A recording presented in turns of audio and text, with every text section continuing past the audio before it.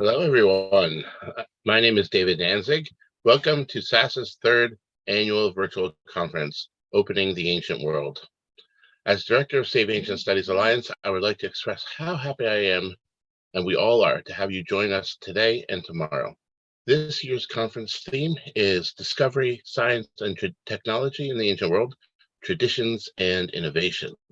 I'm going to spend the next several minutes giving some introductory remarks, after which we will move on to the first session of today. First, I will introduce myself and our virtual conference team members. Next, I'll explain what Sasa is and give you a taste of our goals and programming. Then I'll introduce the conference's theme. And finally, I'll explain the conference's format, where it's being live streamed, and how you can participate. Again, my name is David Danzig. I hold a PhD in Ancient Near Eastern Studies from the Institute for the Study of the Ancient World of New York University. I started Sasa over 3 years ago, and in that time, we've had the wonderful pleasure of benefiting from the time and effort of over 300 great volunteers. This conference is the third that Sasa is hosting for the third summer in a row. This year and last year's conference have been created through the amazing work and dedication of An Nguyen, our conference coordinator. Although An could not make it on today, I'm sad to say, I'll introduce her anyway. Even in her absence, her fingerprints are on every aspect of this conference. She has personally been in touch with every speaker you will hear over the next 2 days. The amount of time that she's invested all year long to bring together this wonderful group of presenters and sessions has been quite exceptional. So An earned her BS and PharmD from the University of Connecticut and her MA in Egyptology from the University of Manchester. She has been part of Sasa since 2021, and she currently works as a pharmacist in New York City and is a member of the South Asasif Conservation Project, currently excavating at Luxor. I'd like to truly thank An for all the great work she's done. An has led our virtual conference team, whose contributors I will now recognize. Austin Blackman helped with setting up partnerships with our live streaming partners and facilitated the Independent Scholars Working Group, which was begun as an outgrowth of the first Sasa conference and continues today. In fact, we'll hear from one of the foremost members of the Independent Scholars Working Group right after me. We thank him for his efforts and wish him well in his new job. I would also like to thank our summer interns, Sam Honchak and Taylor Hayes. Sam is an undergraduate student at the College of Charleston, majoring in classical studies and archaeology. She is a library student assistant at the college. Taylor is an undergraduate student at Central Connecticut State University, studying public history and anthropology. In addition to her academic work, she is a museum educator at the Noah Webster House and Hartford Historical Society. Along with all the work that the two of them have put in the past 2 months into finalizing details for the conference, both Sam and Taylor will be moderating some sessions this weekend. I would also like to thank our other moderators for parts of the conference, in addition to Sam and Taylor, and they are Cassandra May, Julie Levy, Megan Lewis, and John Haberstrom. Next up, I'll explain what Sasa is in a nutshell. The mission of Save Ancient Studies Alliance is to promote ancient studies in order to reverse the current downward trend in the study of the ancient world. By building a grassroots movement through outreach, collaboration, accessibility, and public scholarship, we work together toward our goal of inspiring a wider, inclusive community of learners and scholars. Sasa's projects and programs are based on 7 strategic areas, which we call the Sasa Arc. By working on each of these areas, we are revitalizing ancient studies as a vibrant, inclusive, accessible, and widespread area of knowledge, study, and engagement. So now for the Sasa Arc. 1, know what you know. It's about educational sociology and marketing research, these projects, to understand better how ancient studies is functioning in our education and in our society. 2, raising awareness, generating interest in the ancient world and highlighting the value of ancient studies as our source of knowledge about the ancient world. 3, supporting education, supporting formal and informal ancient studies learning at all educational levels. 4, increasing accessibility, to increase access to ancient studies for everyone. Forming an alliance is 5, encouraging ancient studies fields, large conglomeration of different fields that have to do with the ancient pre-modern world to come together and to make public outreach integral to our work in addition to teaching and scholarship. 6 is re-envisioning post-education scholarship to create a wider inclusive community of ancient studies scholars and students, integrating people of all backgrounds who work in all professions, but who have passions about ancient studies. 7 is advocacy, helping advocate on behalf of departments and institutions that are experiencing difficulties. So over the next 2 days, interspersed between all our wonderful academic presentations, you will learn about the many projects that Sasa is working on to attack the problem on each of these fronts. I'll give you a few examples. Our Archaeogaming education program was supported this past year by the New Jersey Council for the Humanities and an initiative called Humanities for the Public Good of the University of North Carolina. We've completed 6 Archaeogaming education modules, which have been used in middle school classrooms across the United States, and have just received more funding from NJCH to work on 2 more modules. This project helps teachers reach students with ancient studies content in a format students are happy to engage with. Our free online reading groups were supported this current summer, by a grant from the Gladys Griebel-Delmas Foundation and featured topics ranging from the Mesopotamians to the Vikings to the Aztecs. Participants come from around the world. Our Ancient Studies Resources database covers websites with excellent content about ancient cultures on all continents across the world throughout the pre-modern past. It has over 1,400 vetted websites and counting on it. You should go check it out at saveancientstudies.org/resources. Our free online live events have attracted thousands of participants. We have them running weekly. They're a great place to get some insights into the ancient world. We're also working on new projects, the foremost of which is our new mentorship program for high school seniors and college freshmen and sophomores. This program is set to begin this fall. I really encourage you to read our 3rd annual report on our website, saveancientstudies.org/library, and you can see all of the wonderful things we've been working on. Now I'm going to move on to explain a little bit about the Sasa Virtual Conference. This conference that we're at right now is intended for all ancient studies scholars and anyone interested in the ancient world. In presenting an academic conference in an open access online format, advertised as widely as Sasa is able, we have 4 goals in mind: to hold an academic conference freely available to the public, to foster discussion and action regarding public outreach and scholarly inclusiveness, to present and support scholarship by scholars around the world who work outside academia and researchers who have not followed the traditional pathway into academia, and to continue building a joint community of scholars, including both those whose occupations are inside and outside academia. As I mentioned before, the topic of this year's conference is Discovery, Science, and Technology in the Ancient World, Traditions and Innovations.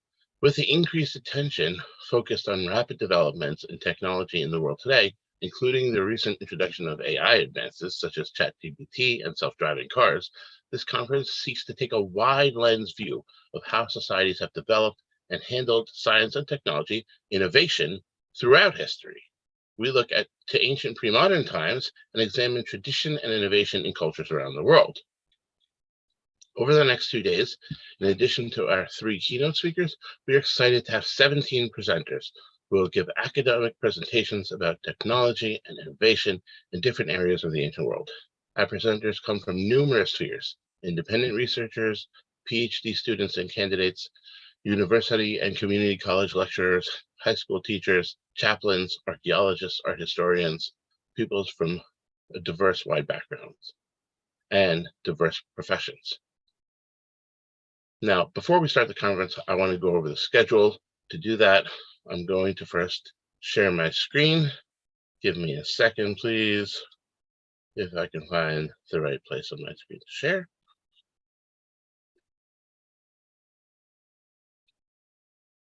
No, it doesn't want to show me the right place to share.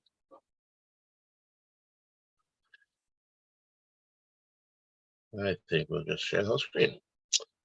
Wonderful.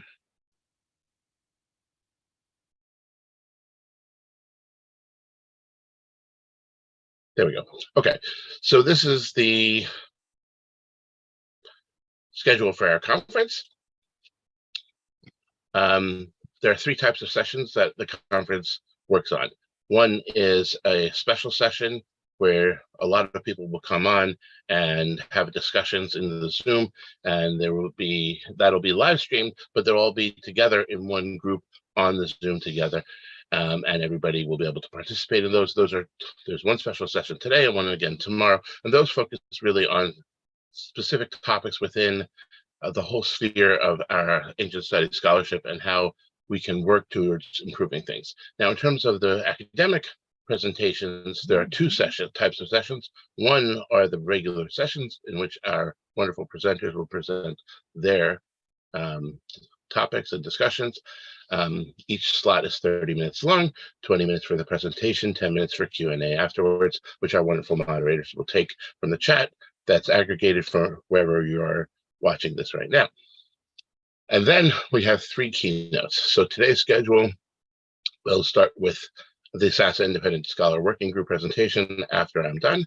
And then we'll go on to the first session of today, have a special session from 11:30 to 1 Eastern Time, a keynote session from 1 to 2, another session from regular presentations from 2 to 3, a second keynote at 3, and then a final fourth session, regular session from 4 to 6, followed by a few presentations from Sasa's teams.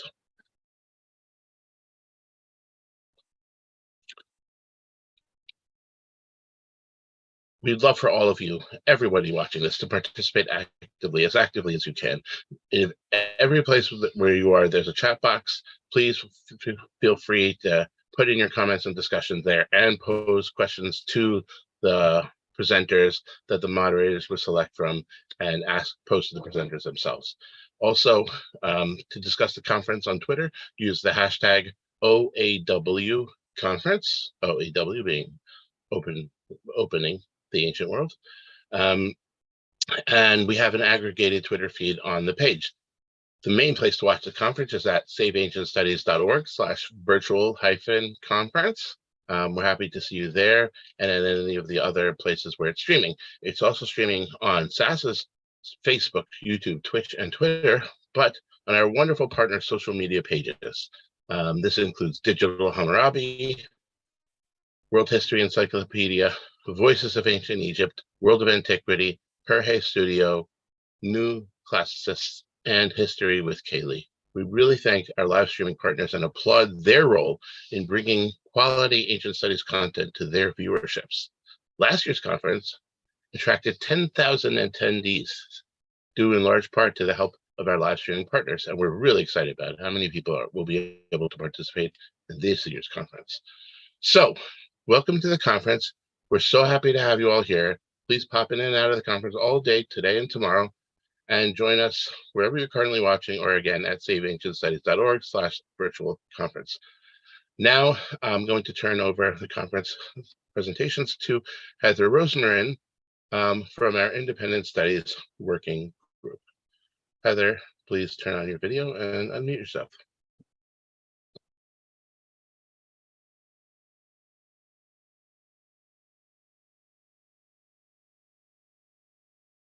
Thank you, David, and good morning to all. My name is Heather Rosemarin, and I'm a founding member of Sasa's Independent Scholars Working Group. Today, I'm pleased to share with you an overview of the working group's activities and to extend an invitation to join us if you are interested in pursuing independent research in ancient studies. David, do you have the presentation up? Okay, here we go. Great, thank you. Next slide, please. First, a bit of history. Sasa formed the Independent Scholars Working Group in 2021 with the goal of supporting independent scholars in ancient studies. We have three objectives. First, we work to foster a supportive and collegial community among ancient studies independent scholars. Second, we identify and share resources that address the research needs of ancient studies independent scholars. And third, we aim to connect ancient studies scholars who have roles both inside and outside the academy. Next, please. A question that often comes up is, what is an independent scholar? And there are multiple definitions of this term. Let's review a few. The National Coalition of Independent Scholars defines independent scholars as scholars who are pursuing knowledge in or across any field, who are not affiliated with an institution of higher learning in a tenure-track position. The Canadian Academy of Independent Scholars defines independent scholars as lifelong learners, avid readers and researchers, curious travelers, and thoughtful practitioners who are not affiliated with a university or college. Humanities Commons defines an independent scholar as someone who produces research, which can be published or presented at conferences outside of a tenure-track teaching position in a university. And our own David Danzig of Sasa has said that an ancient studies scholar is anyone who has achieved sufficient mastery over a set of materials so that they are able to engage in current scholarly discourse on that matter. Within Sasa's Independent Scholars Working Group, we strive to be inclusive, and we welcome anyone who sees themselves in any of these definitions. To illustrate this point, here is a quick overview of our community. Participants include ancient studies scholars who have roles both inside and outside of academia. Inside the academy, participants include adjunct professors as well as PhD and MA candidates. We are particularly interested in engaging with recent PhDs who, for whatever reason, have decided not to pursue tenure-track research positions, but do want to stay involved in ancient studies research. So, for example, they may be pursuing a teaching career that does not include support for research, or perhaps they are transitioning to a career in a completely different profession, but they want to continue to stay engaged. We also welcome current PhD and MA candidates, particularly those in remote programs who may find that participating in our working group helps create a sense of community and collegiality. Outside of academia, participants in the working group include active and retired professionals from a diverse array of fields. For example, I am an attorney with an AB in classics from Princeton and a passion for researching ancient Roman history. I'm in the midst of several research projects and I'm working my way at a tortoise-like pace towards publication. I appreciate the valuable encouragement and support I received from the Sasa Independent Scholars Working Group. Other participants have backgrounds in agriculture, banking, computer science, library science, local history, mathematics, and medicine. I have found it particularly interesting to hear perspectives on ancient agriculture from a working farmer and perspectives on ancient medicine from a medical professional. Next, please. David, thank you. Here are several examples of research topics that working group participants are focusing on. As you can see, they cluster geographically around the Mediterranean and Near East. However, we want to emphasize that independent scholars who focus on other geographic regions are also most welcome. Next, please. Now let's talk about the specific activities of the working group. We are volunteer-led, and our activities are designed to address the needs and priorities of our members. In the last year, we sponsored monthly Zoom calls to discuss the needs of independent scholars and how to address them. Calls are followed by an informal round-robin style discussion of participants' current research projects. We hosted online work in progress fora where scholars present their work in a more formal manner and receive thoughtful feedback. We survey and collect resources available to independent scholars, and I'll talk more about this in a minute. We identify and address gaps in resources and other barriers to independent scholarship. And we collaborate with other organizations to strengthen the infrastructure for independent scholarship. Next, please. One of the main projects of the working group is collecting resources for independent scholars. Some scholars have the perception that independent scholarship, quote unquote, means laboring in isolation without support or access to resources. But this perception, fortunately, does not match reality. There is actually an increasingly robust infrastructure to support scholarship outside of academic research positions.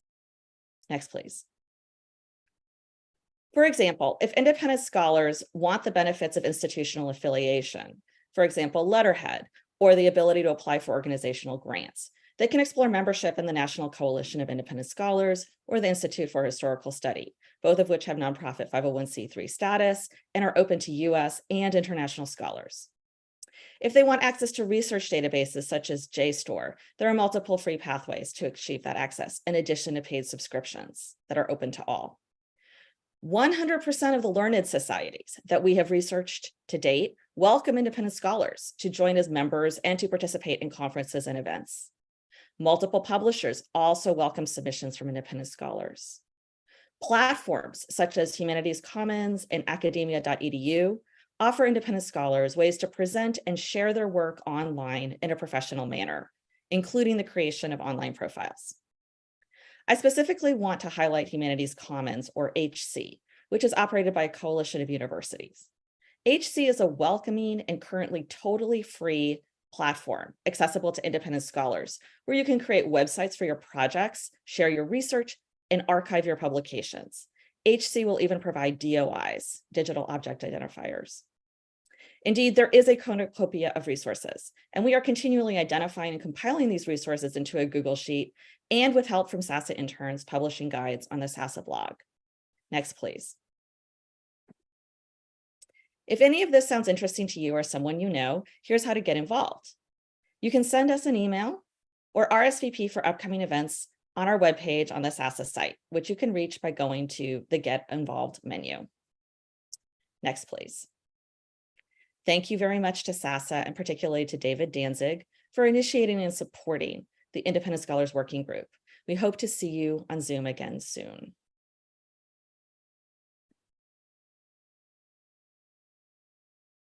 Thank you so much, Heather. It was really a pleasure hearing from you. And we really ask everybody who's interested in seeing what the Independent Scholars Working Group is up to and joining it should send us an email to independentscholars@saveancientstudies.org. We're happy to go back and forth with you and see how things could work out. Now we're going to move on to our first presentation session of the day, and I'm going to ask Cassandra May to come on as the session's moderator.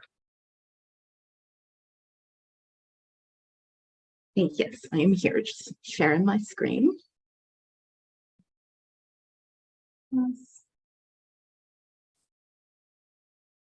Hey everyone, and thank you for joining us for our conference.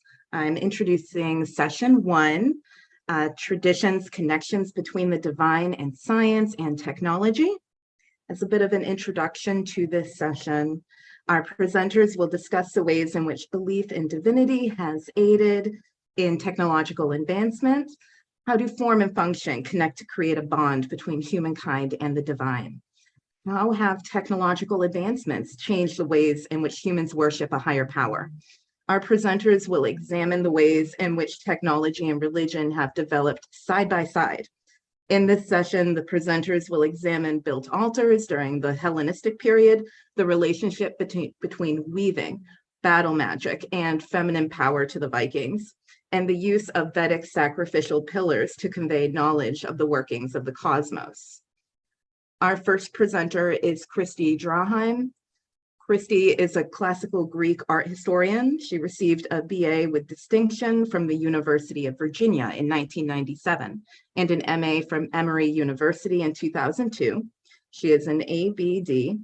Over the past 20 years, Christy has taught a variety of art history classes at Georgia State University, Tidewater Community College, and Eastern Connecticut State University.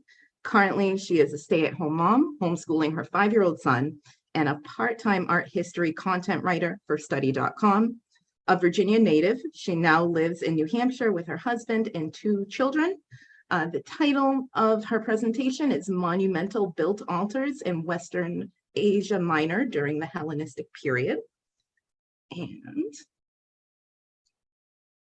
there we go. Sorry about that. And now I will stop sharing my screen and turn everything over to Christy.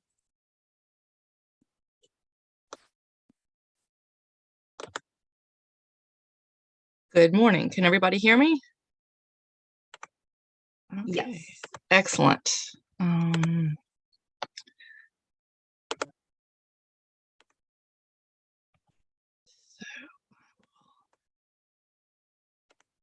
There we go. Okay. Good morning, everyone. I am so honored to be here and to share my research with you. First, I would like to thank Sasa Cassandra, David Danzig, and everyone involved in organizing this conference. I first became interested in monumental built altars while researching my dissertation. Today, I will be discussing a particularly large collection of built altars and how they can be interpreted as a collaborative phenomenon. For those who are not classicists, I will begin with a brief introduction to the altar and its role in Greek religious ritual. Out of the myriad of forms Greek rituals could take, I will be discussing communal religious rituals performed in a public civic space for Olympian deities. These communal rituals revolved around the sacrifice of a domestic animal to a god on an altar in the god's sanctuary. The performance of the sacrifice consisted of 4 distinct yet connected rites. The commencing event of the ceremony was a procession which entered the sanctuary and made its way to the altar. The procession included the sacrificial animal, priest, and cult attendants, followed by spectators not involved in the ritual. Once the procession reached the altar, the consecration of the altar, sacrificial animal, and participants was performed. The consecration acts, including the pouring of water on all involved as an act of purification, the preparation of the animal, and the sanctification of the altar with barley groats. The slaughtering of the animal followed upon these dedications. In the case of a large animal, a bull or ram, for example, the animal was rendered unconscious with a blow to the back of the head with an axe. Its throat was then cut, and blood was collected in a basin and poured on the altar. A small animal, such as a pig or chicken in contrast, could be picked up and held over the altar. When its throat was cut, the blood would flow directly onto the altar and into the fire. The final rite was the preparation of the meal. The animal was skinned, butchered, and cooked on the altar. The inedible portions, in particular the tail and the thigh bone wrapped in fat, were cremated on the altar for the god, and the inner organs were roasted on skewers and shared among the cult attendants. Once the ceremony had concluded, the meat of the animal was either roasted or boiled and divided among the spectators. The performance of the sacrificial ritual was the vehicle through which both the community as an entity and each person as an individual fixed their relationship with the divine. Because of its pivotal role in all 4 phases of the ceremony, the altar was designated the most important cultic structure in the sanctuary. Whereas the temple was the house of the god and could only be entered by priests of the cult, the altar was the locus of the community's role in religious ritual, and therefore symbolized the close relationship between the community and the god. The forms which the Greek altar could take were flexible, since the only requirement was a flat surface upon which to perform the sacrifice. The term built altar designates a structure of architectonic design, in essence, an unroofed building. The altar could not be roofed, the logistics of a burnt sacrifice. However, the space within which the rituals were performed could be demarcated or even enclosed. By its very definition, a built altar is large in scale, since it must contain an area spacious enough for the priest to perform the sacrificial rituals.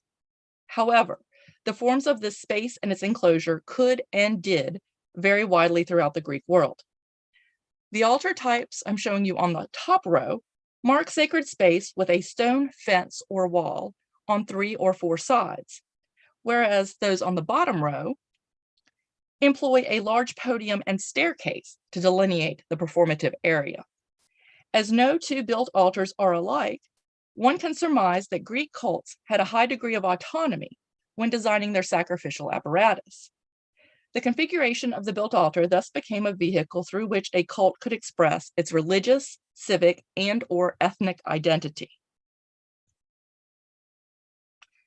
At least 23 monumental built altars were constructed in Western Asia Minor during the Hellenistic period. These altars can be identified as a cohesive phenomenon because of their colossal proportions, architectonic form, use of ionic elements, and prolific, lavish, figural, often narrative sculptural decoration. With their magnified scale and luxurious design, these altars begin to rival temples as the architectural and sculptural focal points in sanctuaries. The emergence of such a large corpus of buildings, sharing formal and decorative similarities, located within a narrow geographical area, and erected during a time span of almost 3 centuries, invites a multi-pronged investigation in order to understand the phenomenon. Here I am showing you the Great Altar at Pergamon, undoubtedly the most well-known of the corpus, and arguably one of the most ambitious and ostentatious in design. The emergence of these 23 monumental built altars spans almost 300 years, from the mid-4th century through the mid-1st century BCE, with the exception of the 2 earliest altars, and those would be the altar of Artemis at Ephesus and the altar of Poseidon at the Pan-Ionion. The chronology of construction falls within the Hellenistic period, traditionally defined as beginning at the death of Alexander the Great in 323 BCE and ending with the Battle of Actium in 31 BCE. The dates of manufacture appear to be dispersed throughout the period, with no detectable stretches of prolific activity or inactivity. The corpus of altars are located in Western Asia Minor, which comprises the western coast of modern-day Turkey and several Greek islands in the Aegean Sea. The distribution area of the 17 mainland altars spans approximately 600 kilometers north to south, from Ilion in the north to Knidos in the south, and less than 100 kilometers east to west, from the coast to Sardis, Alabanda, and Lagina, the innermost sites. Additionally, there are 2 altars on the island of Kos, and there are 4 altars on the island of Rhodes. More specifically, these altars reside in the regions of, I'm going from north to south, the Troad, Mysia, Aeolia, Lydia, Ionia, Caria, and the Dorian Hexapolis. By the Hellenistic period, these regions were both political territories, delineated by shared ethnic and linguistic heritages, as well as distinct topographical zones. The 3 in color here, Aeolia, Ionia, and the Dorian Hexapolis, each exemplify the autonomous Greek ethnic group that colonized that region, while Caria and Lydia were indigenous populations. The 2 northern regions, the Troad and Mysia, are geographical regions which were under Greek political and military control by the Hellenistic period, and for this reason, the Troad and Mysia are included here as Greek regions. So we have altars in 5 Greek regions and 2 indigenous regions. The distribution pattern of monumental built altars throughout these regions is as follows. 19 altars were erected in, quote, Greek regions, 1 in the Troad, 4 in Mysia, including 3 in the city of Pergamon, 1 in Aeolia, 6 in Ionia, and 7 in the Dorian Hexapolis. 4 altars were erected in indigenous regions, 1 in Lydia and 3 in Caria. Sanctuary locations in predominantly Greek regions clearly suggest a Greek phenomenon. To play devil's advocate, I will provide the caveat that 1, interactions between Greeks and indigenous Anatolians had been occurring for approximately 700 years by this time, and that 2, cross-cultural exchange often blurred the categories of, quote, Greek versus, quote, Carian or Lydian. However, once we realized that these altars were located in established sanctuaries or newly founded sanctuaries following a conservative model, the preservation of traditional Greek religion is confirmed. The deities to whom the built altars were dedicated further indicate a Greek phenomenon and the preservation of traditional Greek cults. 18 altars were dedicated to ancestral Olympian deities to whom sacrificial rituals had been performed for centuries. 4 altars were dedicated to Athena, 3 each to Apollo, Artemis, and Dionysus, 2 to Zeus, and 1 each to Demeter, Poseidon, and Asclepius. Helios and Hecate, also minor Olympian deities, were seldom the recipients of conventional rituals. However, their worship in traditional form here at the altars at Kairos and Lagina, respectively, can be understood as the appropriation of established rites to gain legitimacy for their cults. The altar of the Pantheon at Rhodes and the Great Altar at Pergamon, while atypical for not specifying the deity or deities worshipped, were nevertheless dedicated to Greek deities as confirmed by inscriptions in both sanctuaries. The goddess Meter, who was honored at Kayleigh, was an indigenous Anatolian goddess and the only non-Greek deity to receive a built altar. However, the Greek colonists of Western Asia Minor had adopted the cult of Meter into their pantheon by the 7th century BCE, and her worship at a built altar in a Greek sanctuary during the Hellenistic period can be recognized as a preservation of traditional Greek ritual. All 23 altars are monumental in length, width, and height. This chart presents the external length and width measurements of the altars, descending from the largest to smallest. There's clearly a wide range in size among the corpus, with the two largest altars, the altar of Artemis at Ephesus and the great altar at Pergamon, being over 5 times the size of the smallest altar, which is that of Zeus at Uranus. Keeping in mind that a built altar, by definition, must delineate or enclose a large enough space within which to perform the sacrifice, the altar at Uranus, at over 6 meters long and 6 meters wide, provides ample room to fulfill these acts. It is then logical to reflect on the construction of the more expansive structures, whose dimensions far exceed their functional requirements, structures that may reach gigantic proportions rivaling temples. Exploring the impetus behind this strive for magnified scale recurs as a common theme throughout my investigation of these altars. The built altars of Hellenistic Western Asia Minor share a common architectural design. I'm showing you 4 of them here. This is the altar of Dionysus at Kos, the altar of Apollo at Knidos, the altar of Athena at Ilion, and the altar of Artemis at Sardis. The common architectural design is an altar table and a prothesis, which is the step upon which the priest stood to conduct the sacrifice. These are raised on a tall podium, accessed by a flight of stairs or ramp, and surrounded by an architectural enclosure. Due to the functional requirements of the sacrificial ritual, the central court and altar table are never roofed, and the upper surface of the altar table is devoid of sculptural decoration. Even though no 2 built altars are completely alike, compositional similarities between altars are still discernible, and a competitive spirit between certain altars presupposed, as they each strove for more grandiose and opulent structures. The configuration of the enclosure wall varied widely among the corpus and allowed for individuality, emulation, or rivalry. The enclosure could be either pie-shaped, meaning on 3 sides, or rectangular in form. And here we've got 3 altars that have the pie shape of the enclosure wall. And then notice here at Sardis how the side walls turn the corners onto the facade to kind of make a rectangle. The height of the enclosure could also range from a waist-high fence to an over life-size wall. All 4 examples here employ that shorter fence-like structure, about to the waist of the priest.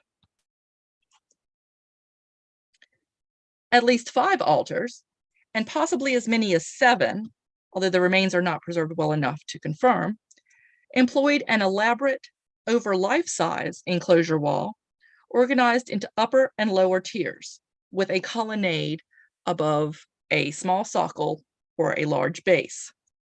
The inclusion of the colonnade within the enclosure wall was the most insignificant modification made to the configuration of these built altars. The column was a structural necessity of a temple, which is here employed as a superfluous decorative addition. I'm showing you the altar of Asclepius at Kos, the altar of Artemis at Magnesia, and the altar of Athena at Priene. These colonnades all employ the Ionic order with one exception. The altar of Hecate at Logina appears to have a Corinthian colonnade. Complementing the intricate infrastructure, the exterior walls of the enclosure are often decorated with sculptural decoration, and in some instances, the interior walls are embellished as well. The decoration may be organized into several types. So here we have individual statues, either freestanding or in relief, between the columns. You can also have relief individual figures on a frieze, as you see here on the base at Magnesia. And just to quickly return to these, both at Kos and at Knidos, we have a relief narrative frieze that runs along the entire perimeter of the enclosure wall. And here I'm showing you examples of these different varieties of sculptural options. Part of the relief frieze from Dionysus at Kos, individual relief figures that were on the base at Magnesia, and a relief figure from between the columns at Priene. Earlier, we highlighted the continuity of traditional polis religion at the sanctuaries under investigation. However, it is important to add that the transformation that occurred at these sites was not just a recovery of past rituals. It was an architectural revival and a rejuvenation of the innovative spirit which permeated this region, beginning in the Archaic period. At least 8 built altars of monumental proportions had been erected throughout this region in the 6th century BCE, 2 centuries before. I used the altar 8 of Hera at Samos as an example of this archaic corpus. It is the largest in size, with dimensions rivaling the great altar at Pergamon, over 38 meters in length and 19 meters in width. It is one of the best preserved, and it is representative of the archaic type. The altar table and prothesis were elevated on a large podium. They were fronted by a monumental staircase of 17 steps and enclosed on 3 sides by a massive enclosure wall. The drawing on the right reconstructs the priest standing on the prothesis while performing the burnt sacrifice on the altar table, and this emphasizes the enormity of the structure. With this archaic architectural precedent in mind, the emergence and dissemination of a distinctive type of monumental built altar in the Hellenistic period is not surprising. These altars are not simply a restoration of archaic structures, but a fusion of archaic forms and bold creative strategies for glorifying the deity and enhancing the sacrificial ritual. They embrace the innovations of archaic Ionian architecture while further transforming them for a new era. On the left is the sanctuary of Asclepius at Kos, and on the right is the sanctuary of Athena at Priene. And through the layouts of these 2 sanctuaries, as well as others, we can construct the performance of the newly aggrandized sacrificial ritual and trace the movements of the priest, animal, attendants, and spectators throughout the ceremony.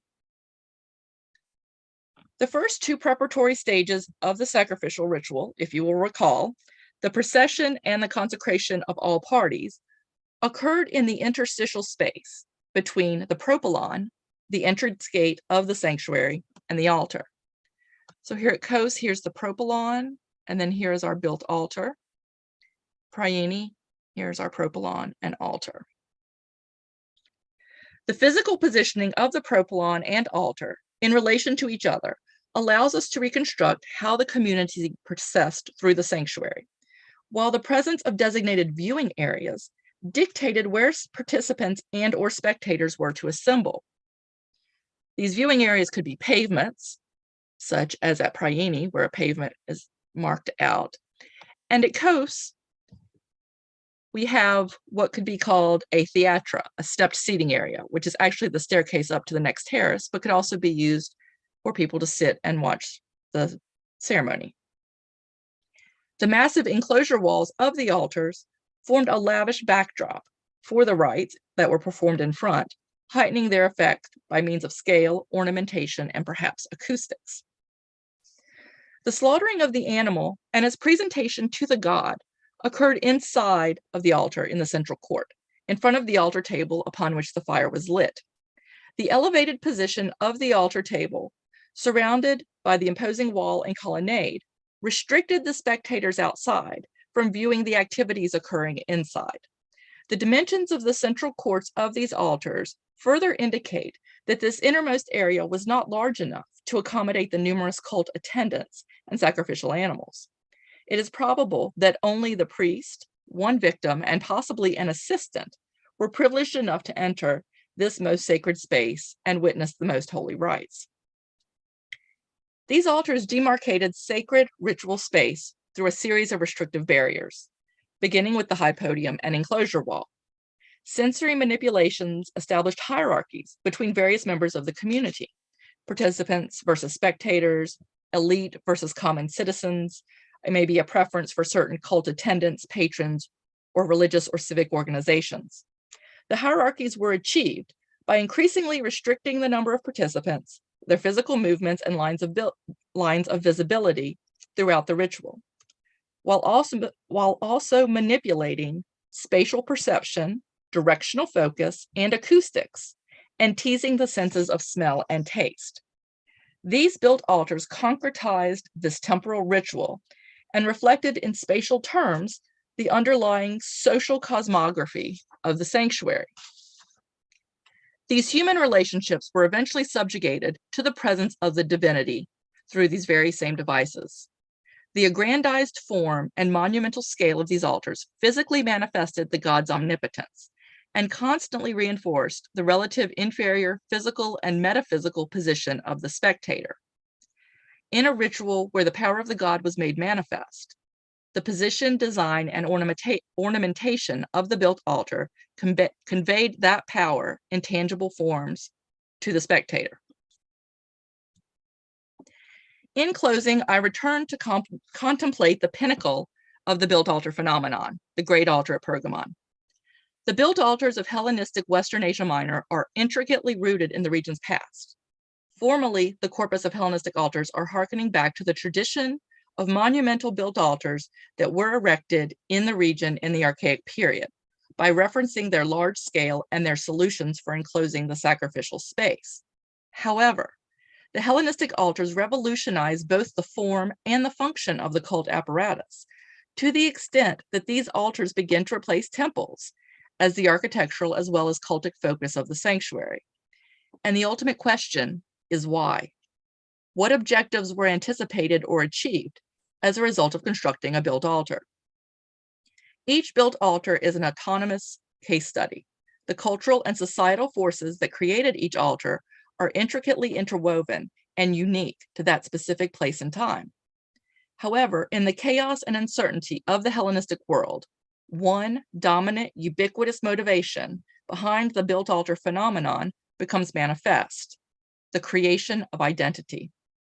Whether fashioning a new or reviving a long-forgotten persona, these sanctuaries chose to cultivate stability and permanence by grounding themselves in the traditions and rituals of a much glorified past. The dichotomies of tradition and innovation inform not only the corpus of altars themselves, but also the methodologies I have employed to investigate them.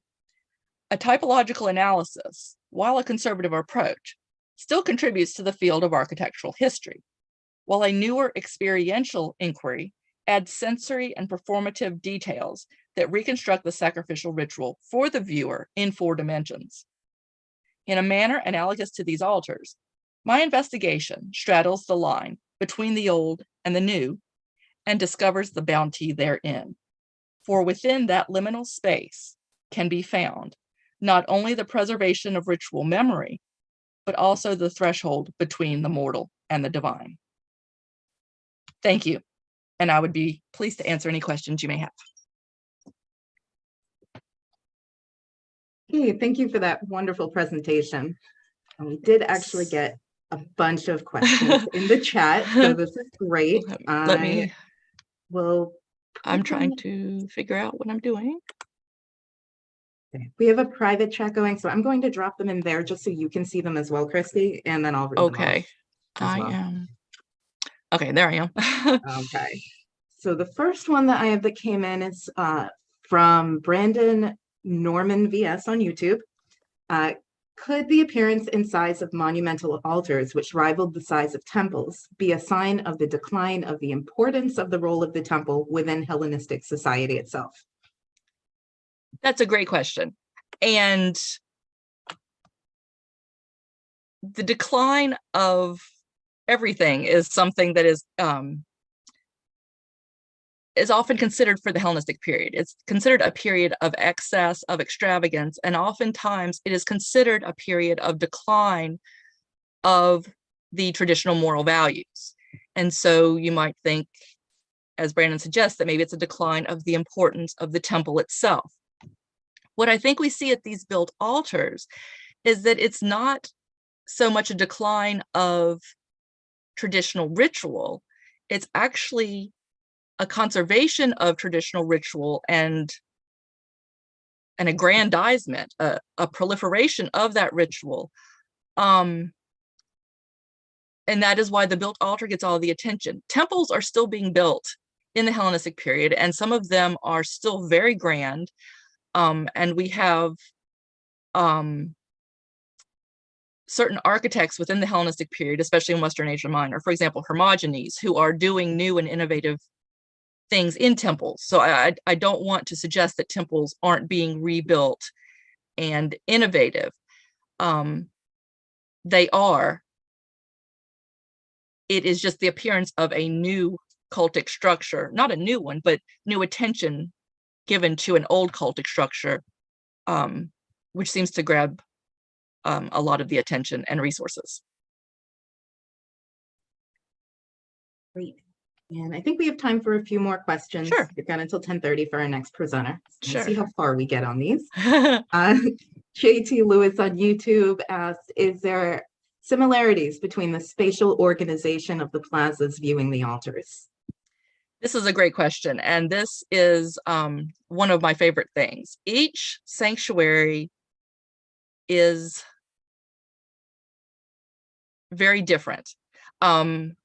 Some sanctuaries are very linear, as we saw at Priene, where you process from the propylon to the altar to the temple, and then some have different axes. As you saw at Kos, you would go up steps from the propylon up to the altar, and then actually the temple was on the next terrace.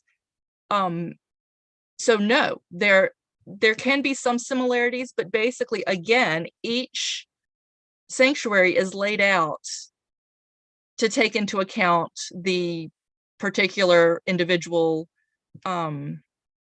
interests of that cult and its sanctuary. So it is fun to see a sanctuary and see where it placed its altar, where it placed its propylon, its temple, any other buildings that might be around. You can also, again, look for the pavements or the stepped viewing areas. In some of the sanctuaries, we actually have places in the pavement where we can see the iron rings where they kept the sacrificial animals before the sacrifice. Some of these sacrifices would be up to 100 animals, 100 bulls. So they needed to actually keep them somewhere contained before the sacrifice. And you can actually see where the iron rings where they kept the bulls were located. And so there are, besides the altar, there are many different indications in each of these sanctuaries that you can look to try to recreate. And it's a fun game for me to try to recreate and to imagine what these performances were like. Great. Let's see. We'll do one last question. Sure. Before we bring Irina on. Lakshmi Praveen on YouTube asks, did the altars have different kinds of religious beliefs, traditions, and rituals with the different gods of Hellenistic, whether they have system like Vedic mantras? Each god did have specific beliefs, and to get even more in the weeds, each god had its own specific cult at a place. So for example, an altar of Dionysus on Kos would not necessarily have the same traditions or beliefs or performances as the altar of Dionysus at Teos. They're still both obviously worshiping the same god, but they are worshiping a specific version of that god who was favorable to their area. And so their sacrifices may not look anything at all alike. I hope that helps. No, I think it did. And thank you again for the wonderful presentation. Of course, thank you. I'm very honored to be here. Of course, and I learned a lot. I'm sure our audience learned a lot. Thank you. So again, thank you. And Thanks. we're going to bring Irina on in just a moment to go over her presentation. First, I'm going to share my screen and do a bit of an intro for that. Just 1 moment.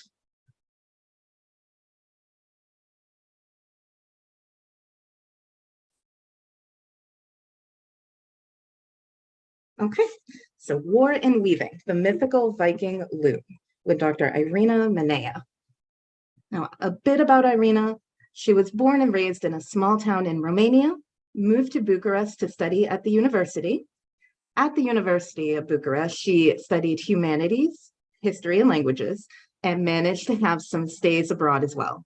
She has been teaching several subjects throughout the past 10 years, including German, Swedish, Norwegian, history, and social studies. Irina emigrated to Germany almost 2 years ago, first to Saxony, then to Hesse. She is a big fan of metal music, especially black metal, myself as well, cycling, European detective series, old medieval towns with lots of half-timbered houses, and currently trying to improve her knowledge of Icelandic and taking a course on Indo-European linguistics. The title of her presentation is War and Weaving, the Mythical Viking Loom. And I am going to stop sharing now and turn everything over to Irina. Thank you very much. I hope you can hear me. Yes. All right. So first of all, congratulations to the team for their work and dedication in this project. I'm very pleased to be here, and many thanks for the opportunity to share my scholarly interest. Let's try to share this.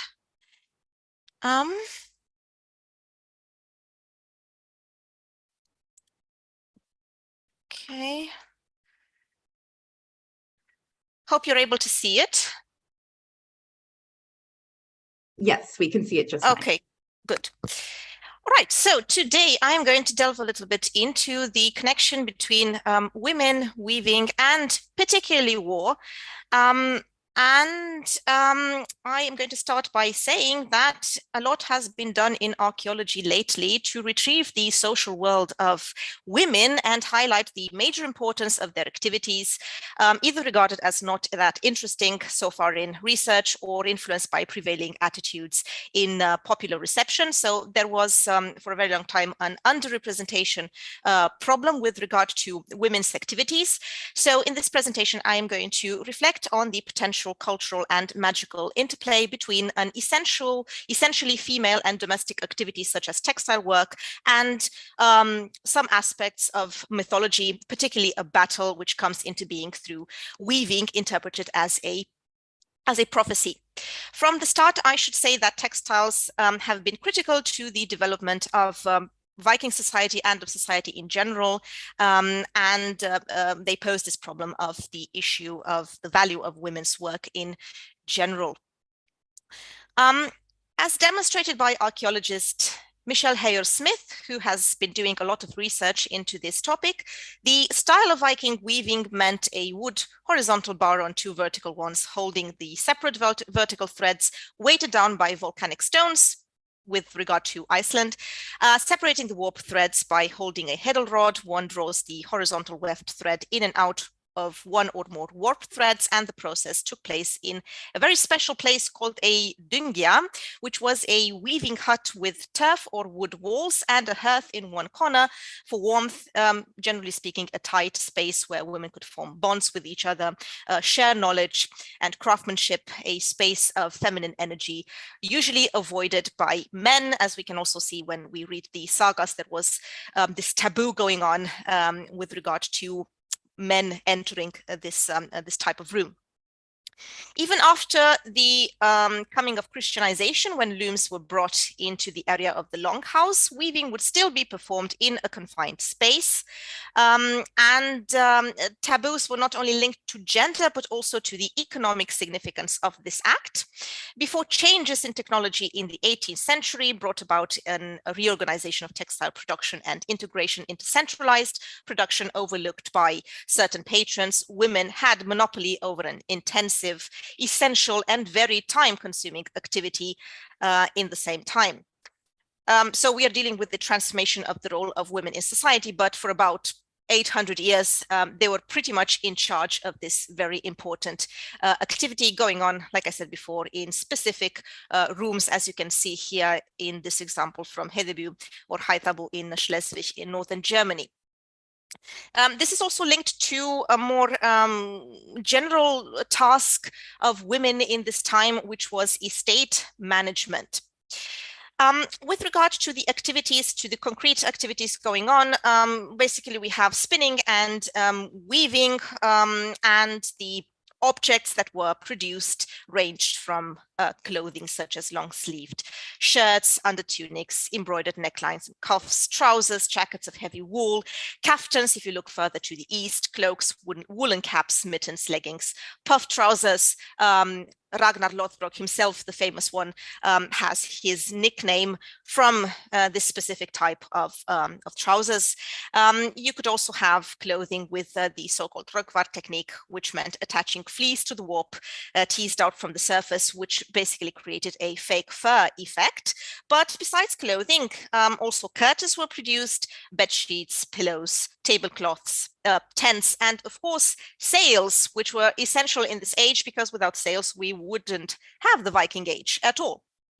At the higher end of all this spectrum of activities, we have visual narratives in the form of wall hangings, tapestries, complex ones, which adorned the halls of the great chieftains, pointing out control of the social memory and political history at the time.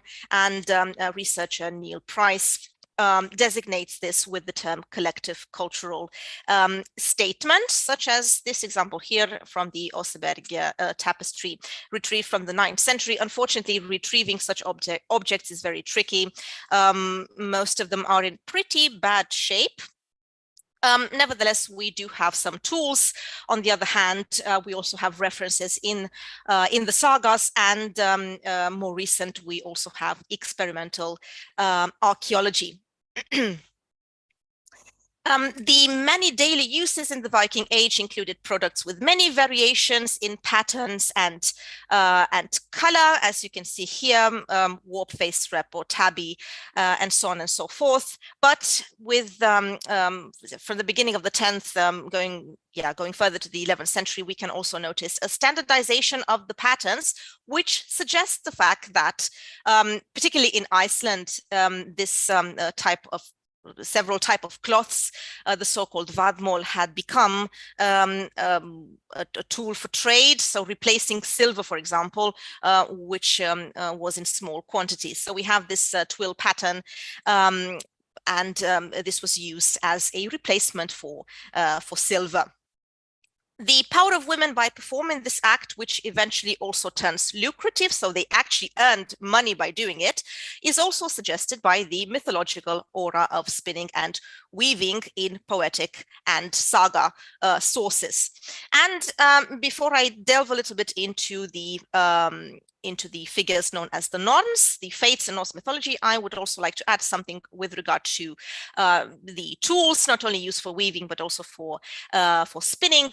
The fact that we are dealing with highly ritualized activities indicates a potential magical dimension, a potential connection to the Norse magic known as Seidr, meaning not well, not magic as you would normally think of it, but with links to shamanism, alteration of consciousness, access to the secret knowledge, initiation processes, and so on.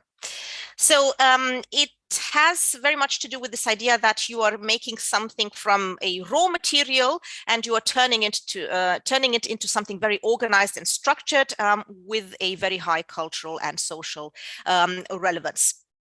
There is also a reference in Ibn Fadlan's account of the Volga Scandinavians, where he points out that there is this kind of door they're raising during a sacrificial act, which may or may not be a connection to the warp-weighted loom as well. Researcher Gardella, for example, linked it to the meaning of the loom as a door to another dimension. This has also to do with the fact that usually in these weaving huts, you can find the loom on the opposite side of the physical door. And on the other hand, you have all kinds of objects, distaffs used in spinning, resembling wands, and these staffs were also found in what seemed to be the burial graves of seeresses of the so-called Volva. Perhaps the most famous case in Norse mythology in relationship to weaving is that of the Norns, the Fates.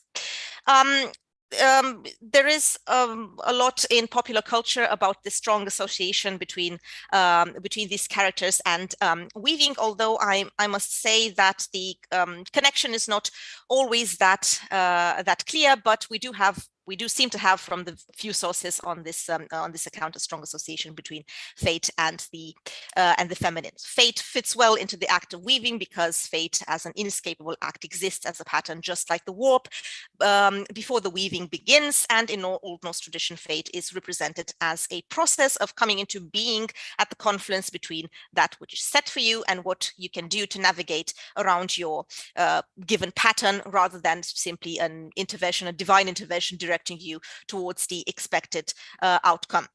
So we have these three characters, the Nornir, Urd, Verdandi, and Skuld, with a little bit of controversy surrounding them.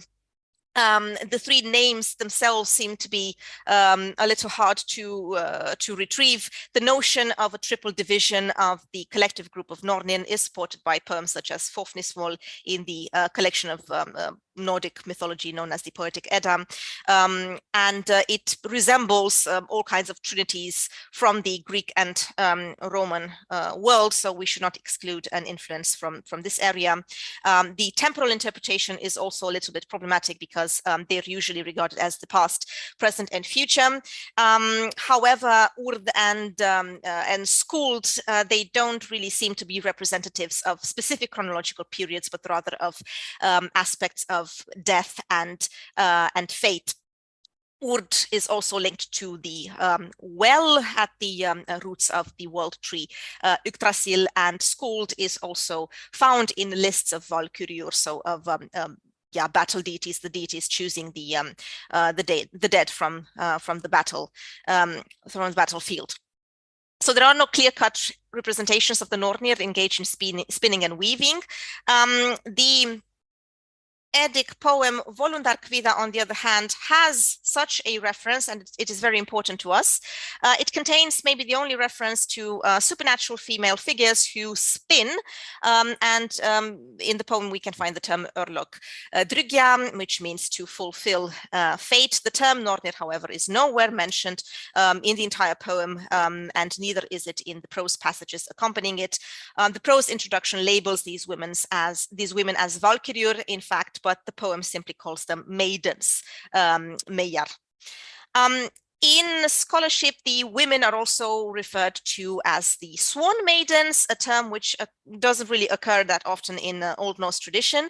And the set of names applied to them, Hervor, Hlaðgudr, and Olrun, hint at the fact that they have this battle connotation as well. Hervor, for example, is compounded from the noun her, which means army, and Vor, who is listed as the goddess of oaths in one of the Thulur, the lists of gods. And with regard to the other names as well, we have reference to either a killing battle goddess in the case of Hladgurdr, and Olrun, probably some kind of reference to ale runes also mentioned in poems such as the one where the Valkyria Brynhildr from the cycle of the Volsungs gives knowledge to the hero Sigurdr. Well, in this poem, these female figures are liminal. They are between water and land, between night and day, between human and animal. They don't easily fit into a particular category. And fate in this poem seems not to be something imposed on the three brothers marrying these women, but rather to be a fate to which the women themselves are subject, namely that they must act like migrating birds in consequence. And then we have the poem Helga Kvidda Hundingsbana, also from the collection Poetic Edda, an evidence for the Nornir, this time by name involved in some kind of textile related activity. They are acting as creators of fate at the birth of a hero. And here you can find the term Örlogþato, which means fate threads. So this clearly conveys a close link between fate and threads. On the other hand, we have terms such as snúa, which is to twist, greiða, which is to comb out, implying the fact that we might have to do with, we might be dealing with something else than spinning. Applying, for example, was something proposed by the researcher Beck Peterson, because on a spindle, plying can be done by fastening the ends of the strands onto the spindle, and while carefully keeping the individual strands separate, you can twist them together by turning the spindle in the opposite direction. So basically you have three strands coming together in one thread, representing one fate or something like that. So they are twisted into one end of each thread, fastened into the sky, and where the threads split apart, they're fastened in three. And very interesting is the fact that the reference is to a geographical binding, in the sense that the prince should have the land between these threads. So it's not only related to fate, but also to a geographical demarcation. So with this in mind, I'm going to now describe a little bit the poem I've been focusing on, this compelling source. It's a piece from the saga of Njol, and it is a description of a supernatural weaving. You have a very frightening imagery where you catch a glimpse of the strong relationship between women, war, and weaving, and its magical connotations. So in addition to choosing warriors for Valhall in this particular poem, the Valkyries play an active part in the outcome of the Battle of Clontarf in 1014, where the Irish king Brian Boru won the battle, but he died. So we're basically dealing with soldiers noticing early in the morning some women, 12 or 6 in the poem, riding and entering a hut, follows them, and then he peers through the window and realizes that the women are engaged in a weaving process with a warp-weighted loom, but using human organs as pieces of the loom. And this can be considered as being an enhancement of the narrative, but also a disruption. There is also a bit of controversy regarding the actual battle taking place, with some researchers considering that the battle depicted here was not actually the Battle of Clontarf because of some incongruences in the subject matter. For example, the fact that the battle was not won by the Norse, and the poem, on the other hand, deals with this Norse prince actually winning the battle. So because of this, it might have been a later addition to the text. So what are we dealing with here? Well, from the first 2 stanzas, you can see that these women associated with battle, they are setting up a loom. And the threads are open for the dead. It's raining blood from the crossbeam, and a grey weave is forming, which the friends of Randverskiller, this is a common metaphor or kenning for Valkyrjur, fills with the red weft. And then the warp is woven with men's entrails, heavily weighted with men's heads, blood-covered spears, and the heddle rods. The shed is ironclad, shaken by arrows. And at the end of the stanza, they say that they will strike with swords, this weave of victory. The terminology here is very important because it is perhaps the most complex list of terms used for different objects linked to weaving. So you have the terms, for example, for weft and warp, for pin beater, sword beater, and so on and so forth. These women, they are singing while working and prophesize doom on the battlefield. They're turning the poem into an example of fate actualization. The material practice can be found very well into these two standards, but they're also continuing in the next one. They are basically beating the Sigerwef, the so-called battle web with swords. There have been several theories about this poem. There are people who consider that this is just a poetic image, but no fate is involved. On the other hand, the very strong links between these activities and what is actually happening on the battlefield and in the description after this poem suggests that we are more likely dealing with a case of sympathetic magic, which means that Valkyriur, both weaving and on the battlefield, they actually influence the fate of the warriors, and the supernatural cannot really be dissociated from the activity. The correspondence of archetypal activities, so weaving in the household on the one hand and choosing the slain on the other hand for the supernatural women, we can consider it as an allusion to women as guardians of life and death. And to my mind as well, we are dealing with the vision and happening noticed by someone who is required to play an active role. At the end, we have this person actually looking at what is happening, and then we have an involvement of the audience at the end of the poem. So since weaving is such a highly skilled and meticulous activity requiring a great deal of organizational skills, among other things, foresight, creation, and so on, this can be linked to the idea of manipulating the outcome of a battle. And as a common thread, we again have this idea of fate. And this is, as a piece of evidence for this, we have several places in the poem. For example, Lotum eigi liv hans farask, let us not allow his life to be lost. So this clearly shows a direct involvement into what is going on. Or nu erfirir odum jarmaður hnigin, now the earl has fallen before the spears. Again, there is a direct connection to what is going on the battlefield. A clear-cut reference to mythical weavers, but Valkyriur names, and nowhere in skaldic poetry do Valkyriur appear with reference in relationship to weaving. But then again, in Norse mythology, we should refrain from drawing boundaries between these mythological categories. And besides, we also have a very clear order of how these activities are performed, and this also suggests the fact that these women are actually engaged in structuring life and death. And on the other hand, we have a potential symbiotic relationship between the weapons used in these activities. For example, the dor, the spear used at Hedelrod, the arrow, the or as pin beater, and so on and so forth. What I wanted to point out are some connections with other references, both in Old English literature and in Old Norse literature, which might help us see this relationship a little bit better.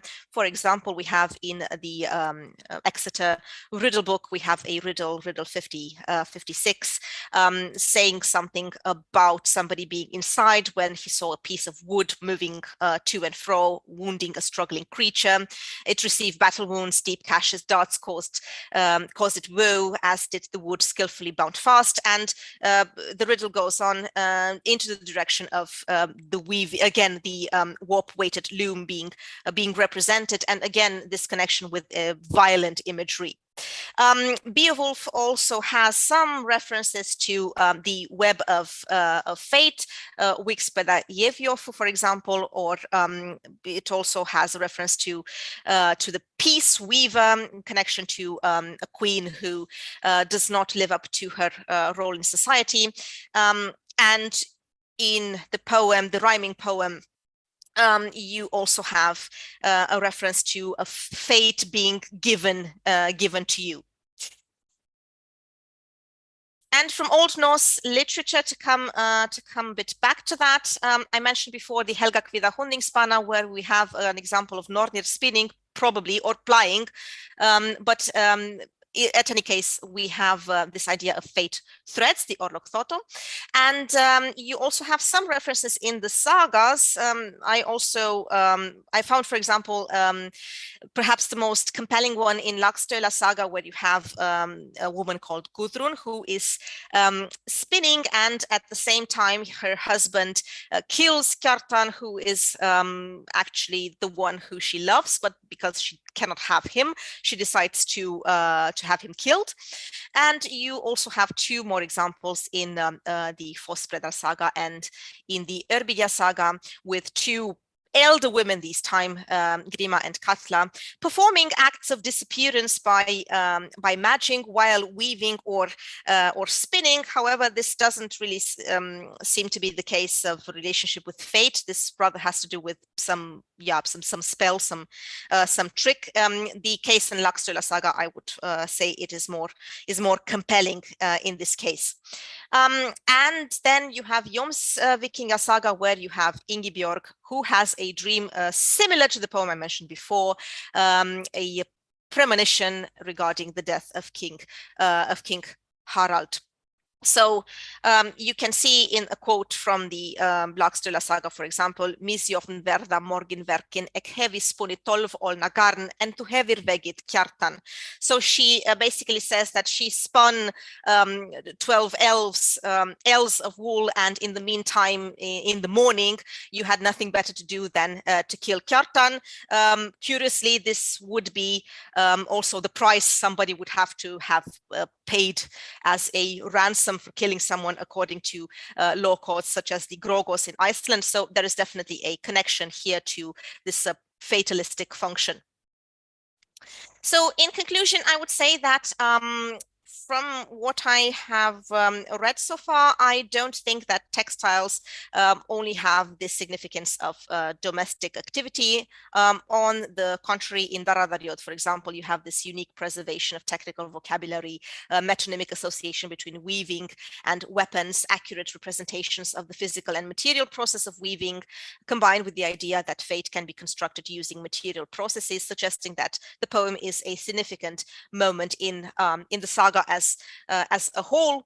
And afterwards, after this poem, the hero Kori actually manages to avenge the killing of the family of Njol. So it does have some implications beyond the simple metaphoric relationship between the text and the textile. And this is a connection that I think it is worth exploring a little further, the link between text and textile, between weaving and writing. You have in Latin a word for this, the textere, for both activities. And while this may sound like a modern approach in intertextuality, the cultural connection between poetry and material objects is not necessarily anachronistic, because textile work can be thought of as a performative act mirroring text and contributing to cultural meanings assigned in a story. It is basically a speech act translated materially, with a witness to carry on the message, and with a clear intention from the part of the spear women, of the Valkyries. So in this poem, as well as in the other sources I mentioned, we can regard weaving as an act of ordering and shaping reality by means of arguments such as, first of all, the the vital importance of this economic activity, and then the use of specific terminology in particularly this poem, the Nedara Daryod, but also in other poems as well.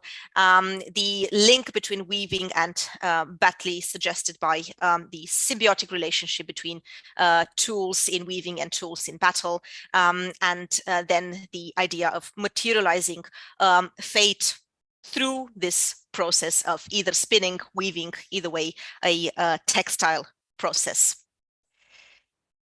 All right, I hope I did not talk too much. And thank you very much for listening to what I had to say. I'm looking forward to presenting this into in the form of an article as well in the future.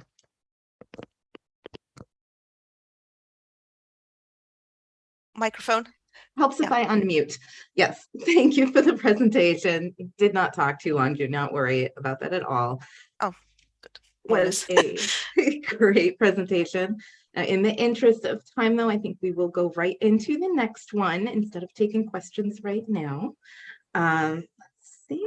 First, however, I do want to let people know that we have a fundraiser going on right now. You're welcome to donate by joining our raffle, entering the raffle, saveancientstudies.org/virtual conference. If you donate $25 for one ticket or $100 for 5, you can win, drumroll, an amazing Sasa swag bag. So you can get all kinds of cool Sasa swag. Just enter the raffle. Again, that's saveancientstudies.org/virtual conference to enter there.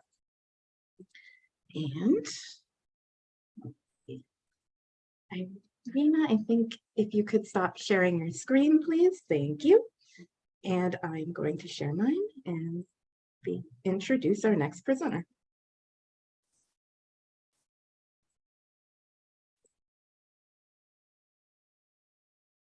Okay, so our next presenter is Anne Agee, who will be presenting on the Vedic sacrificial pillar.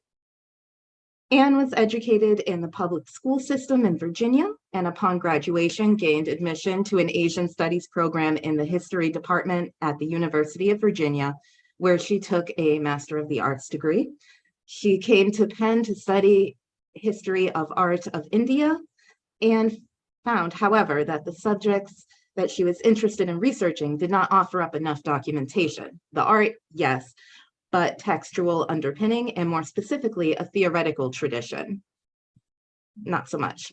She is confident that today, however, she actually is positioned to undertake such a topic and many related ones, since her breadth of study has expanded greatly. It extended for South Asia back into the proto-historic period and undeciphered script. She ultimately reached the same conclusion, so sought clarity by undertaking, through its art and translated literature, study of the Sumerian civilization, and to some degree, its successors and antecedents. And now I will stop my sharing and send this over to Anne.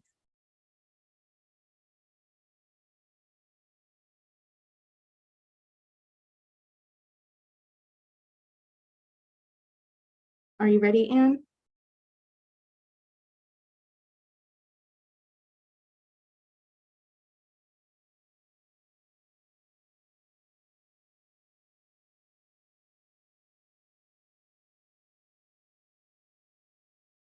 And just one moment.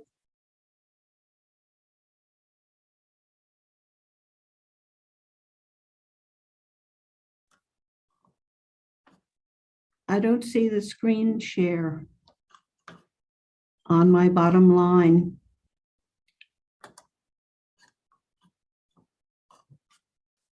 Here I am. I don't see the screen share. No, one moment. Let's see.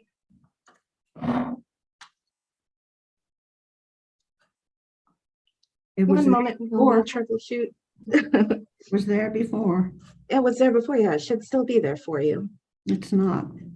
Do you want to try leaving and rejoining the meeting, see if that works? I think I'll have to, yes. Okay, all right, we'll be right here. And While we were waiting, I know we had some questions in the chat about will this conference be available afterwards for people who can't watch us the whole entirety while it's live streaming. Just letting people know it absolutely will be available. You can go to our YouTube page after the conference and everything will be up there. And I believe eventually we will be separating out each lecture into individual presentations on there for people. Let's see. We also had questions about the conference schedule. If you go to saveancientstudies.org/virtual conference, you can absolutely pull up the schedule there and keep track of everything that we have going on this weekend over the next 2 days.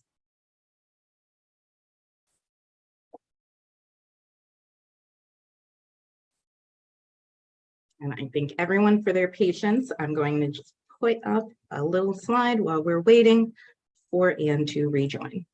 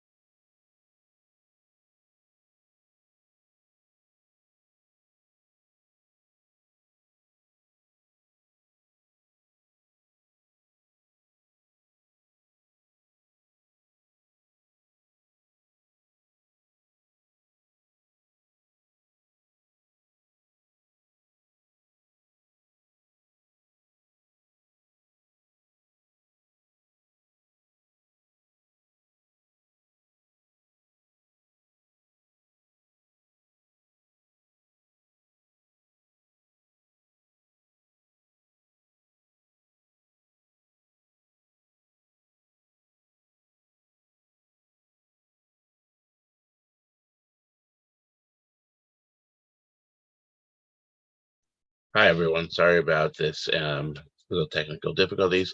I thought I'd just jump in and give you a preview of what's coming up this fall for Sasa. We're really pleased that we've been working on for a full year our mentorship program, which is going to be a wonderful, wonderful thing in which we're seeking to pair up high school students and early undergraduates with ancient studies, early career scholars, and other professionals to help support paths into ancient studies, but particularly towards undergraduate degrees, but really to, at the same time, to help people understand the value of an ancient studies degree and what they can actually take away from it, what they can use it for. At Sasa, we strongly believe in ancient studies as a passion and a scholarly passion, but we recognize that not everybody is cut out for becoming a long-term scholar, and not everybody who wants to achieve some type of role within an academic institution will be able to. So the idea is that really anybody who has achieved a degree of competency in a specific field within ancient studies should be supported and should be able to continue to do their scholarship, to continue the work they've worked on in their master's degree, in their PhD program, even in undergraduate programs, and use the skills that they've developed to start other areas of research. Now, for some high school students and undergrads, they really don't know where things will go, and having mentors as supports to help them navigate working their way into undergraduate programs that will be fruitful for them and set them on good career paths is extremely valuable. We really hope that this mentorship program, which is going to be starting in the fall, will open up new avenues for young students who are interested in the ancient world to be able to pursue their passions effectively and practically. Now let's see if we can get Anne back up and going.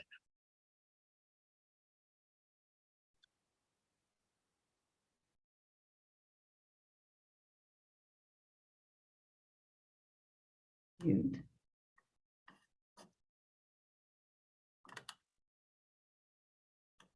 And welcome back. Yeah, you did a great job filling in, I'm sure. Thanks.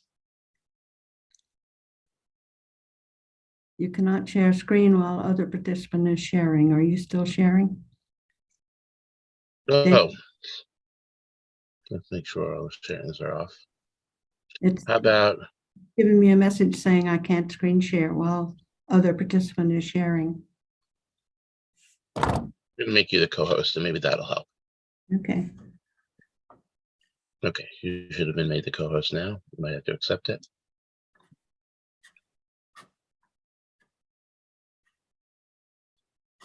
Thing is, here it is. You got the green button for sharing your screen? No.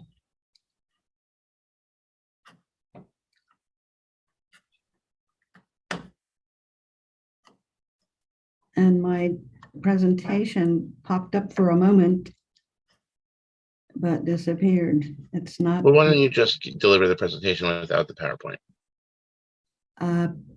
I need, it's in the PowerPoint. It's a Google Slides. Can you put the link to it in our Zoom chat and I can screen share it? If I get it? Right. Sounds like a great idea. Perhaps that might work.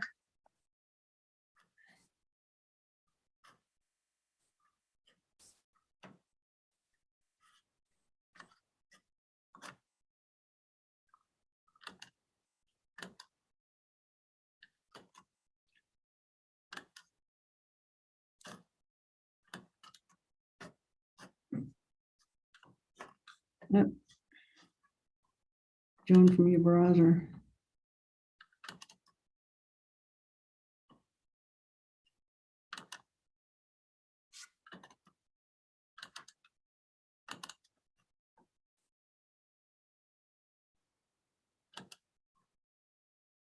Okay.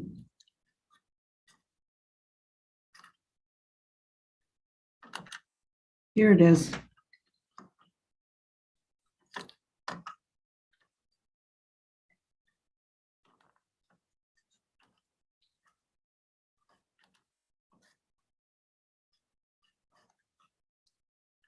Where my notes are.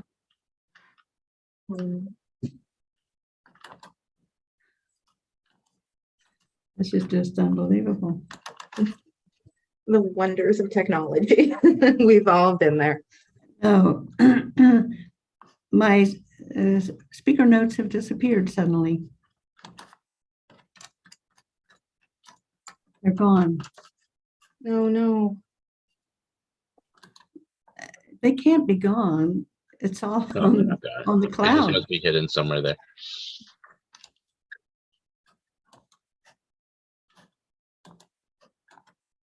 And it's, here they are. Okay, folks, sorry about that. The Rig Veda is a recondite body of material, as is that of the other three subsequent Vedas and even the explanatory texts based on all of these. For me, the only safe approach, which includes nevertheless some speculative observation, is to take one small piece of this vast material and try to fit it into known geographical, historical, and intellectual context. Are you hearing me? Yes, we can hear you. The ancient milieu is perhaps not remarkable. In the ancient milieu, it's perhaps not remarkable that people in three different areas of the known world developed the same concept of the division of time into a 360-day year, because it's a number that is divisible by several whole numbers. Egypt, Mesopotamia, and India all did so. Keeping track of the passage of time, solar, lunar, and stellar time had both political and religious importance.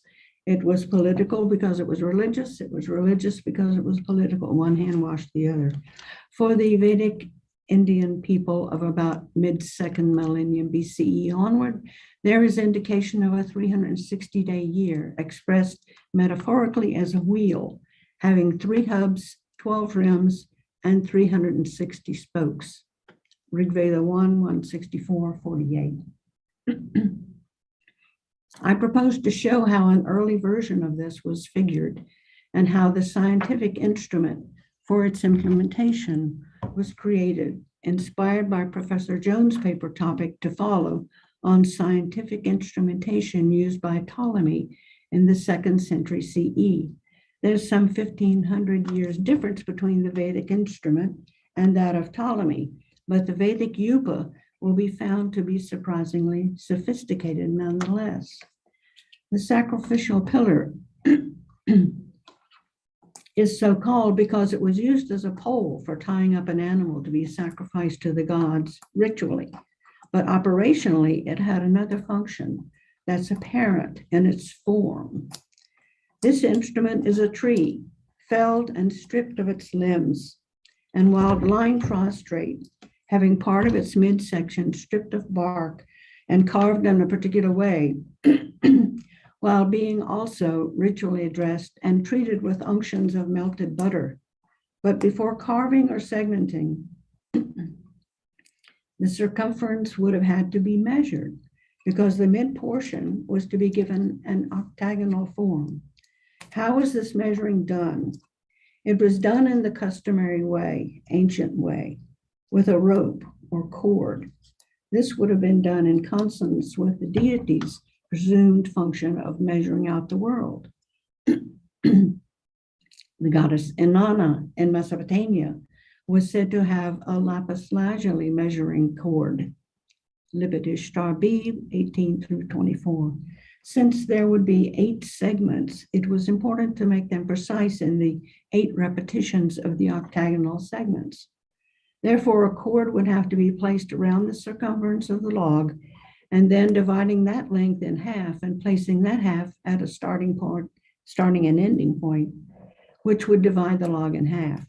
To get further divisions into quarters, the shortened cord would itself be divided into half, and using as its starting point one of the already established points, marking the quarter points.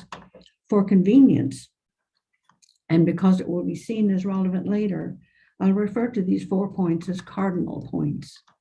Now for the establishment of the intercardinal points, the last 4 of the 8 facets of the pole that are to be created.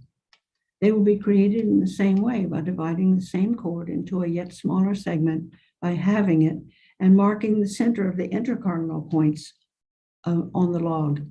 Each of the quarters consists of what we would call, for convenience of description, 90 degrees, while the halved divisions would be 45 degrees. I was going to show, let's see if that works.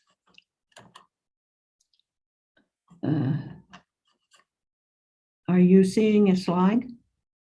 No, nothing's showing yet. Okay, I'm not sure I can get my notes back now.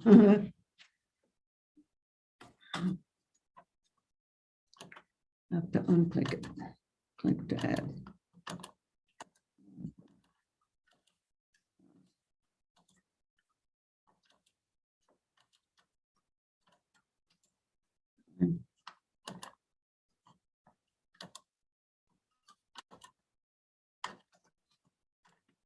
Oh, folks, shouldn't have tried that.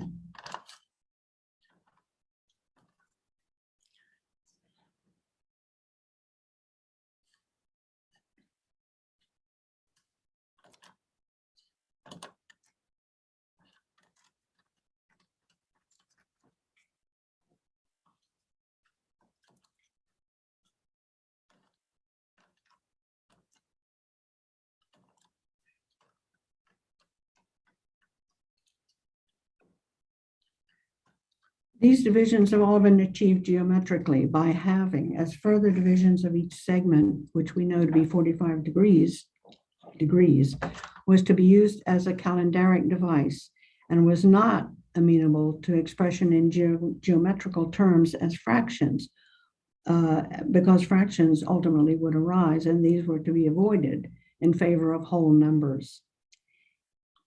And I'm using the term degrees. Perhaps we have no knowledge about whether they knew degrees or what they called them these divisions, these 360 divisions of the circle, which is applied to the cosmos. And it's even more unlikely that they used an angular measurement of degrees. In any case, going on, it was important to establish where the first cut would be made, and it was made at the intercardinal facet with an axe, first by an angular cut upwards, then downwards at the point determined to be the limits of the midsection of the pole. Its width would be established by dividing the midsection, the number 90, by 6, yielding 15 partite segments, or as we would call them, degrees. 4 of these would be carved first, the 4 inner cardinals, followed by the sawing of the double wide cardinal facets. Thus, a numerical approach was required, involving 12 30-partite segments of the whole 360 partite circumference. I had a slide for that, making it easier to visualize. The intercardinal facet would consist of 30 parts only, while the cardinal facets or faces would receive 2 15-partite segments from one 90-degree quarter, added to equal to an equal 2 15-partite segments from a contiguous quarter, giving it 60 parts. So the intercardinals were 30, the cardinals were 60, all adding up to 360. While combining numbers below 8, such as 3 times 5 times 3 times 8 equals 360 in a base 8 system, may have been used to tally the number of days, perhaps in a prior system. And whether there was such a system in the earliest Vedic period is unknown, but likely it would not have utilized a device such as the yupa for tracking its accumulated numbers. The ritual use of the yupa itself shows that it would have used a different system of numbers based on base 9. The yupa itself, I am suggesting, utilized the 3 numbers 5, 8, and 9 so as to use the 8 facets of the pole to facilitate the counting process required by a 9-month year. Whatever would have actuated a shift to a 9-month year, if it occurred, is unclear. So 5 days times 8 times around the pole times 9 months equals 360. 5 times 8 equals 40, as the length of a solar month is not unknown. Biblical references mention 40 days and 40 nights as a regular secular measure of time, Exodus 24:18. The division of 45, 1/8 of 360, not being feasible by further geometrical dividing because it yields a fraction, a strictly numerical means that would allow a breakdown of 45 into manageable, manipulable parts based on a base 9 system was required. Thus, the articulated pole would be a mnemonic device for preserving the count of the religiously important and also civilly important passage of time, as it meant that the Vedic people were not only committed to serving the gods, but were knowledgeable servants, as they repeatedly made clear in their hymns. Is there any Rig Vedic evidence for a 9-month year? The Rig Veda does not hand us any information gratuitously, but there is mention of a previous group of sage families termed the Navagwas, or 9 goers. That is, those who go for 9 months? There are about a dozen mentions of them in the Rig Veda as primordial sages who instituted the fire sacrifice. And in a particularly pertinent case, they're mentioned together with the goddess of dawn, the significance of which will be noted later. Significant too, I think, is the mention of a similar group, Dashavgas, those who go for 10 months. mentioned about 8 times in the Rig Veda. These will figure momentarily in considering a 10-month year. The Rig Veda makes many mentions of the Yupa, which it calls Vanaspati, Lord of the Forest, and it describes its cutting, but it does not state that the Yupa is octagonal. This information is given in the later texts, such as the Taittiriya Samhita 6333, but parts of the mid portion of the post, which are evidently stripped off in order to form the 8 facets, are, in my view, referenced as swarus. The term is swaru, a term that Theodore Proferus in Journal of the American Oriental Society 123, second part, considers to refer to whole multiple sacrificial posts themselves implanted into the earth. I will return to this concept momentarily. But back to the concept of a 10-month year development. How would the Yupa accommodate this accounting, a 10-month year?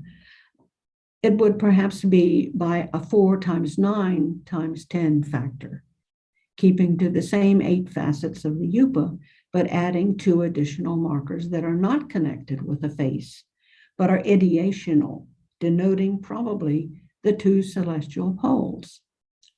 Taittiriya Samhita 6358 states that the Yupa is set up in order to discern the world of heaven. There is a post-Rigvedic passage in the Shadvansha Brahmana 444 that addresses this. The Shadvansha Brahmana is a Samaveda text that addresses this, stating that the Yupa, the sacrificer, that with the Yupa, the sacrificer, quote, obtains the 10 quarters. Regarding the Yupa, still quoting, he makes 2 groups of 5 on either side, unquote. But we know that there are only 4 on either side. That is, the cardinal and the intercardinal points. What does the composer of the passage mean? He doesn't say. But the commentator on his passage adds above, below, and the 8 quarters. This means 4 plus 4 plus 2, a clever, sly way of saying that the latter 2 designate the both celestial poles.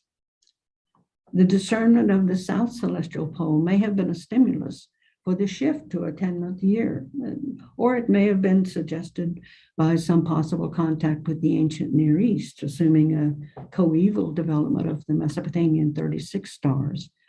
In any case, it appears likely that we should back project one of these extra ideational points onto the 9-month year usage of the Yupa. This combination of actual and ideational points brings up the subject of the relation of the terrestrial ritual object to the celestial. This applies, in fact, to the various ritual objects, such as the mortar and pestle, used at sometimes to crush the intoxicating plant. Contrary to what we might immediately assume, the Yupa in the Rig Veda 128.3 and further in Taittiriya Samhita 7213 is not identified or compared with the pestle, but rather with the mortar, which is wide, thus suggesting its celestial hypostasization.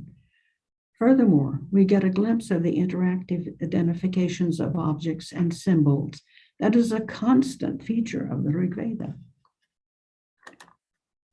In its celestial visualization, the Yupa's 8 or numerically enhanced ideational 360 facets are equated to the respective segments of the ecliptic path, the constantly repeating path that the sun and moon travel in one complete revolution. Well, we know the sun doesn't revolve, but they thought so, around the earth. So these divisions of the celestial Yupa would reasonably be coincident with stars or star groups. The celestial Yupa is usually referenced by the term Swaru, which the Taittiriya Samhita 6341 explicitly states is the equivalent of the yupa in the following compound. Nishkrayanam apasyant swarum plus upasya, referring to the yupa. In this passage, it's a replacement. The term indicates replacement. I would emphasize replacement, placement into the sky, into the cosmos. Thus, I would argue the yupa is not only a terrestrial ritual instrument and calendaric support, but it even may have been used to observe and correct for actual celestial periodicities in combination with observed celestial phenomena. I've not mentioned the fact that, of course, they knew that the year had more than 360 solar days, but chose to ignore the 5 1/4 days, just as we do ignore the quarter day now, and let the deficit run on until an even numbered intercalation days was possible, which I'll not attempt to get into. Also in the Rig Vedic period, the year clearly had been developed to consist of 12 30-day months. For instance, the Rig Veda Brahmana, Aitareya Brahmana 3:41, which needs no further explication here. The terms Nimittaso and Kshami appear in the Rig Vedic 387, referencing plural objects that have been cut off, Ruknaso, which Proferis reads as cut down, referring to multiple trees that have been cut down to make yupas and planted, the root mi, in the earth ksham, seems to support his contention that there being multiple yupas. But I read the root ruk as cut off and referring to the 8 swaros that were removed from the yupa to make it octagonal. As to the word kshami, a term for earth, but not the more usual one, prithvi, I take to mean a celestial entity, but discussion of this concept lies far outside the scope of this presentation. For the moment, just let it be said that Rig Veda 387 does not mention the Swarus specifically, only they who have been cut off, ye Ruknaso. So neither Proferis nor I have a strong position regarding that verse.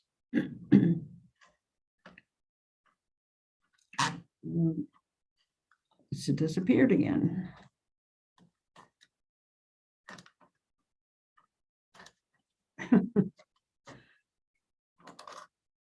I don't know what happened to the rest of my.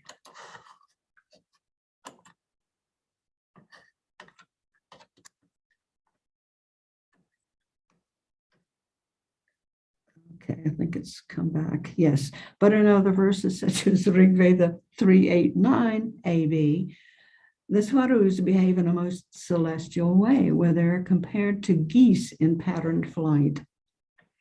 In Rig Veda 463 CD, the term Swaru appears in the singular, but it is said to have risen up, the verb partially elided, present as the prefix ud, as a quote, newborn, and this is Proferis' word, newborn akra. That's his translation. The meaning of akra, however, he does not give us, but refers to Meyerhofer in a footnote. Grossman, in any case, gives us the meaning for the form of akra accented on the final as Heerzeichen, banner. Also in Rig Veda 1:143:7 as Bezeichnung does Agni. Agni is the god of fire in all of its forms. In Rig Veda 4:51:2, the dawns are said to have stood up in the east like Swarus. Finally, I must acknowledge the yupas of stone. Therefore, they have survived of the last 2 millennia in India. This yupa had legs. It doesn't surprise that the yupa form was appropriated in the early Buddhist institutions in India for creating their astounding memorial constructions. Initially in North and Central India, then in the South, the tumulus form was given a circular stone railing, which bore sculptured posts of a modified octagonal form. 2 slides were taken up by the three horizontal, two sides were taken up. Yes, were taken up by the three horizontal joining pieces so that the visible faces had to be somewhat flattened. So it's not clear whether in the Sanchi stupas, for instance, that I was going to show you, whether the pillars are meant to be octagonal or whether they are actually 12-sided. But that's an issue for another time. But I must emphasize that in addition to Vedic descriptions, to some degree, this Buddhist version of a stupa, in addition to some of its 20th century stone survivals, is primarily responsible for our ability to visualize the yupa's form. And I, in fact, have been working methodologically backwards and more hazardously attributing speculative function to it. But if it was only a pole for tying up sacrificed animals. I'm so sorry to interrupt, Dan. I just want to let you know we have another presentation supposed to start now, so I can give you a few minutes to wrap up. I'm wrapping up in about 2 minutes or less. Okay. I just wanted to make sure. So, yep. Thank you. Thank you. But so if it was only a pole for sacrificing animals, why was it given 8 sides? If we still deny further significance to it, because mention of 8 sides doesn't occur in the earliest text, it leaves unaddressed, nonetheless, the question of why were the Swarus called gods, which does receive mention in the Rig Veda, in the aforementioned 389, where the Swarus are compared to geese in flight. They're geese and they're gods. I personally take the view that both the terrestrial yupa and its parts, the trimmed off Swarus, and a celestial yupa with Swarus representing stars or segments of the sky are referenced simultaneously. And the ritual of dripping melted butter, representing fire or light, on the post and raising it up invokes the aspect of the pole being projected onto the sky. Clearly, this is a subject that requires much more and much broader study. And I'm advocating for a broadening of perspective within our given texts to permit access to the multi-layered, three-dimensional, pervasively elusive character of the Vedic system of thought. And that concludes my weird presentation. Thank you. And I apologize both to Anne and people watching for the technical issues with the presentation. And if you can get that to us, we'll do our best to get that out to people so they can see and perhaps maybe rewatch your presentation with that alongside it if they're interested. Good idea. Many thanks and my apologies as well. No worries at all. It happens to the best of us. And now I'm going to turn everything over to my partner, Julie, here for the next portion of our conference.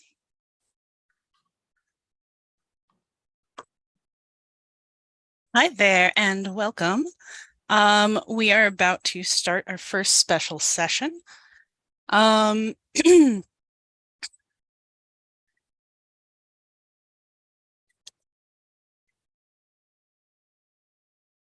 If you would all please just give me a moment to put up the slideshow.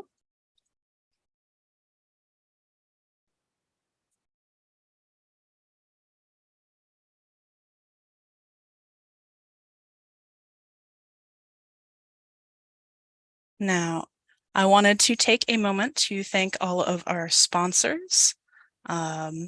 We do have a very gracious community here at Sasa, and the work that we do would not be possible without all of these sponsors and without viewers, donors, and participants like you. So please, let's give a special thanks to Humanities for the Public Goods, New Jersey Council for the Humanities, the National Endowment for the Humanities, the Society for Biblical Literature, World History Encyclopedia, the Gladys Kriebel Foundation, University of North Carolina, the Society for Classical Studies and Safe Space Alliance. If you are interested in donating to Sasa, please feel free. We are accepting donations. And if you donate $25 or more during this conference, we do have a raffle going. You will get a free ticket with donations of $25 or more to enter our raffle for a goodie bag of Sasa merchandise. Thank you so much, and we're very happy to have you. So without further ado, let's get into our special session, the Publishing and Public Outreach Workshop. So this session the goal is to generate discussion on creative ways of using digital assets for self-publishing, public outreach, and engagement to bring more awareness to the various ways that scholars and people interested in ancient studies can promote their knowledge and passion to others. We have panelists from several different platforms, including YouTube, podcasting, archaeogaming, live streaming, and more. And they're going to discuss their work, the pros and cons of self-publishing, and we'll open it up to discussion after that.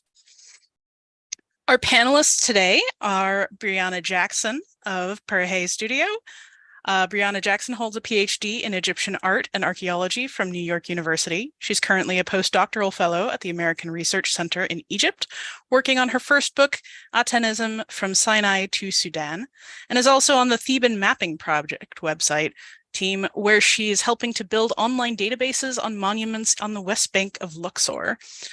She also runs a YouTube channel, which is absolutely fabulous, with videos about ancient Egypt and archaeogaming.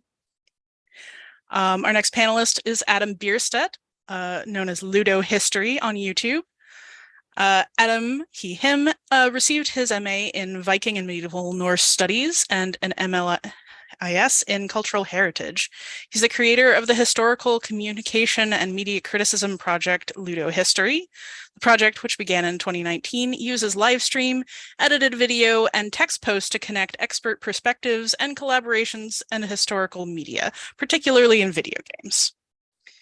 And we have Jenny and Jen from Ancient History Fangirl Podcast. Jenny Williamson is a writer, novelist, and co-creator of the Ancient History Fangirl Podcast, which explores true stories and tall tales from the ancient world. She has always been obsessed with ancient history and mythology and blends her love of both with her passion for writing and storytelling, making the stories she tells accessible for modern readers. She lives in Brooklyn and is co-author of the book Women of Myth, published with Adams Media. Jen McMenemy has used her nerdy knowledge of mythology and ancient history to co-create the Ancient History Fangirl podcast. She is a full-time freelance marketer, writer, researcher, and copywriter. She spends her free time traveling, visiting historical sites, and researching her next writing projects. Women of Myth is her first book. And then we have Derek Littall of the Hellenistic Age podcast. Derek is the co-creator and host of the Hellenistic Age podcast, a history show dedicated to the period from Alexander the Great to Cleopatra VII. Starting in 2018 while in university, he has produced over 100 episodes, still has another 170 years of history to go before completion. Outside of work and the podcast, he spends his time reading, hiking, and planning his next ancient destination to travel to. And last but not least, we have Megan Lewis of Digital Hammurabi, which is a multimedia, wonderful set of ancient cuneiform-based publications, YouTube, blog, Twitter, website, and book.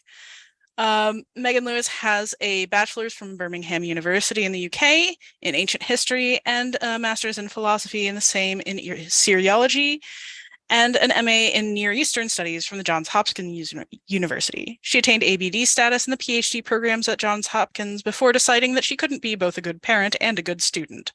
She serves on the board of directors for the nonprofit Humans Against Poor Scholarship and takes care of the day-to-day running of the Digital Hammurabi YouTube channel.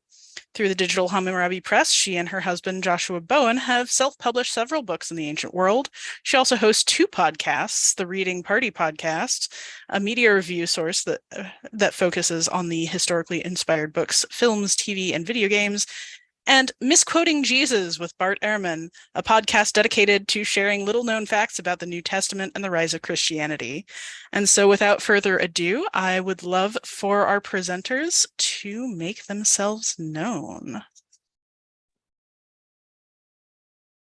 Please turn on your videos.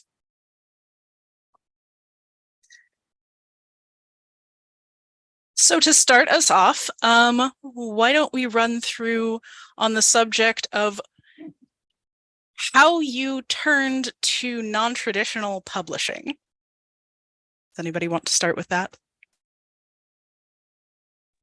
Oh, sorry, Jenny, you go for it. No, please go ahead.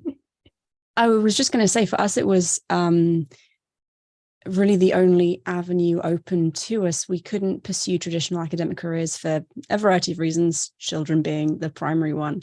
We can't really move our family across the world for postdocs and tenure track things and that kind of stuff. And we knew we really wanted to focus on open access and affordable options for people who were interested in the ancient world, but didn't want to rely on like ancient aliens for their information. And for us, YouTube was a great way to kind of have an outlet, an academic outlet that didn't require relocating. And self-publishing specifically, we use Amazon because it's for us the easiest option and also has the greatest return in terms of royalties, was both financially more prudent than going through an academic press. Academic publishing doesn't generally pay an awful lot. And if you don't have a tenure track salary behind you, it makes writing not really very sustainable as a career path. And we also wanted, or I wanted at least, to maintain creative control over what we were doing.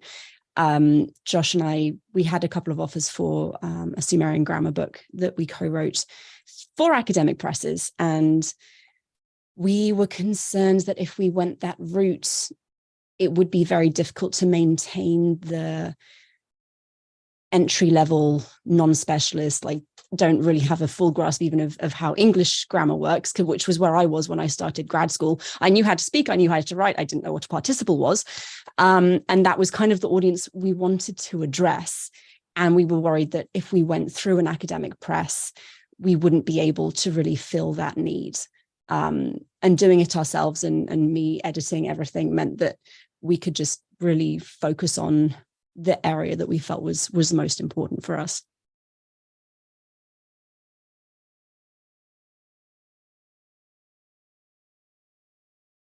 Jenny, I believe you were next.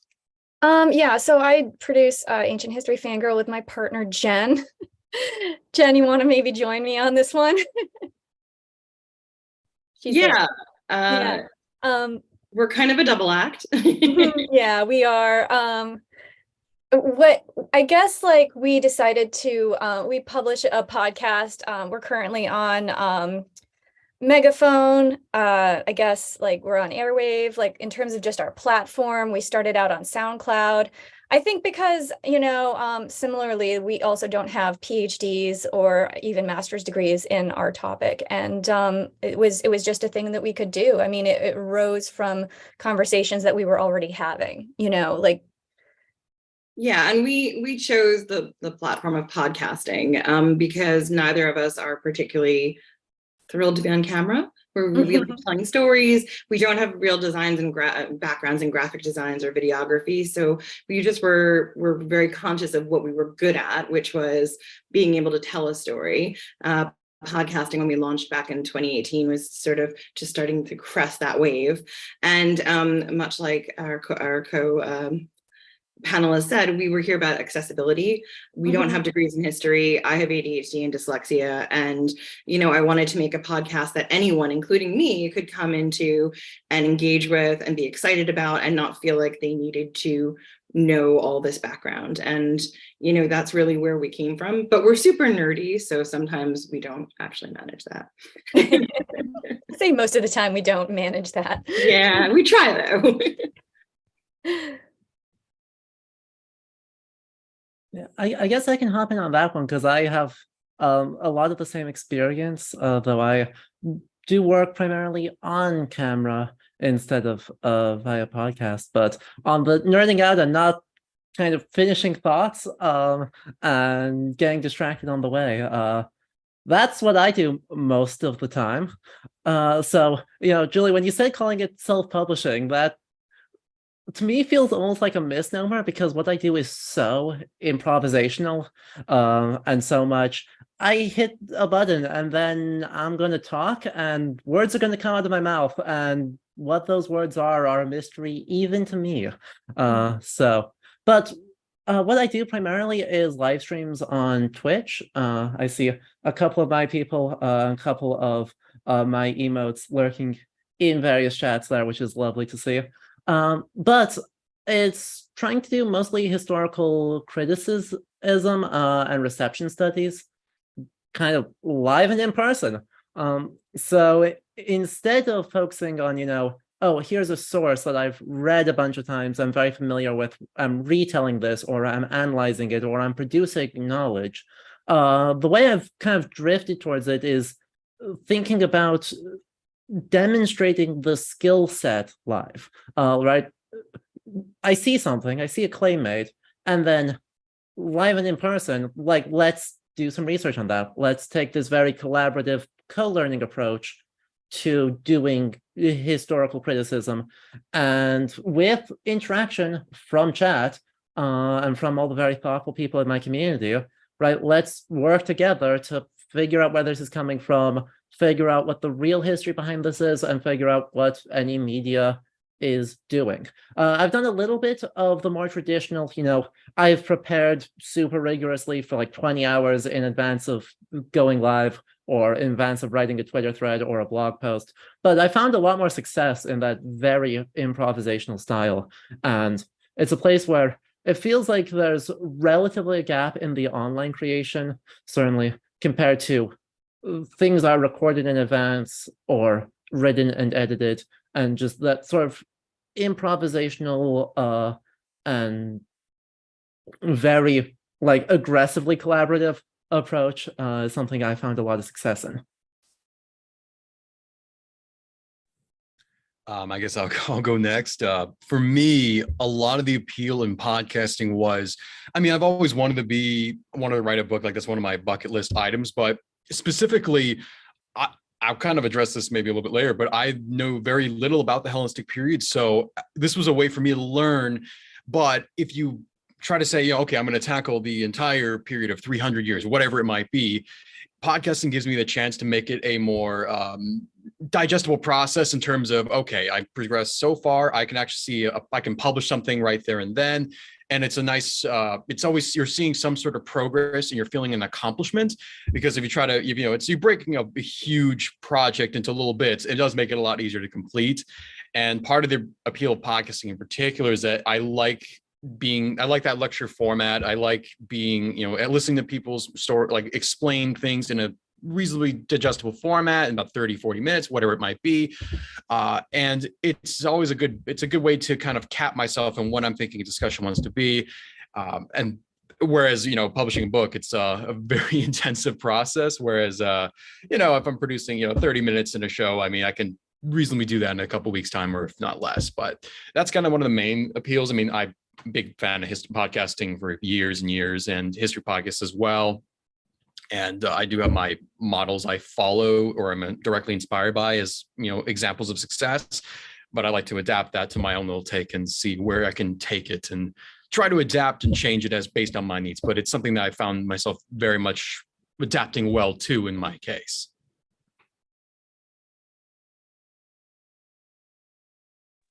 Okay, maybe it's my turn now. Just to apologize in advance if crazy things are happening with my technology. I already had a power outage 2 hours ago, so I hope we don't have another one. My outreach program that I do on my YouTube channel actually started as a result of anxiety during my dissertation process.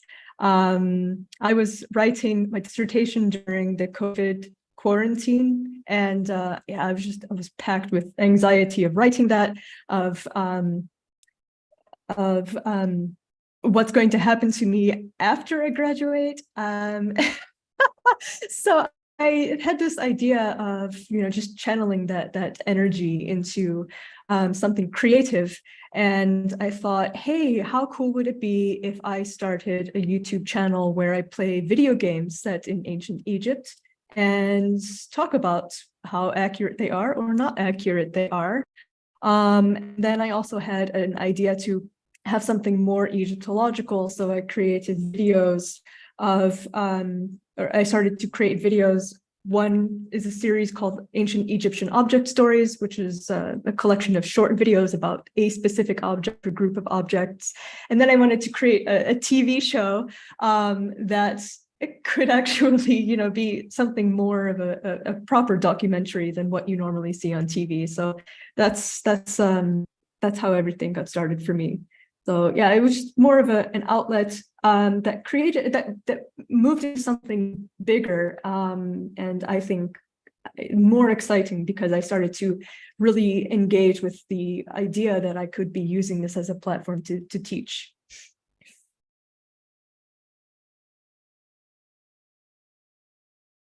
So it sounds like we have a really good mix here of scholars who came to independent, perhaps a better word is knowledge sharing than publication in this case, and people who were just interested in the subject and found through a public interest project a way into scholarship. And I think that's really important.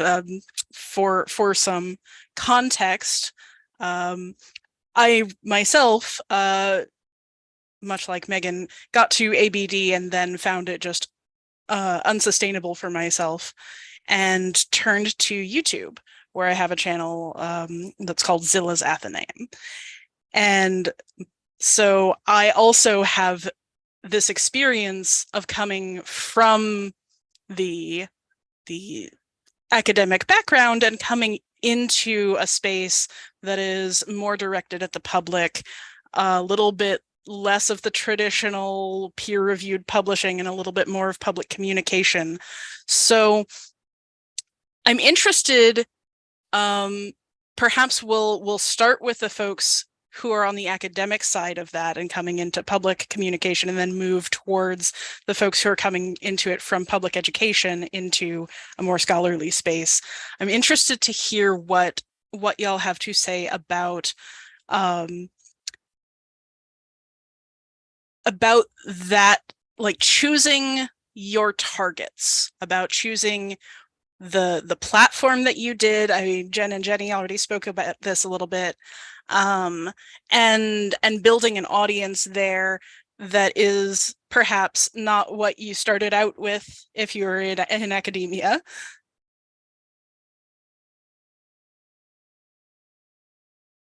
Yeah, I can get started on that. I actually got my start by appearing on other people's streams. So my first public facing thing would have been in 2018, shortly after God of War 4 came out. So my friends who run the YouTube channel Overly Sarcastic Productions invited me on as someone who knows a little bit more about Norse mythology specifically, to be a co-commenter for that.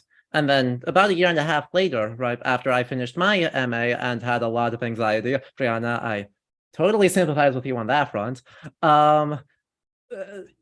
I was looking at trying to start that up as my own project, trying to do more of that. And so a lot of what I wound up doing is shaped by the platform that I chose, which was primarily a financial decision, actually.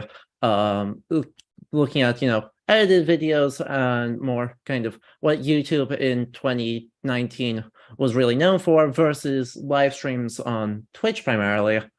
Twitch lets you earn money a lot faster, right? Like with Amazon Publishing, the return on investment has a much lower threshold. And I think financially it ends up being a lot more sustainable for small creators. And so, I was doing research into what is known on Twitch, right? What styles of content work well? What is it mostly like people just talking about stuff, doing blog posts, reading articles, doing like editing stuff, and there's a little bit of everything. But for the most part, Twitch is a video game streaming platform. And so I wound up, let's start there. And then I've slowly built up into trying to do other stuff, experimenting with other platforms, and kind of the limitations of each of those has been really impactful in shaping kind of what the content I'm doing ends up looking like. And since Twitch encourages you to be live all day, every day, in turn, the improvisational sort of co-learning and embracing the lack of preparedness is itself a consequence, I think, of that platform.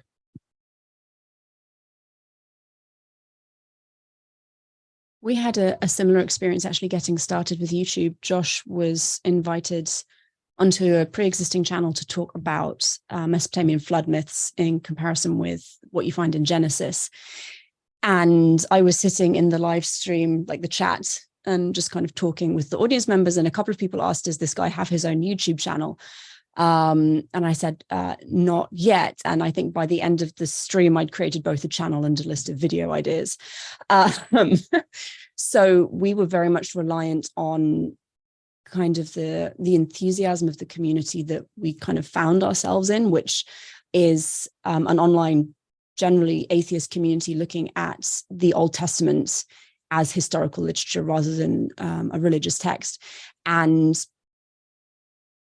they have been amazing in helping us find an audience who are interested in not just the like the atheist religious side of things, but also the broader historical context and Mesopotamia in general. And I think that early collaborations we did with various different YouTube channels and like interviews that we've done subsequently have really, really helped, definitely in the beginning to kind of kick off the channel's growth and then to sustain it for as long as it's been going. And we started similarly to Adam in 2018, and COVID kind of put a bit of a dampener on things because suddenly I had, at that point, 3 children at home, which is not super great for producing video content. And we're kind of getting back into that now, but just I've honestly been genuinely surprised by the level of interest we've had, because for Mesopotamia, at least, and I suspect for other more niche fields of history, there's this internal narrative of no one's really interested in this. It's too niche. It's too specialist. It's not Hercules.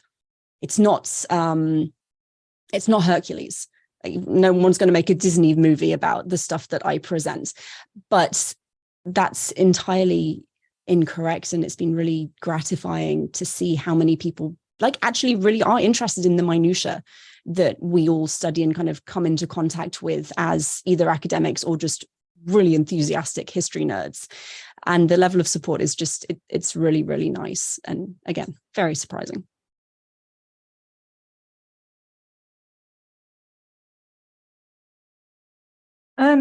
So I don't know if I'll be answering the question that you asked, but I just remember something. The first public announcement that I gave about my YouTube channel was actually for the HAP scholarship interview. Megan, do you remember this? I do remember. It's amazing. I actually interviewed for and actually received the HAP scholarship back in 2020, and that was when I announced for the first time that I started a YouTube channel. And so for me, the first thing I did was video games one, because I like to watch Let's Plays on YouTube. So I watch others just, game, especially if I did something like that and targeted my channel toward other gamers, not like historians or whatever, but just casual gamers or hardcore gamers who might be playing these ancient games. And I thought, why don't I have that as my target audience, and then have the whole identity be Egyptologist plays this video game. And that's actually been a successful, well, I mean, I don't want to say that I'm wildly successful on YouTube, but I have received feedback that a lot of people actually came upon my YouTube channel because they were curious about what archaeologists were saying about the games that they liked playing. So that's why I chose YouTube. I do have a Twitch channel, but I don't live stream, especially now that I'm in Egypt. I don't live stream because that would be impossible with this internet. But that's basically why I chose the YouTube platform.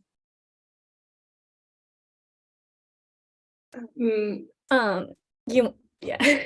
So I think we chose to podcast because being lay people, not academics, to start, we bored our family and our friends and random people at the bar with the minutia and detail of stuff that we were talking about. Like, nobody is that interested in Julius Caesar's coming and going.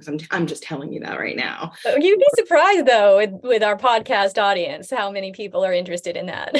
And that's our dynamic. Like, I always think we're too like niche and focused on the minutia of who was living in the Green Sahara, and Jenny's like, actually, that's our dynamic. This is why this is universal. Exactly. And, I think part of it was we, being out of school, both of us did degrees in writing, so we really had a strong basis in how to craft narratives, how to put things together. We didn't have that same community. So when we went on to podcasting, we knew we wanted to do long form narrative history storytelling. We're very scripted, although we are also conversational. You wouldn't believe it sometimes listening to us. You would think that we're not scripted, but we are. And as a result, we were just having so much fun texting each other at 2 a.m. about can't remember the last thing, something. Dionysus. Dionysus. 5 minutes before this, I was like, Jen, the plague of Justinian. And she texted back, hot. Hot. I mean, literally, I might have objectified numerous volcano gods across different pantheons because hot. So, we're nerdy. We have fun, and we think our audience is there for that too. And podcasting, as I said, seemed natural to us because we are long form storytellers. We're both writers.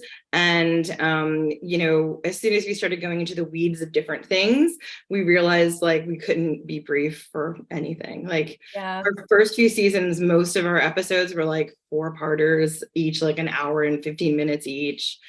It was intense. We've gotten better. We're figuring it out. And I think that there was an aspect of your question about figuring, coming from a non-academic place into an academic space and what that experience was like for us. And I think, at least for me, that was never my intention. I never saw myself as coming into an academic space or being an academic or trying to be a historian. I always thought, I describe myself as a rando who watches a lot of documentaries, that's what I do. And I think that we've both been surprised at the number of people who tweet at us or, comment on our content, who say that they are PhDs or archaeologists or, real experts in this topic who like the podcast, because I think I would have been really intimidated if I had known that would be a large part of our audience when we started. It's been really fun. I mean, the community has been very welcoming to us, which is exciting because we don't have degrees in these topics, and we never, try to present ourselves like we are experts. We're people who are enthusiasts who just love this stuff.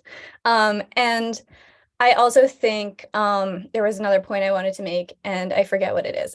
Well, piggybacking on that, I also think one of the things that we've been so welcomed into the community, both on the academic side and just people who enjoy history, enthusiasts. And I think it was last season or the season before, we did a season on ancient mysteries. And I felt really strongly that there's so many documentaries being made at the moment, a la Ancient Aliens and things that are not real discoveries, that there is a need for, if you're going to have a popular history podcast, you actually tell the history, because it's always more interesting than there were aliens. And a lot of times, I'm not going to bash a certain Netflix series, but you all know which one I'm talking about. That's being put out there, that content is being told that that's real. And the reality is it's not, but this history of those sites is so much more fascinating.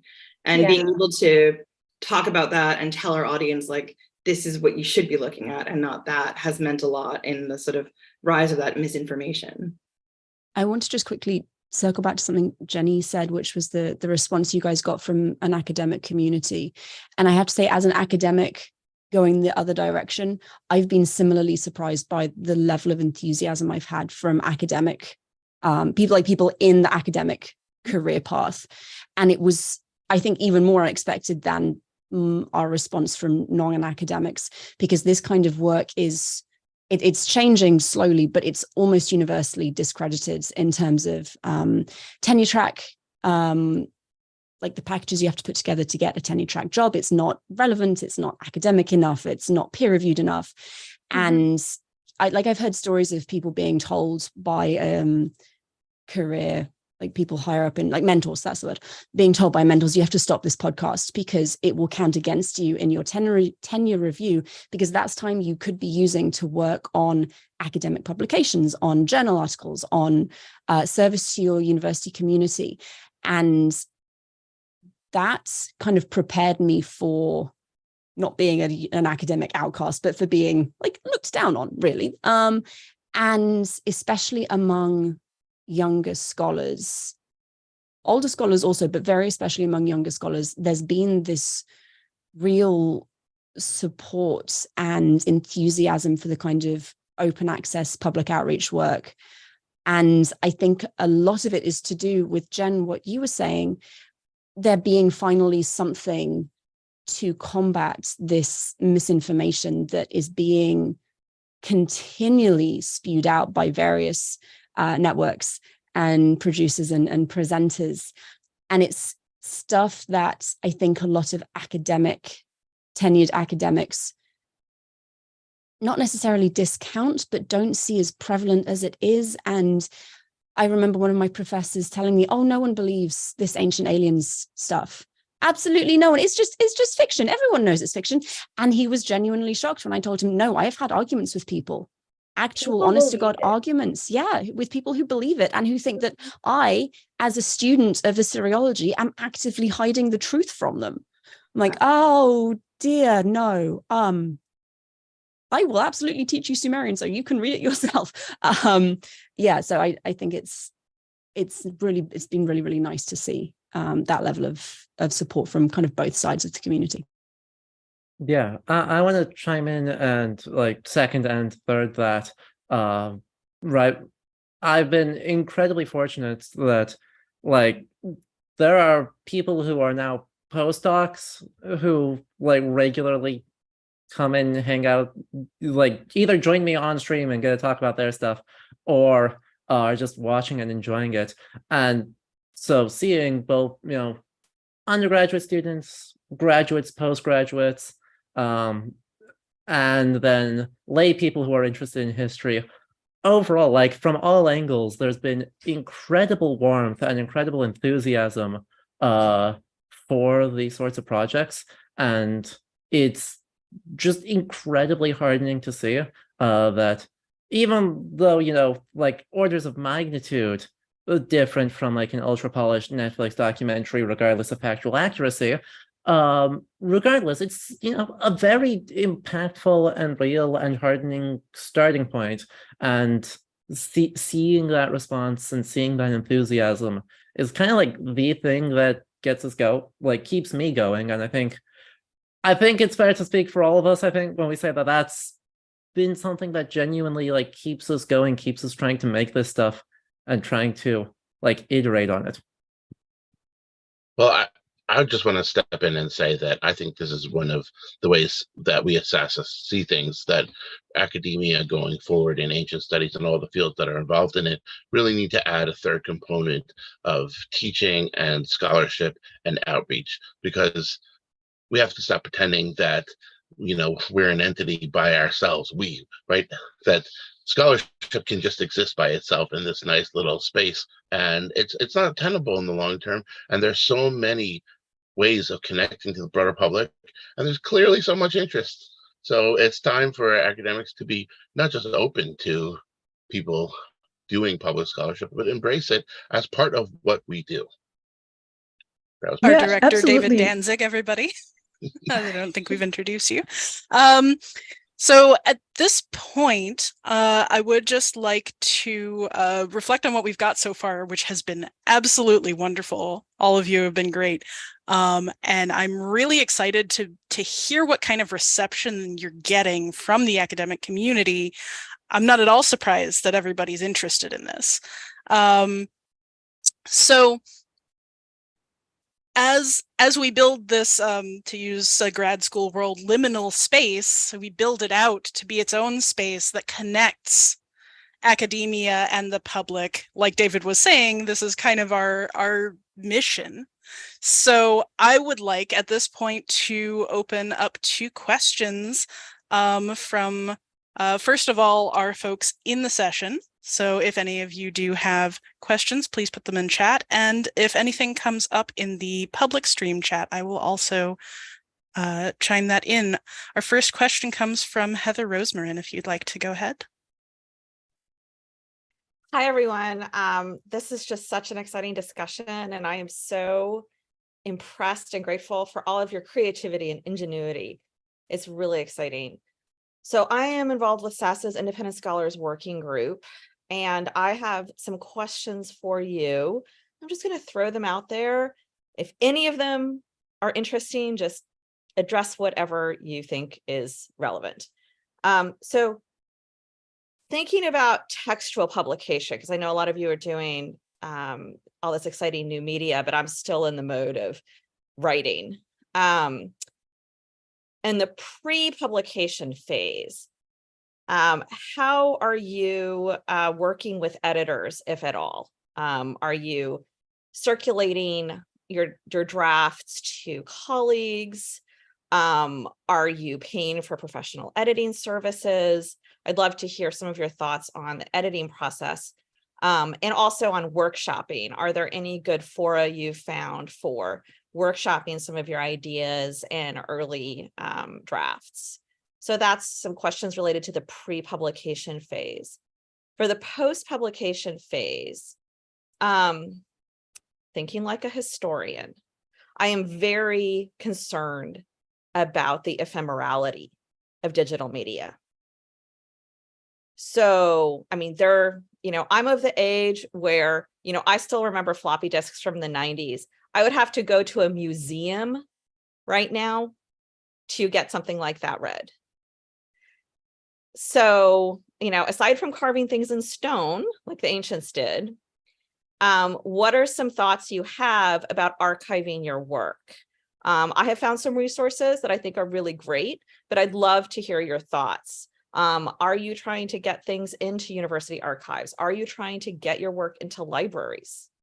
Do you care? Maybe it's not important to all of you. I don't know. It's important to me because I kind of want my work to have a life beyond, maybe the next 5 years.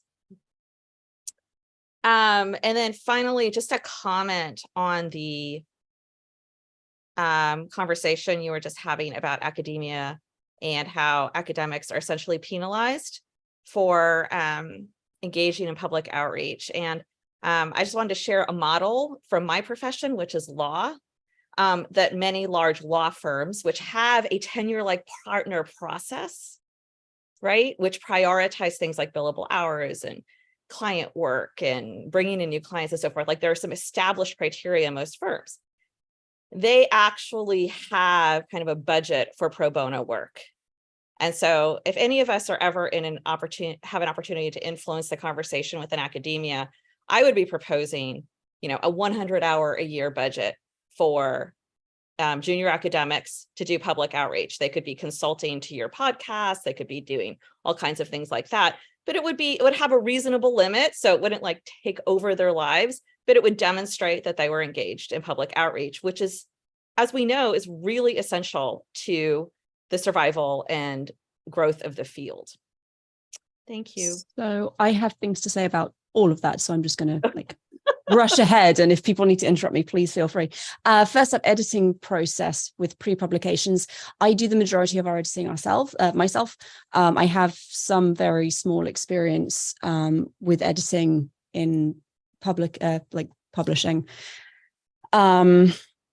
And it is something I am increasingly interested in outsourcing because frankly, I just can't keep up with my husband. He writes too much. And it doesn't leave me enough time for my own writing projects either. We also have very excited and willing volunteers who offer to read through manuscripts as they get done, which is really helpful for like the very boring copy editing process, but also to kind of get a handle on, is this book interesting to someone except me? Like, is there a wider audience for it? So yeah, that's question one. With regards to archiving, it's not something I have thought about an awful lot for our digital work. Most of what we do is, well, the publication side of things, everything is available in paperback or hardback, and I get those, I send them to the Library of Congress, and they have Library of Congress control numbers and do it all that way. It has crossed my mind before that a lot of our output, we have nearly, I think over now 600 videos on YouTube. They're not archived anywhere. I don't have that level of digital storage in my house to support all of that stuff. So if the internet just disappears tomorrow, I guess, oh, well, there goes 5 years of my life. And it's one of those things on the list that I should consider at some point, but honestly, I don't quite know where to start. And I don't currently have the time or the mental bandwidth to seriously consider it. But I think for people starting up new projects, before you get 5 years in, if I had to give some advice, definitely like give thought to how you're going to store all this stuff. Because obviously you can store it on YouTube, you can pay for podcasting storage services, but you're very reliant, especially with YouTube, on the goodwill of the people who run YouTube. And if it's not profitable anymore and they feel like closing it, they could conceivably do that. And my final answer to your thoughts on funding public outreach, I would love to see some kind of stipend fund available at universities for humanities students to do, and like early career scholars to do public outreach. Given the situation of funding the humanities in general, I don't honestly see that happening anytime soon. And that's one of the reasons to take off my digital Hammurabi hat and put on my HAPS, which is Humans Against Poor Scholarship hat. That's one of the reasons we started the nonprofit, was to try and give grad students a forum for starting to develop that skill of talking to non-academics about their work, give them a platform to start that kind of public outreach, and also give them funding. One of the scholarship programs we run gives grad students, that actually Brianna received, gives them $2,000 to complete summer funding. It's a requirement that you do an live online interview as part of the application process to kind of give people access to your work and to start talking to non-specialists. But then after your summer, you have to come back and kind of do a debrief and go through that experience again in a bit of a longer form. So we're trying to foster those skills and come up with some form of payment for it, but it's not something that, unfortunately, I see universities jumping on in the near future. I feel like I can speak to maybe 2 out of 3 of the questions that you asked. We have a editing process, and mainly we work together. The 2 of us, if one of us writes one thing, like one of us will take the lead on a research project, and the other one will be the editor-in-chief of that. And then we will record the podcast episode, and then after that we will I will edit it down, and usually we'll have like 2 hours of uncut sound, and I'll edit it down to 1, and it, with an eye towards pacing. It's kind of like if I was editing a writing project. I was going to say, the reason one of us will take the lead in the research and the other one kind of goes in cold is so that, again, we want this to be accessible. So sometimes I know for me, maybe not as much for Jenny, I get so in the weeds with things that sometimes I lose the actual narrative thread. And when Jenny looks at a script I've written, and she's just like, okay, but what is the story? Or if I didn't know these 6 other things, I couldn't follow it. That tells me that an average listener can't follow the research. I haven't got the most interesting thread that's going to carry someone through the whole episode. Yeah, so we kind of like, kind of play different roles for each other and edit each other's work during the editing process. And then after I've cut down, the sound and created like a sound file, I'll send it to Jen and she'll do an extra quality check and then we'll put it out. So we have kind of a really exhaustive and time-consuming editing process, I would say. Like, we could do it faster, but then we think that the quality wouldn't be as good. So we're kind of, we like doing it this way. I would say that, like, in terms of just storage and longevity of work, I used to keep all of our sound files on an external hard drive, and then that died at one point at the same time that my computer died. So it was a problem. And luckily, I didn't know this, but it turned out that the podcast platform that we were using also saved an MP3 file that you could download. So I could go on there and find files that I was missing, and that was very lucky. Now I just have it all on my computer. I've backed up my computer, but I haven't done that in a while. It's all a bit hinky.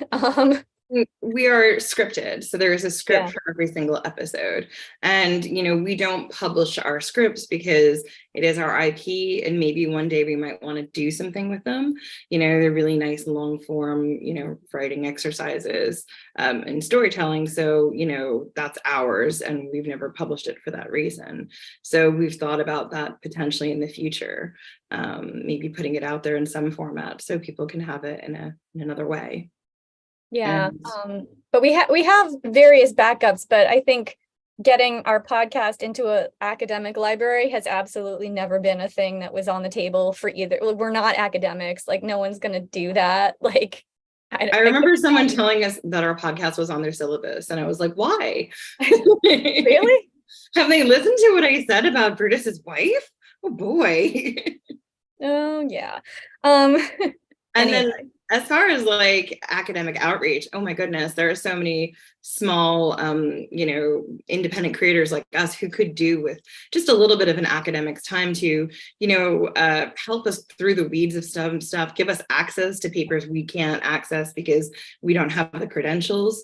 That's like a huge thing. Yeah, like just academic research isn't accessible to us in a lot of ways because we don't have credentials. Like, I can generally find the stuff that I need, but I think it's a really important point to make that academics in general don't seem to make their research accessible to a lay audience just in general, unless you are someone who is like a Carl Sagan type person who is, dedicating your career to writing for a lay audience. And as people have said, that doesn't seem to be rewarded. And I didn't realize that, but it actually kind of makes a lot of sense now that I'm hearing it. Yeah, and to double in on that, right, even though I have 2 graduate degrees, I don't currently have a university affiliation. That means I also don't have access to a lot of paywall material. And unfortunately, currently open access fees for all of the big humanities journals are multiple thousands of dollars frequently. So unless if universities are providing funding for open access publishing, like no one on the humanities salary can afford to just shell out those costs. Absolutely. I would also say one of the things that is stressful too about why we don't publish a lot of our stuff or leave things up in Google Drive or Google Scholar is because Google and other AI programs do pull from those open common things, and that is our IP. And there's a strike on right now as a result of the fact that is happening. It's a concern for all of us because they don't just pull writing. I mean, they pull like voice, our stuff that's up now in our podcast. Theoretically, that's being scraped. I don't know. We can go up and have them write an entire episode of our podcast. It wouldn't be a good episode. Probably not. We all have deadlines. Yeah. No, we would not do that, but I'm just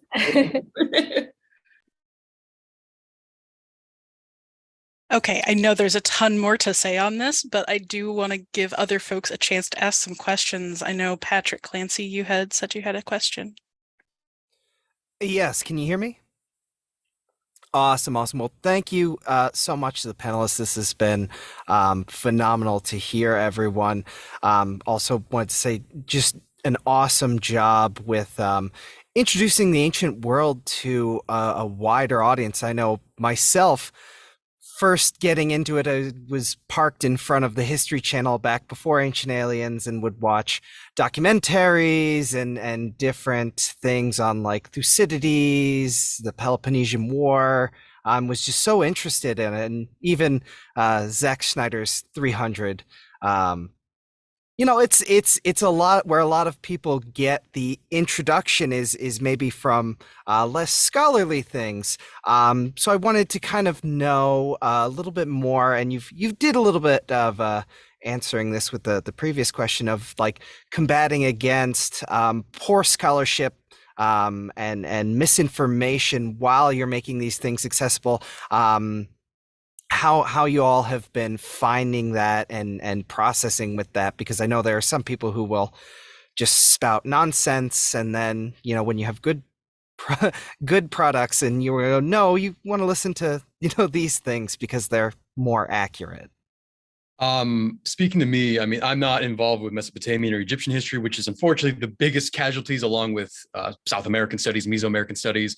But one thing I did notice is, some of my favorite responses from people are when I talk about a subject that maybe isn't as talked about, let's say, maybe a certain region in the world that is not as familiar to maybe a Eurocentric audience or anyone focusing on the ancient Mediterranean.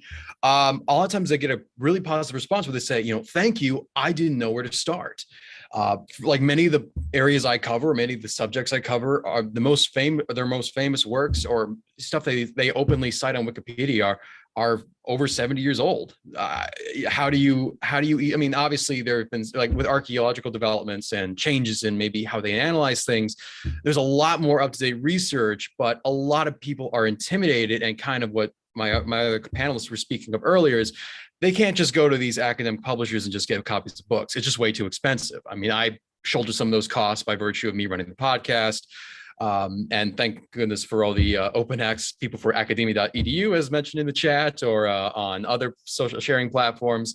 But that's one of the big things I always like to take away is when I present something on these topics that are very misunderstood or not as understood, but they really sound appealing. Like, for example, the Greek kingdoms of Afghanistan and modern Pakistan. That is something that people find like inherently like really curious about, but when they try to look online, they're getting very spotty information, or it's stuff that's almost difficult or impossible to find.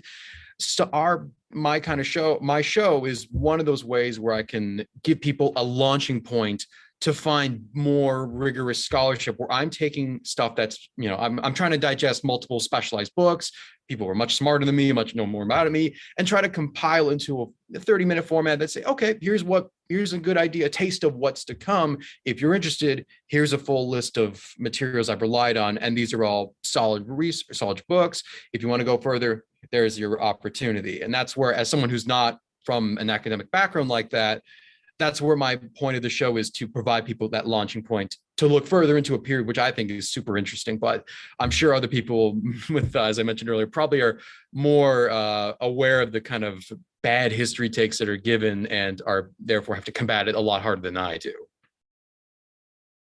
I'd like to jump on that and say that, yeah, one of the greatest compliments for me is when I get comments on my videos saying, I didn't know about the object before, and they get excited to learn something new, because when they watch TV, what are they seeing? Pyramids again, lost tombs again, right? And so being able to present stories that nobody even knows exists, and to have your audience say thank you for giving us this really interesting story about an object or about some facet of, in my case, ancient Egypt, that we didn't know about. And I just love when that happens, because I mean, I'm not reaching millions of people, but I'm reaching one person, and for me that's the most rewarding part of it.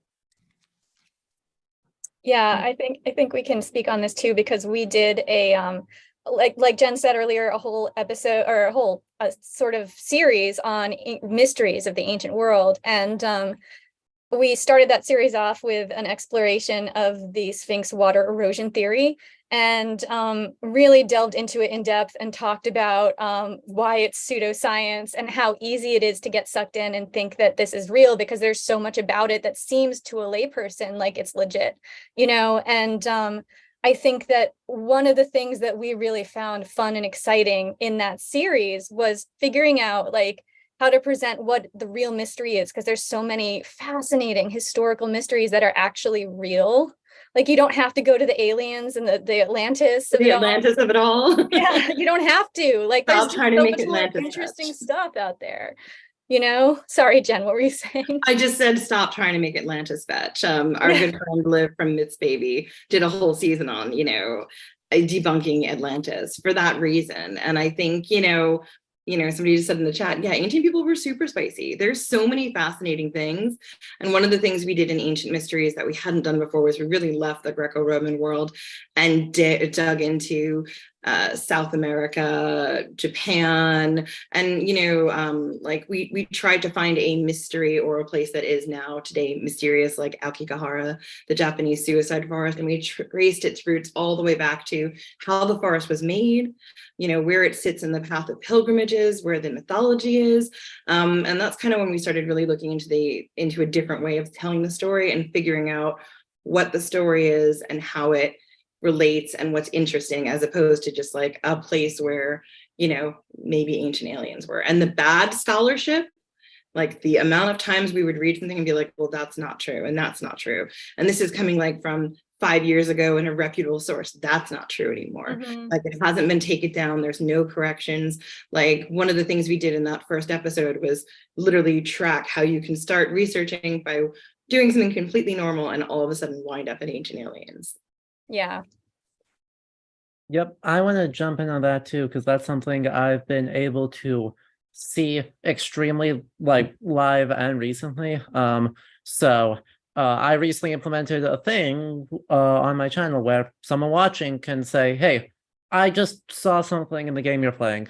We're going to stop and we're going to take like 10 minutes here and we're just going to research that together. Turns out trying to keep that to within 10 minutes is incredibly challenging, because you got kind of a couple of options. You can either just, you know, Google is our friend. Let's just do a good Google search, see what comes up.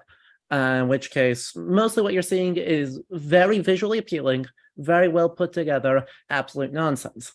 Or you can go on to Google Scholar, in which case you may end up with just citations, but otherwise an open access publication that's 30 pages out of a 150-page book that was written for an academic audience and published by Taylor and Francis, and therefore is not good content to just read. And so something I've been actually seeing, to speak to your question, Patrick, is actually that there's value in, let's do that live and do the skill set, not only of being a starting point of information, but a starting point of, hey, you found a source that's an article published XYZ thing. How do we actually read that quickly to decide if the information in it is any good? So for me, right, that's abstract, first page, last page, keyword search, in that order. And that usually gives me a sense within about 3 minutes whether this is going to be a source that has helpful information and that we can follow up on in more depth. And so I found a lot of value on that front, and actually I've received feedback that, like, gushing to colleagues and friends about how cool it is that something like that exists online now. So being the starting point not only for historical knowledge and historical narratives, but historical toolkits, I think really impactful to dealing with the how do you empower people to go off into the world and deal with ancient aliens in their own lives without doing everything right and somehow still ending up at ancient aliens? Yeah, it's really interesting. That's a skill that you kind of pick up through academia and stop thinking about, right? You're never explicitly taught it in most cases, but you have to learn that. And if you're not in academia, you don't. have to learn that. So that makes total sense that that kind of approach to scholarship would be really interesting for a lay audience, as it were. One thing that I'm hearing over and over again here is that there is this hunger on both the academic side and the general audience side for this kind of content. And I'm really interested to see where this is going. But lest I spin off on my own commentary here, let's go to our next question, which was from Charlotte. Hi, all. My questions are more like nuts and bolts type of things. As someone who's coming from an academic background, but I don't know anything about how to set up a YouTube channel or any of that sort of thing. I mean, how do you even go about doing that sort of thing without being completely and utterly overwhelmed? And also for things like images, how do you go about getting images or so for something like that, as opposed to a more academic traditional route? So the setup, if I can speak to YouTube, absolutely is actually super easy. If you have a Gmail account, you can just sign into YouTube using that. And there are various really well-written tutorials that can walk you through it. And then you can upload literally whatever it is that you've filmed. The tricky part is finding an audience. And for that, for me at least, having other pre-existing channels help publicize your work has been really, really helpful. YouTube, like Twitch, really supports regular uploads. If you can film even just 5 minutes, like 5-minute video segments, and upload them every day for several months, it will help people find your stuff. You'll get like higher search rankings. You'll be suggested to people for like what to watch next videos. I will say that YouTube is great for burnout. I suspect it's similar with a lot of the other platforms that are being talked about here, because what they want is for you to upload something every single day, because that's how they make the most money. So if that's something you're planning on doing, keep it manageable. It sounds like Jenny and Jen have a fantastic system going on where they kind of complement each other in terms of their strengths. So if you have a partner that you can do it with, maybe one of you records for 2 hours and someone else can sit down and clip those 2 hours into 5-10 minute segments, and you can upload them as individual videos. That kind of thing would work really, really well. In terms of images, we try really hard to keep ours in Creative Commons licensing, just to make sure that we don't get hit with some kind of copyright issue. Wikimedia Commons is a really, really good resource for that. Everything there is Creative Commons. Some of it is maybe limited, so you might have to do things like cite the photographer or say where you found the image. You can just put that in your YouTube video description. It's really, really easy. There's also a lot of museum websites are now moving more towards Creative Commons, Open Commons images. The Met, absolutely everything. I believe all the images on their website you can reuse for free for essentially whatever you want to do with it. I think you can even use them for commercial purposes. The British Museum, on the other hand, stay well away from, because that is copyright hell. But each museum will have their own copyright page. If you want to reuse the images, that information is usually available on the museum website, so you can go and kind of work out what it is you're looking at. If you have any images that you took yourself, you can essentially do whatever you want with those. That's not a problem. And I've had good success also with emailing, and this goes also for people looking to get access to specific articles, books, chapters. If you email specific researchers, a lot of the time they are happy to share what they have with you. If they've written it, they will usually send you a PDF. If they have a good image collection, if like maybe they were on excavation and you know that they have some photos that would be really helpful, a lot of them will send you what they have. There might be some like caveats, but it's always worth asking. People generally want to share what it is they've written. And I think there's a decent understanding among academics that academic publishing is not terribly wide. They're not going to lose money by sending you an article or a chapter that they've written. Typically, they're quite happy to share that kind of work with you.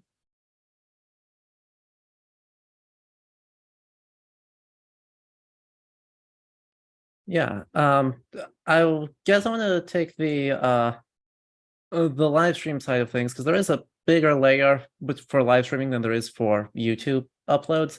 Though, I hate video editing with a passion, and so I'm very bad at that consistent uploads because I have all the tools to do good video editing, but it takes me about 3 months to get my act together to edit any given video because I just don't like it. So, if you are able to afford to pay someone else to edit things for you, hey, it turns out that's actually a pretty good deal. But for live streaming, right, you do need a couple of interface layers, but you just kind of learn as you go. I agree with you totally, Megan, that audience building is far more difficult than the actual technical side of it.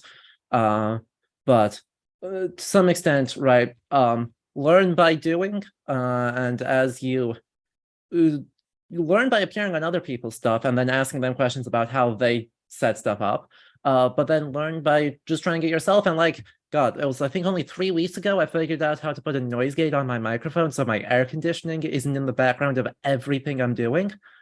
I've been doing this for 4 years, and I found that button a few weeks ago.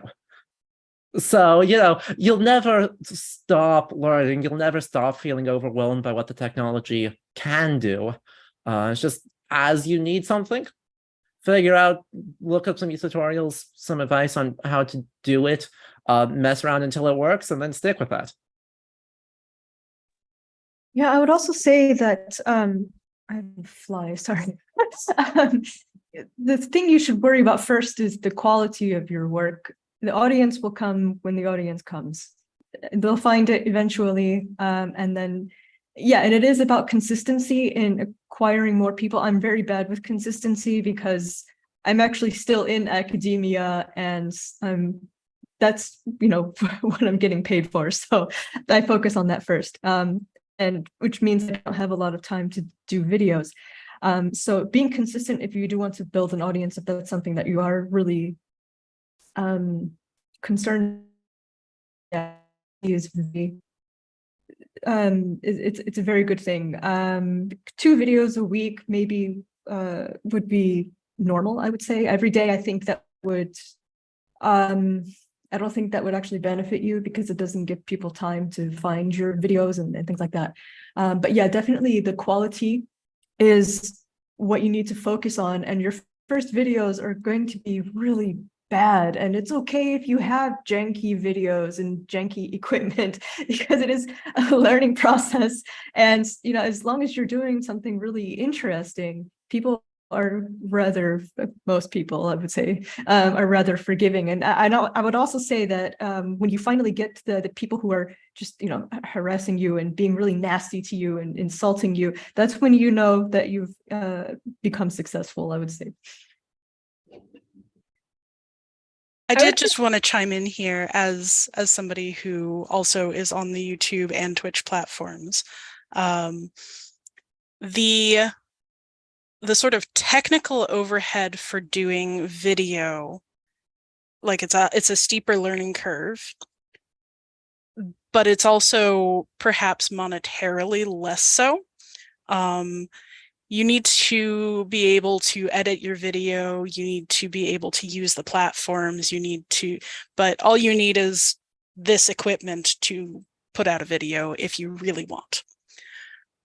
On the other hand, putting out a podcast is a more straightforward technical experience. Not that audio editing is not intense and I don't understand it, but you can very much focus on just getting that audio good and clipping it together in the way that you want it to sound, but you will need a podcast host.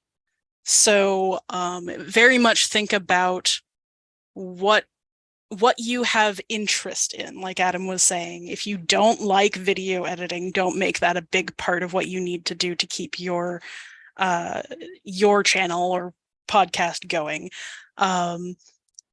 one thing about my YouTube channel is I'm actually more on the video essayist side than the upload every week side. So I put out like a proper video maybe once every month to every 2 months. And you know, there's a difference in what kind of audience you're going to get. So that's something to think about when you're starting up, is what kind of thing you want to do and why. I'm sorry, I feel like Jenny was about to say something when I started. Sorry. Oh, no, it's okay. I'm just going to super quick jump in. If you're looking, after you've done this for a little bit and you're looking at equipment upgrades, very personal experience, I would recommend getting a good microphone before you change your camera setup. People generally are much more forgiving of not having a very clear picture if you're doing like a video of you talking. But if you have a bad mic and it's kind of buzzing and hissing and they can't hear you properly, they will just switch off. And there are some very good kind of entry-level podcasting mics that will give you a decent sound without also breaking your budget. Cameras get more expensive much faster. Seconded, especially with how good phone cameras are these days.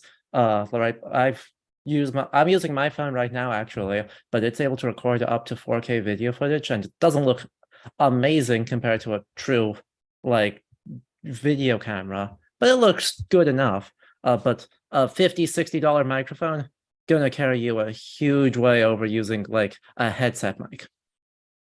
Although I will say that having your recording space set up so that it isn't echoey improves your audio way faster than having a better mic. So you can look up tips on like, you know, making the walls softer, making sure you have a carpet down. Some people record audio in their closets to get this effect. So you know, there's lots of advice out there. On YouTube in particular, there's lots of advice about how the technical side is done. But don't feel like you have to have everything done all at once. Yeah, I can probably speak to some of the technical stuff with recording in terms of podcasts, because I do the sound editing, and Jen and I would say it's probably safe to say both of us fall into this category, are not particularly technically advanced people. Like, my idea of fun is not sitting down and learning new software. Like, I really do not want to do that at all. So I was always very fast and dirty with everything. We started with GarageBand, which is already on our computers, and we would record with that. I took the lead on the sound because I had been a voiceover artist in another life, and I already generally knew how to record something in GarageBand from that. And I started editing in Reaper just because it was a little bit more usable. There's other software. Most podcasters seem to use Audacity a lot, or at least this was true a few years ago. It's probably easier. I've been warned off the newest iteration of that. I don't know how current that advice is, but the sound editing is very time consuming. And it's not just, and it might be different, everybody's got a different process, but it isn't just, you know, making sure it sounds good. Like, I have some very basic techniques I use to just remove, you know, background noise and make sure that the sound quality, like the volume is even and everything like that. But like, just in terms of editing out side convos and crafting it to be the thing I want it to be, and getting the pacing right, because we're both a sort of My Favorite Murdery conversational podcast and a sort of Dan Carlin-y super intense narrative storytelling podcast at the same time. So we have to blend that together to make sure that our pacing is right for our audience. And that's a lot of work. That is hours of work. And I've just recently learned a few things to make my process easier. It's still not super fast. And I would also say that, like, just in terms of the microphone that you buy, like, we both use the same microphone. It's a Snowball microphone. You can get it for $50. I have found that microphone is better than the Blue Yeti, which is the next step up in terms of sound quality, possibly because I just don't know how to turn that little sort of gain dial. I always screwed up. I don't know, but our sound was more consistent when we were using the same microphone. Super easy setup. You get that with a pop shield. Both of us have started using like a soft box about this big with some acoustic foam inside it that we put our mics in, and that will cut down on our echo. And I live in a very echoey apartment in Brooklyn. without having to sit in a closet or put blankets over my head, which was another thing I used to do. Which is what I have to do. Yeah. Yeah, it's been a little uneven on the implementation. So very, very hot closet with no ventilation. Yep. Mhm. Yeah, because you can't have the air con, you can't have the noise from the street. Nope. Yeah. Can't have a dehumidifier, and these summers in New England, solidly not a good time. Nope. You know, I sit on a hardwood floor and record for 3 hours because I have to have my face in that box. Yep. North Carolina with no aircon in a walk-in closet is not my favorite place to be, but it's okay. We're doing great. So good. Well, I hate to cut off this part of the conversation, but we do have several more people wanting to ask questions. And I think at this point, we might only have time for one more. So Anne, if you want to go ahead and ask your question, please. Okay. Yes, I had a comment associated with the question. In order to increase the number of people who are coming to your offerings, I think we have to have people coming from the other side, that is to say, from interested, well-educated families and so forth, people who are college educated and so forth, as well as not. And if universities are going to institute change, and I think Heather's suggestion was just excellent, that universities have an interest in doing this, in promoting outreach as part of graduate education. Grad students have to teach. They have to learn how to teach. And so that could be another part of their process. And my question is, many societies in the ancient Near East, for instance, have YouTube channels. Does anyone know how many people from the general public are accessing those videos?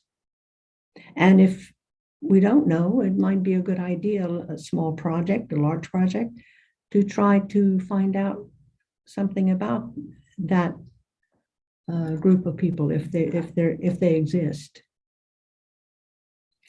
I think that also that impetus is not going to come from graduate students themselves, because I found in one university that a grad student actually wanted to start a conference around that subject, outreach, but it was canceled because the grad students themselves did not participate.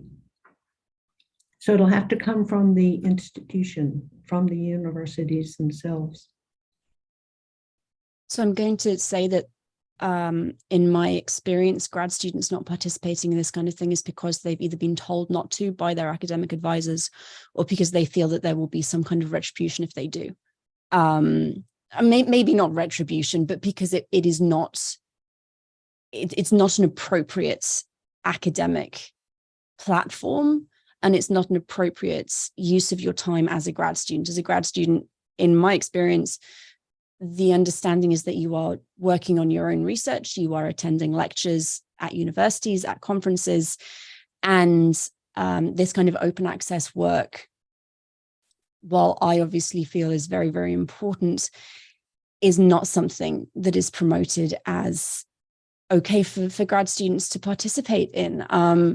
One of the reasons that I ended up leaving was because I had that kind of response while I was still a student, and I found this work much more fulfilling than I found my dissertation work.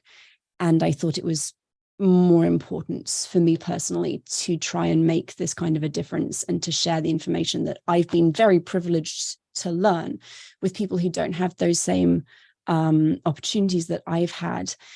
And I think you're entirely right. This is something that needs to be implemented by universities. And I think once there is a cultural shift among university administration, among very senior academics, then you'll see a corresponding shift, at least in the outspokenness or the willingness to participate in grad students. And I've spoken to a lot of grad students who are really, really excited about the kind of work that we're doing. They don't feel able to participate, and in some cases are counseled directly against it, because if if you, apart from what I mentioned earlier, if you share new research publicly, there's the concern that someone else will kind of scoop it up from under you and publish it first, which is obviously a problem if you're a grad student working on a dissertation topic. And people also get concerned, understandably, about speaking publicly before they have a PhD, before they've started on their career path, because once you start applying for jobs, it's the same anyway. You get Googled. And if it's a video that turns up and maybe you weren't on your best behavior that day, maybe you said some things about your research that you've later changed your mind about, it's always like it's there to be found and to be reviewed, and it can have a real lasting impact. And for someone right at the beginning of their career, I can see that being quite worrying. That's the status quo now, but let's change all that. Speaking as someone, I mean, that's kind of interesting. It's actually interesting insights. Speaking as someone looking from outside looking in, I've had 30 odd interviews on my show, and I think maybe one person specifically told me no, not to. Most of the responses when I've requested it, or I've had people reach out to me, they've been pretty positive and be like, yeah, absolutely, love to be able to take part as, become a guest, talk about the research. A small number of those had been grad students in comparison, I will fully admit, but that's pretty disheartening to hear, because from what I understand is a lot of people have been, like, I see random references pop up on from people putting on resumes or CVs. So that's pretty disheartening to hear. As far as from what I'm seeing, there is that change where podcasting or video editing or appearances like that are becoming more and more commonly accepted as part of your credentials. Like, this is, hey, I can talk about this as a public speaker. I've engaged with public access. So I think there is that shift going on, especially with the generation now. It's, like stuff like this alternative media, or as like a media as a platform for public outreach, is becoming very much normalized day to day amongst, academics, amongst, lay people. And I mean, if that's what the situation was like, however many years ago, even 5 or last few years, I mean, that's pretty shocking. But as far as I'm seeing, that's a trend that's definitely changing for the better. At least there's a ray of light at that, but I'm not in it. So if it's maybe in the deep, dark crevices of academia, it could be a lot worse, but that's just from my own personal 2 cents on that. I was going to say, we just had someone who was on last autumn who asked for their downloads. They were an academic, they were an early stage, they were getting their PhD, as they can use it on their credentials. So I think that is changing. I also think one thing to think about, like, my mother has said to me many times, why don't you go back to school and get your PhD and become a history academic, which would be a dream of mine, but the cost is so prohibitive. So you're seeing a lot of people who are lay scholars because that's what they can afford. It's what they have access to. Yeah. What they have access to. And I think, shining light on that scholarship and not, putting it down is also really important, because that's how you keep lifelong learners. That's how you bring this through to, like, teachers of history in non-college settings, like K through 12. That's how you create resources and, how you create lifelong learning. Yeah, I want to chime in on that front too, because both on the, getting people on to participate in, have interviews, enjoy, right? There has been some shift. There's some people, some tenured academics that are really leading the way. For classics, the name that comes to mind immediately is Rilke Nijendijk, who is delightful, and I'm very proud and happy to be able to call him a colleague through other platforms. But it is a very real concern. I had asked for someone to come on, and they were like, I don't feel like I know enough as a late stage PhD in a subject. It's like, okay, who also runs a podcast. It's like, I respect that. I don't agree with you. I have much more confidence in your abilities than you do right now. But I think that speaks to something. Being a grad student is really damn stressful. And expecting grad students to be doing the labor of organizing societies, progressive outreach societies, being on podcasts, setting up their own podcasts, being on other people's stuff, and doing their own research to the quality their committee expects is not a sustainable ask. And yet grad students are the people who are aware podcasting, who have any idea what Twitch is. Right, there's the number of tenured academics I know who know what Twitch is. I can count on one hand. So, right, there's a kind of catch-22 here of that the people who are least able to afford to do this work and who often have the most interesting ideas that would really have that impact are the people who can least sustainably afford to do it. All right. Thank you all so much for coming to our special session on self-publishing and putting out public knowledge on ancient studies into the world. Everybody here has so much more interesting stuff to say, and I would love to stick with y'all all day, but we do have other presentations going forward. I absolutely adore all of your projects, and I hope everybody who is watching will go and check them out. If you do have an interest in public scholarship in the ancient world, go check out Sasa's website. This is absolutely core to what we do. We do have an independent scholars working group that Heather was so kind to plug for us a little bit earlier. And we also just have lots of resources if you want to study on your own or start up your own podcast or YouTube channel. You can partner with us through our Port Ancient if you'd like. So thank you everybody on the panel so much. This has been an absolutely fantastic discussion, and everyone have a good day. We are now going to move on to our next speaker.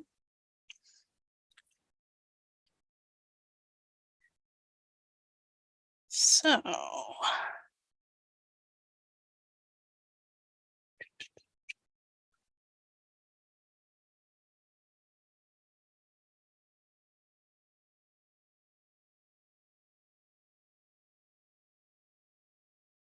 oops, wrong screen.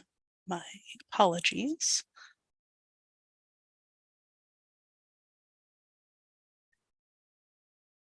All right.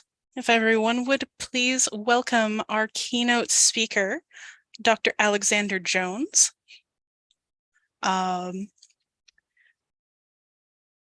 Alexander Jones has studied classics at the University of British Columbia and the history of the ancient mathematical sciences in the Department of History and Mathematics at Brown University.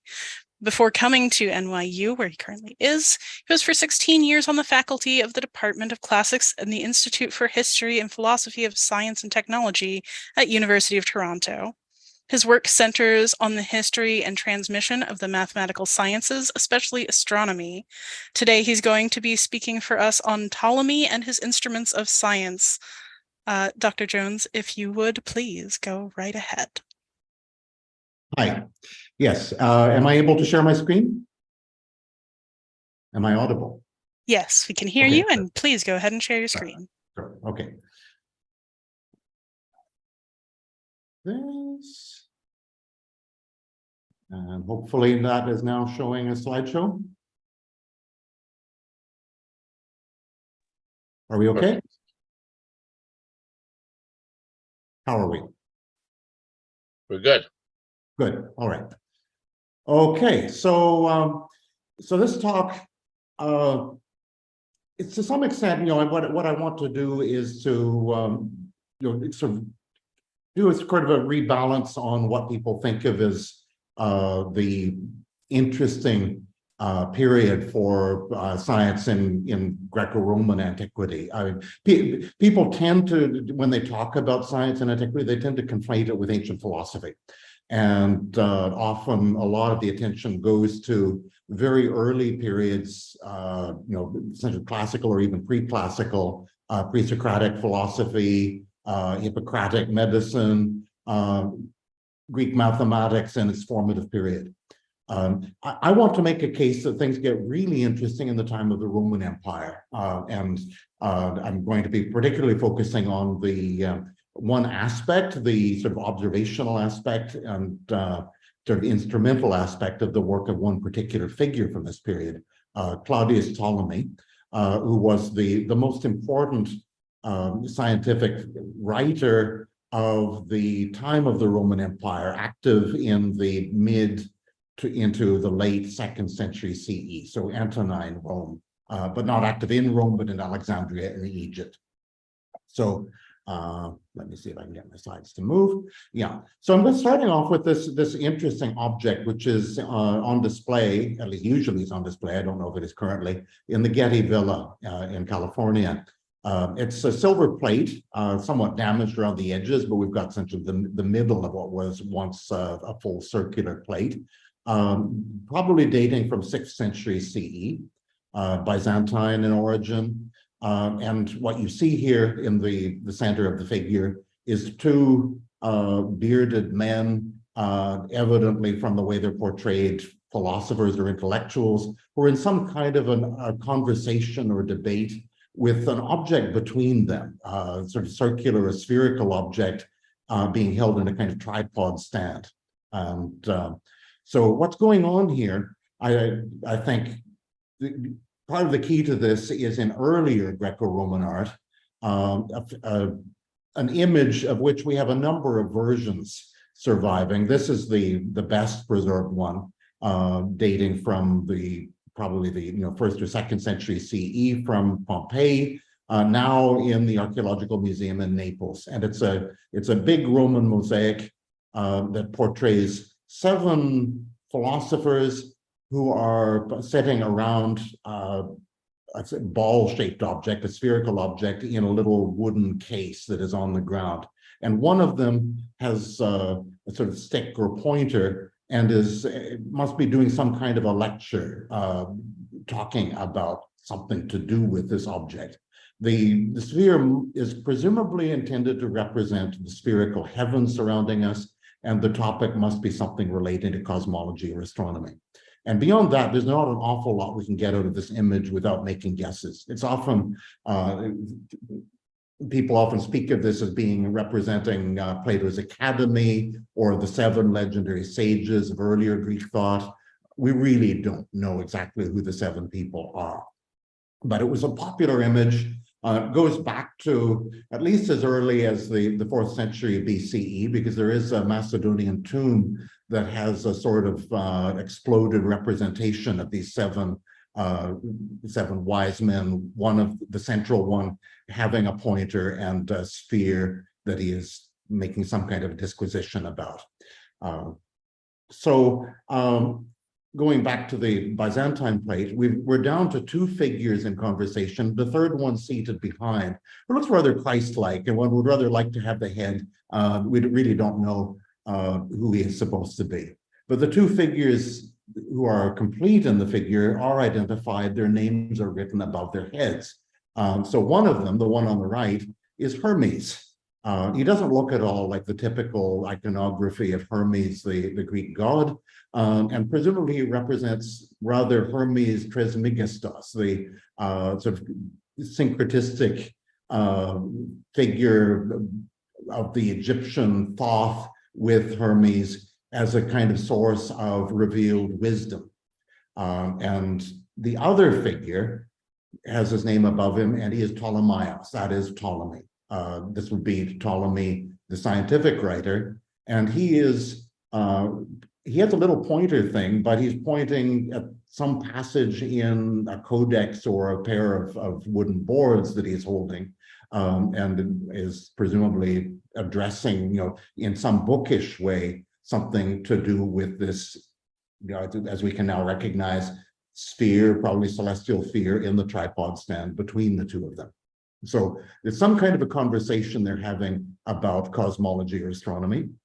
And there are female figures behind both of them. The label for the one behind Hermes is lost, but the one behind Ptolemy is labeled Skepsis, as a rational inquiry. So she's an allegorical figure who is characterizing the kind of thinking that Ptolemy is associated with, according to the artist who produced this plate.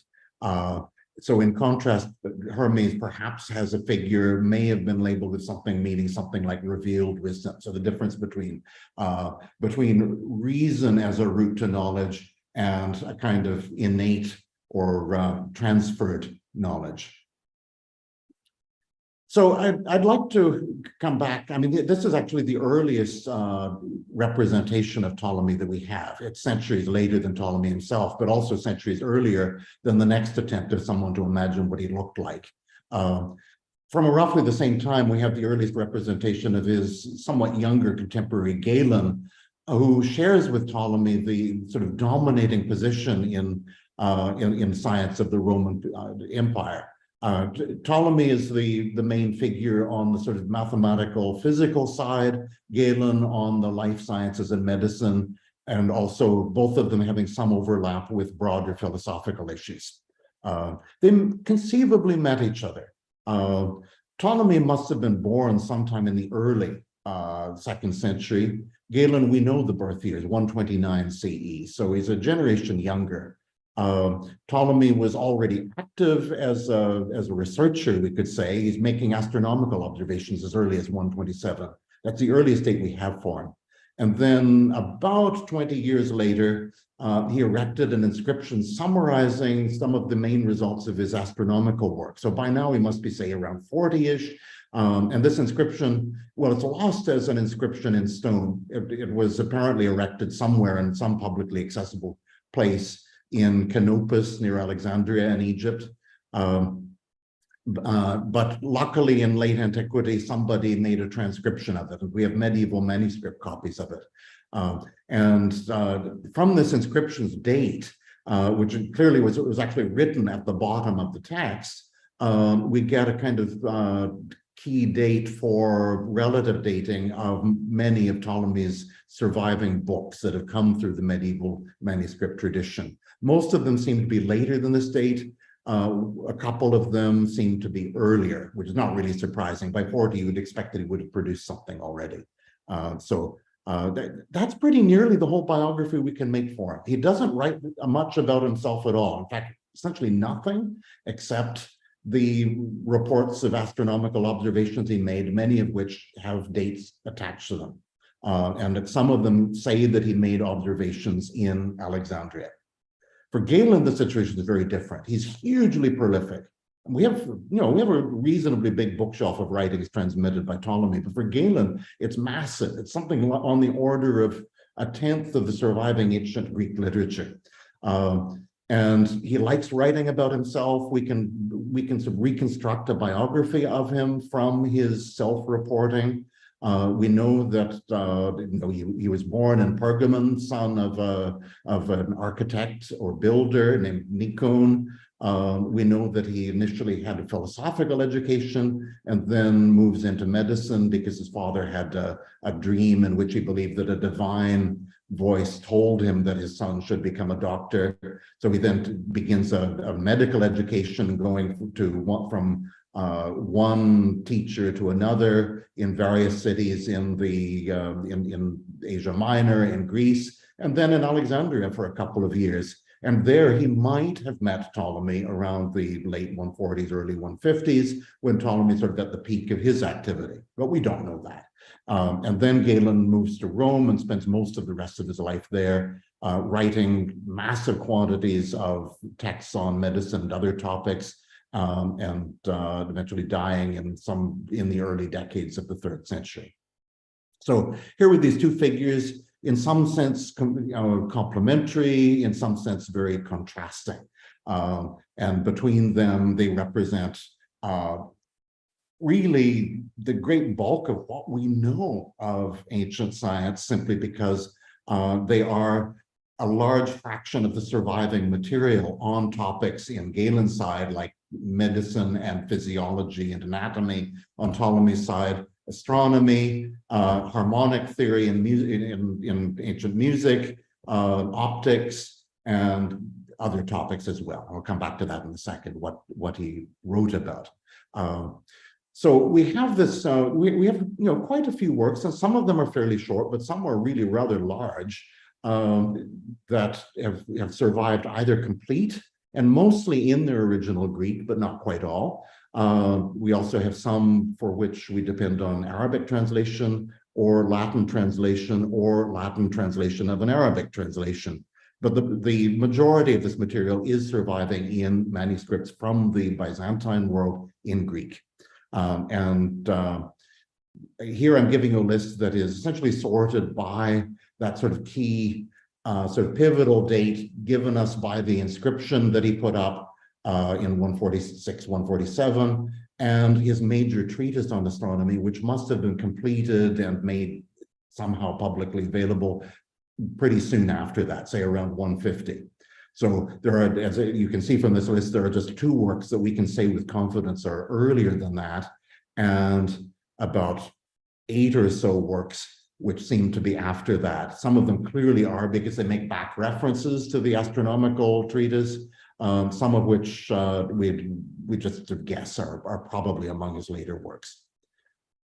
If you sort them by topic, astronomy is the big thing. Clearly, this is central to Ptolemy. About half a dozen of his transmitted works are on astronomy, ranging from this big treatise in 13 books in the ancient sense, so like 13 rolls of papyrus. It makes a fat sort of 800-page modern book for a complete translation, which is known by its medieval nickname Almagest, which is part Arabic, part Greek, and means the greatest because of the sort of dominant position that it acquired in the centuries after he wrote it in the areas of astronomy that it deals with, which are about the apparent and true motions of the heavenly bodies in the heavens, the sun, the moon, the 5 planets that are known before telescopes, and the fixed stars.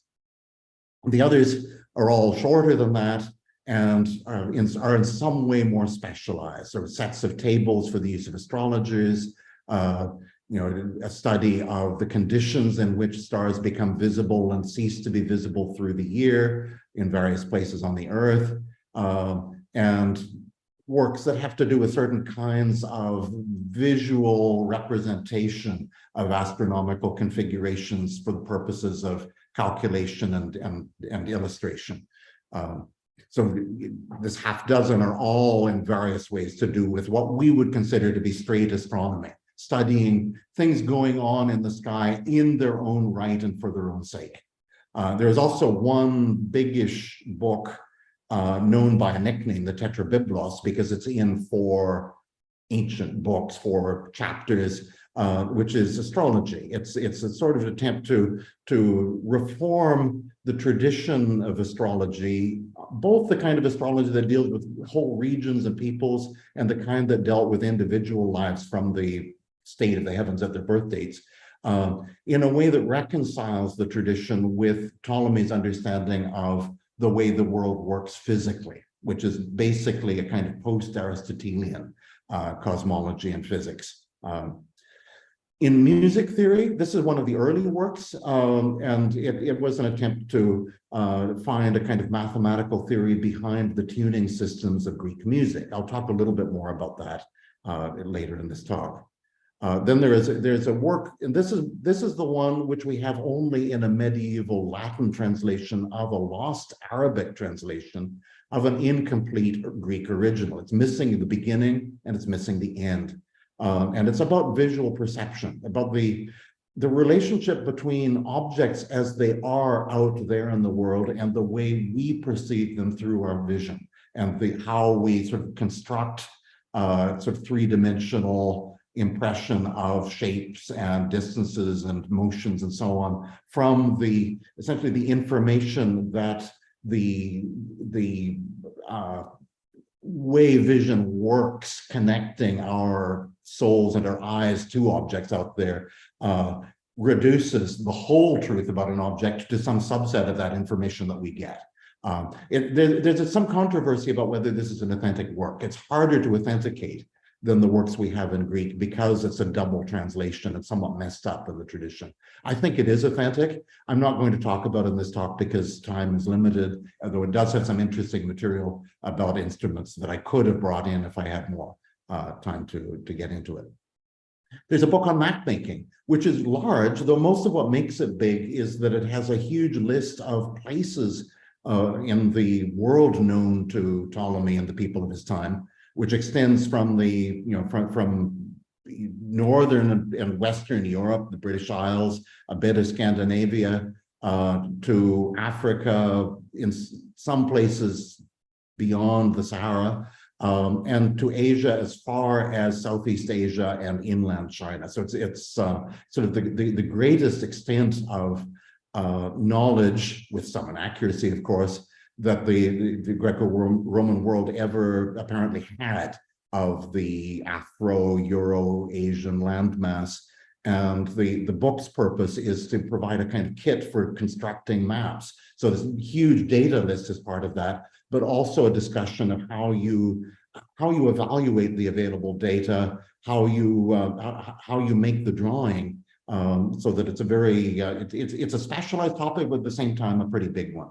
And then there's this probably very early work, which is pretty much a purely philosophical treatment of aspects of the human soul, the part of the human soul that decides what things are and what is the truth about them, and the part that, or the parts that govern our various kinds of activities and actions. So it's a pretty wide-ranging, and as I say, astronomy seems to form a kind of unifying core to it all, but it covers everything. Also, not quite. There's no pure mathematics in this, but it's all the big areas that are active in Greek science around this time that are not primarily medicine, life science. Running through all of Ptolemy's thinking about the physical world that he's so interested in is a general sense of its structure and composition, which is a sort of variation on Aristotle's. It's spherical. You essentially have an immense spherical whole. What's beyond that is simply not discussed. And the great part of this, the outer shell of it, is composed of an element called ether, which is it's almost propertyless, or the property is sort of negative. It is eternal, it's unchangeable, it can move without friction so long as it's in shapes that have surfaces that can glide against other surfaces. And Ptolemy speaks of it as being divine. So it's as close to talking about theology as Ptolemy ever gets when he talks about things made of ether. And these are what we would call the heavens. This is where the planets are, where the sun and the moon are, where the stars are, which are visible bodies made of ether, embedded in invisible bodies made of ether. And then much smaller, inside this, right at the center, is a spherical sort of pocket where the dominant elements are earth, water, air, and fire. We are made of these, and all our environment is made of these. There's a solid earth below our feet, which is spherical, and then wet stuff on parts of that surface, and then airy stuff beyond that, getting more and more fire as we go out. And in Ptolemy's way of thinking about it, there's also a little bit of ether. Sorry, I spelled it with an AI on this slide, which mostly manifests itself in living things, and particularly human souls, and gives the intellectual faculty, the reasoning faculty to people. So, I mean, this is a kind of schematic drawing of it to give you an idea of the general sort of geocentric structure of it all. If you wanted to do a kind of scale drawing of a cross section of it, then the sublunary part, the part below where the moon is, the innermost part of the heavens, becomes so tiny that you can't show it as more than a spot at the very middle of the picture. And around that, you have shells that are really quite thick and getting thicker as they go out, that are the realms in which the moon, the 5 planets, and the sun, and finally the fixed stars are. So when people talk about the geocentric cosmology as something that sort of privileges the human position, well, yes, we are sort of central, though we're not quite at the center. We're on the surface of the solid Earth. But at the same time, we're a very puny component of this huge cosmos. And we're in the part that is most messy, irregular, and unintellectual, frankly, because the ethereal parts are thought of as Ptolemy says, as divine. They have souls, and those souls are doing things, namely the celestial motions, that are the most rational activities that anything can have. This is a very Aristotelian way of thinking, but reflecting a much more complex understanding of what actually goes on in the heavens in terms of what the motions are than Aristotle could have had at his time. So again, I've sort of gone through this already about what the topics of interest are of Ptolemy's scientific writings, but here I'm sort of summing up that essentially what he's always interested in is properties and behaviors of bodies made of elements. That may be the 4 elements, maybe the 5 elements, it may just be the ether, but in all cases, he's interested in where they exhibit regularity and where they exhibit structure that can be treated in some kind of a rational and especially a mathematical way. And his mathematics is either geometry or it's to do with whole numbers and things like, ratios of whole numbers. So I talk about that as number theoretical. The Greek word is arithmetikos, but you don't want to think of arithmetic like calculating sums. It's about the way that whole numbers are related to each other in ratios like 3:2 or 5:4, that kind of thing. And all of these in some way bring that in its purest form in astronomy, because it's dealing with the mathematics of these eternal ethereal bodies that have the quality of being divine, and most messily in astrology, where it's about the physical world that we're immediately a part of, which is not very regular in much of what it's doing, but is always being driven in various ways and influenced by sort of causal actions that are originating from the heavenly bodies. So some kind of predictability comes into our lives and can be harnessed in astrology because of that relationship. So when he's doing science, his approach it's very empirical really, but it's empiricism that is in an elaborate interplay with reason and mathematical deduction. The two Ptolemy thinks of as being complementary. Sense perception, our eyes, our ears especially, are giving us inherently inexact knowledge of qualities that are things like hardness and color and so on, and bodies out there, and changes that are happening in them. And through this can yield certain, at an initial stage, rather crude insights about patterns of behavior that are more like the beginnings of mathematical thinking. While reason, which needs something to work on, so it needs to have something coming from sense perception even to make a start, gives exact conclusions because it's working through logic and mathematics. And these two faculties contribute to each other so that your initial sense perceptions give you something for reason to work on. Reason arrives at certain conclusions, and among those conclusions are ways of refining sense perception. And this is where instruments come in. I mean, my talk is going to be about Ptolemy's instruments, and instruments are, for Ptolemy, objects that we make as human beings that are designed through our reason to take the very basic things that we know and that anybody would recognize from their senses as soon as you point it out to them, and turn them into more precise things. We now talk about like measurements and like, scientific observations. So it's an iterative process, and the instruments are crucial to doing this kind of thing. They let us measure angles, they let us measure time, things that we can only very, very crudely do with our unaided eyes and ears. So I'll start off with a bit about his music theory, just to give something of a sense of how this works in a fairly simple way. His harmonics, it's not about all aspects of music, but about the specific part of music that is the tuning system, the pitch systems, which are the notes, you might say, that singers or that musicians playing on musical instruments produced when they were singing melodies or playing melodies. The music of Ptolemy's world was largely melodic. There could be sounds that were simultaneous at different pitches, but nothing like harmony in contemporary modern music. So essentially there is a flow of pitches one following another that constitute a melody. Well, what is the space within which those pitches happen? That's what harmonics is about for Ptolemy. And Ptolemy thinks that it is something that can be treated mathematically, that there is actually a set of principles that you can deduce and lay out that determine what are acceptable, or you could say possible, tuning systems and what are not.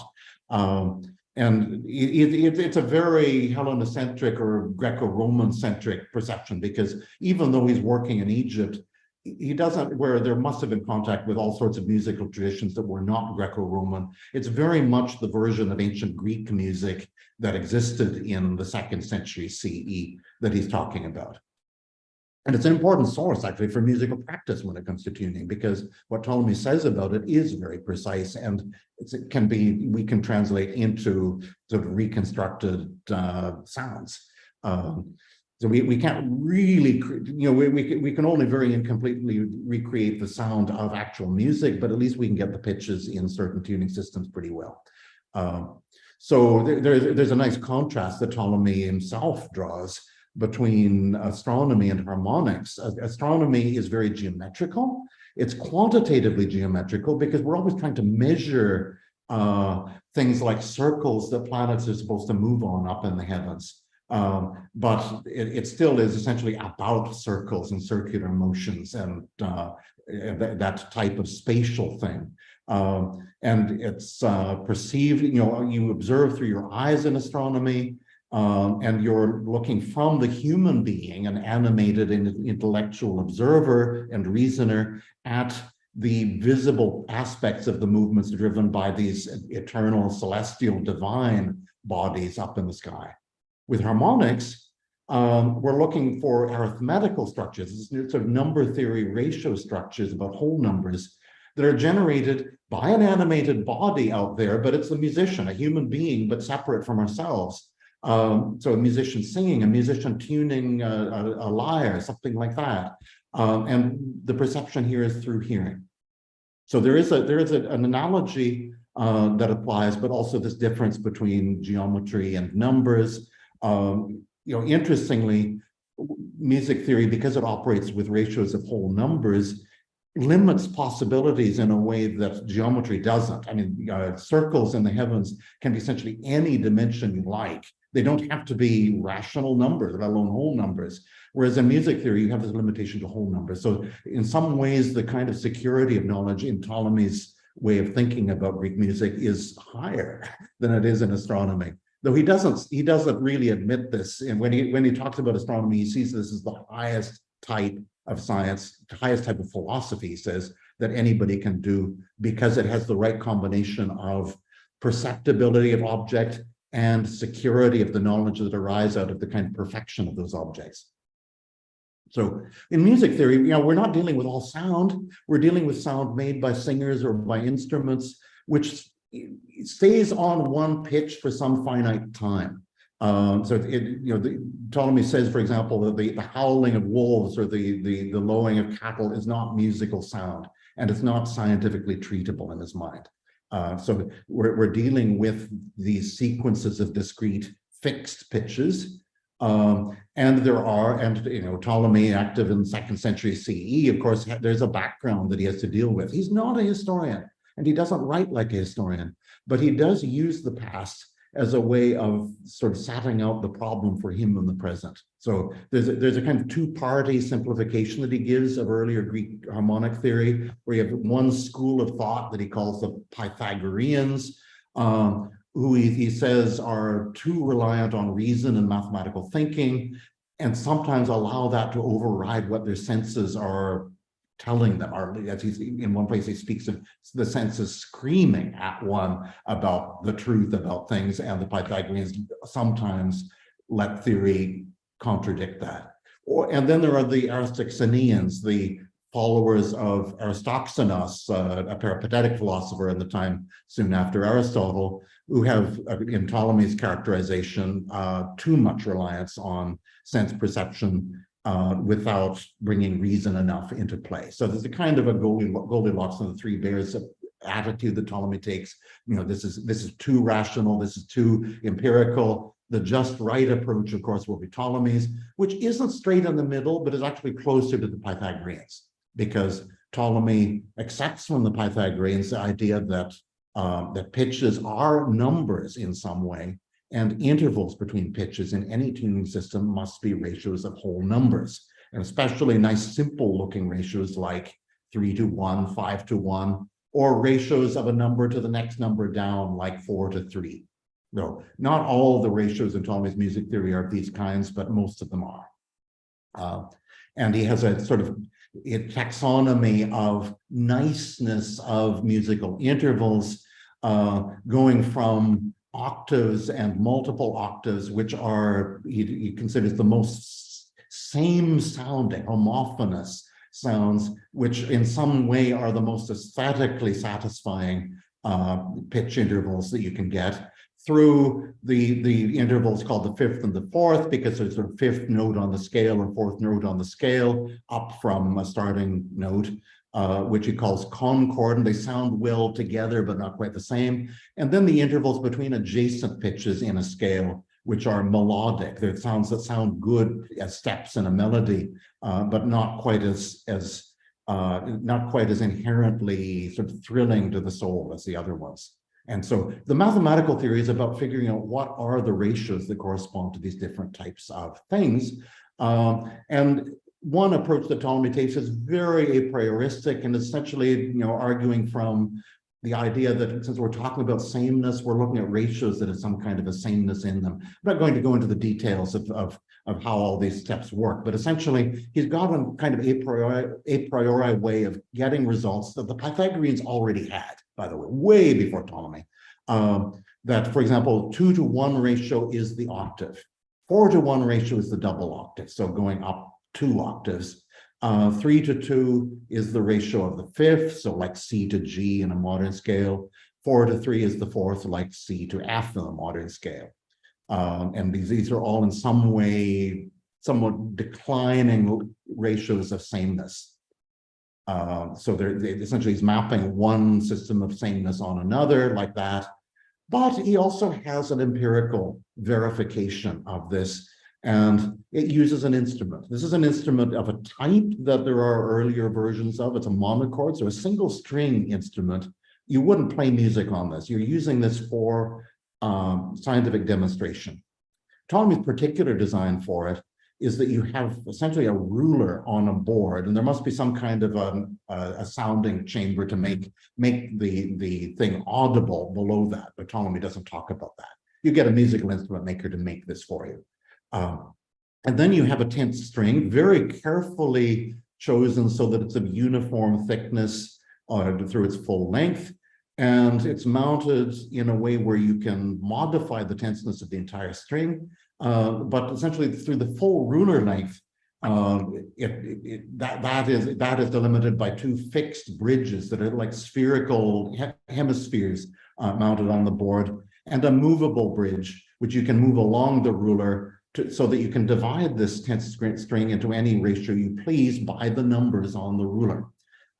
So this is not an instrument that you need a musician to operate. Anybody can operate it because you're using the numbers to do the tuning, and then you listen with your ear, and anybody should be able to sense whether what you're hearing when you pluck the 2 parts of the divided string are in some kind of a concordant or aesthetically pleasing interval or not. So it's for very simple demonstrations.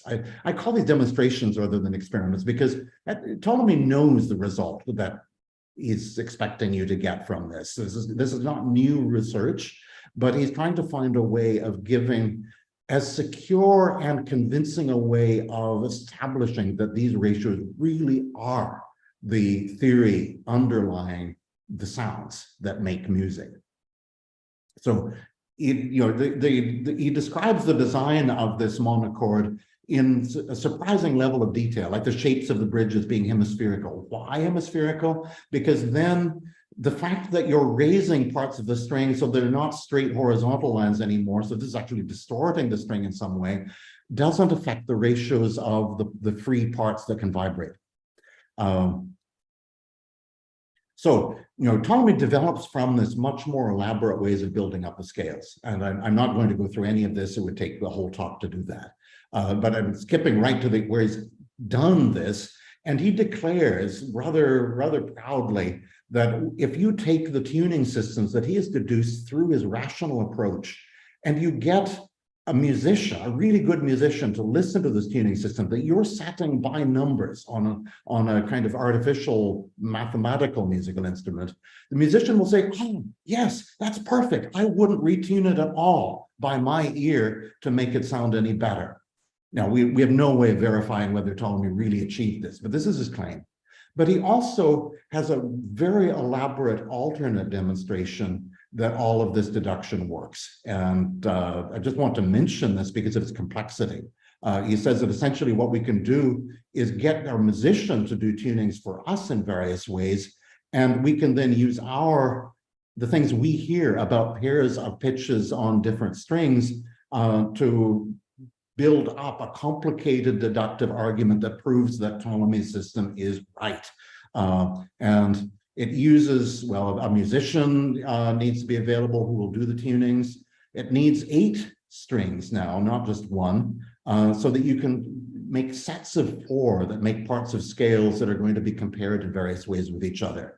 And you have certain assumptions that you need to make before you can even start the reasoning pattern that's going to arise from the various operations you do. The types of operations are like this. You get the musician to tune one set of 4 strings to a particular part of a tuning system that the musician knows from musical practice. And then the musician is supposed to do the other set of 4 according to it might be the same or it might be a different set of 4 pitches in common musical practice, but so that 2 of these strings, one on the left side and one on the right side, are tuned to exactly the same pitch. And then the musician or you pluck one of the other strings on each side and compare them. Which is heard as higher, or are they heard as the same? And it's simple observations of this kind that are the elementary parts of this complicated argument that, according to Ptolemy, proves that his whole deduction up to that point has been right. So the instruments are guided by reason, as he would say, and they are guiding the sense perception to do comparisons that you really couldn't do without having some kind of a construction to help you. So now I'm going to move to astronomy and to his major treatise, the Almagest. Here we have essentially working out an entire system of what Ptolemy calls hypotheses. We sometimes translate these as models, but what they are is essentially systems of circular motions that each of the heavenly bodies is supposed to have up in the heavens. And these circular motions have dimensions. There are sizes of circles, and there are speeds, rates of rotation around a circle, which when all combined together in the correct way will give you the direction to the visible heavenly body from our eye that corresponds to what we observe, or more complicated things like, what do eclipses look like? How long do eclipses happen? When do planets become visible in the morning sky after an interval when you haven't been able to see them? That kind of thing. So here, there's a whole background of observations that Ptolemy uses, which are not just things that he says he's done himself, but go back to ancient Babylonian records, somehow translated and adapted into Greek, that go back as far as the mid-8th century BCE. There are also earlier Greek, Hellenistic, and Roman period observations, many of them from Hellenistic Egypt or Roman Egypt, but also from other places like Asia Minor, and then Ptolemy's own observations, and these are what give us part of the chronology of his career.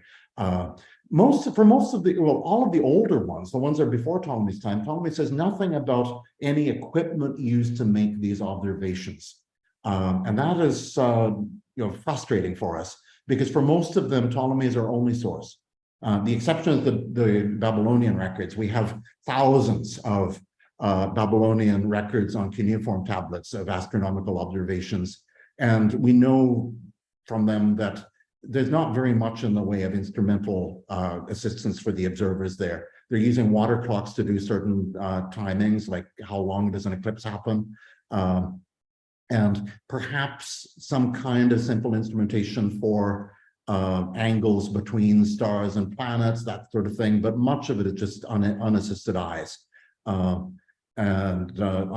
Ptolemy's own observations, on the other hand, he does talk about equipment that he describes in sort of a modest level of detail, not really enough to make your own without having to do a lot of experimentation and trial and error to reproduce the results, but at least enough to give something of the character of what he's doing.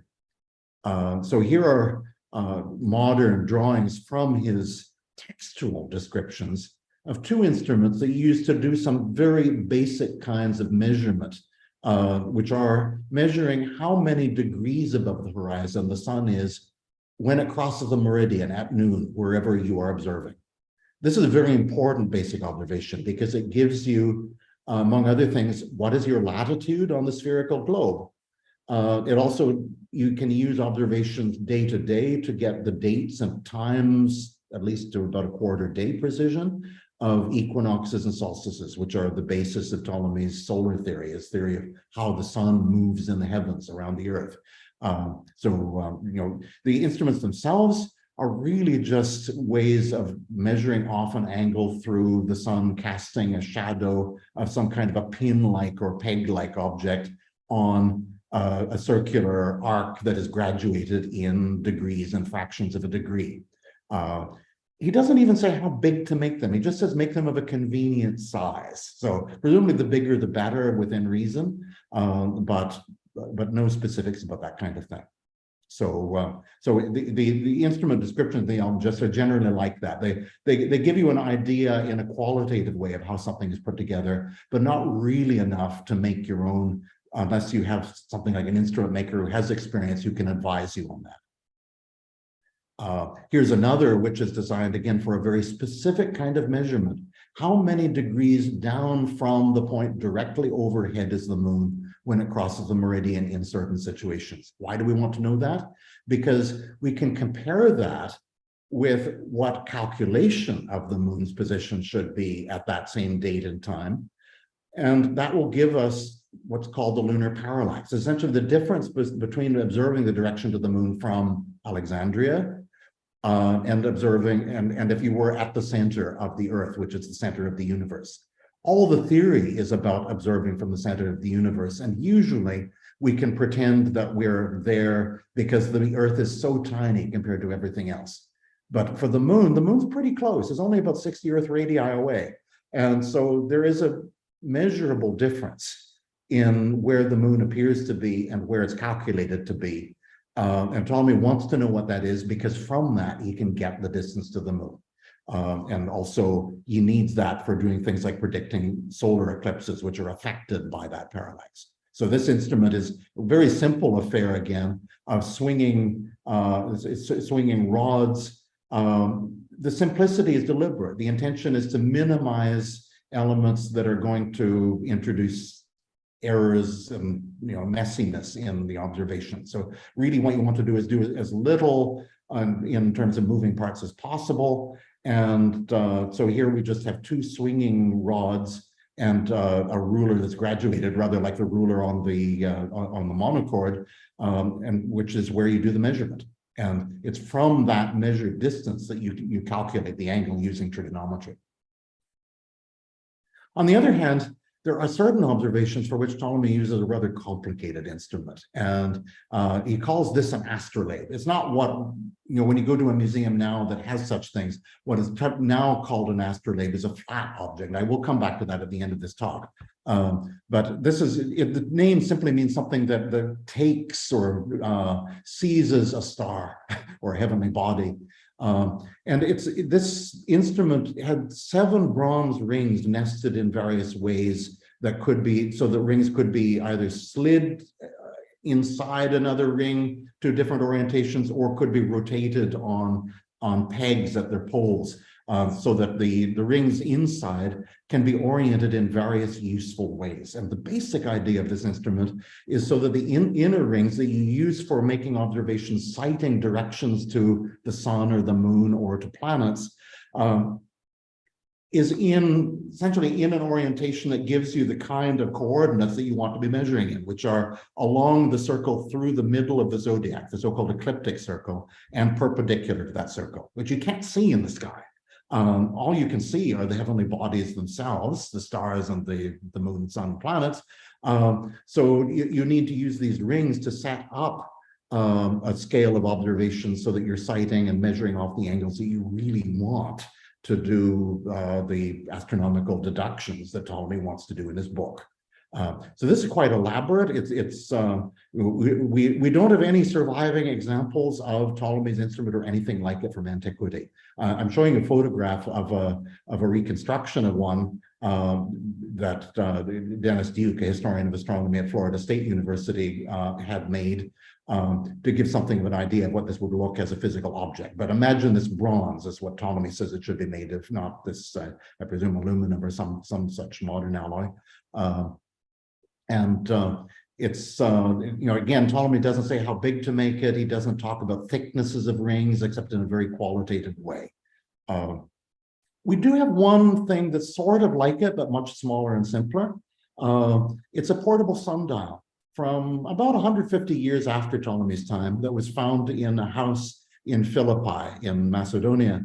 And it's a time-telling device that you can carry around. And you notice it's got a little, it has a little, hanger attachment so that you can dangle it, because the idea is that you hold this so that light from the sun passes through that tiny hole that you can see in the horizontal ring here, so that it shines on the ring on the opposite side, and you can read off the time, having set the instrument appropriately for the time of year and where you are on the Earth. So this is not a scientific observation instrument. It's like a pocket watch. And it's nice that it survived complete. There's only one like it.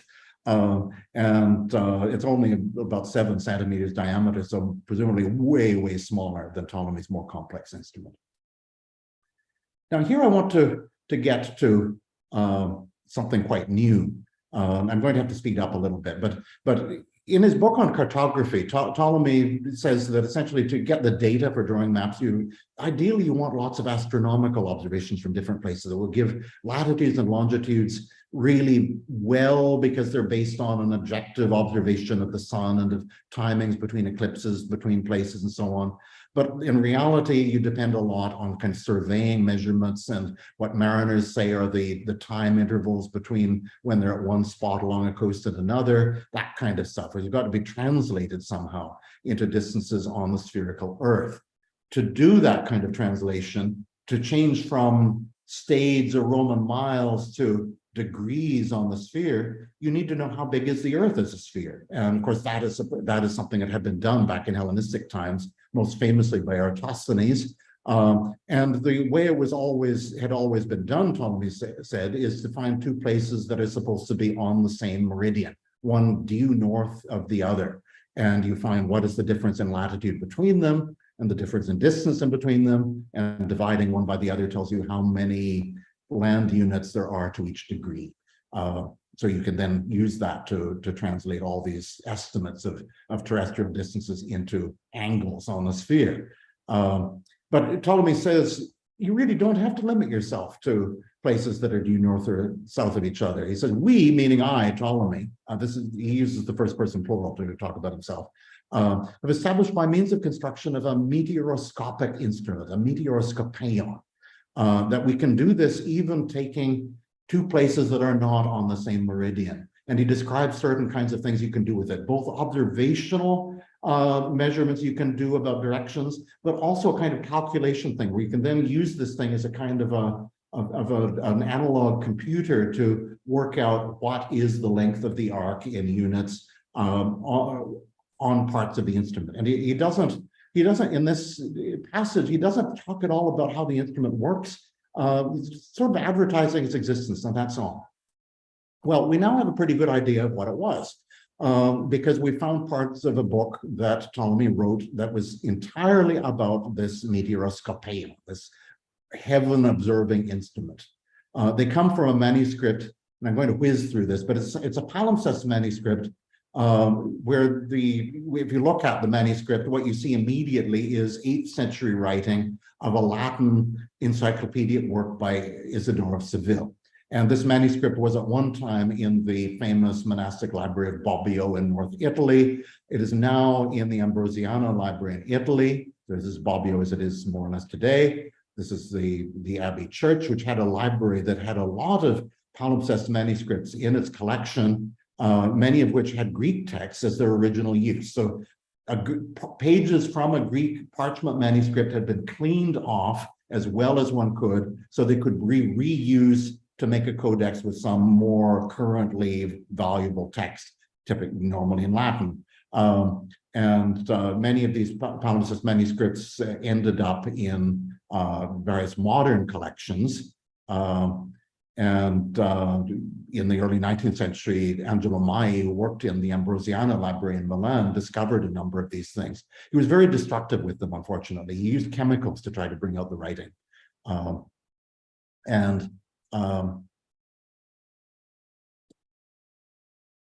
This particular manuscript with the Isidore of Seville text, he found had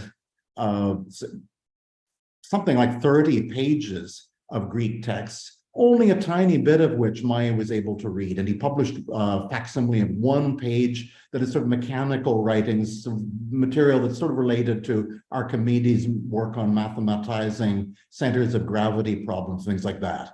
But beyond that, through most of the 19th century, very little of this manuscript was, for the Greek texts, was successfully read. And Maya's chemicals, in this case, didn't eat holes in the parchment, but left these very dark patches of chemical staining. It's dark brown in a color photograph that make it very difficult to read.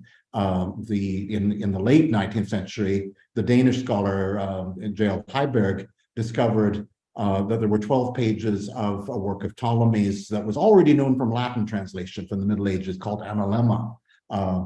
And this is sundial theory. But this was the first time that we had parts of it in the original Greek. And he also found that there were another 12 pages of some other astronomical text, but he couldn't read enough to be able to work out what it was. So just to give an idea of the problem with reading palimpsests like this one, I'm making a kind of artificial palimpsest in my slide. So here I'm taking an undertext, and imagine now that first of all, you wash the ink off as well as you can, leaving sort of faint traces.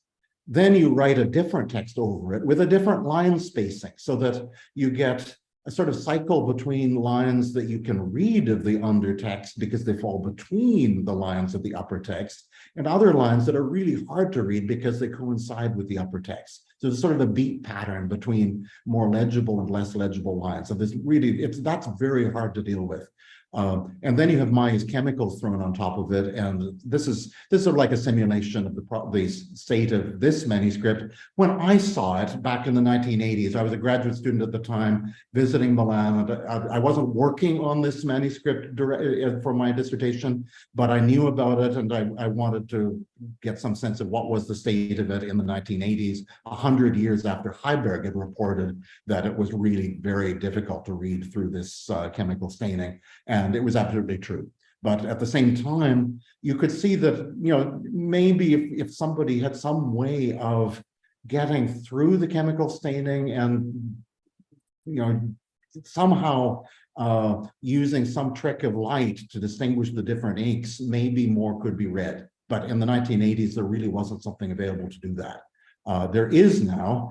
And I've had the great joy of working in collaboration with two scholars, Victor Giesenberg and Emmanuel Zing at the Sorbonne, using multispectral imaging on this manuscript to read the 12 previously unidentified pages of this manuscript. We're also working on trying to get the Analemma text better, but the really exciting thing is the 12 previously unidentified things. So those are just a couple of photos of the imaging process, which involves using different spectra of light and digital photography, and then playing around with various kinds of combinations of different spectral images to get the contrasts as good as possible.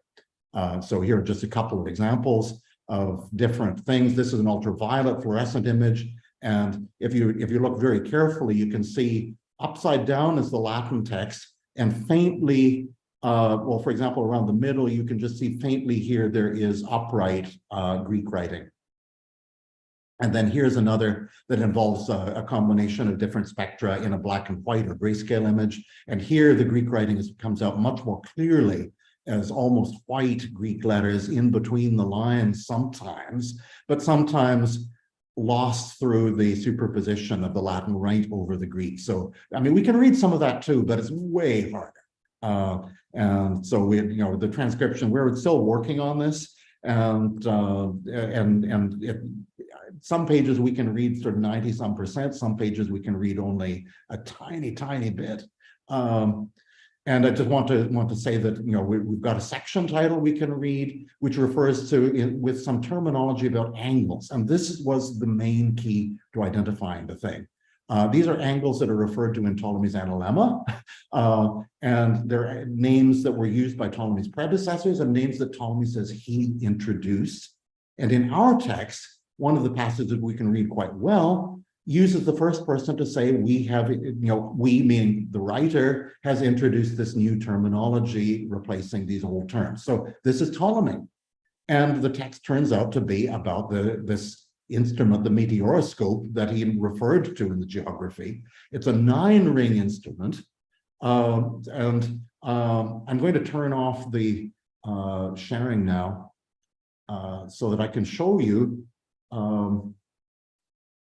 Stop share. Okay, I want to show you a reproduction of this that has just been made for me by NYU's lab for 3D printing from the first specs that we're getting out of this text for how it works. You can see it's really complicated. I haven't yet learned how to use it, but I can describe basically what we have here is there's an outer meridian ring, and you see it's on a stand. You can also dangle it like that little portable sundial. And for certain purposes, it seems it was meant to be dangled that way. But mostly you would set it up on a stand. I need to put it on a pile of books to make it visible without even holding it. And then you can turn this green inner ring to set to your latitude. So I'm setting it to about 43 degrees, which is about where I am in Nova Scotia right now. See it better.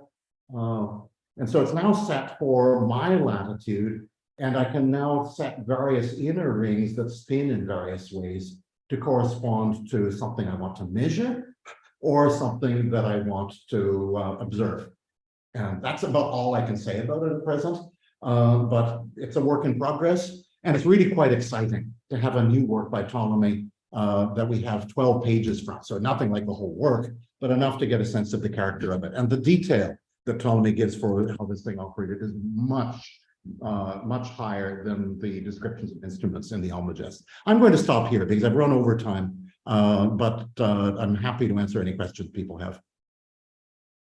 Thank you so much. That was a really exciting presentation, and I love the 3D model. That's such an exciting piece of news that we've got something new and physical to work with. Unfortunately, we are out of that to get any sense of how you work this thing. You can't do it on paper. Yeah, it's really fabulous.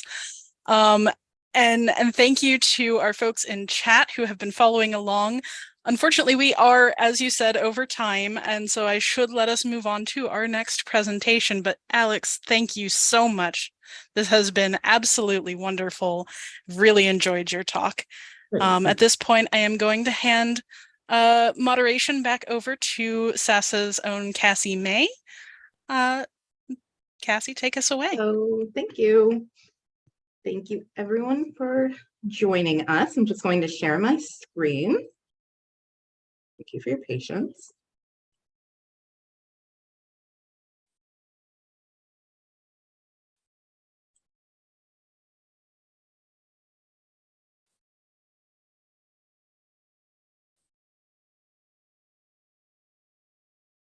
All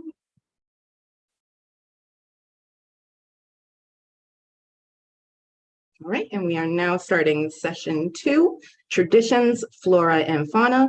Our presenters today will be Reverend Tara Woodward and Patrick Grancow. A brief introduction to our session. In this session, our presenters examine the ways in which we connect to and change the natural world around us. Reverend Tara Woodward examines the connection between agriculture and religion in a way that connects Christian scripture to modern agriculture.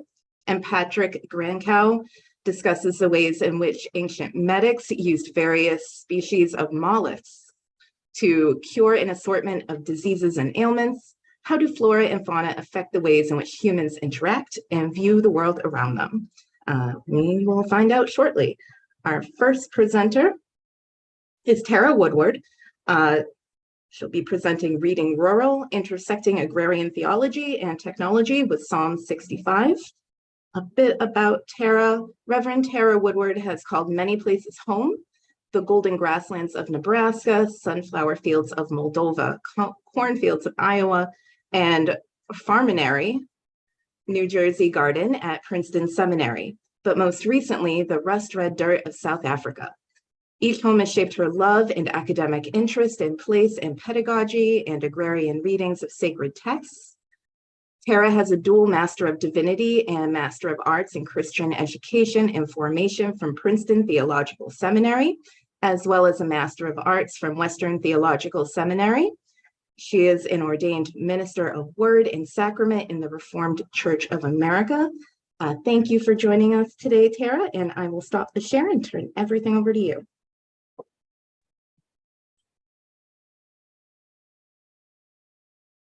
Awesome. Thanks, Cassie. I'm going to quickly share my screen so that you can see the website that I'll be presenting. Thank you so much for tuning into this particular presentation. Like Cassie said, my name is the Reverend Tara Woodward, and I'm so grateful to be continuing to research and present this topic on a place that's really close, not only to home, because I'm actually presenting today from Nebraska, but also was my senior thesis research at Princeton. And this has been presented everywhere from Yale's Conference on Theology and Ecology, as well as Society of Biblical Literature, and most recently in July at the International Society of Biblical Literature in Pretoria, South Africa. So it's turned into a multicultural project spanning country, culture, and religious backgrounds. As Cassie opened up, or if you've read the introduction to the presentation, I said, I've never seen a bush burn like it did for Moses, but I've seen grassland turn golden as a way to express my own love of landscape and lived theological experience. As I mentioned earlier, I'm currently presenting on a rural ranch in Nebraska.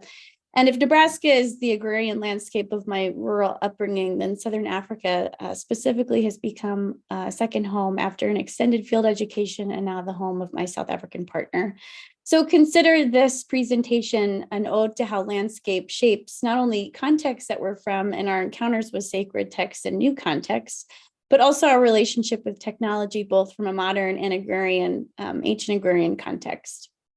If I had begun this presentation with a pedagogical reflection and asked you to name a landscape that you loved, no doubt your imagination might take you to any number of places that are very personal.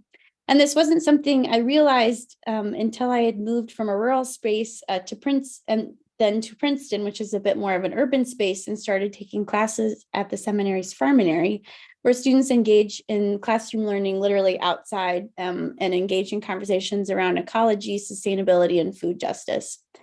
And interestingly, it was at the Farminary when I first considered how land and landscape are hermeneutical tools that deeply shape how sacred texts are interpreted. So I marvel at how tangible sacred texts like Psalm 65, 9 through 10s, you visit the land and water it, you drench it abundantly. The river of God is full of water. You establish its grain, for thus you establish it, soaking its furrows and settling its ridges. With showers you melt it, its sproutings you bless. Have become something of a prayer for farmers, ranchers, and those who work in agricultural settings.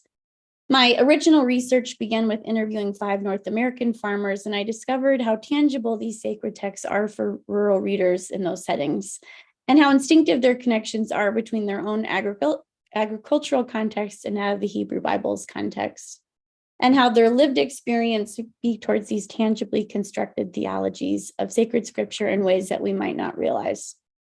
And this was ever so true as I also began researching 3 other types of farmers in South Africa, which is English, Afrikaans, and Black African farmers.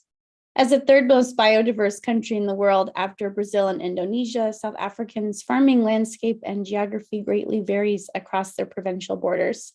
So while some concerns and issues affect South African farmers across the country, such as security, corruption, and political instability, other experiences and pressures like poor infrastructure, access to water, and weather-related disasters like the floods in KwaZulu-Natal are as diverse as the landscapes and kinds of crops that farmers can produce.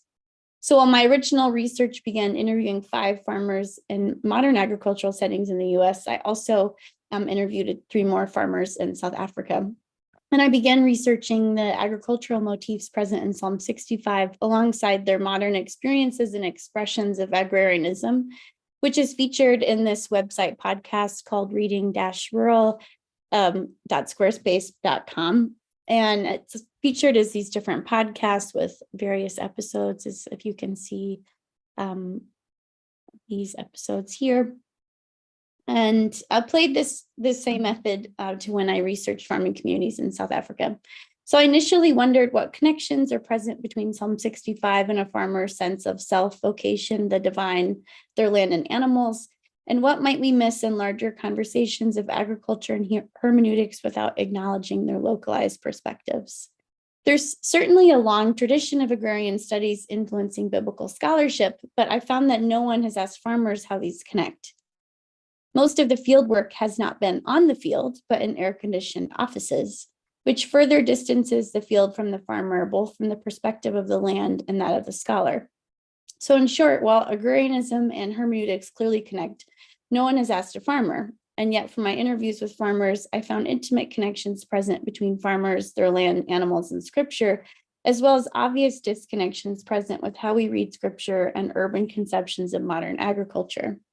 In order to control the factors present in my research, I narrowed it to these 3 questions. How might rural American and African Christianity read Psalm 65? How do rural readers speak towards tangibly constructed theologies of place? What is the relationship between the ancient contexts and modern readers have with farming technology? My research method include interviewing questions about the impact that farming has had on their faith and on reading Psalm 65. And the participants included a diversity of ages, locations, and religious experiences, which reveal the particularity of expressions. And these are not only shaped by denominational differences, such as Methodist, Reformed, Evangelical, and Zion Christian Church, which is called ZCC, but also by specific locations, which in the US spanned from Maryland to the Midwest, and in South Africa across different coastal provinces of KwaZulu-Natal and the high veld province of Mpumalanga. So for example, notice the different dynamics present between how the young organic farmer in Iowa began farming to that of the retired dairy farmer, which we will hear in this clip. Years. Yeah, but I was still farming too. Yes, but it was more of a hobby. So when we got married, we made the decision together to go into full-time farming and try and make a go at it, try and make it like livable to pay the bills. So for us doing farming full-time, it's now been, let's see, 2015, 2016, since 2016. So 5 years now. This will be year 5. So what was your other questions?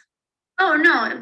One of the things that this particular farmer mentioned is that he had to develop his own GPS and be very innovative, which he said that new technologies on a budget, which pretty much sums up his farming career. And listen also to this other Maryland farmer about his experience farming. Young person couldn't start farming today the way I started farming because there's nothing left. The community, it's not here anymore. The places of business that carried me on 30. My father used to tell me I was bankrupt and didn't know it. He said if everybody would call in their 30-day accounts, you couldn't pay, and he was right. But these people had faith in me, and they carried me along. Gas bills, feed bills, seed bills. Notice these dynamics even compared to the nearly retired KwaZulu-Natal Methodist farmer compared to the young Afrikaans Reformed farmer and even the Zulus at CC Family Farm. Okay, I've been farming since 91. And my family started farming in South Africa in 1918. Oh, wow. My grandparents, after the First World War, bought land from the government, and that's how they started. And then my dad started farming in 1969. Okay. Oh, wow. And then I came along in 91.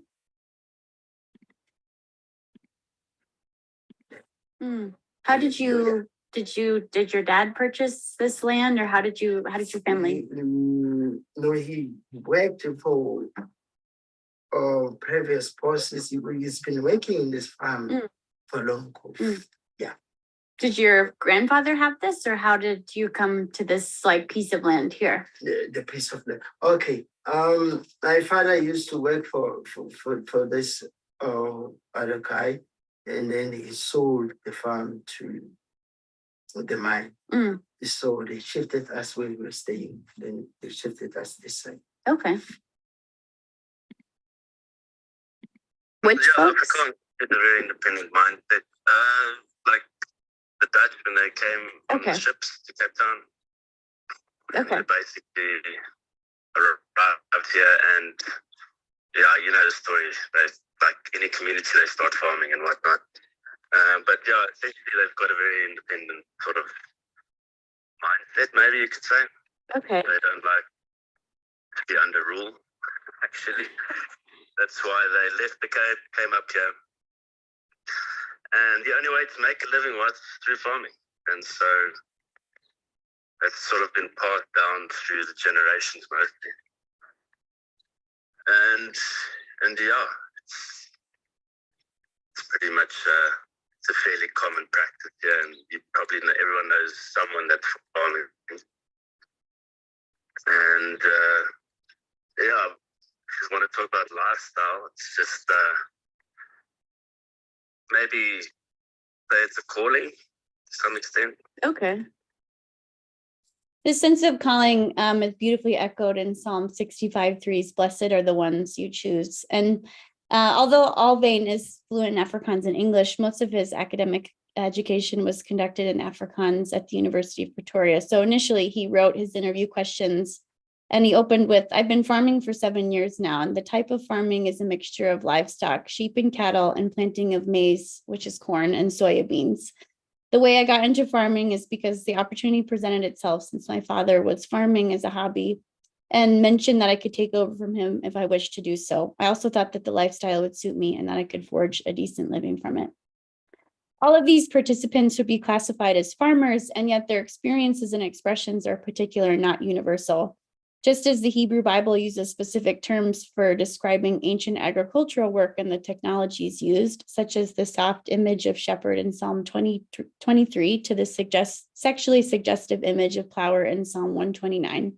So also should scholars in the research of agrarian hermeneutics discuss both ancient and modern farming and all of its particularities and expressions. Farming and agriculture are not universal, but dependent upon particular context. A cattle, sheep, and grain farmer in the lower Bushveld might share similarities with an avocado and macadamia nut farmer in near subtropical Durban, and yet there's distinct cultural and contextual differences present. And that might seem obvious when I presented some of this research in South Africa with a place that has nothing short of 12 officially recognized languages, but that's less obvious in a monolingual farming context, such as in the United States, the UK, or even parts of France. These differences are true even in their descriptions. To offer comparison, while most of the farmers interviewed in the US were small to medium scale, who usually focused on 1 or 2 crops or livestock, these similar scales of farming in a South African context are far more diversified. They are not just dairy, grain, or one variety of organic vegetable farming, but rather they use technologies to diversify between the cattle, sheep, and grain or their family's farm, between avocado, macadamia nut, or formerly sugarcane in order to mitigate risk.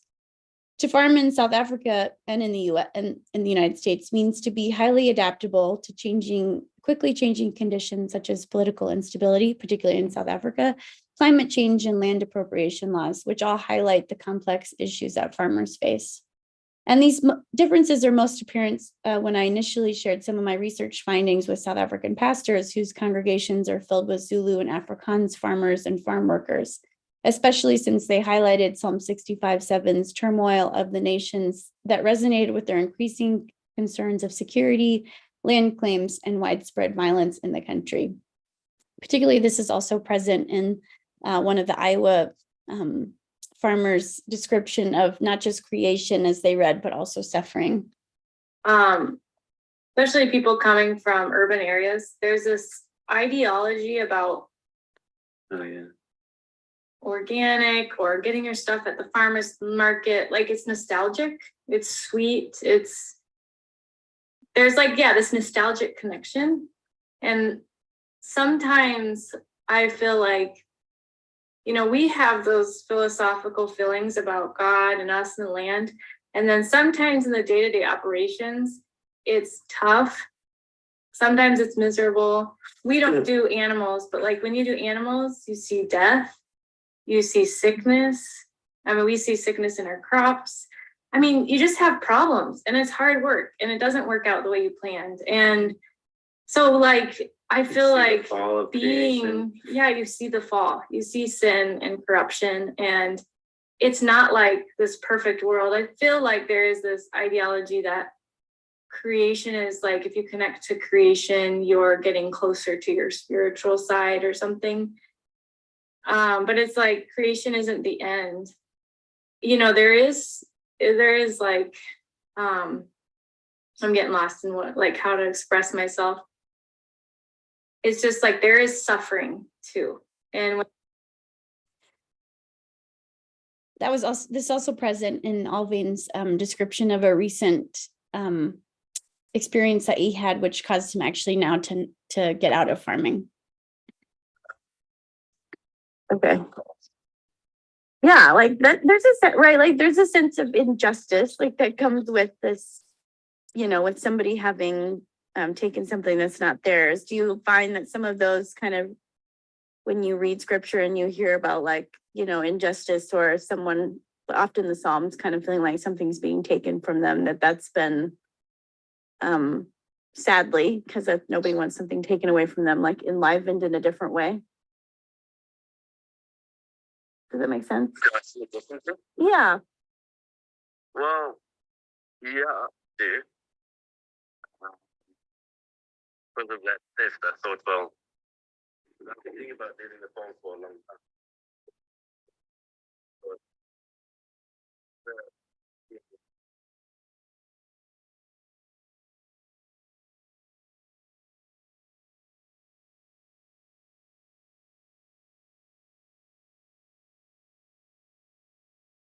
A little difficult to hear in this particular part because I was also recording and typing at the same time. But he also said that reading the book of Job is easier to empathize with because he had 7,000 heads of sheep and he lost it all in a day. I lost 22 cows with calves the other day, and it makes you think about how he would have felt. Because of that theft, I was thinking about leaving the farm for a long time and thought this is my cue to start packing up. If it was my land, I would have played it differently, but it's only a year-to-year contract, so it's hard to want to do any investment.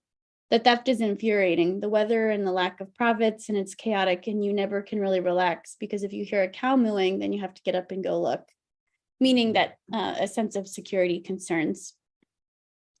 However, the biblical studies research field of Psalm 65 have often neglected these particularities with interpretations that assume not only a universal experience in farming in both ancient Israel and modern agrarianism, but also an ideal utopian one. In our article, God the Farmer, Dr. Ellen Davis from Duke wrote that this farmer poet in Psalm 65, as I imagine her or him, writes a verbal icon of God, the maker of heaven and earth, driving home at the end of a long day in the fields, the wagon so loaded that the grain is falling over the sides and God's wagon tracks drip richness. But compared the various stories that we've heard, such as the young Afrikaans farmer Alvain and Abel's family, or Simon, whose experience of farming included seasons of significant pressures, mining threats, security concerns, and economic instability. you grow like your own food? Like, do you have a garden here, or do you typically buy your groceries in town? Or no, we don't have a garden? garden. Okay.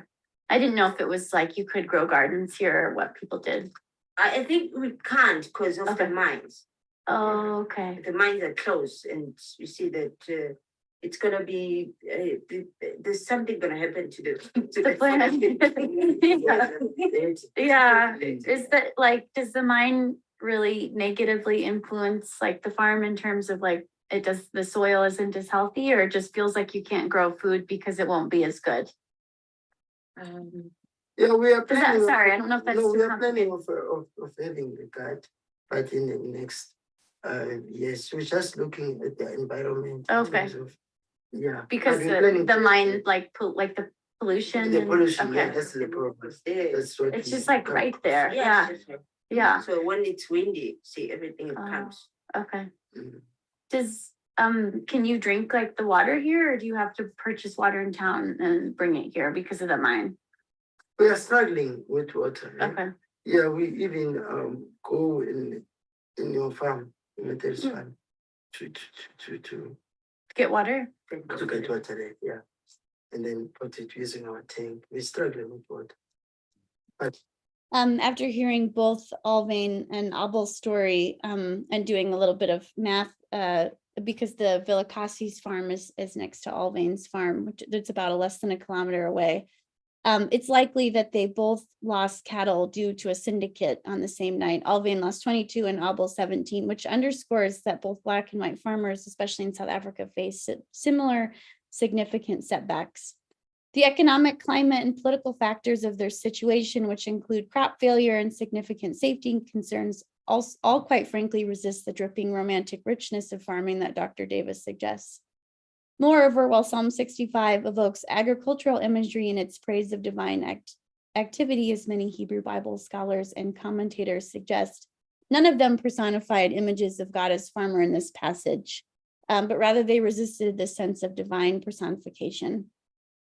None of the farmers, either in the US or South Africa, personified God as a farmer, but rather expressed their experience to call for the created world. And this sacred reading is beautifully expressed in an agriculture journal that a premier South African agriculture publication called Farmers Weekly just published. And it said, "I consume consciously and with appreciation. When food spoils in my home, I throw it away with a heavy heart. And not just because of the money wasted, but because of the water, energy, and effort that I've allowed to go to waste by not using the product. I sit down to a meal thankful for the hands of farm workers and farmers who worked very hard in often uncomfortable conditions to produce the food. I have developed a reverence for earthworms and bees to the point where I feel like crying when I see a drowned bee in a swimming pool." But rather, South African and American rural readings resist this sort of human-centric view of farming. Instead, the readings of Psalm 65 pay more attention to the voice of the created world present and to their own context, which sort of offers a different orientation towards a close reading. This is apparent when Alvin said that when he reads the story of Job, he reads with more empathy. The way that farmers might construct their theology comes from practice and imagination in a physical place and community, and it's always in conversation with creation and the creator. Farmers depend on the non-human world, which situates them as participants and students alongside the activity and agency of the soil and the animals under their care. Farming means you not only have to learn about the livestock and all of the biological critters in the soil, as the Iowa farmer said, but it also means that the non-human world are active participants in liberation, as Simon expressed in how he reads the Exodus passage, which he said that the Bible helps him when it comes to learning how to care for animals because the Israelites didn't leave them behind during the Exodus. Farming in this way, as the young organic farmer said, means that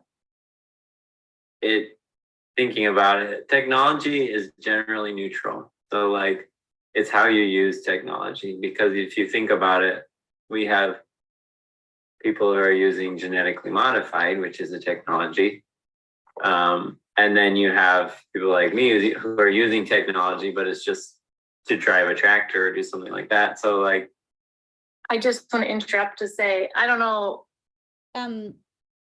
In terms of technology, what was interesting about the farmers is that they all resisted any impulse to credit the verdant valleys of Psalm 65 to human progress, but expressed it as a gift of God. And interestingly, they also expressed a wide range of opinions to the role of technology in farming, from neutral to negative, or to ambivalent, or even positive. Jaron, which is the Iowa farmer, particularly expressed that even if you look at, for example, Amish farmers in Pennsylvania, they use technologies that are just older. Their carriages and wheels are still technology. It's just a different kind of technology. And when they related some of the more negative effects of technology, they defined chemicals, especially as an organic farmer, as sort of a man-made way of creating or improving or sometimes worsening something. And they personally feel like chemicals are a technology that doesn't necessarily care for the creation of God's soil and land. And it takes a lot to sort of combat them because it gets rid of the weeds and it's a detriment to the soil biology. When it comes to soil biology, he also expressed this. For Jaron, especially focusing on the biology.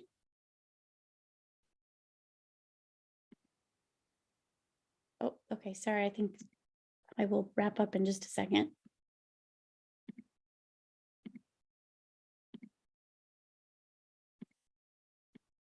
Of the soil, so we have to learn more about biology and like You kind of have to become your own biologist. soil, like good soil health. So it's interesting. It's a lot of work, but it's worth it.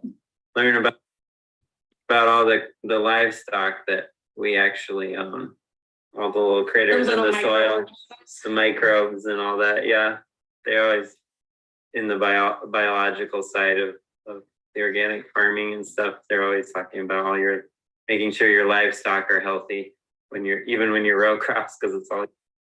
When it comes to a modern sense of technology, you can see that positive sense, whereas in the case of Abel, a mind in a negative sense of technology affects their water quality and their soil and even their ability to grow food for their family. So in conclusion, when farmers and scholars read Psalm 65 together, this sort of interdisciplinary way of reading both tests and confirms assumptions made in how we engage with sacred agrarian texts and the sort of multivalent view of technology used.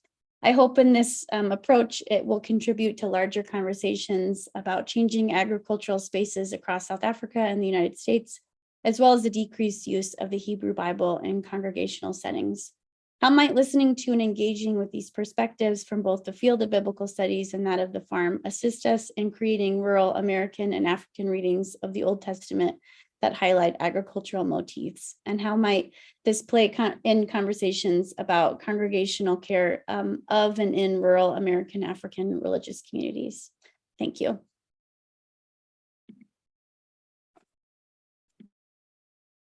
Thank you very much, Sarah, for sharing that, and as well as for sharing your time and your research. It's much appreciated. I do think in the interest of time, we need to move on to the next presentation, but thank you to everyone watching along as well. I'm just going to share my screen again and do a brief intro for our next presenter.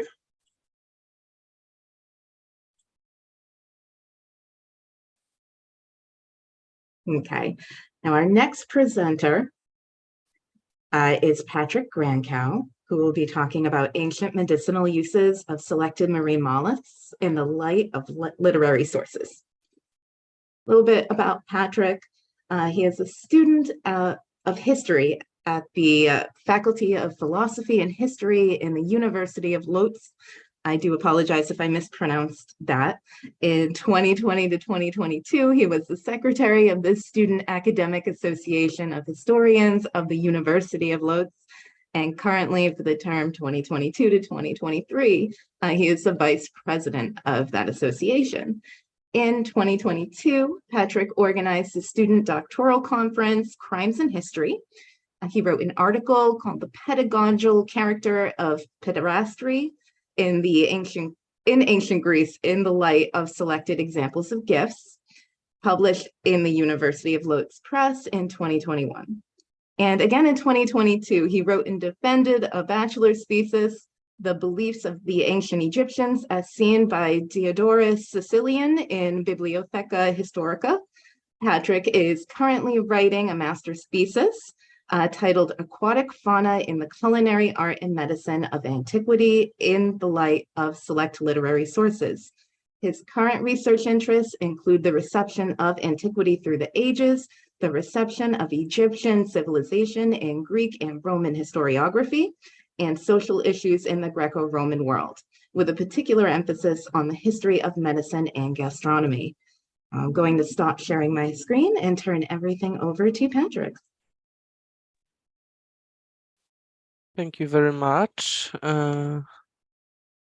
Just a second to share my screen. Absolutely, take your time. Okay. I hope you can see my screen, my presentation. Yes, we can.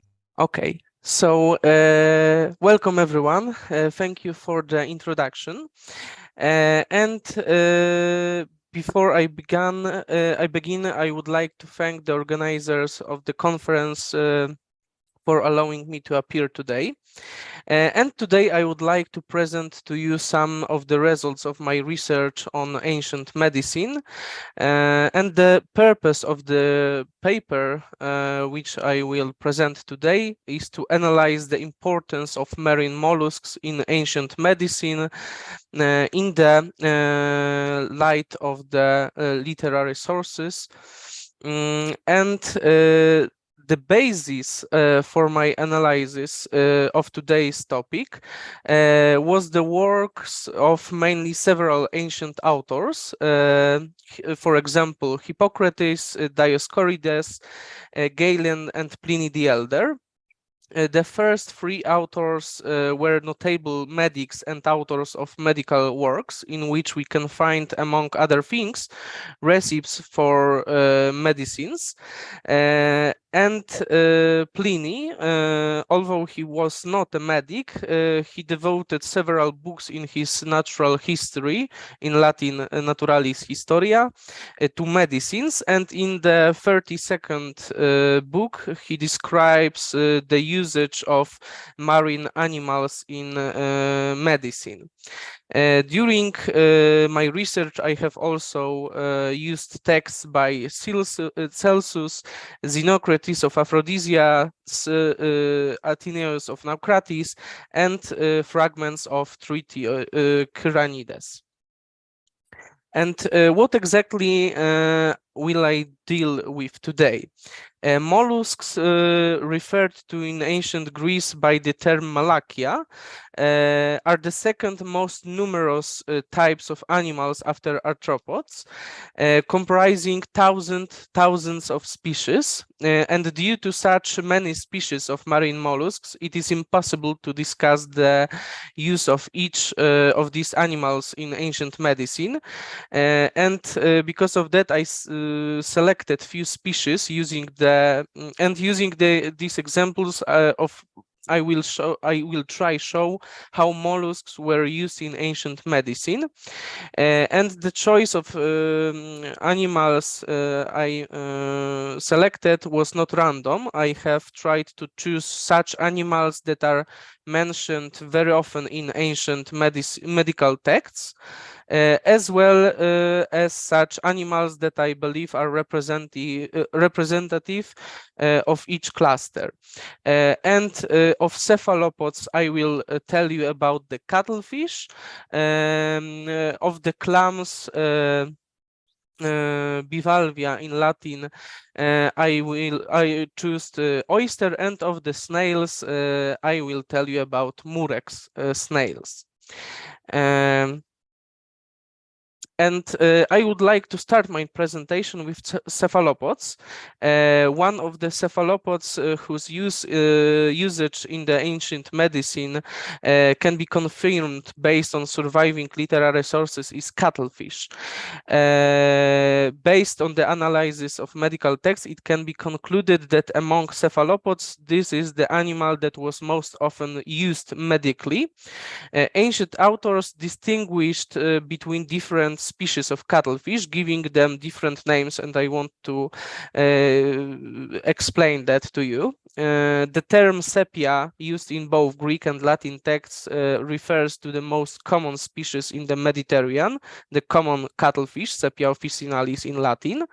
The term was also a general name applied to cuttlefish, and in turn the Greek term sepidion and the Latin sepiola referred to the species Sepiola rondelletii, and was also a general word used to refer a small cuttlefish.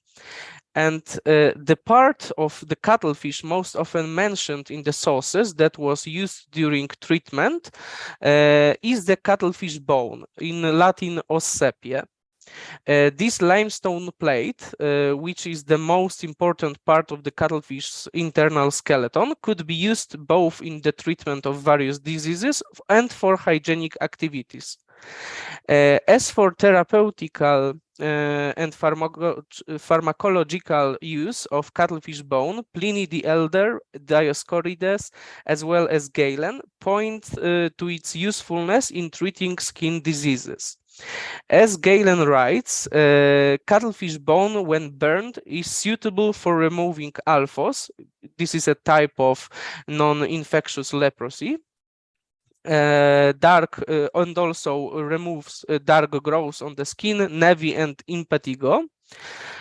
On the other hand, in other book, Galen points out the vital importance of cuttlefish bone in treatment of profound alopecia areata. In that case, as he indicates, a spot on the skin should be treated with vinegar, and then the area should be rubbed with a cuttlefish bone. Pliny, on the other hand, indicates that cuttlefish bone can effectively help remove freckles, sores on the skin, or help recover hair in a scabious infected area. Dioscorides also adds dandruff to the above diseases treated with cuttlefish bone. In addition to the dermatological diseases, the authors points to the use of cuttlefish bone to treat eye diseases. According to Pliny, powdered cuttlefish bone with the addition of breast milk were to help with swollen and red eyes. Galen indicates the use of cuttlefish bones in the treatment of endophthalmitis, among other things. And for this purpose, it was necessary to add honey to the powdered bone, and then the resulting mass was burned, crushed once again, and so obtained ash wrapped into endophthalmitis. Of other exemplary uses of cuttlefish bones in the therapeutic process, Hippocrates gives a recipe for a remedy to be used for uterine prolapse.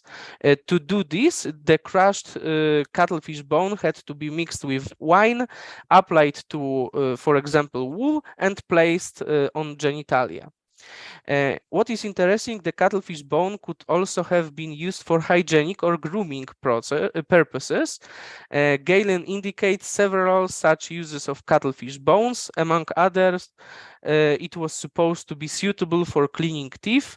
He also indicates the use of powdered cuttlefish bones by poor people as a remedy that should lead to the elimination of hair. In addition to the cuttlefish bone, ancient medics also used other parts of cuttlefish in therapeutic practices, but they were not as popular as cuttlefish bone.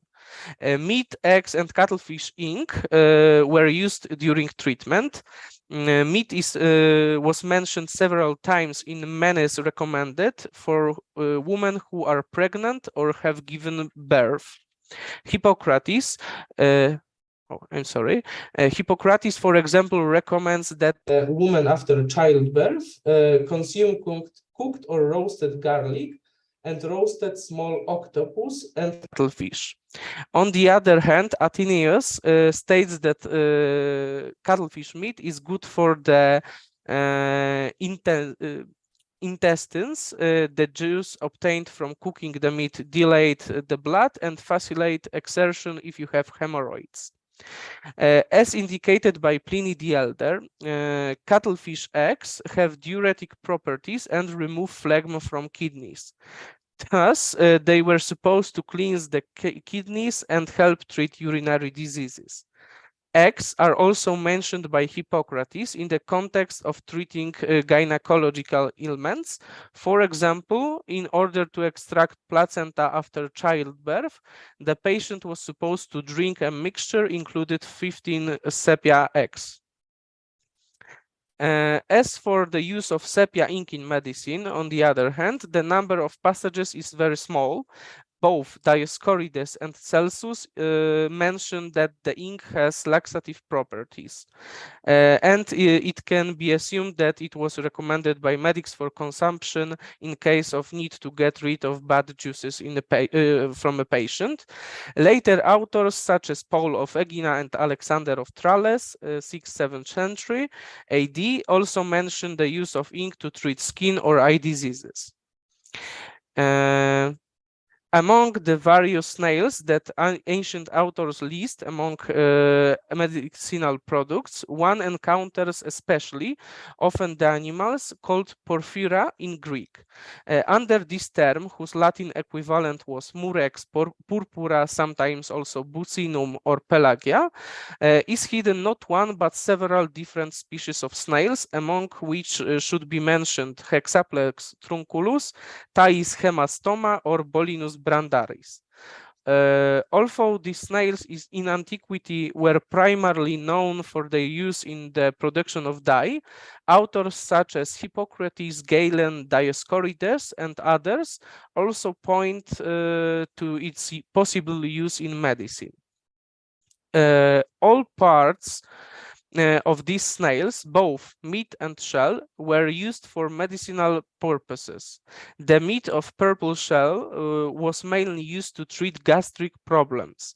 According to Phineas, cooked feet of murex were said to be good for stomach ailments, which is also confirmed by Celsus in his work on medicine. Hippocrates indicates that the broth from the meat of these animals is supposed to have laxative properties.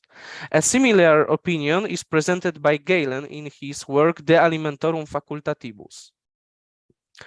Also, the author of the treatise Kyranides described the beneficial effects of murex on the digestive system. As he states, drinking soap made from them calms the stomach and improves intestinal function. Xenocrates of Aphrodisias, a Greek physician, indicates that a fragment of body of snails, the hypobranchial gland, the gland responsible for producing mucus used in ancient times to produce dye, has a number of positive therapeutic properties that could be used in the course of treating diseases of the digestive system. According to this author, hypobranchial gland is supposed to have laxative and diuretic properties. It is also supposed to increase the production of salvia and sweat.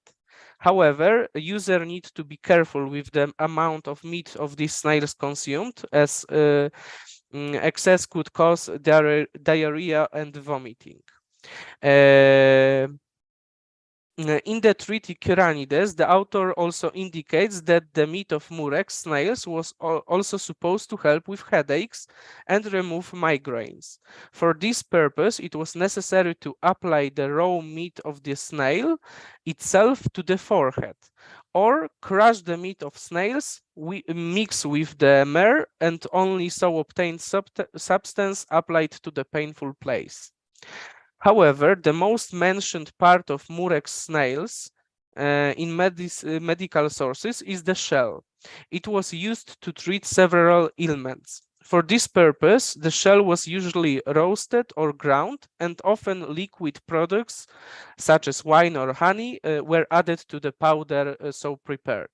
Dioscorides, describing the medical properties of murex in his work, De Materia Medica, states that burnt murex shells have drying and cleansing properties and can be used in cleansing and treating wounds. A similar use is hinted by Celsus, where he provides a recipe for a cure for an abscess in which the calcinated murex shell is an ingredient. Also, in Galen's work, we can find fragments testifying to the use of the drying and cleansing properties of murex shells in the treatment of wounds. Galen, in his work Decompositione Medicamentorum per Genera, conveys a recipe for white patches, which are used to treat ulcers or suburanting wounds. Such patches included, for example, zinc oxide, lime, hemimorphite, and the burned shells of several clams and snails, including murex shells. The shells of murex were also said to have anti-inflammatory effects. This may be confirmed by Pliny the Elder, according to whom the ash of murex shells with the addition of honey was supposed to be a good remedy for swelling of the parotid glands. In addition, according to the same author, the same mixture, honey with the addition of ashed murex shells, was also said to treat female breast pain. Authors of medical texts also point to the use of powdered murex shells to treat dermatological diseases. According to the author of the work Historia Naturalia, a mixture of honey and ashed murex shells was supposed to be a good remedy for sores on the head. In turn, the ashes murex shells themselves were supposed to help remove spots from women's face. Pliny also indicates the use of burned shells in anti-wrinkle treatment. Dioscorides in the Materia Medica also mentioned the medicinal use of the murex operculum. This part of the snail, boiled in oil and used as an ointment, was said to prevent hair loss. On the other hand, operculum mixed with vinegar was supposed to reduce swelling of the spleen, and when burned, was supposed to help women suffering from uterine suffocation, as well as help remove the placenta after childbirth.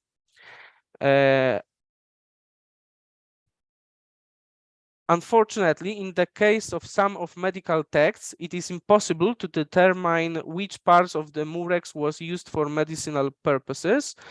An example of such a text is a passage from Pliny the Elder, where the author mentions that purpure quoque contra venena prosunt. Nevertheless, the author indicates that murex could also be used as an antidote to poisons.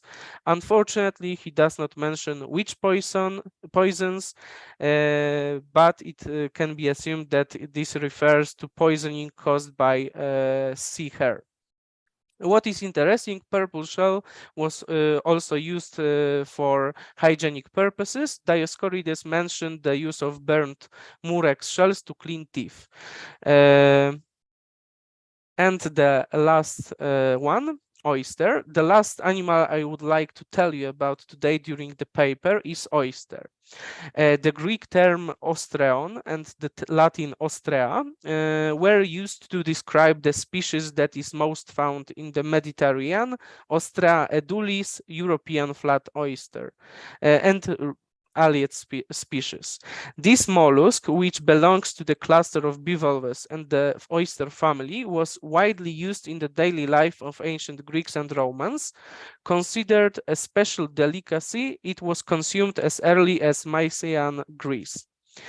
But what is interesting, this animal, rather associated with gastronomy, also found several uses in antiquity in medicine. Although all parts of the oyster were used for medicinal purposes, as in the case of the previously discussed animals, the oyster shell appears most often in the sauces. It was especially often used to treat ulcers, wounds, and the skin diseases. As Pliny mentions, ashed oyster shell combined with old urine were used to treat all types of ulcers and in the treatment of body rashes of infants. On the other hand, oyster shell ash mixed with water was supposed to treat sores on the head and smooth the skin of women. The practice of using ashed oyster shells to treat ulcers is also indicated by Oribasius, a physician from the 4th century AD, as well as Galen.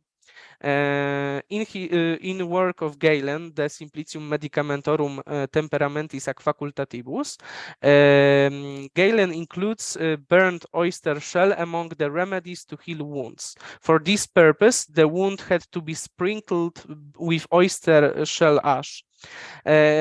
According to Pliny, powdered oyster shell combined with vinegar was supposed to cure itching and eruptions, and in turn, burn wounds should be sprinkled with oyster shell ash alone, as said Pliny. In addition to treating skin diseases, oyster shells were also used to treat other conditions. According to Pliny, oyster shell ash mixed with honey was supposed to relieve uvula and tonsil ailments. The same mixture was supposed to help with swollen parotid glands, superficial abscesses, or breast sclerosis. According to Galen, ash from burnt oyster shell was also supposed to help with gum diseases. As an aside, it should be added that oyster shell as well as murex shells were also used for hygienic purposes, and as said Pliny, ash from oyster shells was a popular remedy for cleaning teeth. The meat of the oyster was also used in medicine, which was either used raw for this purpose or first cooked.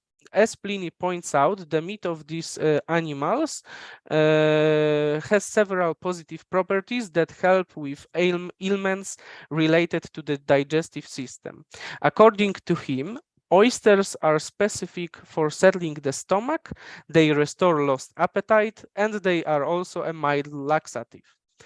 In addition, oyster meat cooked in honey wine is supposed to have a beneficial effects on the urinary system, cleansing the ulcerated bladder and curing tenesmus. According to Pliny, meat from cooked, unopened oyster was supposed to have a miraculous effects on colds. On the other hand, raw previously smashed meat was supposed to cure sores and foot sores. Most likely, the smashed meat should have been applied to such a piece of skin. According to Pliny, oysters were also supposed to act as an antidote to the sea hare. Sea hare is a sea snail of the Aplysia depilans species. And as said, Pliny, oysters was antidote to sea hare poison. But he does not specify which specific part of the animal was supposed to have such properties, but we may assume that oyster meat had to be consumed to deal with sea hare poison. In addition, alex, a fermented paste made from fish, seafood, or sludge left over from the production of garum, was produced in ancient times from, among other things, oyster meat. And alec was said to have a few medicinal properties. It was supposed to help with itchy skin. It was also supposed to be good for skin wounds from dog bites and be antidote to sea draco venom. As you could see during my paper, mollusks undoubtedly were used in ancient medicine, as evidenced by quite several surviving passages. Analyzing the works of authors such as Hippocrates, Xenocrates, Dioscorides, Pliny, Galen, and Oribasius, it can be seen that mollusks were mainly used during the treatment of diseases of the genitourinary system, digestive system, skin diseases, eyes diseases, injuries, as well as during pregnancy, labor, and postpartum. Of course, the extent to which individual mollusks were used in ancient medicine was varied. The three species presented today were particularly often used in pharmacotherapy. However, among mollusks, there are also species whose importance in medicine was minor, for example, squid or octopus. For medicinal purposes, ancient medics used virtually all parts of mollusks, meat, shells, and other parts. In the case of clams and snails, the most mentioned part of the animal used for therapeutic purposes was the shell, which usually had to be burnt or grinded into powder. The powder thus obtained could be used on its own, for example, sprinkled on a wound, or by combining it with some liquid, such as vinegar or honey, to create a suspension, then applied to the affected area. The meat of mollusks was also used in medicine and could be baked, boiled, or a broth could be made from it. Often, mollusk meat occurred as a part of medicinal diet or was consumed to produce an effect desired by the doctor, such as laxation or urine production. These may not come as a surprise, as in ancient times, mollusk meat was prized for its nutritional value, which was invaluable in the treatment of diseases. Meat could also serve as antidote to poisons. In case of other diseases, other body parts of marine animals or products made by them, such as ink and cuttlefish eggs, were also used, mainly also as a part of medicinal diet or as an ingredient in medicine. So as you can see, marine mollusks were well known for their medicinal properties and were willingly used in the medical practice of the ancient Greek and Romans through antiquity, as evidenced by texts written from 4th century BC to the 5th century AD. Thank you very much for your attention.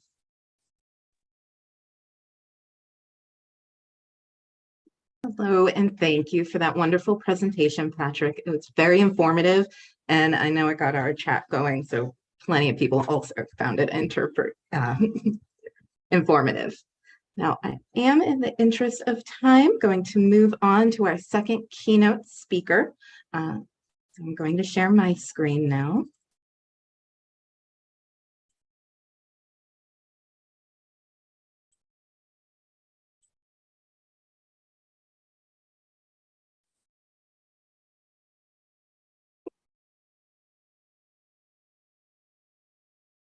Okay, and our second keynote speaker is Dr. Jeffrey Moser, whose presentation is titled Making Antiquity and Medieval China.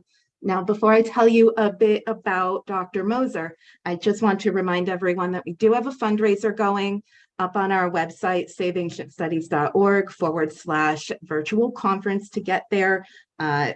We do have a raffle going right now. It's $25 a ticket. 5 for 100 if you are so generous and so inclined.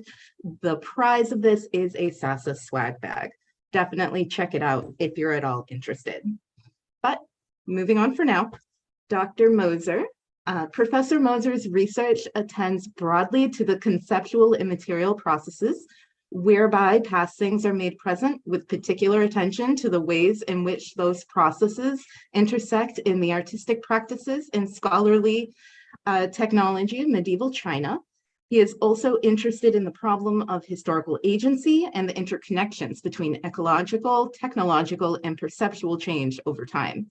Having studied in Taiwan, Japan, and the United States, and taught in China and Quebec before coming to Brown University, Professor Moser endeavors to integrate the perspectives of diverse scholarly traditions in his teaching.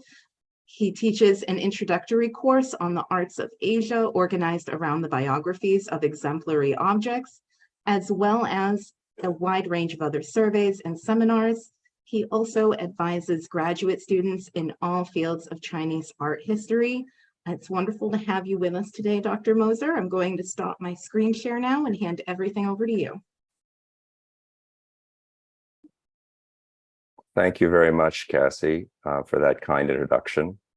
And I also want to begin by thanking David and Ann and everyone who's been involved in organizing this conference today for giving me the opportunity to speak here. It's really a pleasure to get to know a little bit more about the Save Ancient Studies Alliance and to get a stronger sense of the incredible diversity of work that people are out in the field are doing, and to just sort of see the strength of the collective effort that you're all making to sustain the study of the ancient world today. So that's been very inspiring so far.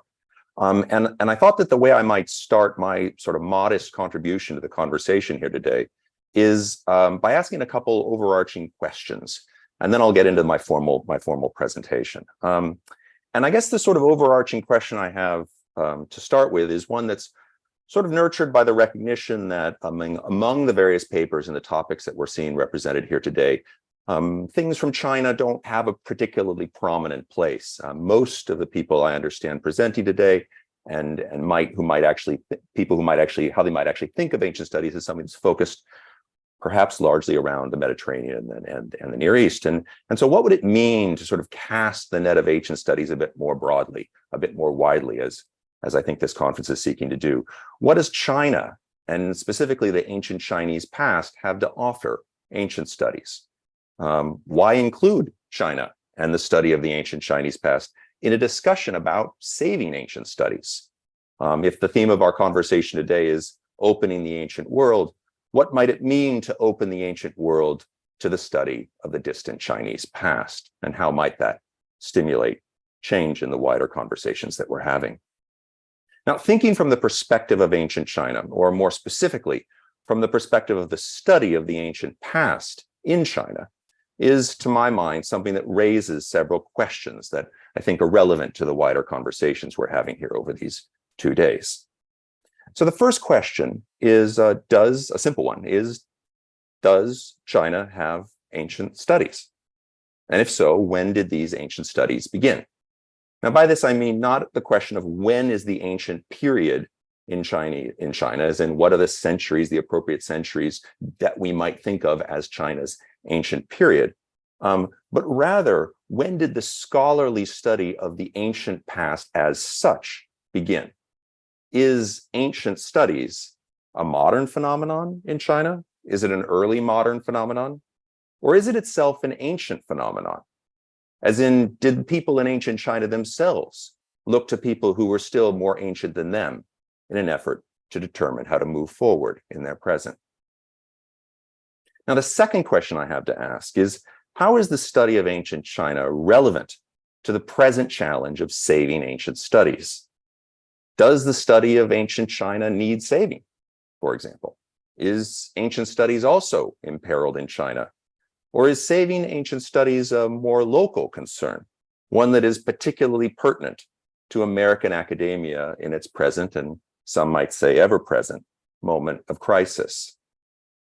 While there are many who have, and I think would continue to argue, that the study of the ancient past in China remains in certain ways trapped within nationalistic paradigms, at least we can say that the commitment of the nation state to mobilizing the ancient past in the production of modern contemporary identity has meant that there's been considerable amounts of state support and sponsorship for scholars and students interested in studying the ancient past.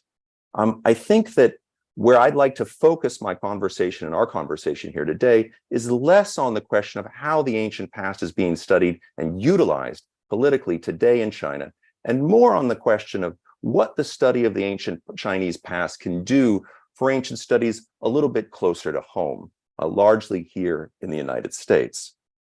My sense of the imperiled nature of ancient studies at the center of our conversation here today has much more to do with the circumstances of the contemporary labor market here in the United States and the state of field at our universities. Now, in this context, the concerns I expect are pretty well known to many of you. The sense that ancient studies is threatened by university administrators and wider publics who are ever more focused on practical, career-oriented training. The sense that Ancient studies is threatened by a market-based approach to education, which has a tendency to dissuade students from devoting the years of study that are necessary to develop the capacity in the ancient languages necessary to explore ancient topics. And more generally, the sense that ancient studies is threatened by a sense that they lack relevance to the problems of the contemporary world. Now, as I understand it, the Save Ancient Studies Alliance was created specifically because of pervasive precarity on the part of those who seek to study the ancient world, both professionally and independently.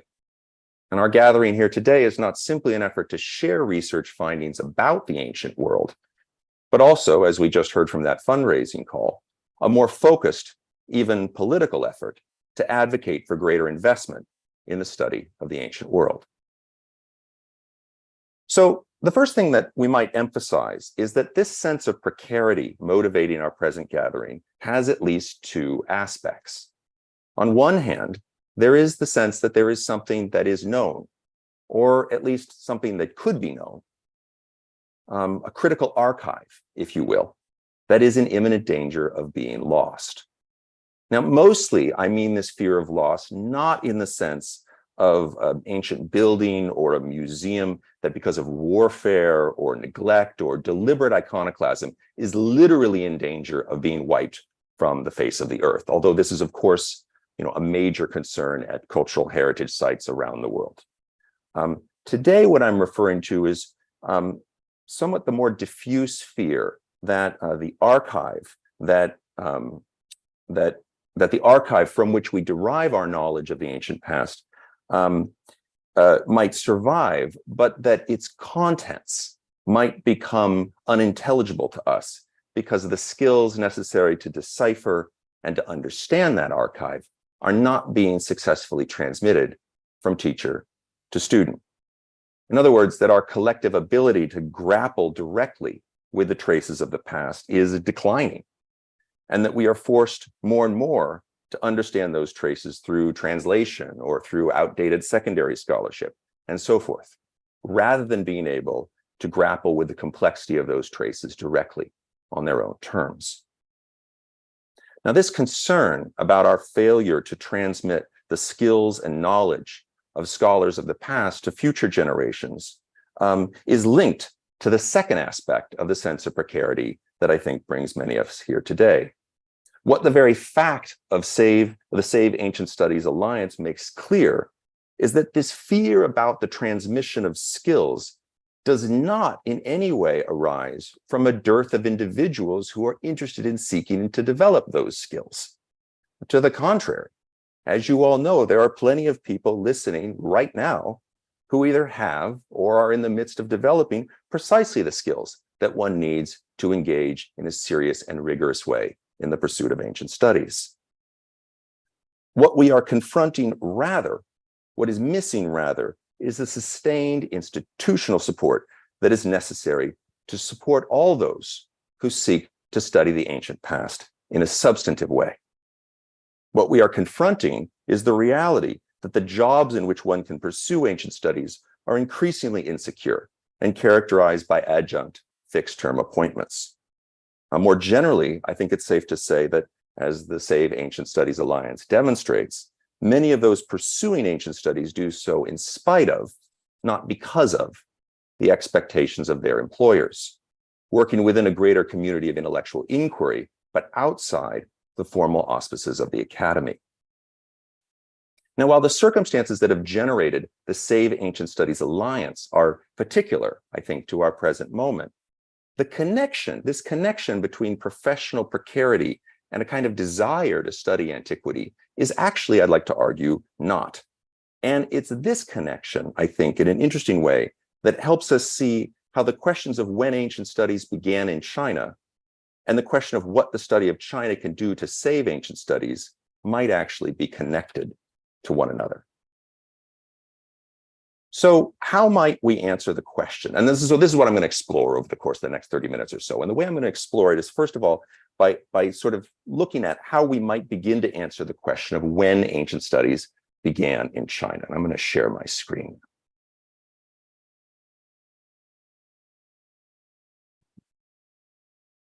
Great.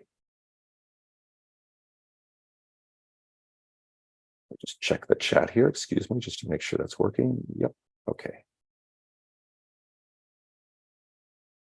So over the course of the next 30 minutes, I'm going to propose 3 different ways of answering this question. Answering this question of when ancient studies began. And in so doing, I'm going to do this in the context of this talk that I've given the title of Making Antiquity in Medieval China. Now, in the process, we're going to learn something. We're going to learn 2 things, actually. First of all, we're going to learn about the transmission of knowledge about the ancient past in China through time, how knowledge about the ancient past was transmitted over time down to the present. And second, we're going to learn a little bit about the historical development of the methods, and indeed we might even say the technologies, that scholars at different times used to create knowledge about the ancient past. So to get the ball rolling, one simple way to answer the question of when ancient studies began is to say that the study of the ancients has been there from the beginning, that the study of the ancients in China is itself an ancient practice. And we see clear evidence of this. Let's see if I can advance my screen there. Yep.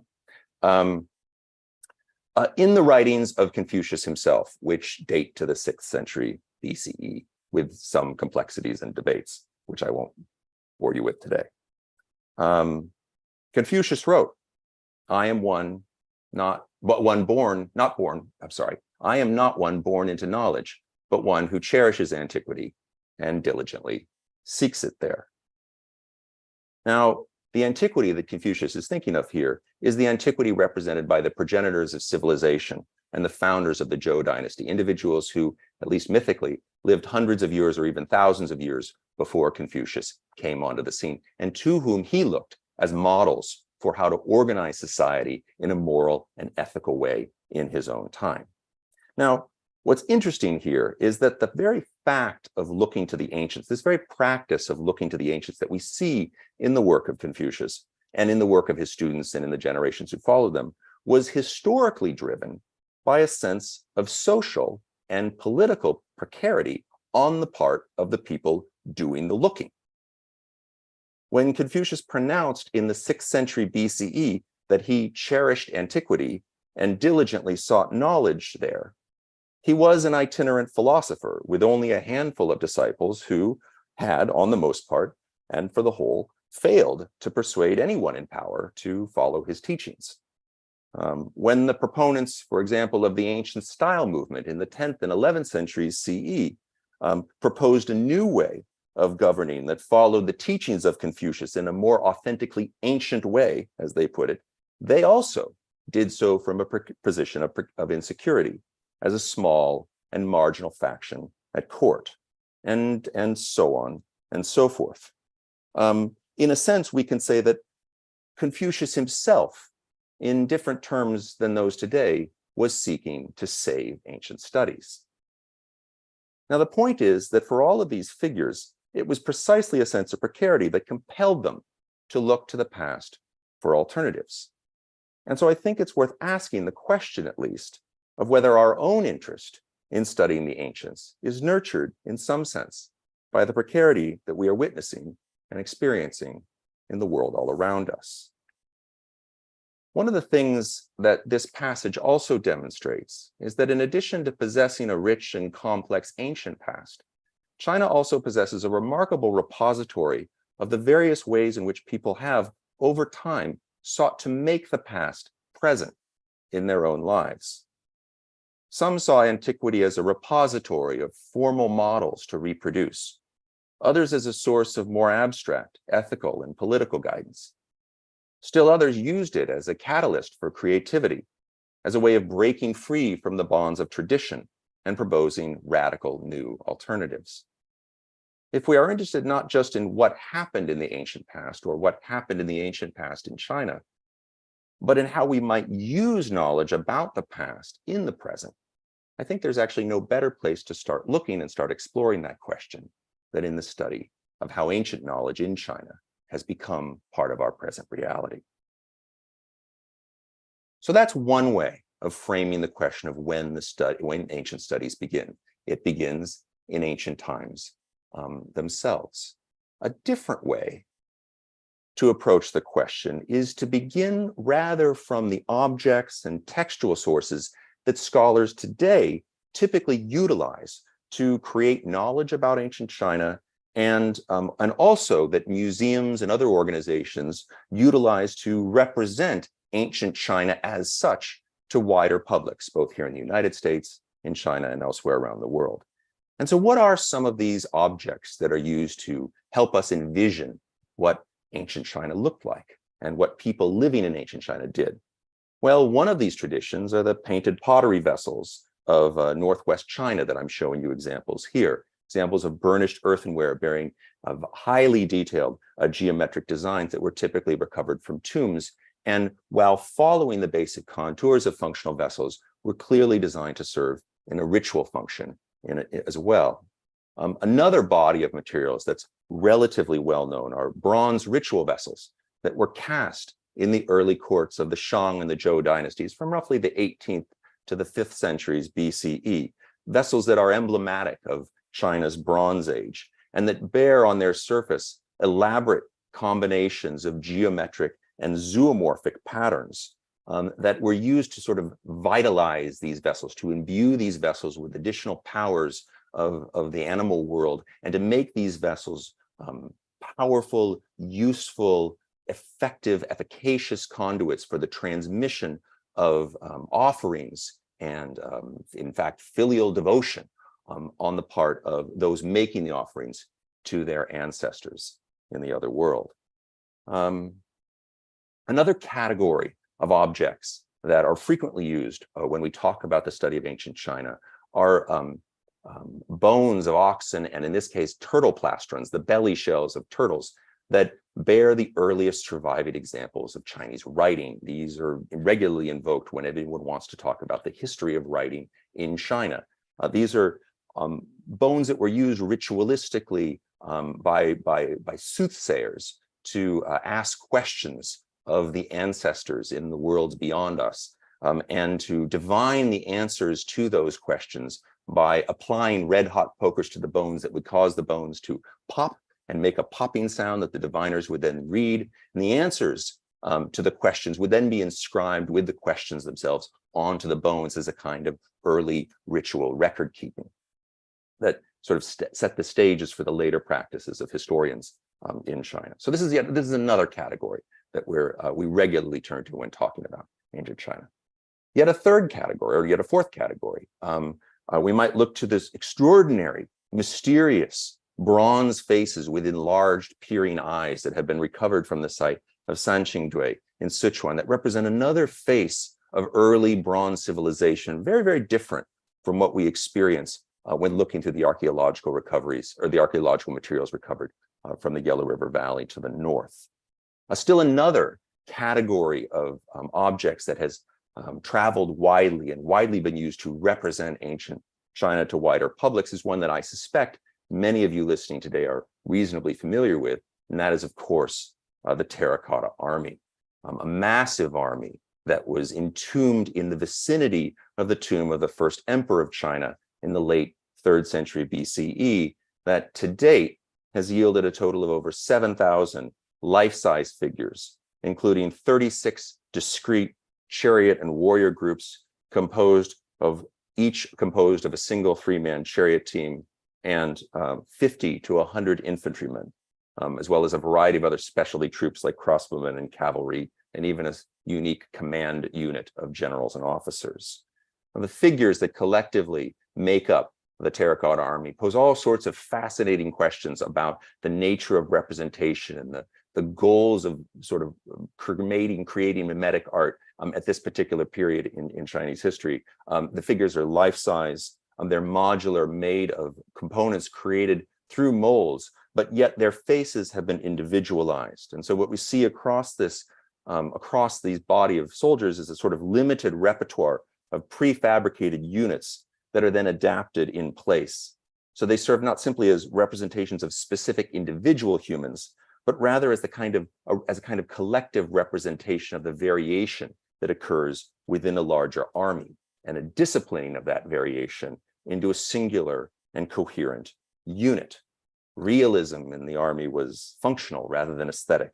and designed to make it an effective surrogate, a kind of stand-in for a real army, standing in perpetual guard over the first emperor's tomb.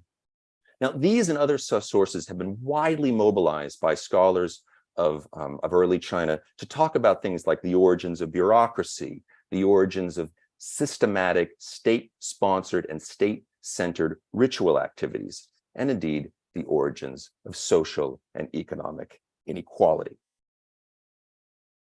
One additional thing that I think is worth mentioning in this particular context is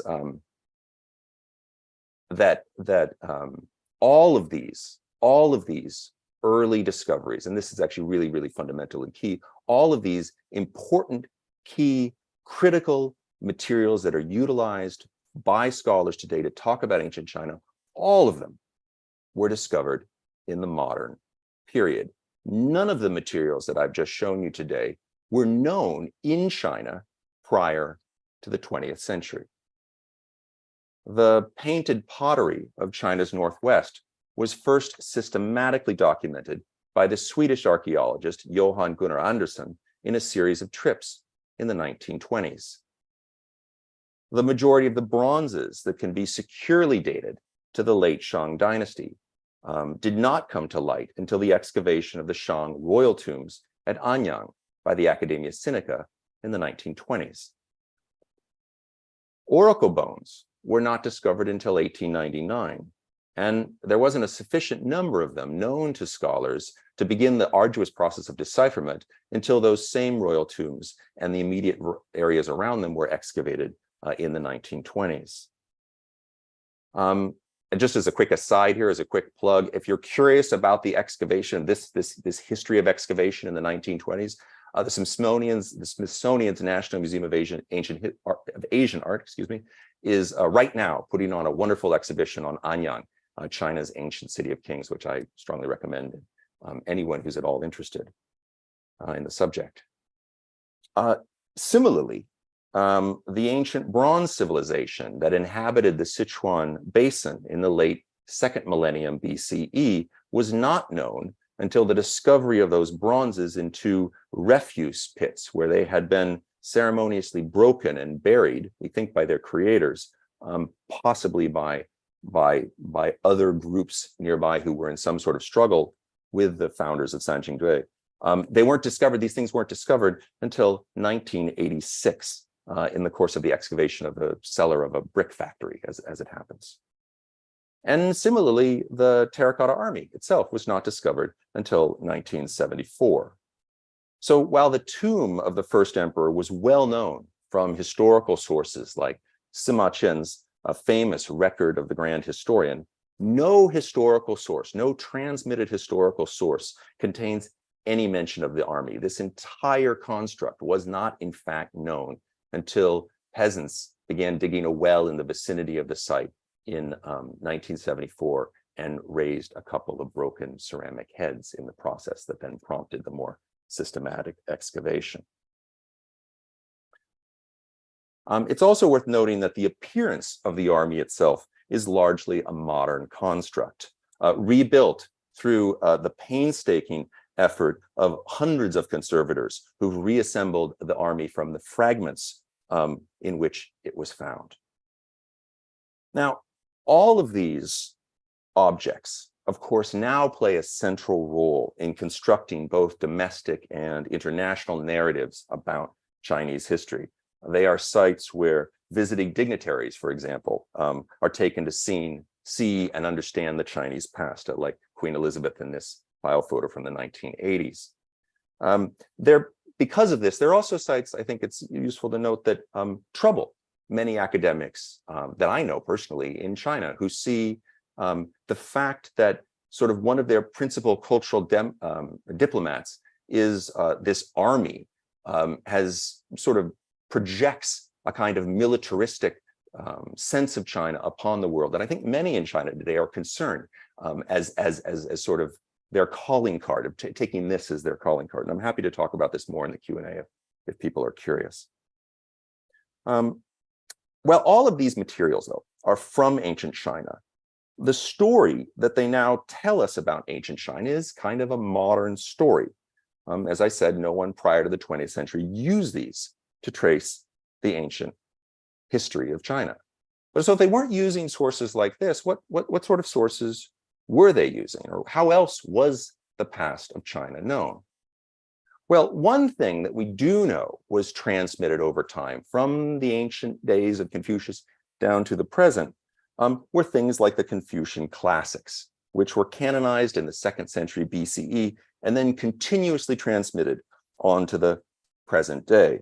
And they were transmitted in a variety of forms. One of the most common, or one of the most significant ways in which they were transmitted was through carving those classics literally onto stone. As you see here, I'm giving you an example of the so-called Kaicheng stone classics, which were carved into tablets between the entire Confucian canon, carved into tablets between the years 833 and 837 BCE. They're now in a site known as the Forest of Steely's Museum, which I'll say a little bit more about in a moment.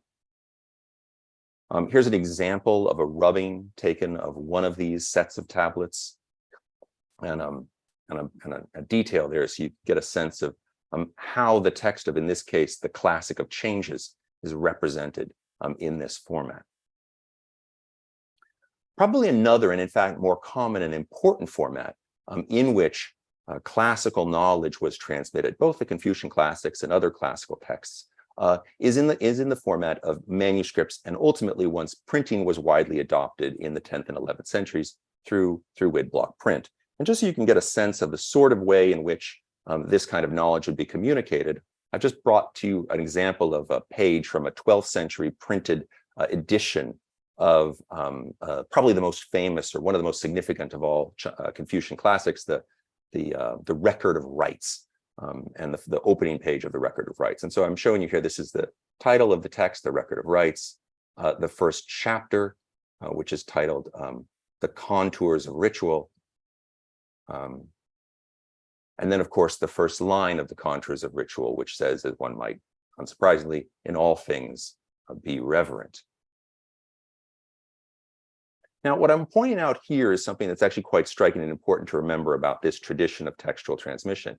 And that's that what you're seeing here highlighted in red is the actual text of the classic itself. And everything else highlighted in blue are commentaries on this classic, commentaries that were written by a series of Confucian scholars over the course of the first millennium CE that postdate the classic text by hundreds of years, and in some cases more than 1,000 years. Now, this practice of reading the classics in dialogue with interlineary commentaries, as they're typically understood, is widespread and was the primary way in which people sort of learned about what the ancient past included, what it involved, and so forth.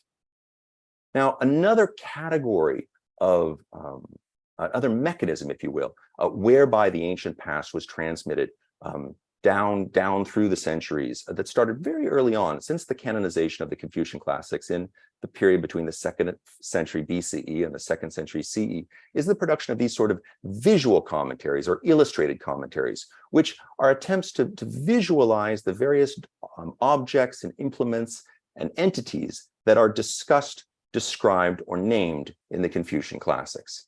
Here's another example taken from a relatively well-known work known as the Illustrations of the Three Ritual Classics.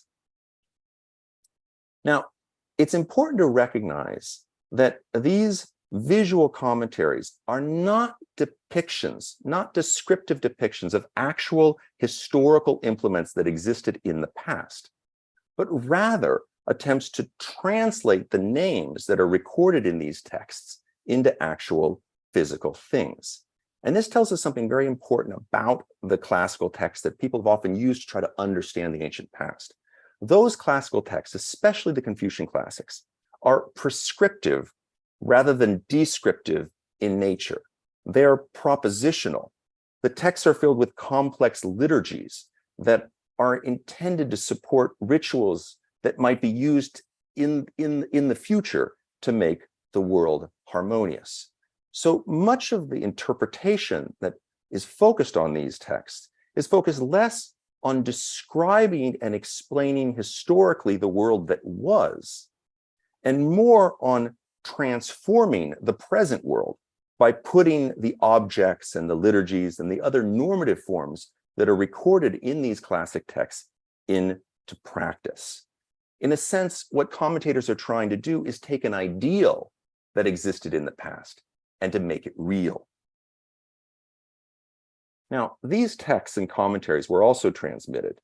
But what's interesting is that here too, modern discoveries in the 20th century have radically disrupted the way in which we understand the relationship between those classical texts and what actually happened, what actually was thought in ancient China. And the principal way they've done this is by demonstrating that what appear to us now and what were in fact transmitted from the 2nd century BCE as coherent texts were in fact in their own day transmitted in a variety of much more fragmentary forms. Individual chapters of a classic text were distributed as whole books unto themselves.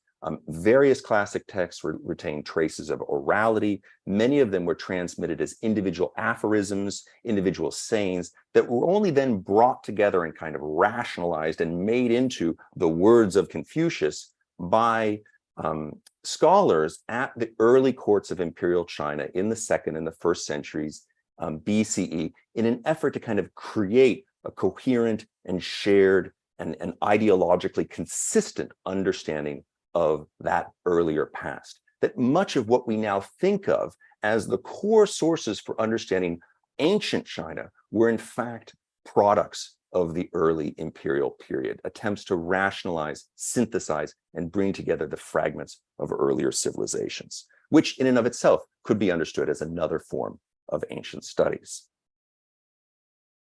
Now, the last way I want to talk about how we might think of ancient studies sort of coming into existence is not necessarily as something that's been going on since ancient times or early imperial times, and not something that's taken on radically new forms in modern times, but actually in a third sense, as something that really became possible in a new way in medieval times. And here I want to talk about, I know that our conversations over these 2 days is really about technology. I'm going to use technology in a kind of very broad sense here to think about new innovations, new ways of organizing knowledge and transmitting knowledge that emerged over the course of the medieval period and that made the ancient past accessible to scholars in ways that it had in certain ways never been accessible before, not even to those scholars in the early imperial period who were trying to kind of rationalize the fragments of the past. So what are some of these new technologies that emerged?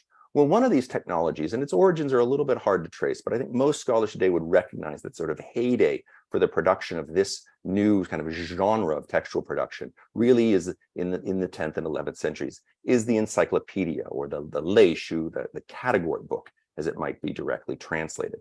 And I've given you one example of these category books, a work known as the 6 Writings of Master Kong by a figure named Kongchan, who, as it happens, was the 47th lineal descendant of Confucius himself. And I'm showing you here an imprint of this text, a woodblock printed edition of this text from the year 1166 that's now in the collection of the National Palace Museum in Taiwan. What was important about these encyclopedias? Well, I think what's important about these and about in fact, the other technologies that I'm going to tell you about are that they were a way of sort of linking up the material with the textual.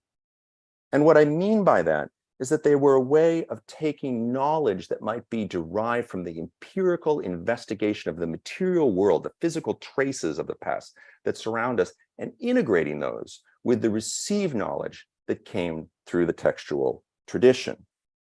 So what's interesting when you look through an encyclopedia like this is that even though many of the passages cited in these encyclopedias were quoted from classical texts, the categories into which these citations were organized were derived from actual empirical observations of things in the world. In other words, scholars who created encyclopedias started from the investigation and the curiosity of the world all around them, and then they looked for information from the classic texts to sort of bolster their knowledge about that material world, rather than starting from the classical text and constraining themselves to the problem of explaining the contents of that text as earlier classical commentators had done. And we see this very, very clearly in the way these texts are organized, in the categories into which they're organized.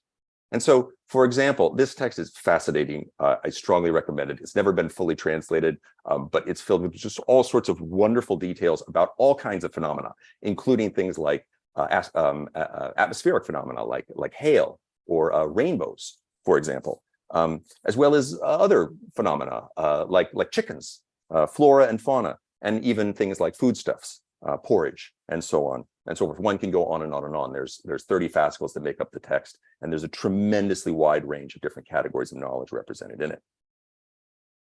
So let me just restate one more time. Now, this mode of knowledge production differs from classical commentaries because rather than building on traditions of received knowledge transmitted through canonical texts, they begin from the investigation of the world itself. Now, another way in which we see those new tools being developed is in the advent of a kind of systematic science of paleography. And here, what we see scholars beginning to do is building upon earlier traditions of graphical lexicography. What is graphical lexicography? Basically, the idea that you organize dictionaries around the graphical analysis rather than, say, the semantic analysis or the pronunciation of Chinese characters. And this is a tradition. This tradition of graphical lexicography goes way back. It goes way back to the 2nd century CE. But what's striking here is that scholars begin using this tradition to integrate ancient forms of writing that predate the standardization of the Chinese writing system in the 3rd century BCE under the first emperor. And so we can see here examples of that going on. I've just thrown in a few quick examples just so you get an idea of what's going on in a text like this. This is the radical water, and what you can see, the radical is an element in the Chinese character that's generally associated with meaning. What you can see here above is the actual more archaic form of the script. There's all sorts of questions of where Guo Zhongshu, the author of this text, is getting these different variations, which ones are coming from actual surviving bamboo slips upon which texts were written, which ones are coming from other sources. But in any case, the larger point is that this is the kind of synthetic version of those early graphs that he was able to derive, and then the more modern way of writing that character, one that would be recognizable to literate Chinese readers today. And we can see that then being used as a radical across a variety of characters. So here, for example, is the character for sea. Here is the character for the word that means clear. And, and there is the character for the word that means marsh. And of course, you can see how all of these are related, meaning-wise, to the presence of water in the character. So we see this kind of tool. We see the emergence of a kind of graphic paleographic study. Now, how were scholars able to pursue paleography in this way? In other words, how were they able to gather up a corpus of early inscriptions that they could analyze in these ways? Well, they did that by utilizing another new technology, and this was the technology of the inked impression. Now, the inked impression was a mechanism that's actually very widespread today, but was only really first developed until in the early medieval period, in the 6th and 7th centuries CE, where a piece of moistened paper would be delicately tapped in to a stone or metal impression, and then an inked pad would be systematically tapped across the surface of this across the white surface of this sheet of paper to create a negative impression of the writing inscribed on the stone or metal matrix.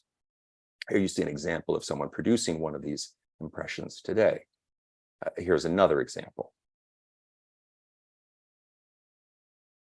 Now, interestingly, these impressions, and in fact, one of the things that's striking about how the changes that occurred over the Middle Period is that beginning in the 11th century, scholars not only sought to gather up and collect these impressions of inscriptions, but actually the inscriptions themselves. And they began collecting these inscriptions at a site in the modern-day city of Xi'an, known as the Beiling, or Forest of Steles, which exists to this day. It was founded in the year 1087, and there's an argument that can be made for this being, several scholars have made such an argument, for this being, in fact, China's earliest museum, a site that I strongly recommend anyone visit if they have an opportunity to visit Northwest China. And there, within the Forest of Steles, you can find thousands of stone inscriptions that have been collected over the course of the past 1,000 years as sources for a variety of different modes of scholarly inquiry, among which paleography is one, either freestanding or encased literally in the stone fabric of the compound in which of the compound itself. Now, the last technology that I want to emphasize, and that's one that sort of builds upon these other technologies, is the technology of the antiquarian catalog. And what do I mean by an antiquarian catalog? Well, this is an example of an early bronze. And I mentioned earlier that the bronzes from the late Shang dynasty that were known from Anyang were really only known from the early part of the 20th century. But that's not to say that bronzes more generally as a category were not known from earlier times. And in fact, the study of ancient bronze is something that really takes off in the 11th century CE, and that is closely connected to the emergence of a sort of systematic study of paleography. This is a bronze that dates from roughly the 7th century BCE. And here you see a very similar bronze represented in a printed antiquarian catalog that was compiled in the 11th century CE, roughly 1700 years later. And what we see in these catalogs are reproductions of rubbings or inked impressions taken from the inscriptions on those bronze vessels, and then transcriptions of those inscriptions into what was at the time a more modern, contemporary, and actually remains to this day, a more modern and contemporary Chinese script. So this process of decipherment, this process of deciphering older forms of writing into something that would be legible in medieval times, allowed scholars to do something that was really, really fundamentally important.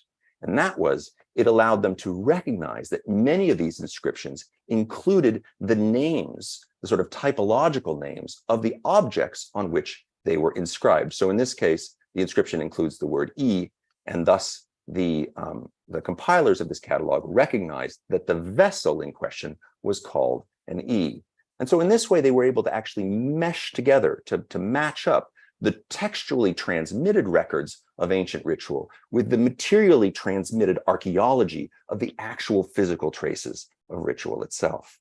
And we see that across a wide range of different categories of objects. You could also say, for example, that the practice of iconography begins in the 11th century, as scholars are for the first time able to recognize that these zoomorphic forms that they're seeing on the surfaces of their vessels can be associated with a classical term for a ravenous beast known as the Tautia. Now, these associations, actually, interestingly enough, persist all the way into the present. And more importantly, what's interesting about the development of this technology is that because of the underlying technology of print, scholars were able to, the first time, not only match up a classical name with a classical form, but then ensure that they could share the connection between that classical name and classical form with other people out there. They could help people learn how to recognize the Tautia for themselves by looking at other bronzes that shared formal properties with the bronzes that they were looking at in these catalogs. And we see this sort of emergence then of a kind of sort of proto-science of typology that actually to this day undergirds the typologies that modern Chinese archaeologists utilize to organize the material that they're pulling out of the ground. And this we see most clearly and most precisely and most, in the most fascinating way, I think, with this work, this catalog attributed to a scholar, 11th century scholar named Liu Dalin. And what I'm going to just mention briefly is the catalog's title. It's called the Kaogutu, or Illustrated Investigations of Antiquity. And what I think is really striking and really memorable and really wonderful about this particular example is that when scholars in 19th and 20th century China sought to figure out how they should translate the Western term archaeology into their own indigenous Chinese language, this is the text that they look to as a model. And in fact, this term, the investigation of antiquity, or Kaogu, as it might be translated in the 11th century context, is what scholars today use to translate the modern word archaeology. So Kaogu, this practice of investigating the ancients in the medieval world, became in a very basic and fundamental way, the framework for which it became possible to imagine an indigenous Chinese practice of archaeology. So what do we see from all of this? Well, what we see is that the medieval period played an essential role in the development of the informational and the graphic technologies that made it possible to integrate the material and the textual traces of the past. It made it possible to integrate things like the terracotta army into the historiography of ancient China. So what does all of this tell us in conclusion? And it appears that by one definition, we could say that ancient studies in China is itself ancient. By another definition, we could say that it's modern. And by still another definition, we could say that it's medieval. Perhaps what all of this is telling us is that perhaps I'm asking the wrong question. Perhaps rather than asking the question of when ancient studies began, it might be more appropriate to ask how the study of the ancients changed over time. And personally, I like asking the question this way, because it also prompts us to consider how ancient studies might change in the future, and what organizations like the Save Ancient Studies Alliance are doing to change it. It reminds us that ancient studies is not simply something to save, but something to create anew. To seek to study the ancient past is also, I think, inevitably, to assert that the knowledge gleaned from such study matters, both to our contemporaries in the here and now, and importantly, to those still to come. In acknowledging the paleographers and the chroniclers and the lexicographers and all those other knowledge keepers who transmitted the ancient past to us, we are also proposing ourselves as worthy of acknowledgement by those who will follow. We are asking the generations to come to hear us, to hear our call, to acknowledge our methods and our findings, and yes, our oversights, and even our errors.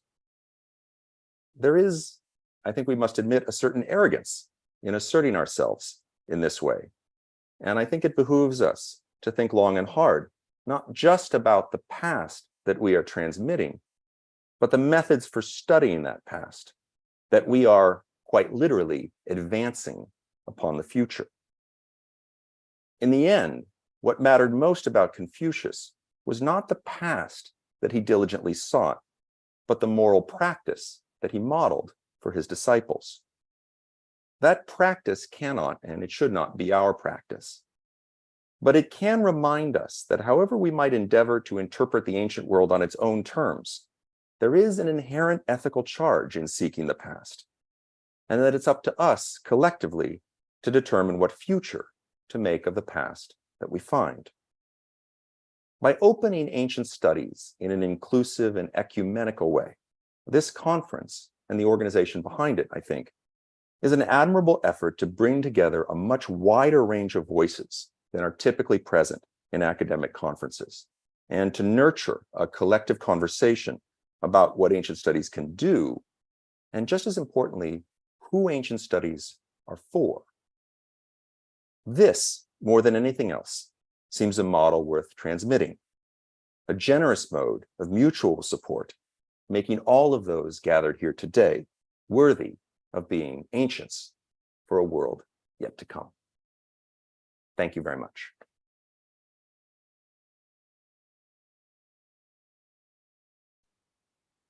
Thank you, Dr. Moser. That was a fascinating presentation. Do you think we have a few minutes left? If anyone has any questions, definitely put them in the chat and we'll see if we can have time to get to them. I did notice a couple come in as you were presenting, so I'll start with those. They were from Aries Aurelian on YouTube. They were asking a bit what the classical period is, if you could perhaps define those for them watching. Sure, absolutely. There's various ways to define it. The classical period is generally understood as the period leading up to the advent of the first imperial dynasties, so the period prior to the centralization of authority under the first emperor in the 3rd century BCE.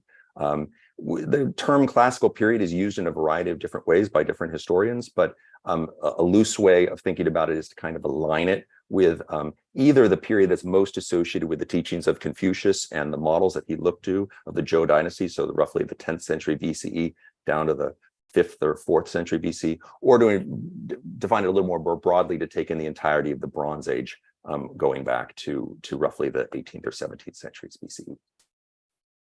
Great. And the same person asked, did they use paper and printing press back then? I assume they meant, when did that come about in antiquity? Sure, great question. So the first thing to say is that they did not use the printing press. A press was not involved in the production of woodblock prints. Rather, the wooden matrix would be stationary on a table, and actually the pieces of paper would be pressed onto the inked block itself by hand.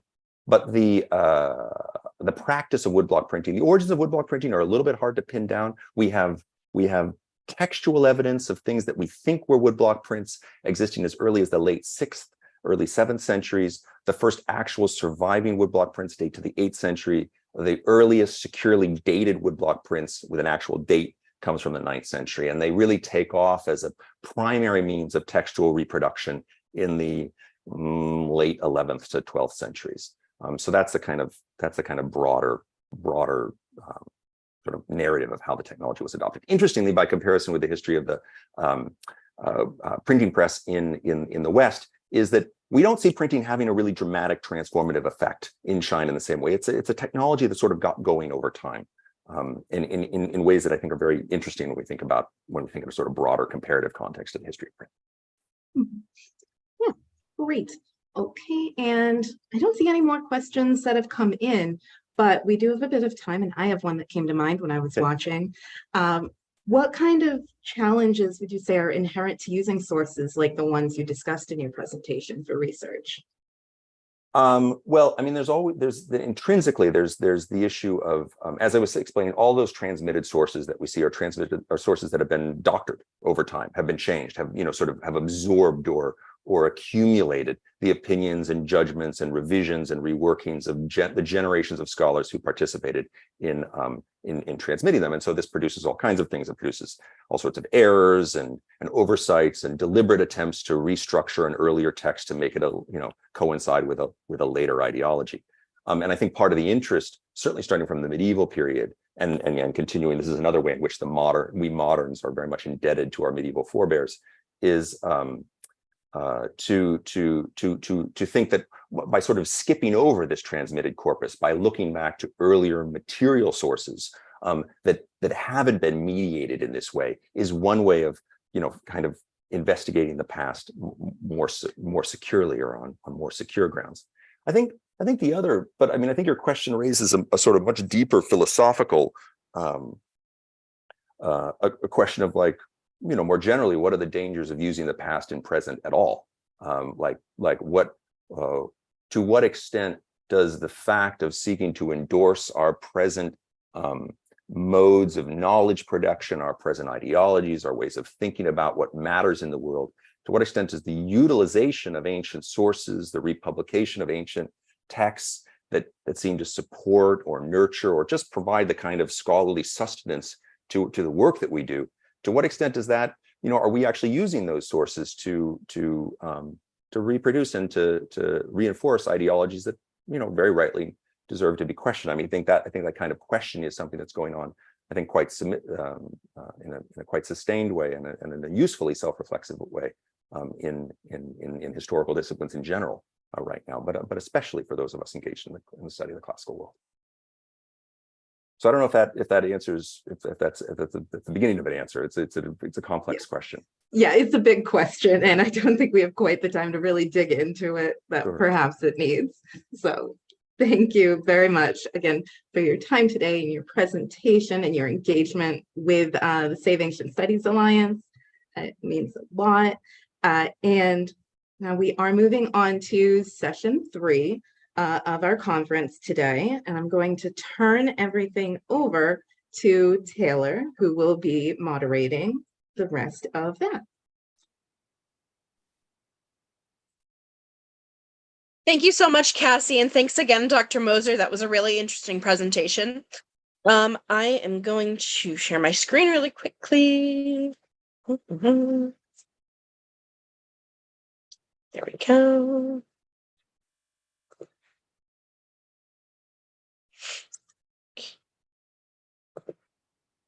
So our next session is Traditions, Transmission Over Time. Sorry, I'm just putting it into slideshow mode. Print slide. So our next section is session 3, Traditions, Transmission of Scientific Knowledge Over Time. We will be hearing from Ben Broadbent, Georgina Longley, Patrick Clancy, and Emily Ferry.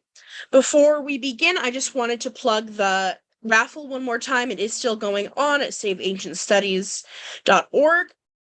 But to get started, our first presenter is Ben Broadbent, presenting on ancient science in the Astronautilia. Though Ben was born in Greenwich, he has spent most of his time in the Wirral, a forgotten strip of land between Wales and Liverpool in the northwest of England. He attended a state school where he picked up Latin and fell in love with antiquity. Once older, he learned intermediate Greek outside it. Ben went to Oxford to study classics from 2018. He stuck with his degree despite the trials of COVID and stayed on and won entry to the MPhil program and has subsequently been trying to expand his scope of research as far as possible. He first started studying the Astronautilia in his own time throughout lockdown and has read it continually ever since, producing his translation. Beyond education, he has started to reteach himself the ability to draw, which he used to do frequently until he was around 13, and also dabble, by his own words quite poorly, on the piano. Perhaps unsurprisingly, he voraciously reads and watches a lot of science fiction, as something normally quite different from ancient texts. His non-translation writing normally follows on from this. I'm going to hand it over to Ben. Please drop your questions and comments in the chat, and we will turn it over. Thanks, Ben. Thanks very much, Taylor, for that introduction. I'm going to try now sharing my screen, so let's see if fireworks start or not. Give me one moment. Right. Is that visible? Can you see my PowerPoint? Yes, I can see it. Wonderful. Right. I will get started then. So yes, thank you very much. And it is a great delight today to be opening this panel on the transmission of scientific knowledge over time. I'm hoping in this presentation to show how ideas in ancient science have been transmitted into a 20th century poem called the Astronautilia. Now, the Astronautilia is a 24-book ancient Greek epic poem based especially on the Odyssey, but was written in the 1990s. Yes, this is an epic written in Homeric Greek, but from 1993 to 1994. It was composed by a Czech polymath called Jan Krysadlo, who worked primarily in psychology, but was a real Renaissance man. He was capable in 20 or 30 languages or so, one of them being ancient Greek. And at the end of his life, he set himself the task of composing an original ancient Greek epic, which he regrettably never lived to see published. The poem is laid out with his handwritten ancient Greek on the left-hand page and a line-by-line hexameter Czech translation on the right, as I put up here on the slideshow. There are 250 such double pages, overall giving 6,600 lines of Homeric hexameters spread over 24 books. And I've also put up a photo of me holding the Astronautilia aloft, so you can see quite how hefty a volume this is. Despite the sheer wonder of this text, it has received little to no attention from scholarship. There are no published pieces on this poem. So as Taylor mentioned, I have written an English translation of this epic into line-by-line hexameters, which I'm trying to get published myself. We'll see how that goes. And in my presentation today, I'm going to be using extracts of that translation when I quote lines of the poem in Greek. Now, as goes a conference on ancient science, the Astronautilia makes a wonderful contribution because of its theme as a sci-fi text. The poem recounts the interstellar voyage of a space captain called Udes, whose name is ancient Greek for no one. Oh, I wonder what that's a reference to in the Odyssey. Udes pilots a spaceship with his crewmates, made up of both humans and robots, in a mission of pursuit for Mandis and the cosmos observing sheep. Udes and his crew land on many alien planets in their encounters, and they encounter many remarkable alien species as they do so. In this talk, I'm going to pick out 3 topics where I will illustrate how ancient science and ancient scientific ideas come to be updated in the Astronautilia and mixed with contemporary understandings. So first, let's look at robots. The companions of Udes, unlike Odysseus's crew, are made up of both humans and robots, with individual characters named in each of the species. Robots have long been around in literature, taking one of their earliest appearances in Homer's Iliad in book 18, a locus classicus for literary studies of robots. And in this book, Thetis has gone to the engineer god Hephaestus to ask him to craft a new set of armor for her son Achilles, because Hector has stolen Achilles' armor away from the corpse of Patroclus. The lab of Hephaestus contains a group of figures who look like human women, but are made of solid gold. And maids scurry to their lord, golden, resembling to living women. Theirs was intelligence in their mind, as well as speech and strength, and they knew the doings of immortal gods. They toiled for their lord. Now, Homer does not quite use the word robot, nor any innovatory term here, but the arch scientist of the gods does seem to have some figures who really do look and sound like our contemporary robots. Homer tells us that these mannequins are made of gold and look like young women, so they're not organic like we are, but made of an artificial material. They're not simple tools either, like hammers or bellows.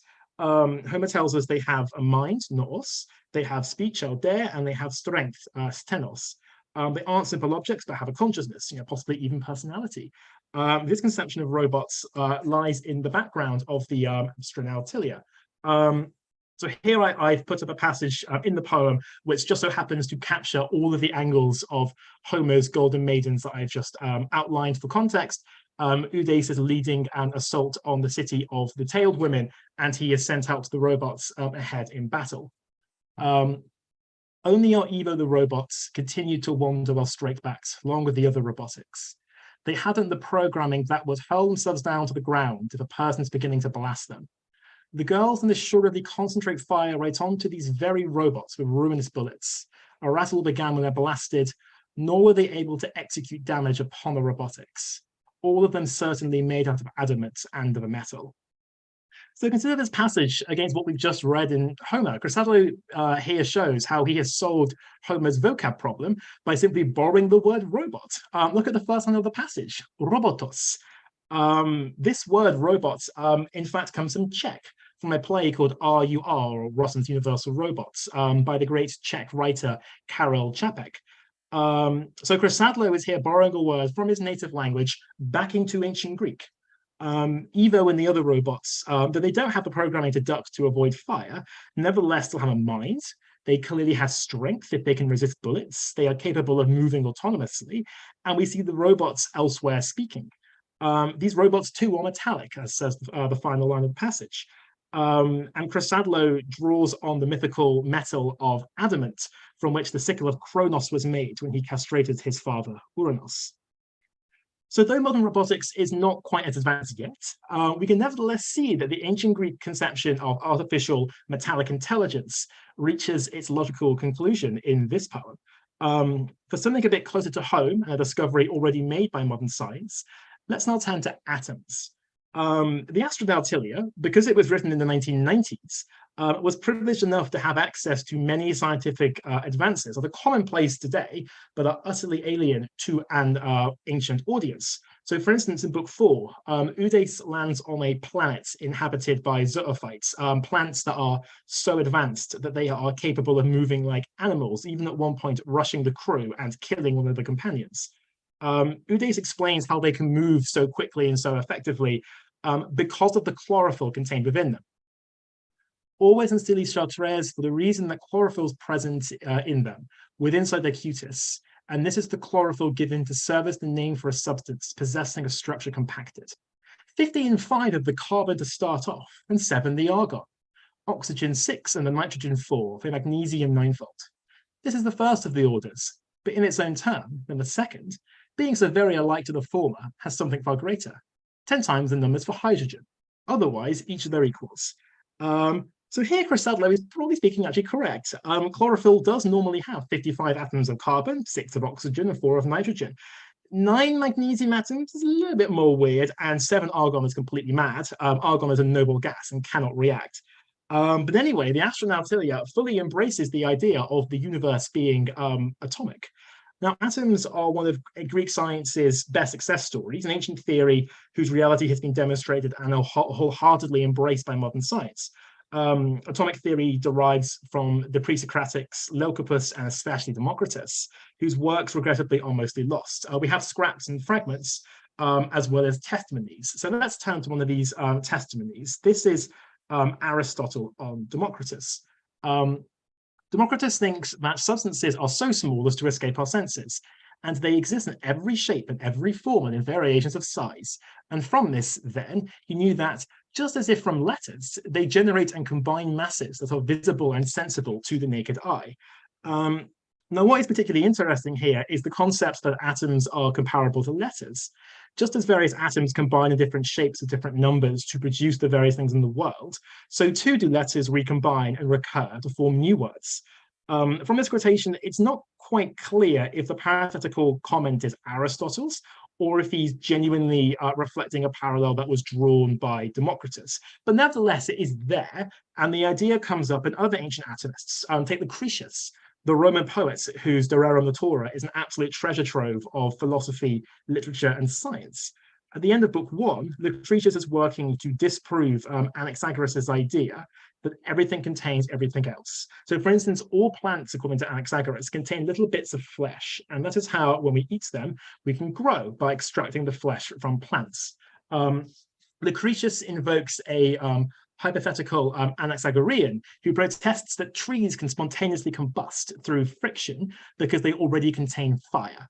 Lucretius disagrees, arguing that they contain the atoms that produce fire already, and he demonstrates this with a little bit of punning.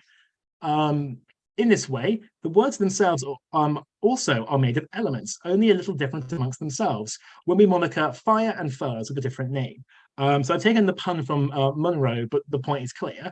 The words lignis wood and ignis fire contain the same letters, and this helps us detect the relationship between the two. Moreover, elementa is a translation of the Greek word stoicheia, the same word that was used in the Aristotle quote of Democritus' conception of atoms as letters.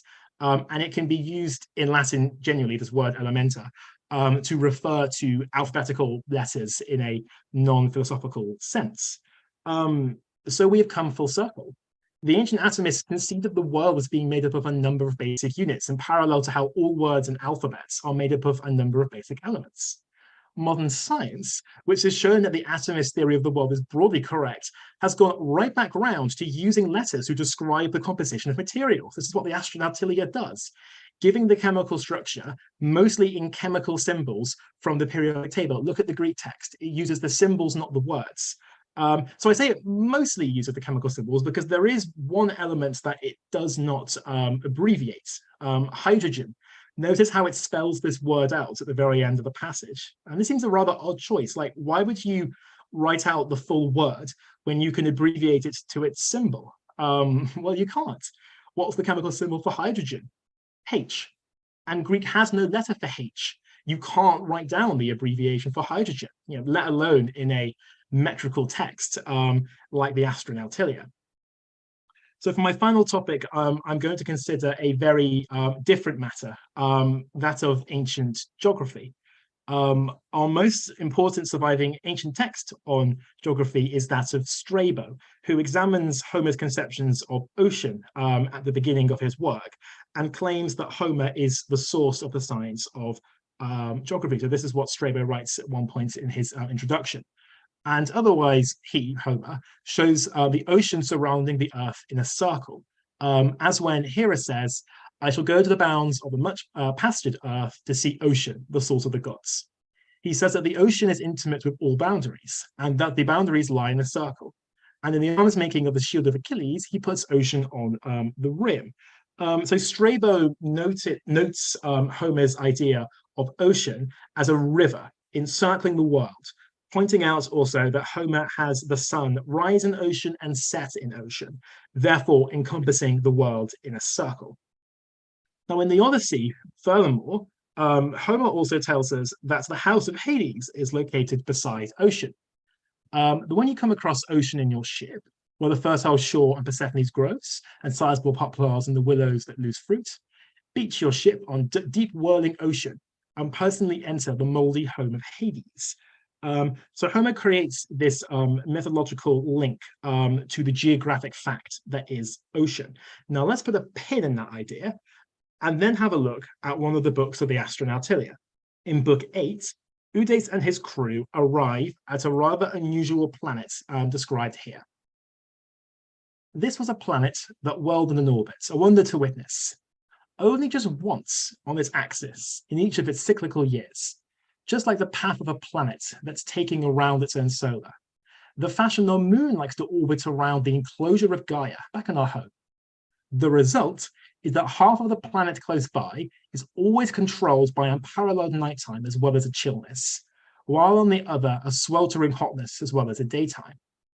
Life is enabled to occupy either the halves of the planet, one that's as hot as can be and the other that as cold as can be, while a ribbon assuredly straddles between the two hemisphere regions, which has a climate that cultivates life and is sweet and exquisite.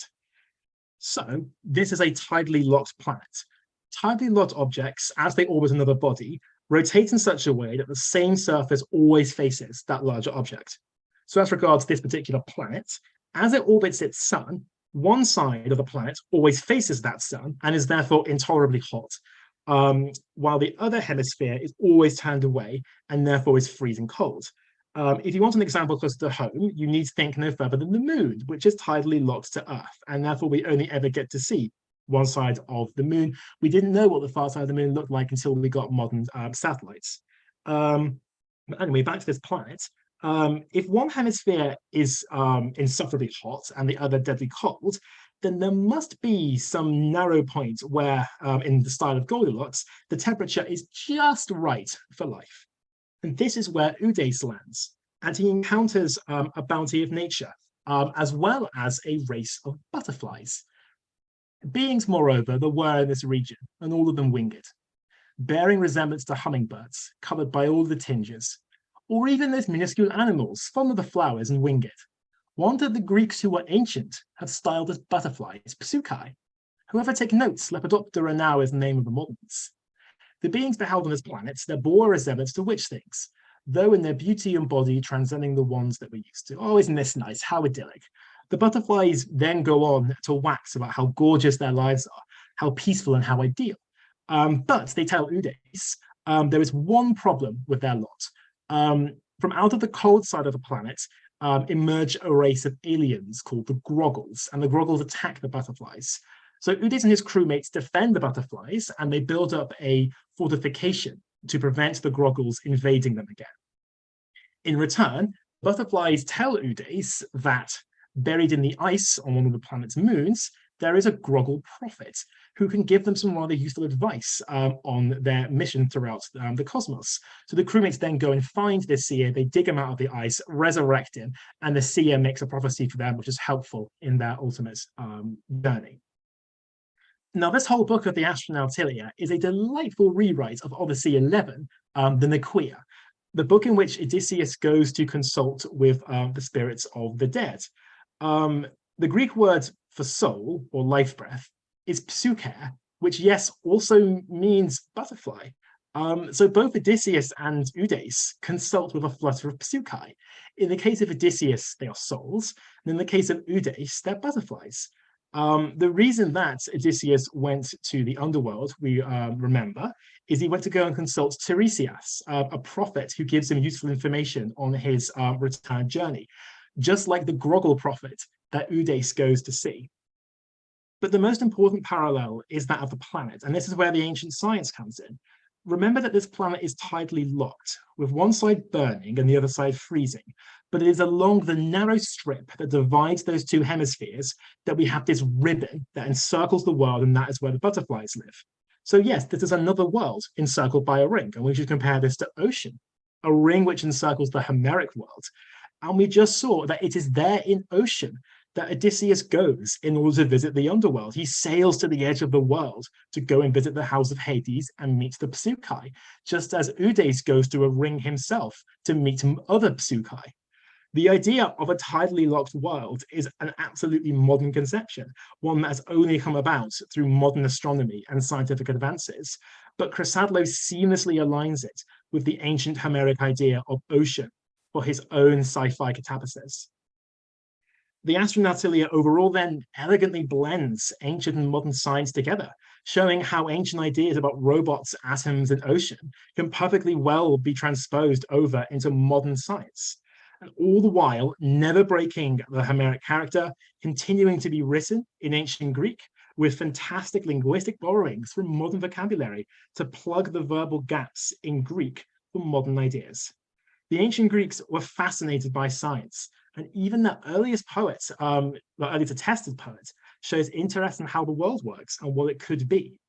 It is no wonder then that these ideas were transmitted over into the ancient Greek epic of the 20th century. Thank you very much.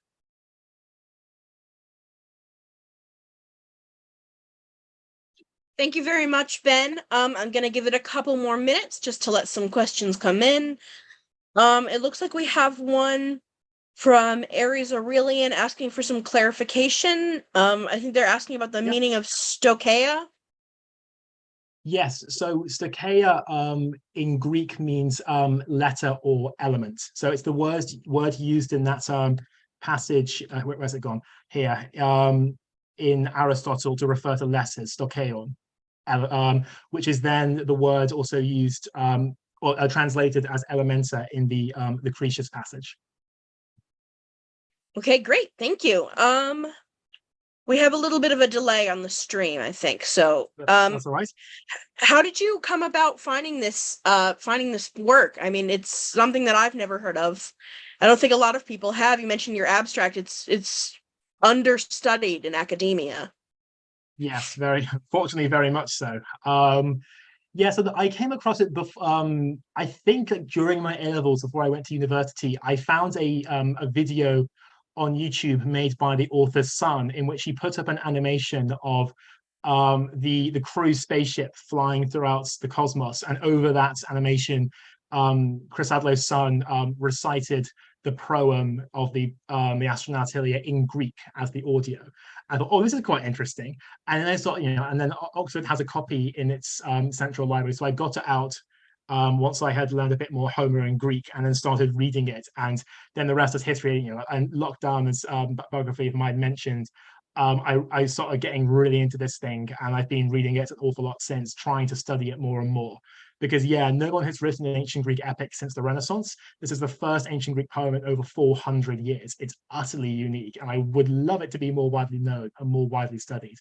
Fingers crossed that my translation will help deal with that problem. Yeah, it's definitely interesting to see how the story can be translated from ancient Greek to a more modern era. Obviously, this is 30 years ago, but still very interesting. I'm not seeing any more questions pop up. A couple comments from what appears to be the warrior queen Boudica herself. And curiosity is key, which is definitely something that we can agree with. Thank you very much, Ben. I am going to pass it on to our next presenter at this point, but thank you very much for joining us today. Thank you very much. Thank you very much. Thank you. All right. Make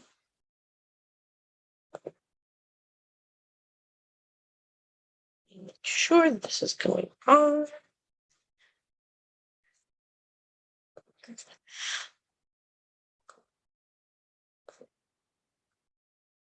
All right, so our next presenter is Dr. Georgina Longley, and she will be presenting her work on Herodotus, the crafty historian, and the exploration of technology in Herodotus's histories. Georgina completed her undergraduate degree, master's, and Doctor of Philosophy at the University of Oxford. Her doctorate focused on the ancient Greek historian Polybius and his methods of political and behavioral analysis. She has always maintained her interest in research and writing, although not in full-time academia. She's preparing her DPhil for publication with Oxford University Press, and her first book, Commentary on one of the new A-level Latin set texts, was released February 2023. Cicero Pro Kayleigh, a selection for Bloomsbury. She has also published 2 articles in volumes for OUP and has written 3 reviews for Bryn Mawr Classical Review. In 2021 and 2022, Georgina presented at the Save Ancient Studies Alliance online conference and is a co-editor on the volume based on our first conference currently in preparation. She taught for 3 years at the University of Oxford and loved teaching and wanted to bring classics to a wider audience. She moved into school teaching for 9 years. She was actively involved in outreach and access widening projects throughout her teaching career, and now tutors privately and writes and researches independently, maintaining her website focused on promoting classics and her blog. Thank you so much for joining us today, Dr. Longley. I'm going to hand it over to you.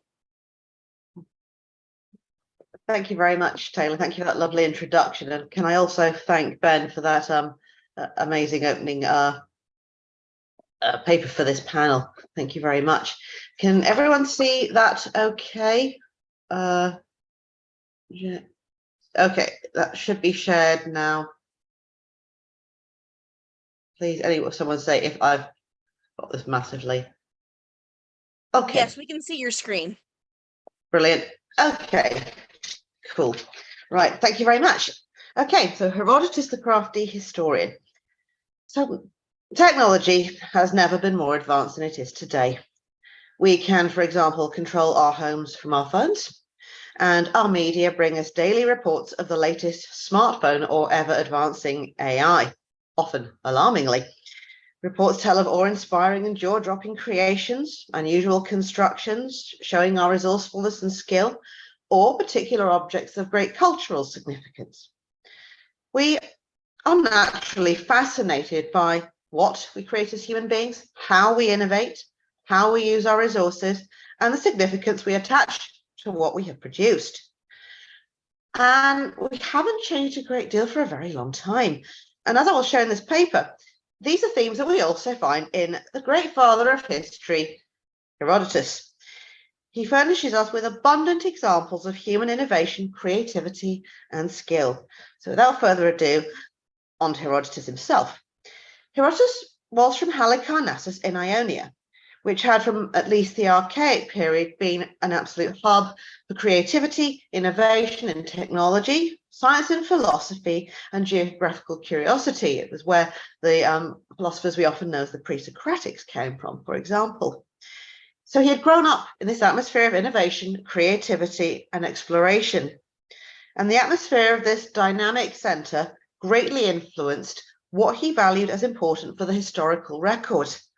Art, technology, and science are central to his work. Perhaps they do not make up as much space as wars and statesmen, but they are certainly there in expressive numbers. As he says at the beginning of his work, when he's telling us why one should write history, so that the things done by men should not fade with time, and that the great and wondrous deeds shown by both Greek and non-Greek should not be without fame. Not just victories and great elections either. Herodotus' purpose in recording deeds relating to technology, engineering, and art are both celebratory, but also anthropological and cultural. My investigation will proceed as follows. Firstly, I shall look at objects and building constructions he classes worthy of note, the marvelous, the unusual, and the impressive. I shall then look at how he explores the adaptability of human creativity and skill. My third topic is pivotal pieces, objects that are historiographically or symbolically significant. And finally, we shall look at ancient art heists. More on that later. So first up, things worthy of note. The fact that Herodotus names a number of craftsmen responsible for works he describes clearly shows that technological achievements are an important part of the deeds he wished to commit to human memory. We see Eupalinus, son of Nostrophus of Megara, Glaucus the Chian, Theodorus of Samos, Roices, son of Philus, and Mandrocles the Samian. Now, one of Herodotus's key examples of engineering feats that he considers highly worthy of mention are three creations he attributes to the Samians. I'll apologize for the pun in the title. I'm sorry. The account occupies section 60 of book 3 and is placed just before the narrative switches from Samos back to his main narrative of Persia. He concludes thus: I have spoken about the Samians at such length because the three greatest works of all the Greeks were constructed by them. His emphasis on the importance of such works as part of history could not be clearer. The first is a water channel dug through a high mountain to bring water from a spring to the city. He even describes its measurements in details, and accurate or not, these reflect the importance that he attaches to this achievement. The second work is a bank enclosing the Samian harbour, dug down to a great depth. And the third is the temple that was first constructed by Roices, a Samian architect.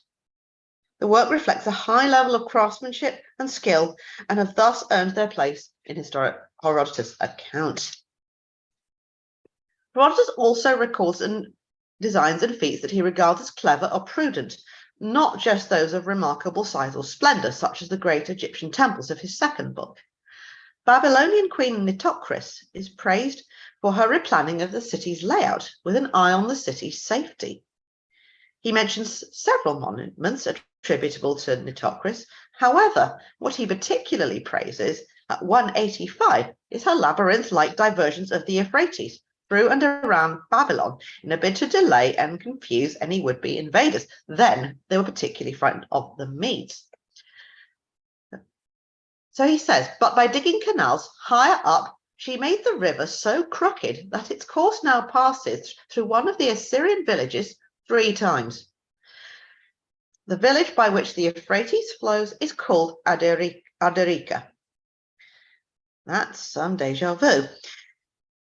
So she set the course so that anyone entering via the river would have an awful task taking Babylon. It worked for a long time, but eventually Cyrus cracked it. However, the invention represents the wisdom for which Herodotus seeks to praise her. We are no less impressed nowadays by clever innovation and creative engagement with our landscape. Herodotus, similarly impressed, wishes his readers to be aware of these remarkable examples of human ingenuity and capacity for innovation. Different people, different skills. Herodotus on the diversity of human creativity and resources. It has long been noted that there is a very important anthropological aspect in Herodotus' work, as evidenced in his interest in other peoples, their practices and customs, which includes their crafts, materials and resources, and their creative deployment. Their use often determined by what is available locally in terms of resources. In Book 3, at the end of the Persian spy's tour of the city of the Ethiopians and the food-bearing table of the sun, Herodotus describes the burial practices of the long-lived people, and they come lastly to the coffins of the dead. These, he said, are made from a pliable, transparent stone, mined in abundance in that area. They then set around it, that is the corpse, a pillar of clear crystal-like stone, which they dig plentifully from the ground and which is highly malleable. Herodotus seems to expect that his Greek audience would be unfamiliar with the unusual of stone, giving a vivid account of how the Ethiopians use the unusual material that is widely available to them to create pillars through which they can put their mummified dead citizens on display. The pillar is placed in the house of the dead person's relatives for a year and worship before it is displayed around the city, displaying the corpse, which is painted and made to look like the dead person did in life. The second example comes in Book 3, showing Herodotus' interest in the diversity of peoples across the world which he seeks to paint for us. He describes a type of reed from which a certain tribe of Indians make not only their boats, but also their breastplates, which they weave from it. It comes in the digression on the Indian peoples following his description of the tribute and provinces of the Persian Empire. Finally, we come to a rather sweet story from the histories called where he describes a little tail cart made by Arabian shepherds. Yes, you heard that right. It is a tail cart. The breed of sheep possesses a tail so long, 9 feet, according to Herodotus, that it would cause injury if it were allowed to trail on the ground. However, every shepherd there knows sufficient carpentry to make little carts, which they bind under the tails, tying the tail of each sheep on its own cart. And thus, sheep can avoid sores and wounds to their tails. So from this we can see whether we're talking about great pillars made from crystal-like stone or little tail carts, Herodotus recognized and was interested in humans' ability to adapt and effectively work the materials available to peoples to create and solve problems they face or achieve particular goals. Okay, we come now to pivotal pieces. We humans like to attach importance to objects.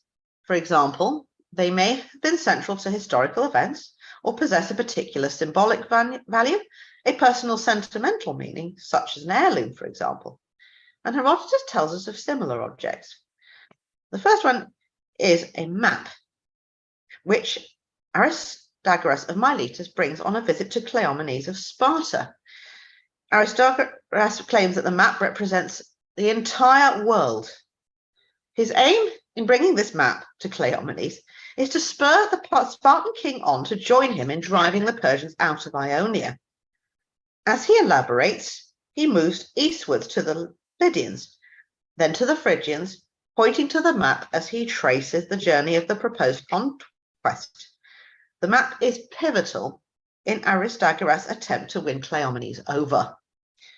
Is this story really true, and did the map really exist? We cannot be sure. However, that matters perhaps less than what it represents.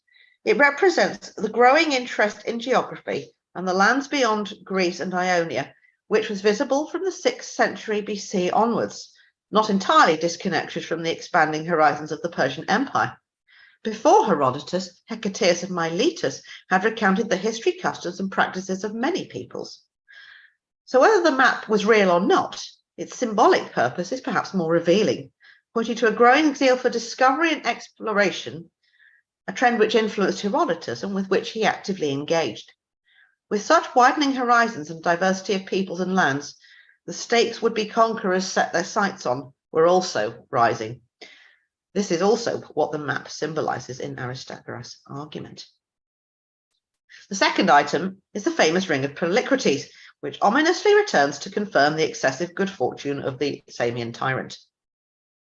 Notwithstanding the folkloric element of the tale, a ring that magically returns in the belly of a fish, Herodotus grounds this episode more historically, detailing the appearance of the ring and its creator. Please excuse the Tolkien reference.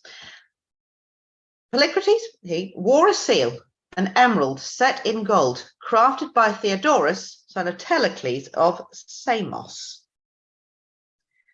Polycrates is advised by Amasis of Egypt to take pains to end his good fortune, fearing he will come to an untimely end.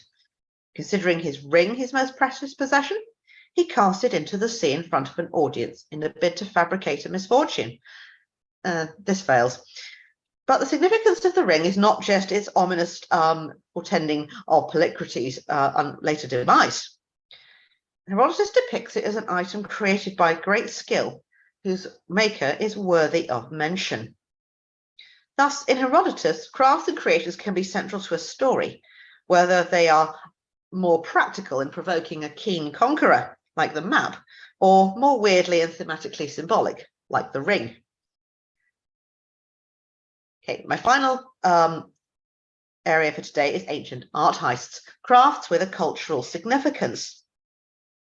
A type of object often recorded in Herodotus are artworks commissioned and skillfully created as offerings to gods or as gifts between rulers to establish friendships or alliances.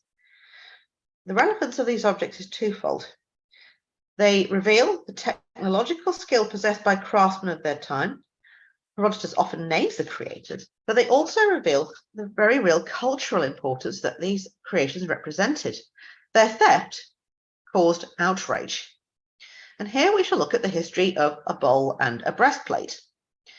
At 151, Herodotus describes a large bowl, quite likely also produced by Theodorus, and he states that it is of no ordinary craftsmanship. The bowl was commissioned by King Croesus and sent to Delphi as an offering, where it came to feature prominently in the feast of the Theophania, the divine appearance. Another bowl, being brought to Croesus this time by the Spartans as a gift, comes to lie at the heart of Spartan resentment against the Samians. At 170, Herodotus describes the splendid size and adornment of the piece, carefully crafted as an illustration of Spartan respect and willingness to cooperate with Croesus. A bowl of bronze it was, engraved with figures and large enough to hold 2,700 gallons, and brought it with the intention of making a gift in return to Croesus. But this bowl never reached Sardis, for which 2 reasons are given. The Lacedaemonians say that when the bowl was near Samos on its way to Sardis, the Samians descended upon them in warships and carried it off. However, Herodotus shrouds this in mystery, as the Samians claim the Spartans sold it to them after hearing of the fall of Sardis. The issue of the bowl appears at 347, when the Spartans join a group of exiled Samians in their bid to overthrow Polycrates, citing the theft of the bowl as their motive. At 347, Herodotus goes on to describe another object, an exquisite breastplate sent by Amasis to the Spartans as a gift. What makes it worthy of wonder, he writes, is that each thread of the breastplate, each being fine, is made up of 360 strands, each clearly to be seen. Thus Herodotus once again celebrates the magnificent talent that created the object. That the Egyptians were skilled embroiderers appears also in the book of Ezekiel. It is an object worthy of wonder, he says. Such was the care lavished on objects that either symbolized or proffered alliance or meant for the divine. To conclude, the significance of the study I have offered you today has been twofold, I believe. Firstly, the interest in recording and hearing about innovations, from clever ribbon diversions to AI, connects us and the 5th century BC as curious and creative humans. Secondly, I think we can see Herodotus at the start of a hitherto underestimated tradition of ancient historiography. Craft, different techniques, remarkable objects, and their creators were very important back then too. Herodotus records a diversity of approach and practice, commemorates the skill possessed by craftsmen, and eulogizes the advancement of engineering and art. For Herodotus, this made them worthy of commemoration, so that they should not pass out of human memory and should not be forgotten. Thank you. Excuse me. Thank you. Thank you very much, Dr. Longley. That was a very entertaining presentation. I'm just looking through to see if we have any questions. I'm not seeing any questions, a few comments, a reference to the Odd Couple. But thank you very much for that presentation. I thought it was very interesting. It's interesting to look at it not only from a historical aspect, but from the anthropological as well. So thank you very much for that. Okay. Give it another couple seconds. We do have a bit of a delay on the stream. Getting some applause emojis. Just to say, I didn't put anything about medicine in it, but that's very big in Herodotus' histories as well. Though a lot of people looked at how it shapes his method, how he celebrates it as an act of innovation hasn't been done so much, but I couldn't quite put everything in, but that's a pretty cool aspect of the histories as well, the celebration of medical advances. Yeah, definitely hard to pare Herodotus down to 20 minutes, but you did. Yes. Yeah, so can't quite get everything in, but he's a great author. All right, at this point I think we are going to turn it over to our next participant, Patrick Clancy. Thank you again, Dr. Longley. It was very enjoyable. You're very welcome. Thank you. Well, thank you for inviting me back again this year. It's been great. Thank you. Goodbye. Great, thank you.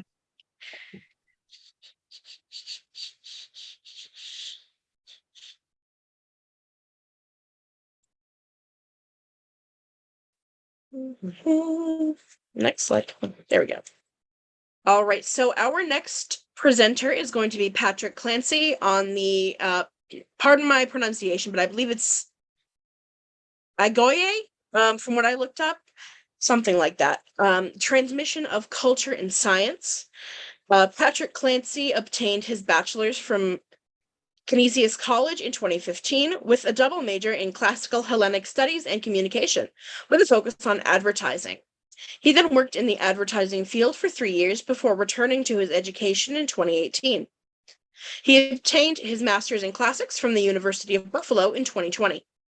Patrick is currently an academic advisor at Bryant and Stratton College Online and is a PhD student at the University of Birmingham, United Kingdom, researching the importance of athletics and athleticism in classical Spartan culture.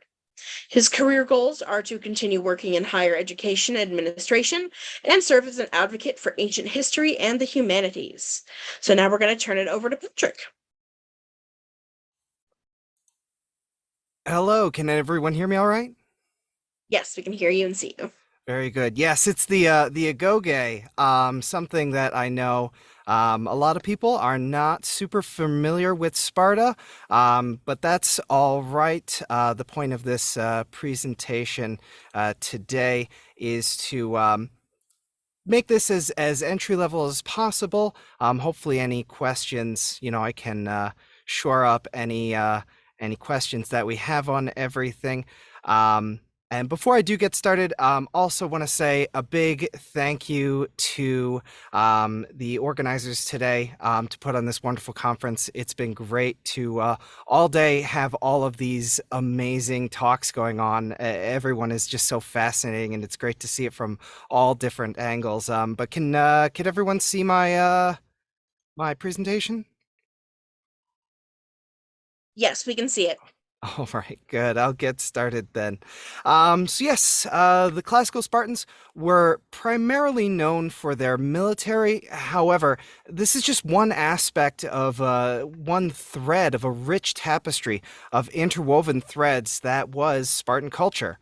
One thread which set them apart from other polis, or city-states, was their state-sponsored schooling known as the agoge. Although an exact agoge curriculum likely never existed, we do know the agoge is where future Spartan citizens, Spartiates, learned about and integrated into their culture. This paper will focus on the Spartan diet, its cultural importance, which was likely transmitted through the agoge, and connect the ancient social norms and sources to contemporary scientific research. So we'll start off with what the agoge was, how it focused on their diet, and then get into Ariston, which was we'll get into when we're there. But yeah, so we'll be focusing on that. So understanding the Spartans comes from understanding their culture. As the Spartans had a transactional relationship with the agoge, they shaped it to fit their needs, and in turn, the agoge shaped the future generations of Spartan soldiers. This created a culture feedback loop with highly enforced social norms that were passed down through the agoge with few changes for generations. The agoge had an intense focus on physical education, which served two purposes. The first purpose was the utilization of athletics to socially condition discipline into future Spartiates so that they would adhere to strict laws. And the second was to harness that discipline and physical fitness on the hoplite battlefield. Oops. So, the agoge education began when the paides, or boys, were around 7 years old, and this is was they were introduced to discipline, toughness, physical fitness, and rhythm. It was a time when the boys began harsh training to become future citizen soldiers, and under intense observation, paides were highly encouraged through competitive sport to display their strength, aggression, and leadership qualities. They trained while running races, wrestling, jumping, as well as in throwing discus and javelin. Hunting was introduced to paides and Xenophon suggested that hunting be started at this age, as it taught many life lessons, instilled discipline, promoted endurance through exercise, as well as in general prepared for military service. Hunting was always done as a collaborative or team activity, and hunting parties were made of mixed age groups, possibly from one's messmates. Game from the hunt would be shared during Deipnon, which is the evening meal held in the Syssitia, the communal mess. So hunting wasn't the only way Paides were able to get food. Their prefect, or Eren, who was a member of the Hebontes age group, provided rations to share for the troop of Paides to prevent them from starving. Paides were also encouraged to steal supplemental nutrition, provided that they were not caught stealing. That's the big asterisk on there. On the stealing of food, Xenophon seems to imply that this made them better soldiers, that they were able to provide for themselves on campaign. So, after the Paides age group came the Paidiskoi, when the boys became boyish. While there is some debate on if this age group started at 12 or 14 and lasted until either 18 or 20, it is certainly when the physical education became significantly more intense. They experienced quasi-military discipline and even began sleeping in barracks. The games they played, such as Phairomachia, Battle Ball, or Platonistas, the Grove of the Plane Trees, were highly competitive as well as incredibly violent. However, these games were not violent simply for the sake of being violent. Instead, they were intended to educate the future Spartiates on the culture they were growing up in and how to play the role of a soldier in their society. It is also believed at the Paidiskoi age group, when pederastic relationships began with older Spartiates, the Paidiskoi were invited as guests to the Syssitia for them to witness what Spartan culture was really like. Competition for these relationships were likely fierce and reputation-based for both erastai, lovers, and eromenoi, those who are beloved. Athletic displays may have been used to increase reputation or at least invite attention for both erastes and eromenoi. So the Hebontes is the final age group. So these were no longer boys in the agoge. However, they were also not men with complete citizenship status, meaning they couldn't run for elected office or on most occasions even leave Sparta. Their education formally ended and the focus shifted from learning athletics and their culture to demonstrating their athletic prowess in the Spartan army. Hebontes had the strongest spirit of rivalry, which made their sections in the chorus and their athletic contests the finest to watch. And in fact, the level of rivalry was so strong that Hebontes frequently got into fistfights with each other. They were competing so vigorously because they wanted to be elected into a Fiditia, a dining club, to become members of the Hippies, the Knights, or possibly even to become a member of the secretive Crypteia. All of these were selected on merit. And a major indicator that merit was centrally on athletic performance, or at least the perception of athleticism, as the Spartans selected troops for certain positions based on physical fitness or even just on physical appearance. So after the completing the agoge, members from the Hebontes age group needed to be unanimously accepted into a Fiditia, which was possibly comprised of 15 to 30 men, mixed age groups. Hebontes needed to demonstrate their valor, reliability, and dedication to the Spartan way of life, as there is evidence that each Fiditia or closely linked Fiditia made up a military unit known as an emotia. So, as Paides, they were introduced to communal dining by the Eren. As Padiskoi and Eromanoi, they were brought to witness the Syssitia by their Erastes, and finally, when they were Hebontes, they were up for election into their own Fiditia. Their cultural schooling all led to the education, to the election into a Fiditia, and they would prove their merit by performing well in athletic contests against peers. This allowed Spartiates the ability to become homoioi, or similars, with their fellow citizens through status, athletics, and even through diet.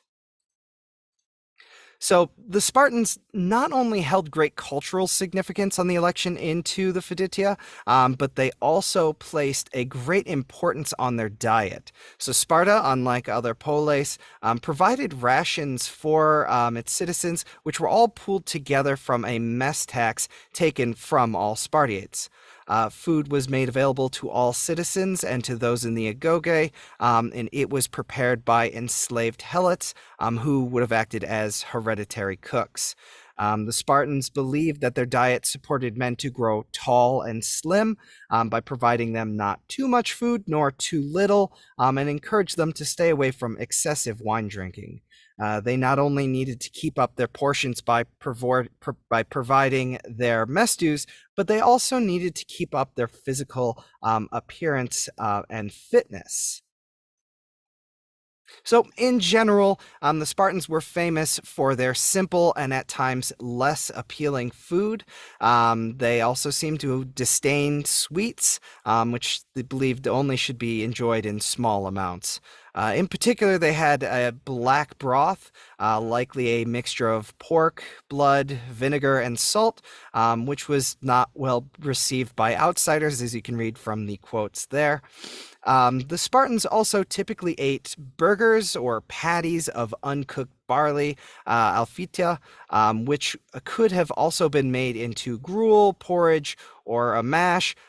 Something Roman soldiers would have been given as a punishment was their normal meal. However, this lack of processing would have at least served nutritional purposes, as unrefined cereal helps to protect cardiovascular systems and supplies soluble fiber, folic acid, antioxidants, vitamins, and minerals.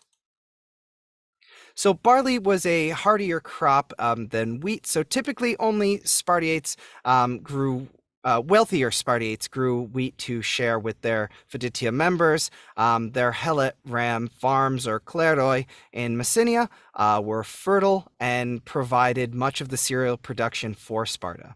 So the average ordinary Spartan kleroi is estimated to be around 18.41 hectares, while the average elite Spartan-owned kleroi was likely closer to 44.62 hectares. The ordinary kleroi had the potential to produce around 34,329 calories per day worth of foodstuffs for personal use, helot use, mess tax, as well as a surplus to protect against bad harvest years. It has been estimated that kleroi needed to be at least 10 hectares to produce enough for a Spartiate to support his needs and fulfill the mess tax requirement. Hodkinson believes that the average Greek ate 1 atakoinik of barley per day, which he estimates to be around 2,803 calories. Hodkinson estimated that Spartiate mess dues may have been around 5,294 calories worth of barley. He then adds 1,100 more calories of supplementary donations for olive oil, wine, cheese, figs, nuts for a piklion, a dessert course, and opson, bread relish, bringing the total to around 6,394 calories for the evening meal of depnon. And the common measurements used for this base estimation for portion sizes given to us from Thucydides, from the Truce at Sphacteria in 425 BCE. This truce allowed Spartiate prisoners and their helot attendants to 2 atakoinikes of alphita, barley, 2 kolotai of wine, and an unmeasured amount of meat. This has been estimated to be around 4,641 calories. This gives us around 2,300 calories if, split down the half, but likely they were not given equal shares for the helots. So while these numbers are important to gain perspective, the Spartans didn't know what calories were. They certainly didn't count calories in food the way that we do. And additionally, even with contemporary numbers, so like 3,320 calories is suggested for very active individuals. This is for industrialized societies with food processing and an abundance of raw material globally, which I do not believe necessarily applies to classical Greece. So for some perspective, a 2004 study of sumo wrestlers who stood between 5'8" and 6'1" and weighed between 200 and 340 pounds ate a mean of 4,305 calories per day. To compare, contemporary European or American adult males stand approximately around 5'9" and weigh around 196 pounds. I'm a little bit bigger than that, but that's all right. Remains of ancient Greek males showed they averaged between 5'3", 5'4", and likely weighed approximately 132 to 143 pounds. So despite being more active in athletics and hunting than other Greeks, I don't believe that a sumo wrestler's calorie intake could be comparable to ancient Greek or the Spartan diet, especially considering larger contemporary persons generally need between 1,500 and 2,000 calories to sustain daily activities. Spartan cuisine underwent minimal processing with many items eaten raw, which were more difficult to metabolize. So cooking breaks down food, reduces volume, and facilitates easier digestion, which in turn allows humans to eat more food and absorb the nutrients more efficiently. Well, the Spartans were clearly athletes and therefore likely needed a higher calorie intake to sustain their active metabolisms. One must also understand the Spartans could have only eaten so much raw, unprocessed food. So on campaign, foraging and hunting were the main sources of procuring provisions if a marketplace was not made available. The Spartans certainly foraged many foodstuffs such as fruits, vegetables, and herbs, which were all likely eaten raw. While describing a hunting expedition during his Anabasis, Xenophon makes an explicit note while in the desert for a period of time, the men had to subsist off meat alone. This specific mention denotes how ordinary foraging was for the Spartans, and that their diet was balanced with meat as well as with wild foraged fruits and vegetables.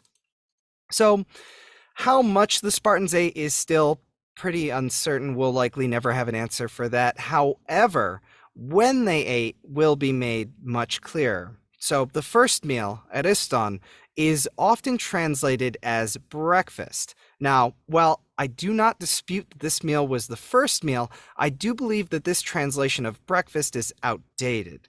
The translation that I propose is midday meal instead of breakfast, as the meal was closer to noon than it was to dawn. So typically, Greeks ate 2 meals ariston and deipnon. Those who could not afford 2 meals only ate deipnon. As established before, Spartiates were wealthy enough to have land for a mess tax, and thus they could afford 2 meals.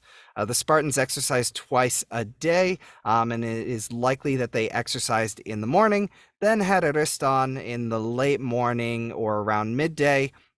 Their second session of exercise would happen later in the day when it was cooler, and they had rested after, and then in the early evening they likely ate deipnon before turning in for the night. The bulk of this thesis for ariston around midday comes from reading Xenophon's Anabasis, where he served alongside Spartan mercenaries and under the leadership of Spartan commanders. When Xenophon mentions dawn as an indicator of time, it's usually not followed by breaking the fast with a meal. Instead, it's typically followed by a dawn sacrifice or troop movement, then a break to eat. This is likely due to the fact that accidents happen at the dark when you're moving in unfamiliar territory with a large mass of people. This trend of movement before and after midday period seems to be noted even for hunting and traveling in general. Once Ariston was finished, it appears to be common to have some wine and rest, much like an afternoon siesta. This midday feasting, then wine drinking, may have also been the reason why the Spartans were caught flat-footed at the Battle of Leuctra. So, recently, there's been scientific interest in the concept of chrononutrition, or the interaction between meal timing and circadian rhythm. As the circadian rhythm orchestrates metabolism, appetite, energy expenditure, and insulin production. An afternoon nap does not change the circadian phase. It improves cognition and restores routine metabolic functions.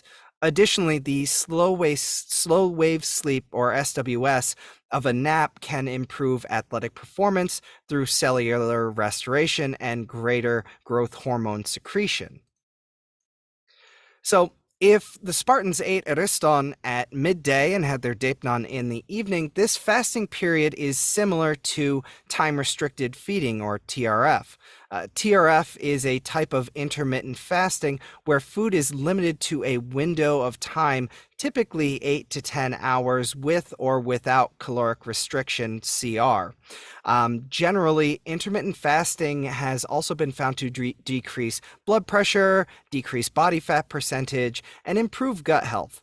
There is some evidence that TRF may provide improvement in biomedical risk markers like proper weight management, reduction of appetite, and overall metabolic health when nighttime food is avoided. So, the elongation of daily fasting during TRF promotes robust oscillations of the circadian clock gene and aids in ATP production, or androgen triphosphate, which is a chemical compound that stores and releases energy. So with TRF managing appetite and metabolic health, this further elucidates on how the Spartans likely were not eating 6,394 calories. Even with the increased exercise, the Spartans experience, it appears the evolutionary basis of the human metabolism seems to be based on high intensity of energy demands with erratic food availability. So this type of fasting may also improve the maximum intake of oxygen within the body, known as a VO2 max, thus improving aerobic function, muscle strength, as well as growth and overall athletic endurance. Fasting has shown to have some effect on hormonal responses and the metabolism of glucose, protein, and lipids. These general factors may have improved overall health for the Spartans, just as it is observed today. So with all of this information, it's possible, if not likely, that the Spartans observed the positive effects from their eating habits, adopted them into their athletic culture, and continually transferred that cultural knowledge through the agoge. Thank you. Thank you so much, Patrick. It was very interesting. I know we all think we know a lot about the Spartans, but it's very interesting to see just how much scientific knowledge that you can gain from them. The one question that I'm seeing so far, besides a question about rewatching videos, which yes, you can rewatch the videos. They'll be hosted, I believe, on our website, if not our YouTube channel. Felix the Cat asks, how accurate are these data? I think they're wondering kind of where are you getting your information from, I assume. Obviously you've got great sources. Yeah. So that is the unfortunate part. There's a wonderful Property and Wealth in Classical Sparta, Stephen Hodkinson, as well as others, but Hodkinson is the most recent and the most comprehensive, follows so many aggregates of data on potential land use, as well as that. That is the unfortunate part, is this is an exercise not in futility, I'll say, because it is important to understand potentially what they could have been producing, how much they could have made, which, you know, affects other things as you kind of get with this talk. But if we're ever going to have an exact, no, unfortunately we won't. These are just the best estimates that we have with the available information that we have. So they're as accurate as they can be.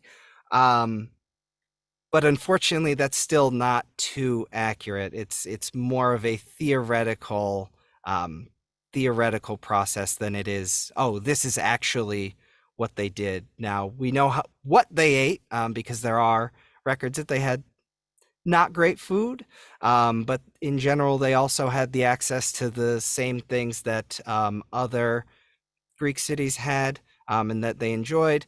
But in general, they were not known for the best types of food. Got it. Thank you. Yeah, such is the nature of ancient studies that we can only really hypothesize. You can't know exactly what was going on there. I'm not seeing any more questions. So at this point, I'm going to say thank you, Patrick. Was there anything else you wanted to add? We do have a little bit more time. We are running a bit ahead. Yeah, sure. I mean, the one thing that I did want to add, again, as a thank you to Sasa, this is just an absolutely fantastic conference. But also with the kind of ongoing of the calories and everything, of course, it's not entirely 100% accurate, as well as the other scientific information that I have. But I do think it's important to engage in these thought processes and kind of engage with the scientific community, as well as we're looking to save ancient studies to find how we can make ourselves available to the departments that are getting funding. Well, we can show them, hey, you can even find information on that in the ancient world as well, and give yourself some standpoint from a historical perspective. Okay, great. Thank you so much, Patrick. Thank you. At this point, I believe I'm going to pass it over to Dr. Emily Ferry. I apologize, Emily, we did have some technical difficulties, but hopefully you're in with us now. I just want to make sure. So I'll give you the intro and we will go from there. If you do need me, I can share my screen to show your pictures if it winds up happening that way. But let me give you the intro. Hello, can you hear me now? Yes, we can hear you. Great. Hi. Yes, I am having just a little bit of a technical issue with loading, but I just want to say hello first and to introduce myself. My name is Dr. Emily Ferry. I've been working in classics for a very, very long time, doing a lot of work in the CUNY Graduate Center, the CUNY system, Sarah Lawrence, most recently, sometimes Drew University. I think it would be probably good if you would share your screen, Julie. Actually, that would be really, really helpful, and share that presentation that I did send to you. Do you think that that would be possible today? Yes, you did send me, let me just make sure. Yeah, yes. I sent you the link. Your ArcGIS link, right? Yes, that's correct. Okay. Just because I've been having so many issues here, and I'm finally trying to get it to load on this other computer, but it doesn't. I'm not going to have another issue, hopefully.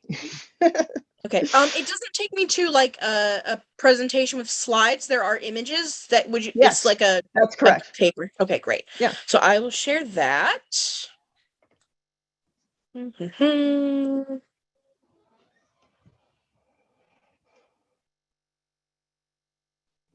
Okay, can people see? People can see the Hydraulis page. Can you see? Everybody can see the presentation. Just that is great. Thank you. You can see it. Okay, great. Okay. Just let me know where you want me to scroll, and I can go through and show the pictures that you've got and everything.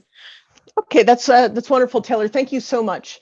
If you could just scroll down a little bit now. And I'll just talk to you for a minute or two about the hydraulis and what it is. The hydraulis is an amazing invention from Hellenistic Egypt. And it's one that had really an incredible career all through the Roman Empire, through the Byzantine Empire, then down to the kingdom of the Franks. In the history of Islam, the hydraulis was spread all around, and it even got as far as China at some points. There's quite a lot of resources about the hydraulis that I could tell you in detail. My main point of interest today is on the connection between hydraulis and public spectacle, particularly the public spectacle of kings, emperors, popes, people who were trying to project an image of power. That is not to say that there weren't water organs or even pneumatic organs that were smaller scale, used by individuals in the privacy of the home. Nevertheless, it was a very public instrument, a spectacular instrument, one that could enable all sorts of incredible effects. And I think that it's a stunning sort of history that it has. Now let's scroll down a little bit and let's look at our map here. And let's click on the coin of Arsinoe of Alexandria. We can just start looking at the first slide. So the first invention of the hydraulis is in Hellenistic Egypt in the era of the Ptolemies. And the hydraulis was invented by somebody called Ctesibios of Alexandria. He was a very, very clever man, right? As they say, the son of a barber. And he invented, in addition to the hydraulis, he invented an automaton that would pour wine and make a trumpet noise at the same time. We can go on to the next slide. And this automaton, let's advance now. This automaton was in the shape of the special rhyton or cup of Arsinoe. So what's interesting about the hydraulis is that it was an invention of people, right? Whereas all of the other musical instruments known to the Greeks and Romans were all the inventions of gods. But the hydraulis is specifically an invention of people, not even a musician, an engineer, this fellow Ctesibios, who was the son of a barber, who just had a great yen for mechanical invention in Hellenistic Egypt, a time period when invention of all sorts, when sciences like chemistry, anatomy, astronomy were all being explored, and there was even a joy in experimentation. So Ctesibios just had the good luck to be at this point where science and investigation and practical results were celebrated, and even funded and exhibited by people like Arsinoe, the deified queen of the Ptolemies. So I really love this epigram. All lovers of pure wine should go and see this rhyton in the temple of serene Arsinoe, lover of the west wind. Right? It's like the Egyptian dancer Besas, who gives forth a clear trumpet-like sound. And of course, we go on here and we talk about the waters of the sovereign Nile. All of that is connected with this idea of inspiration, inventive inspiration. And then, of course, we mention Ctesibios as the inventor of this device. Now, if we scroll down to the next slide, please, and then click on the image, this is this really interesting representation. It's actually the first artistic representation of a hydraulis. And there's quite a gap, right? You don't really get a lot of literary representations or artistic representations for 100 years or so, as this invention, news of this invention sort of percolates around. But this is, probably early 1st century BC and from Alexandria. And, one thing that strikes me about the identity of the Salpinx player, that's the character who looks like a trumpeter, is that he also has some of the characteristics of the dwarf god Besas that was mentioned in Hegelus's epigram. Bes was an Egyptian deity who was especially beloved by female musicians, and he was supposed to instill a kind of a joy in life and a jollity that sadly is in short supply in other periods of history. Let's click on the image again and go back to the slides now. So as time goes on, right, we trickle in a couple of more early mentions of the hydraulos. And here we have this inscription for this hydraulos player, Antipatros of Eleuthera. I don't think we can really see that well, but I guess hopefully some other people can. The gist of this inscription is that in the context of a whole bunch of other dedicatory inscriptions at Delphi that are celebrating the winners of the victories of musical contests. There's hundreds of these inscriptions that are talking about how such and such won on the Choropsaltria, a lot of female musicians as well. They won Agones, and then they dedicated this statue to the god, or an inscription to the god.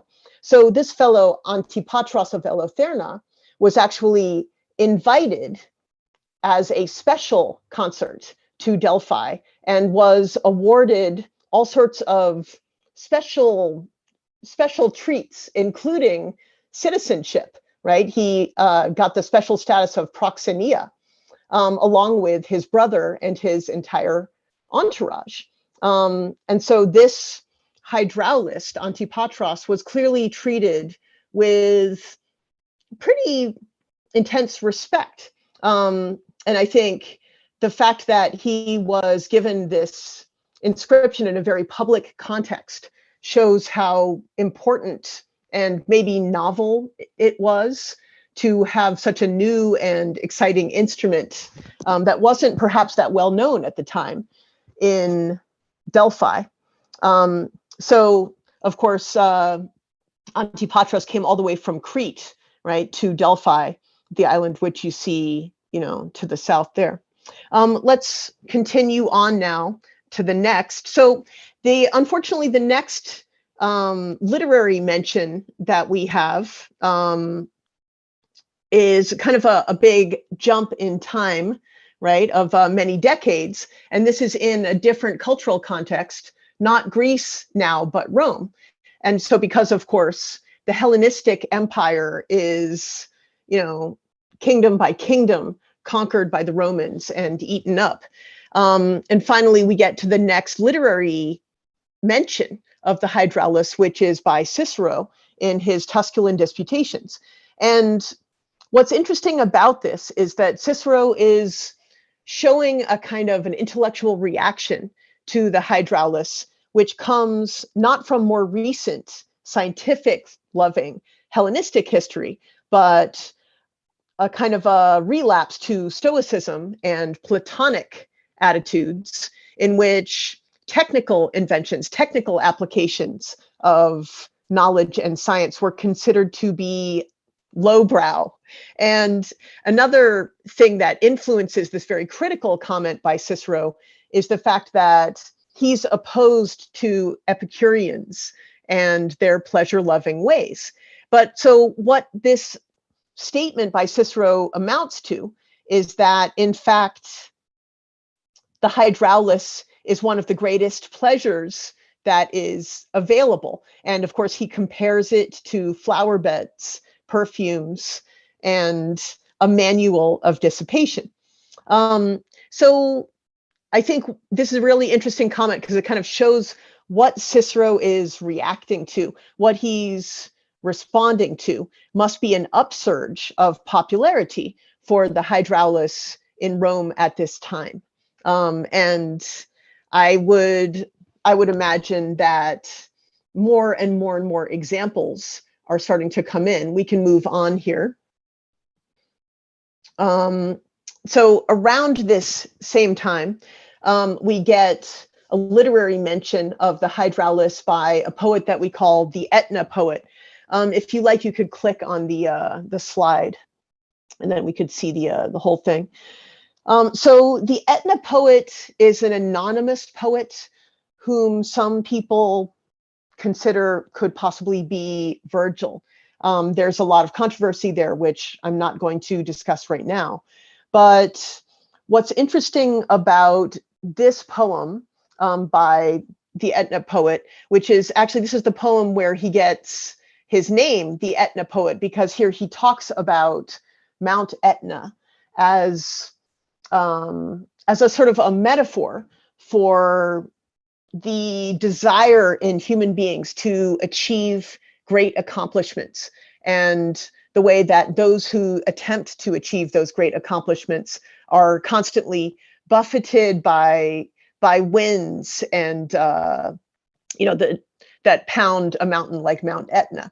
And he compares that in turn, the inventiveness of such a person who wants to achieve great things, to the water organ, the inspiration that is associated with water and the muses by so many poets at this time is here, given a new human slant and, controlled by people finally, as opposed to the gods again. So again, the water organ is this very particularly human instrument that, not only has so many different elements that all come together and kind of represent a unity in one, right? But it's got this kind of humanity about it, recognized here by the Etna poet. So you see, there's a lot of kind of widely varying attitudes about this instrument. But the one thing the Etna poet does note here is this booming nature, the loud booming sound, right, as well as a melodious sound. And that kind of variegated nature of the sounds of the water organ become very important in its later history, which we're going to go down and look at in a second. Let's move on a little bit here. Oh yeah, so this is contemporary to the Etna poet, approximately. Now, if you see the little button on the right next to the slide, you could click on that button.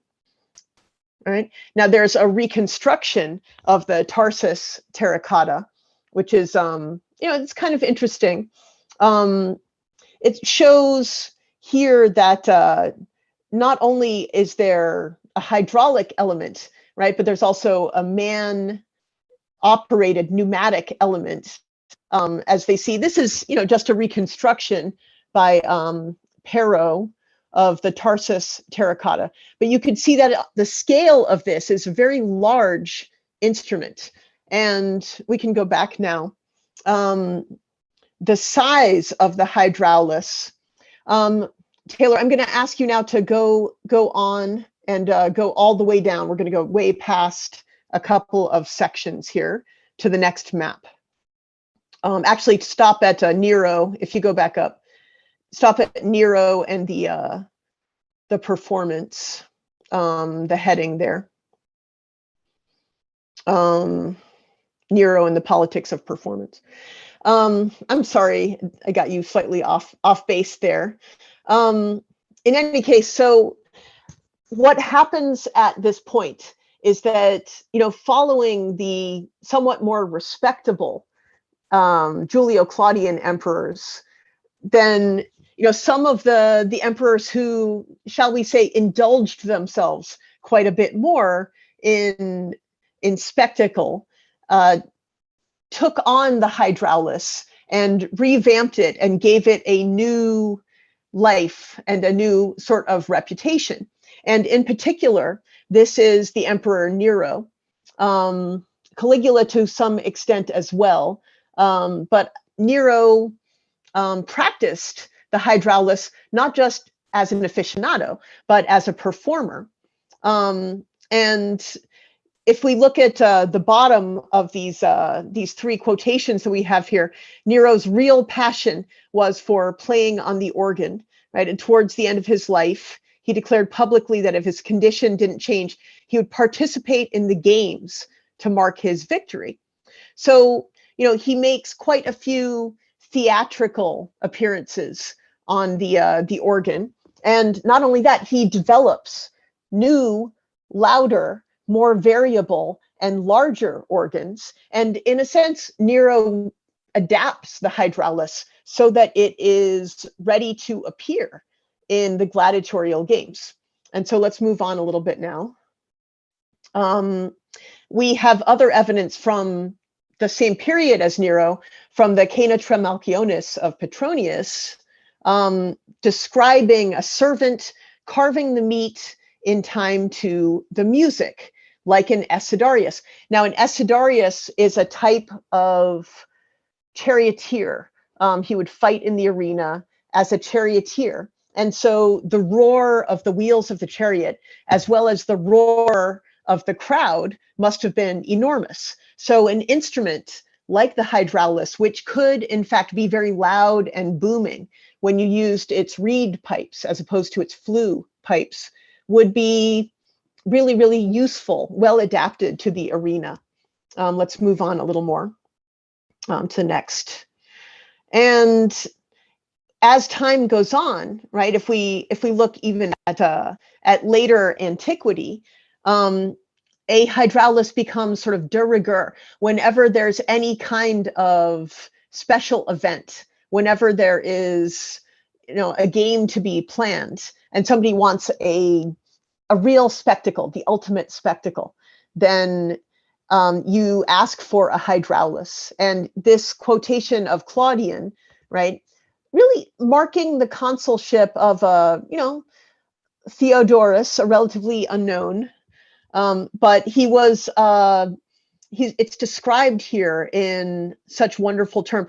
Let him whose light touch draws forth mighty sounds, controlling the countless voices of a field of bronze pipes, let his fingers wandering make a sound of thunder, wherein he stirs up violently with a strong lever, the water from whose torment sweet music is born.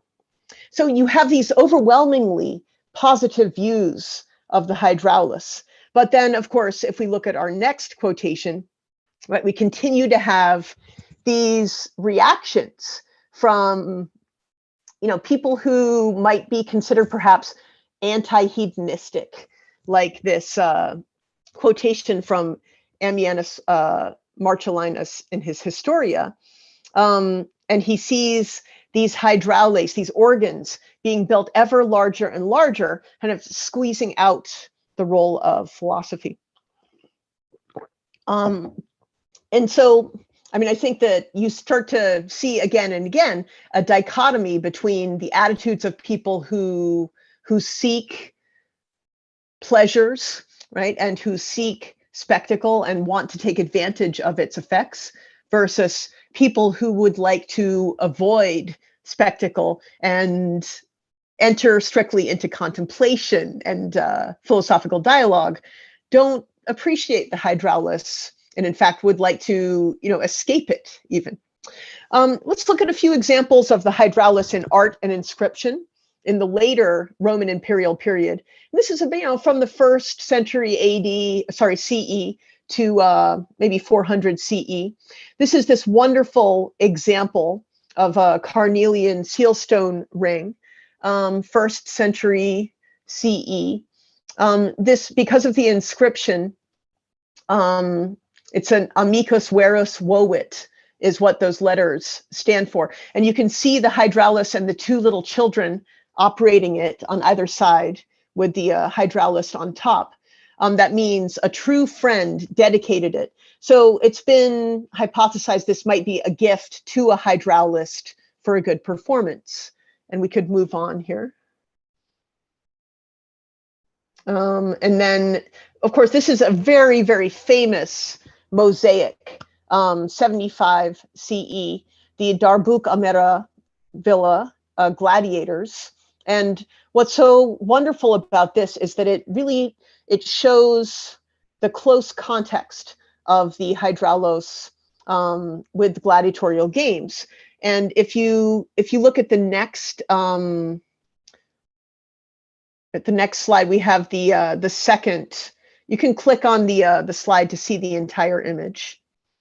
So anyway, so there were two opposing mosaics, two opposing organs and hydraulists to go along with the different gladiatorial scenes. So what's interesting about this is it might presage the later pattern that we see in the Byzantine period, where the different circus factions for the chariot races, the blues and the greens, each have their own organ, their own hydra, as it were. We can move on now. These beautiful mosaics, by the way, are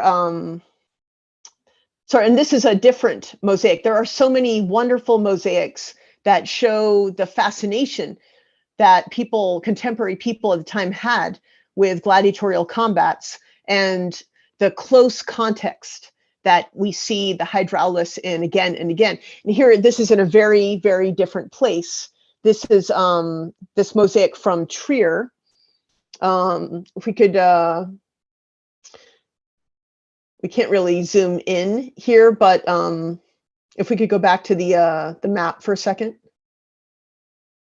If you click on where it says 8 medallion scenes for a moment, we could see the in the text of the slide.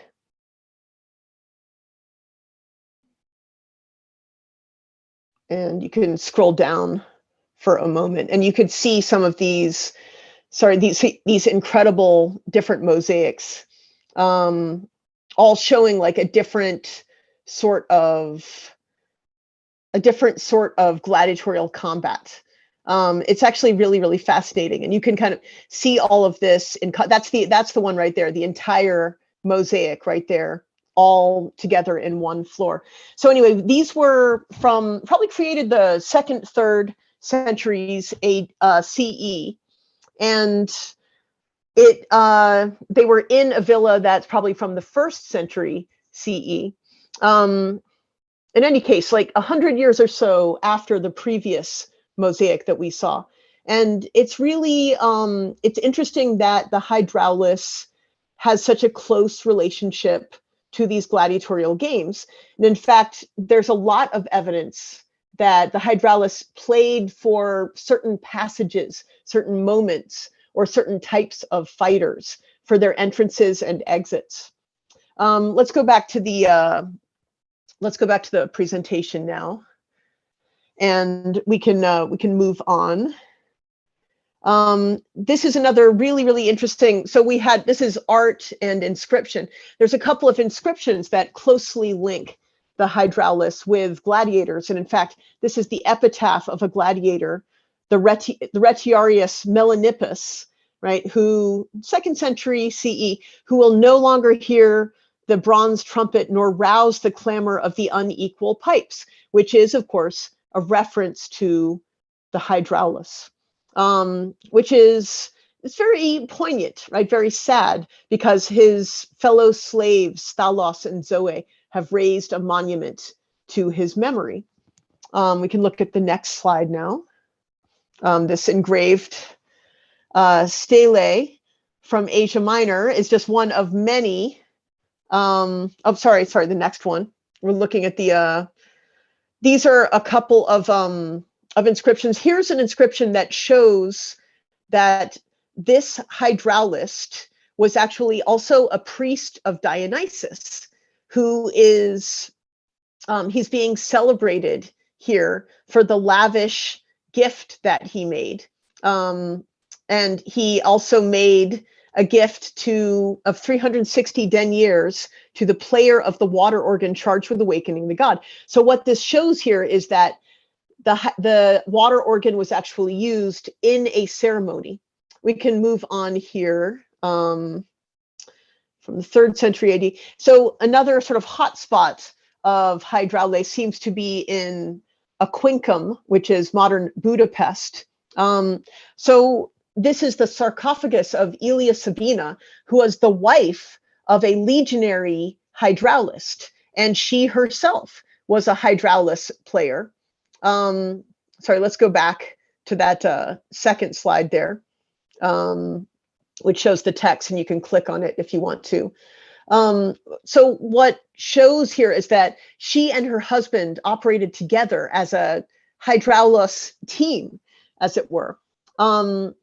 And it's interesting that that was a fixed position in a legion, a legionary hydraulist even was on the regular payroll, as well as his wife, sort of part of his entourage.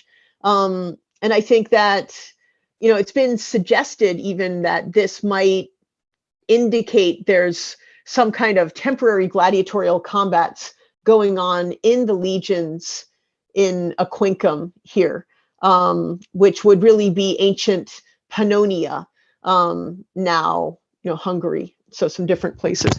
And so in Aquincum, there's even yet another inscription, if you click onto the next one, which is, in fact, on the remains of an organ that was found in, it's really an archaeological, a material remain of an organ that has a plaque attached to it.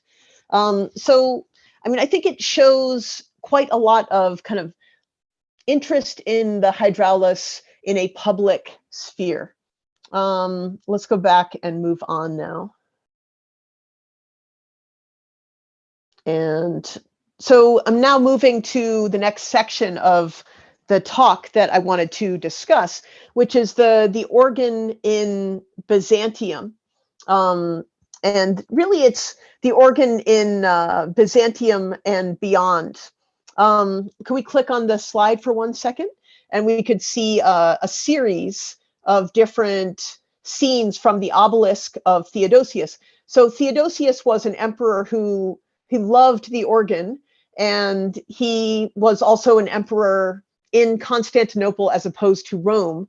But, really in the late 4th century CE, he was thus kind of standing at the beginning of the tradition concerning the hydraulis in Byzantium. So here we have this scene from the obelisk. He brought this wonderful obelisk from Egypt, which had been there since the time of Thutmose III, 1500 BCE or so. He brought it to Constantinople and set it up on a new pedestal that was decorated with scenes of his exploits, scenes of people submitting to him, and in particular, scenes of a chariot race with the blues and the greens on either side, each with their own particular organ. And so what you see in that image is the blues and greens on either side, all kind of paying him homage. So there's the emperor in the center, and down at the bottom right of the picture, you could see the organ, the particular organ. I think that's the greens there. And then if we scroll to the next image, in the right there, there's one more piece of media. Then we have kind of a close-up of what this looks like, and you can see even the of the side. We can come out of this now and the next slides. So talking about Theodosius and the very public use of the water or obelisk, is more and more water organs, their noises seem to be in the public sphere. This is a quotation of Isaac in the mid-5th century. It kind of shows the perspective again, the reaction of one of the early church fathers who is intrigued by, is even sort of lured in, right, by the water organ in which was Syriac, but decides that in fact to worship God the way that he wants to worship it, he has to avoid the organ, devote himself to a monastic life, and only praise God with his own voice, not with the sound of a musical instrument. Emily, I'm so sorry to interrupt. And showing this pattern of how sorry.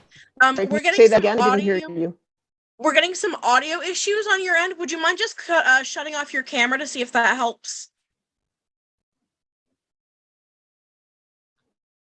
Oh, okay, sure. That I'm going to try shutting it off.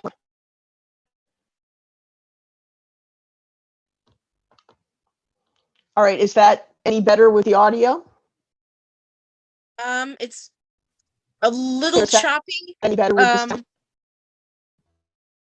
I think it's better with the camera off. Yeah, if you just leave it off, I think that sound is better.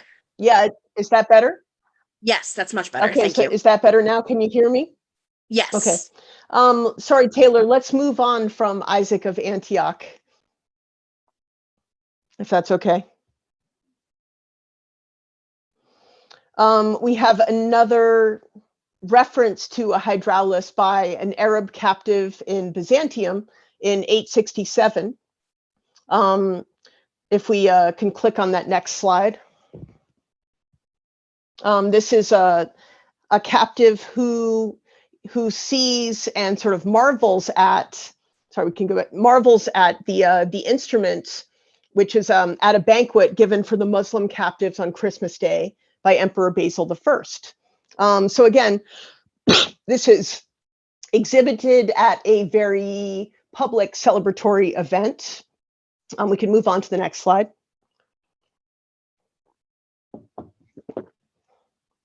And again, I think we can skip past, we don't have to enter into this slide all the way, but just to point out some more Byzantine emperors like Theophilus, like Constantine Porphyrogiticus, they're all using organs in order to announce their entrances and exits. And they're doing this in Congress with the blue and the green circus factions, all with their own particular organs, and then the emperor responding with his own organ in turn. And now moving on further down here. So finally, we get back to Western Europe. And so all during this time, after the destruction of the Western Roman Empire, the water organ and organs in general have been really forgotten in places like France, places like England and Italy. So in fact, it's in the kingdom of the Franks, the father of Charlemagne, Pepin the Short, requests a water organ from the Emperor Constantine V of Byzantium, and the water organ is delivered. And all of the different annals of that year describe the water organ being delivered. And sometimes that is the only event that is described. Aistulf falls off his horse and a water organ is delivered. And of course, this organ arrives in his domain at Compiègne, to his palace at Aix or Aachen, and it causes a lot of excitement. And again, it reinforces, it enhances the imperial prestige, right? The royal prestige of the king. But so once this happens, the next step is that people in Western Europe want to be able to create organs of their own. And for quite some time, they are, for another generation or so, they are unable to do this. And it's actually with the son Charlemagne, that we get Louis the Pious, that we get the advent of Georgius the monk of Venice, who probably had been in contact with Byzantine organ builders and, and learned how to build the secrets of the organ. He comes and he creates an organ for Louis the Pious. And then Louis is so excited, so happy about this, that he installs Georgius as, he installs him in an abbey and kind of puts him in charge of his own domain, sets him to building organs, sets him to teaching the craft to all sorts of disciples. And if you scan through those different media, right, then you can see, right, the different information about that. The final one, I think, talks about how he, he teaches the craft to others. And then eventually we start to see other people besides kings seeking the royal power of the organ out. We see popes, Pope John VIII, commissioning a bishop to try and get him an organ, or else he wants an organ and he wants someone who knows how to play an organ. Otherwise, he's going to be criticized for slothful negligence, which I find, kind of telling. So as time goes on, of course, the organ becomes more and more celebrated, more and more of an emblem of might and power and unity. And so what's interesting is that in the early days of the church, in the period up to around 1000 CE or so, music and the church, instrumental music, was kind of off limits, right? And so it's with royal power that we see these first kind of celebrations of the organ. But I think because of the connection of Georgius the monk and the fact that organ builders were also people who could teach the organ, the fact that so much of the political power also resided with religious figures in this time, I think that shows why the interest in organs gradually shifts over to the religious side. Anyway, these are some very interesting poems which talk about essentially, the inferiority complex that the people in the Frankish kingdom felt in the past because they didn't have an organ, and how that is all better now because now they have an organ. And the impression that the organ makes on these different poets is really astonishing. It's seen as just a miracle and a marvel, a subtle melody, setting people's hearts dancing. Anyway, it's a deserving of closer inspection, but I want to kind of see the final trajectory of the organ. I'm interested in coming to terms with organ music in medieval church, but I'm going to sort of move past this for now because we are relatively short on time. And what I want to talk about now is this final sort of discussion of the organ in the early Islam and China. So all through the Middle Ages and through the Byzantine Empire, scholars in the early Islamic kingdoms had access to Greek texts discussing the organs. And of course, then they in turn, they have access to the instruments themselves from the Byzantines. So in around 1260 or 1264, an organ is sent from probably officials or authorities in Baghdad to the Emperor Shisu or Kublai Khan.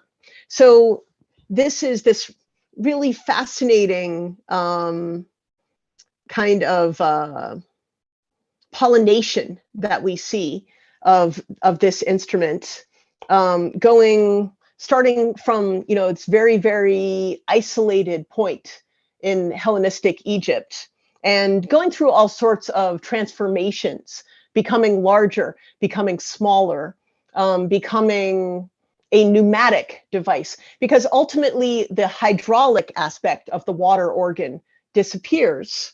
Water was originally essential to the mechanism, right? In its initial stages, but eventually the bellows is refined, adapted, and perfected, and we no longer need to see water, or we no longer see water as an essential part of the visual depictions. In any case, so this was just sort of to point out this scholar Abul Majd, a doctor from Damascus, also had the science here. Anyway, but it's come so far, right? And yet so close in a way to its original construction. Taylor, can you scroll up? And I want to go back to that medieval section just briefly to end up coming to terms with organ music. And let's look at the media here, since we have just a moment or two more. So I just wanted to show how far organ music went, right? I wanted to look at this reaction to the abuses of instrumental and vocal music during services by St. Aelred, the abbot of Reelvoe in Yorkshire in 1166, who he's saying, why do we see in church so great a number of organs and sets of bells, these terrifying blasts? Why are they better suited than the sweetness of the human voice? And so again, you have a reaction against organ music. But then if we look at the next slide, then we have people we have a defense of the organ by Baldric, Bishop of Dol, right? And since this is a sort of a letter to the people of Fécamp, talking about how wonderful the organ is, right? How it is made of all these different bronze pipes, made of all these different things. It's a marvel, gives forth pleasant music, low, medium, and high, and it unites everyone. It brings everyone together.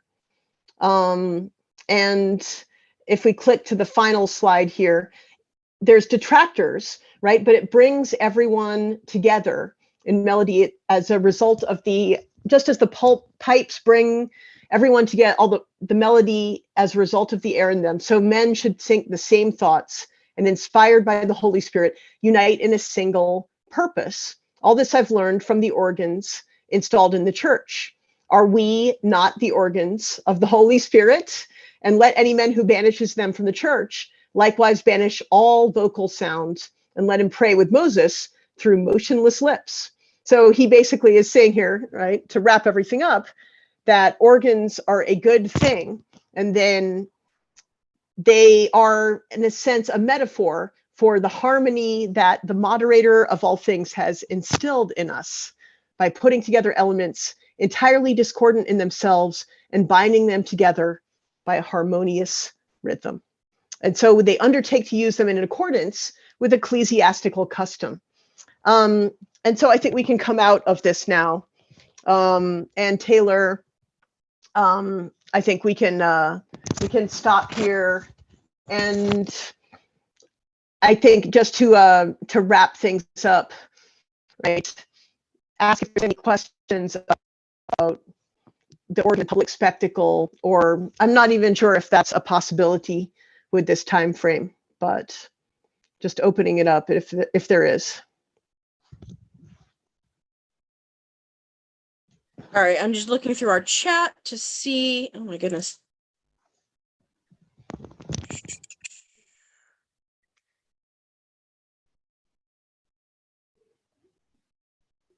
Somebody is asking, how large and audible were the first hydrolysis and organs?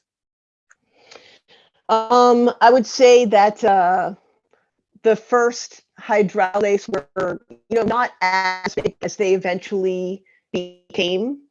I think I would imagine that they were probably about maybe 3 feet tall or so, 4 feet tall, 3 feet wide. But I mean, there was a certain amount of variation. And then the level of sound would vary as well, depending on the type of the pipes. They had 2 different pipes, flue pipes, which sounded a little bit more like a flute, and then reed pipes, which sounded much louder, much more nasal.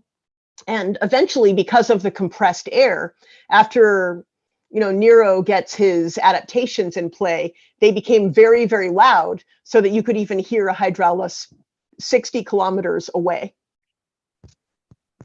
And they were, sometimes even used in warfare in those cases.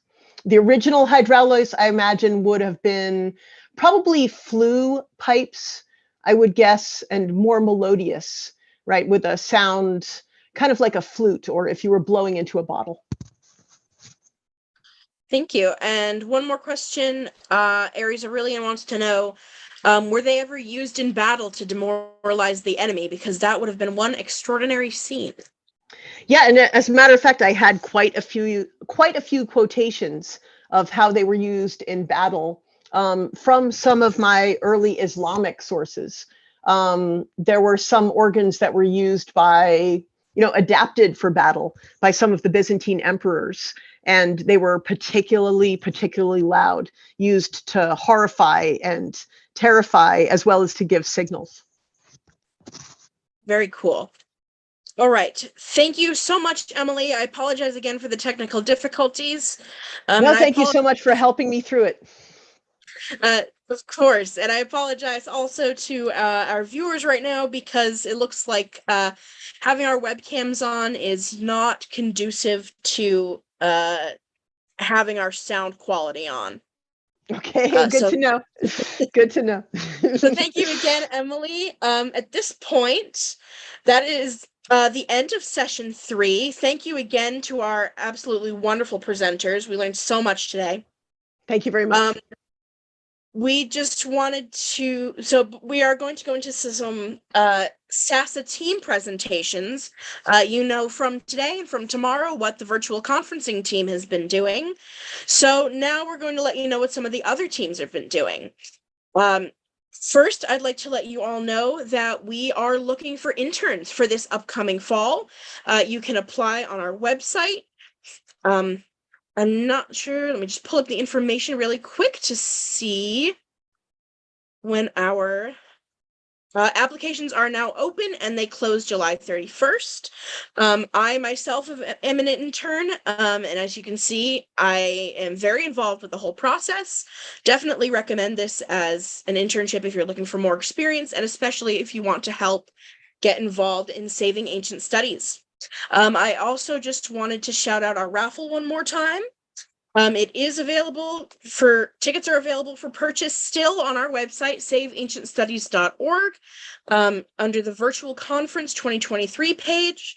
It is $25 for 1 ticket and $100 for 5 tickets. You can win a Sasa swag basket. There's some pretty great stuff in there. And every ticket you buy helps us save ancient studies. So at this point, we also have our donate page. If you're not interested in the raffle, you definitely can donate to help us spread the word and help us save ancient studies. At this point, I am going to turn it over to let me just make sure if they're in the waiting room. Our first presenters are Cassandra May and Lauren Kubosh from the live events team. So you guys can go ahead and take over whenever you're ready. Hi, you guys. Yep, there's a few more people from the live events and communications team coming in. I think Marcus should be coming too. I think that's everyone that's coming for us. I'm going to share my screen really quick.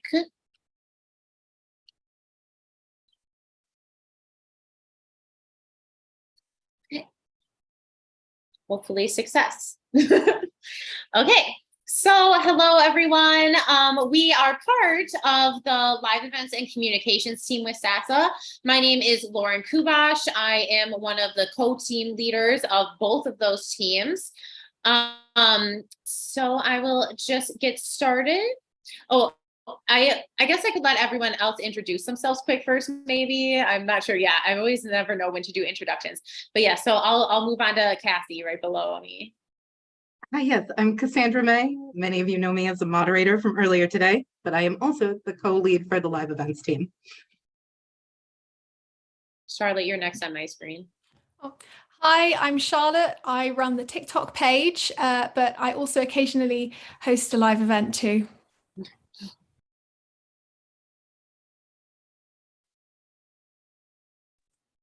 Hi, everyone. My name is Marcus. I'm an intern at Sasa, and I was working on some of the reading groups that we were hosting this summer, and I work on some of the Inspire campaign stuff, and I help post for some of the social media pages as well. Perfect. We do have a few more other people that are on our teams too that just couldn't make it today. The one name that you see on the screen is Sage Michael. She had to pull out kind of last minute, but she has been on the live events team with me since Sasa started. She's super amazing. We have some other people on the comms team too. So what are Sasa live events? It's ranging from monthly book clubs to archaeo tours and reading groups. We will talk a little bit individually about each of the things that we do. So you can hear from your favorite authors, learn more about our Port Ancient partners, sign up for summer and winter reading groups, and take virtual live tours at different sites and museum locations. We are live streaming basically at least once a week between our teams and then also the Archaeo gaming team, which we'll talk a tiny bit about, but they also have their own presentation tomorrow. So reading groups, I was actually going to talk about this, but I'm thinking maybe I should let Marcus talk about this because Marcus has done a ton of work for the reading groups this summer, would not have been able to do it without him. So I will let him take it away. All right. Well, so I actually don't have a background in ancient studies, but my main focus is on communication, but working with the reading groups, I've been exposed to a variety of very, very interesting topics in which we had different wonderful reading group hosts that had their own specialization in different historical topics. And they get to talk about things ranging from antiquity to just all sorts of amazing things.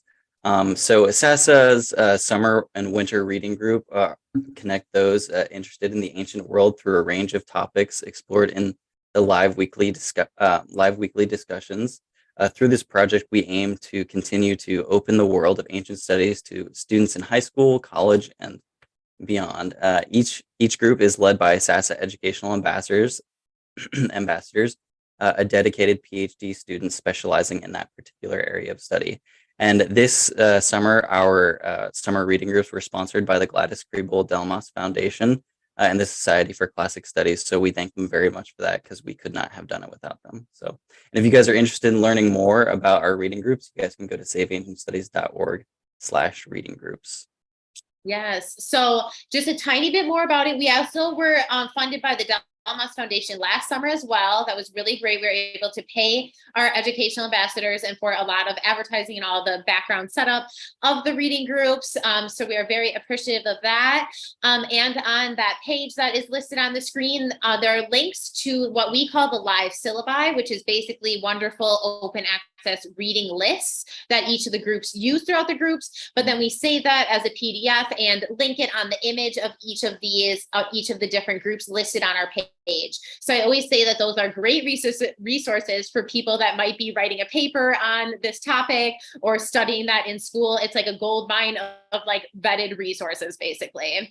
And again, shout out to the wonderful educational ambassadors who are mostly grad students and PhD students on, like Marcus said, all different kinds of topics from Mesoamerican studies to classics, to Egyptology, biblical studies, etc. So we absolutely love the reading groups. It was the first project that Sasa ever did, and it has been growing strong since 2020. Next up is monthly book clubs with Cassie. Yes, so our monthly book club. This is essentially your chance to pick the brains of some of your favorite ancient history authors, both fiction and nonfiction, academic books and novels, fantasy to reality. We explore the worlds of books which are set in ancient times and focus on ancient history. Our past book clubs this year alone, we've had Atalanta with Jennifer Saint, Stone Blind with Natalie Haynes, and Cleopatra's Daughter with Dr. Jane Drake. And upcoming in August on the 20th, we have Empires of the Steppes with Dr. Kenneth Harrell. I'm very excited for that one. And September 10th, Footmarks, A Journey into Our Restless Past with Dr. Jim Leary. And in October, I didn't put it on the book club slide here, but we also have 2 scheduled, Lilith with Nikki Marmory and MJ Pankey's Epic of Helinthia. So yeah, check out our YouTube and view the backlog there. They're all up. Yes, and almost every single one of our live events is recorded and saved on our YouTube, Facebook, and Twitch platforms. So do go and check out the playlist there. Next up, I think, is still Cassie with Crewing the Ship, which is our partnership streams. Yes, yeah, these are a lot of fun. It enables us and myself a lot of the time in particular to interview people outside of academia who work on ancient history projects. We're a partnership network through which we can share a variety of projects that focus on different aspects of ancient studies. We believe these projects help pave the way to save ancient studies via public outreach, accessibility, and engagement with various audiences. We've done worked with people who work on anything from operas to video projects, podcasts, websites, everything, essentially, everything and anything. And our dedicated outreach team works to recruit partners that share our vision and then link it up with live events so we can highlight these projects for you. And I was just gonna say, shout out to a lot of the presenters and co-streamers for our conference today and tomorrow are also Port Ancient partners. So thank you guys. Yes, yeah, I was going to mention that for sure. We couldn't be as big as we are without them. So thank you very much. And one of our most visible projects are our live stream highlights or Crewing the Ship series. These take place regularly. We aim for 1 or 2 a month. Doesn't always work out that way, but hopefully. And they're short 20 to 30 minute streams that are meant to showcase a partner and their work in a conversational way. From Mesoamerican studies, Egypt, Greece, Rome, these streams, they cover a wide range of topics and host partners. And we've got some of ours below there on the slide. And again, those recordings are saved too. So in a playlist on YouTube, so quick and easy place to learn about a lot of these cool projects. Next is Archeo Tours. So this is a project that we had in the past that we're actually trying to reboot a little bit again now. So some of our, it's mostly through our Port Ancient partners, actually. Some of them are actually tour companies and people that do a lot of on-site kind of things. So we thought that would be a great idea to give people all over the world better access to those kinds of sites and things, people that don't have $3,000 to fly to Italy and go and see. This is at Trajan's Column is the one on the right over here and stuff like that. So we're trying to reboot that project a little bit and potentially have it also be at some archaeological dig sites. Again, something that is not very accessible to the open public and but people are very interested in. You know, it's a very like fantastical thing of like digging and finding something. And like, can you imagine if they would have had cameras to record them finding King Tut's tomb or something like that, you know? So look out for us coming up, having more Archeo tourism programs. Really quick, I will talk about Archeo Gaming Live. They do have a session tomorrow to talk more about their amazing project. They're honestly probably our most successful live streams. They stream pretty much every single Friday playing video games. So shout out to now Dr. Kate Minetti and Alexander Vanderwalle. They are our fearless leaders. They do an amazing job. We have different guests come on that are usually experts in different fields that are related to the games that we're playing. So even like specific niche topic in those games. So like playing Assassin's Creed one time, we had someone who is an expert in ancient medicine and diseases to come on and talk about it. So pretty much every week we have someone on with our lovely experts to talk about different topics as they're playing through games. Right now, one of our lovely hosts, Julie from the virtual conference, is playing through Tears of the Kingdom, the new Legend of Zelda game. So check that out on Friday afternoons. let's keep going to, this is just some general stuff about the communications team. I think I will hand it over to Charlotte. Absolutely. Hello. So communications team, we do a lot internally and communicating with other people as well. The communications team is responsible for everything you see on social media and our website.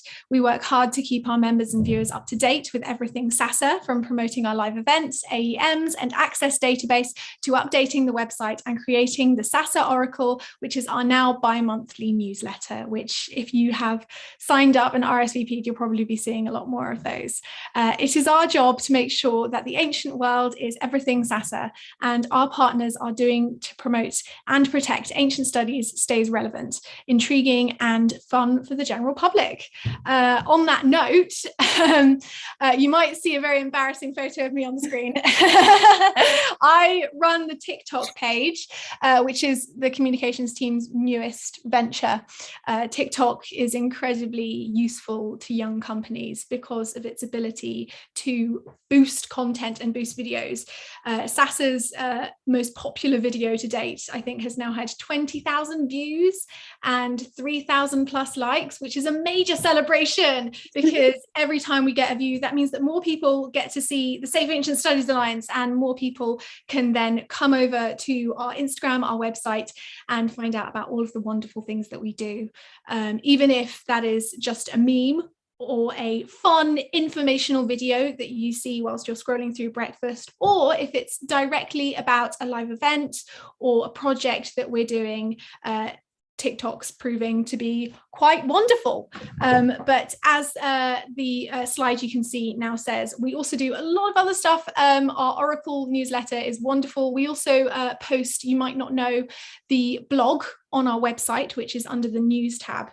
If you click on that, we have lots of lovely articles on there. Yes, you will have seen a lot of posts going out about the virtual conference. We've been working around the clock. So yes, this is the communications team. Thank you, Charlotte. I think Marcus was going to talk a little about the Inspire campaign.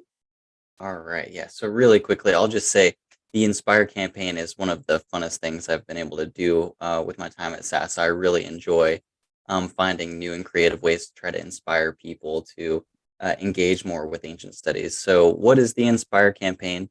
So Sasa's team of summer interns developed an ongoing social media campaign with the aim of inspiring curiosity, engagement, education, and enjoyment with the ancient world. And here are some of the different categories of things we try to work on to inspire people with our Inspire program. So ancient anime, pop culture, ancient wisdom, the ancient kitchen, ancient STEM, modern words, ancient roots, what's that artifact, and my personal favorite, D&D, which is Dungeons and Dragons, or we as we like to call it, deities, demigods, and demons. And it just provides like a range of unique characters and creatures that are kind of tied back to different mythologies and cool things like that. So yeah. And the newest one we were just floating by is Sunday Pun Day, to have basically meme kind of thing of ancient studies punny memes. So look out for that coming up because we love this idea. Next up is just where you can follow us. So this is pretty much the end of our presentation, getting towards the end, I think. So please do follow us. This makes a huge difference. The easiest way that you can support Sasa is becoming a member of our website, and that is how you will get the Sasa Oracle, and then following us on these social media platforms. Pretty much anywhere you can search Save Ancient Studies Alliance, and that will be a variation of what our tag would be. And again, we post pretty much every single day. So we have got lots of fun ancient studies content coming out. We also try to encourage sharing stuff for our partners, sharing stuff about like petitions for department closures, exciting things when people get new jobs and things like that. So please do follow us on these pages and check it out to get all the time ancient studies content. So yes, I think that's it, unless anyone else has anything to add about our wonderful teams. I think the last thing I will throw in is, if you do have a page, even just we're partners with like Instagram pages, like Book Talk and stuff like that. So if you are involved in anything like that, or have a project that you're working on, we have projects of all different sizes. Some people have a few hundred followers, some people have many thousand followers. So please do reach out to us or the outreach team to get involved with the Port Ancient project, or if you want to do any type of live stream with us. And check out the saveancientstudies.org/events page is where you can RSVP to all of our lovely events. So with that, I think there is another team presentation right after ours. So I will end my screen share and hand it back over to, I think it was Taylor, who introduced us. Thank you so much, guys. The comms team has really been instrumental in working to promote this conference, so we thank you for that. We know how hard you've been working. Speaking of RSVPing to events, today is now your last chance for you to RSVP to participate directly in tomorrow's special session. It's the Accessibility and Affordability Workshop. It's scheduled for 12 p.m. Eastern tomorrow. So if you want to RSVP, then you can do that at the Sasa website on the virtual conference page.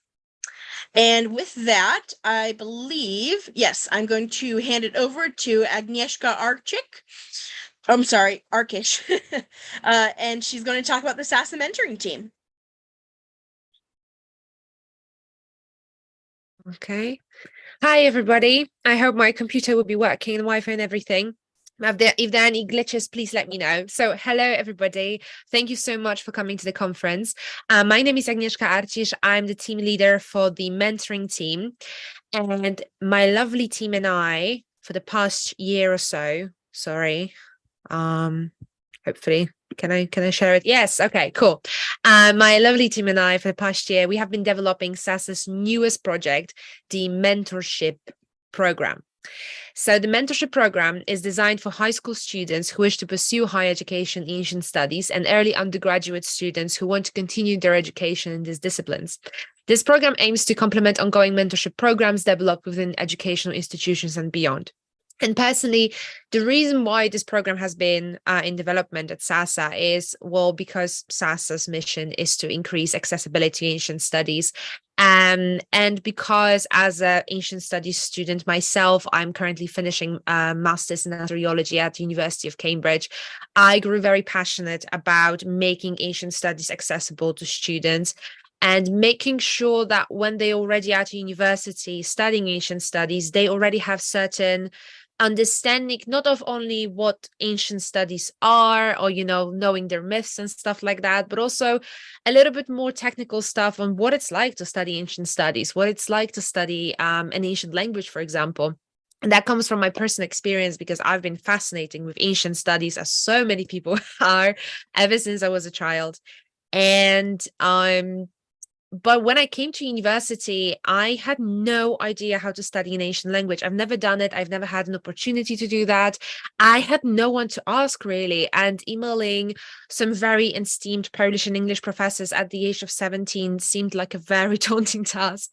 So this understanding, and my team has very similar experiences, and many people at Sasa, everyone really helped us develop this program, have similar experiences. So we want to give high school students and early undergraduate students who are interested in studying ancient studies an opportunity to get more of an insider speak. So that's the motivation behind that. So yeah, the goal of this program, which I already talked a little bit about, is to help prospective students decide if pursuing ancient degree studies is right for them, because there is a difference between wanting to do it full time and maybe wanting to do it just for 1 year or just as a module. And all of these options are very valid and they are fun, and you don't have to do a PhD in ancient history or like ancient studies in general and then go on to be in academia. You can do so much with ancient studies degree. So we want to start this conversation early. We want to make our mentees be proactive, because actually a lot of mentoring programs later on, when you are a master's student or a PhD student, require you to approach the professors, approach other students. But how it's also a skill to approach people, to go into safe mentoring relationship when you feel respected, and when you feel safe.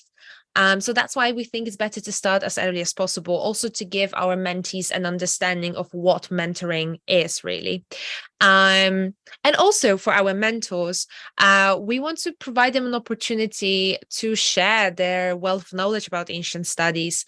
I personally have all these weird experiences for doing undergraduate in ancient history. I have no one to share them with. And maybe some of my mistakes, like, for example, study for exam or stuff like that, might help others.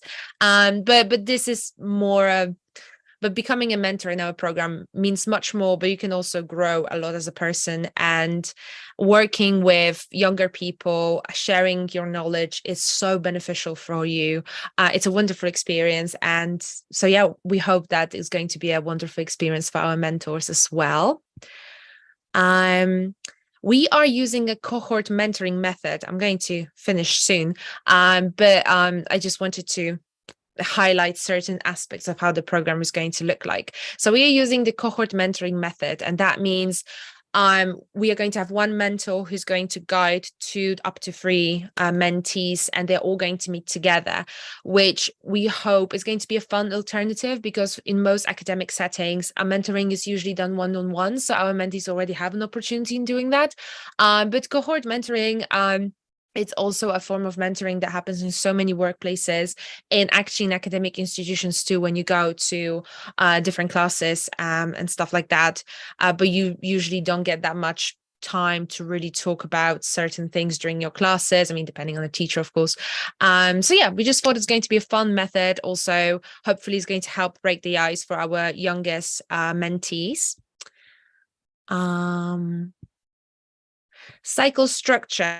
So each cycle of the program will run for 3 months. During this time, cohort will be expected to meet every 2 weeks, and each cohort is scheduling their own meetings. So hopefully there won't be any problem with clashing schedules.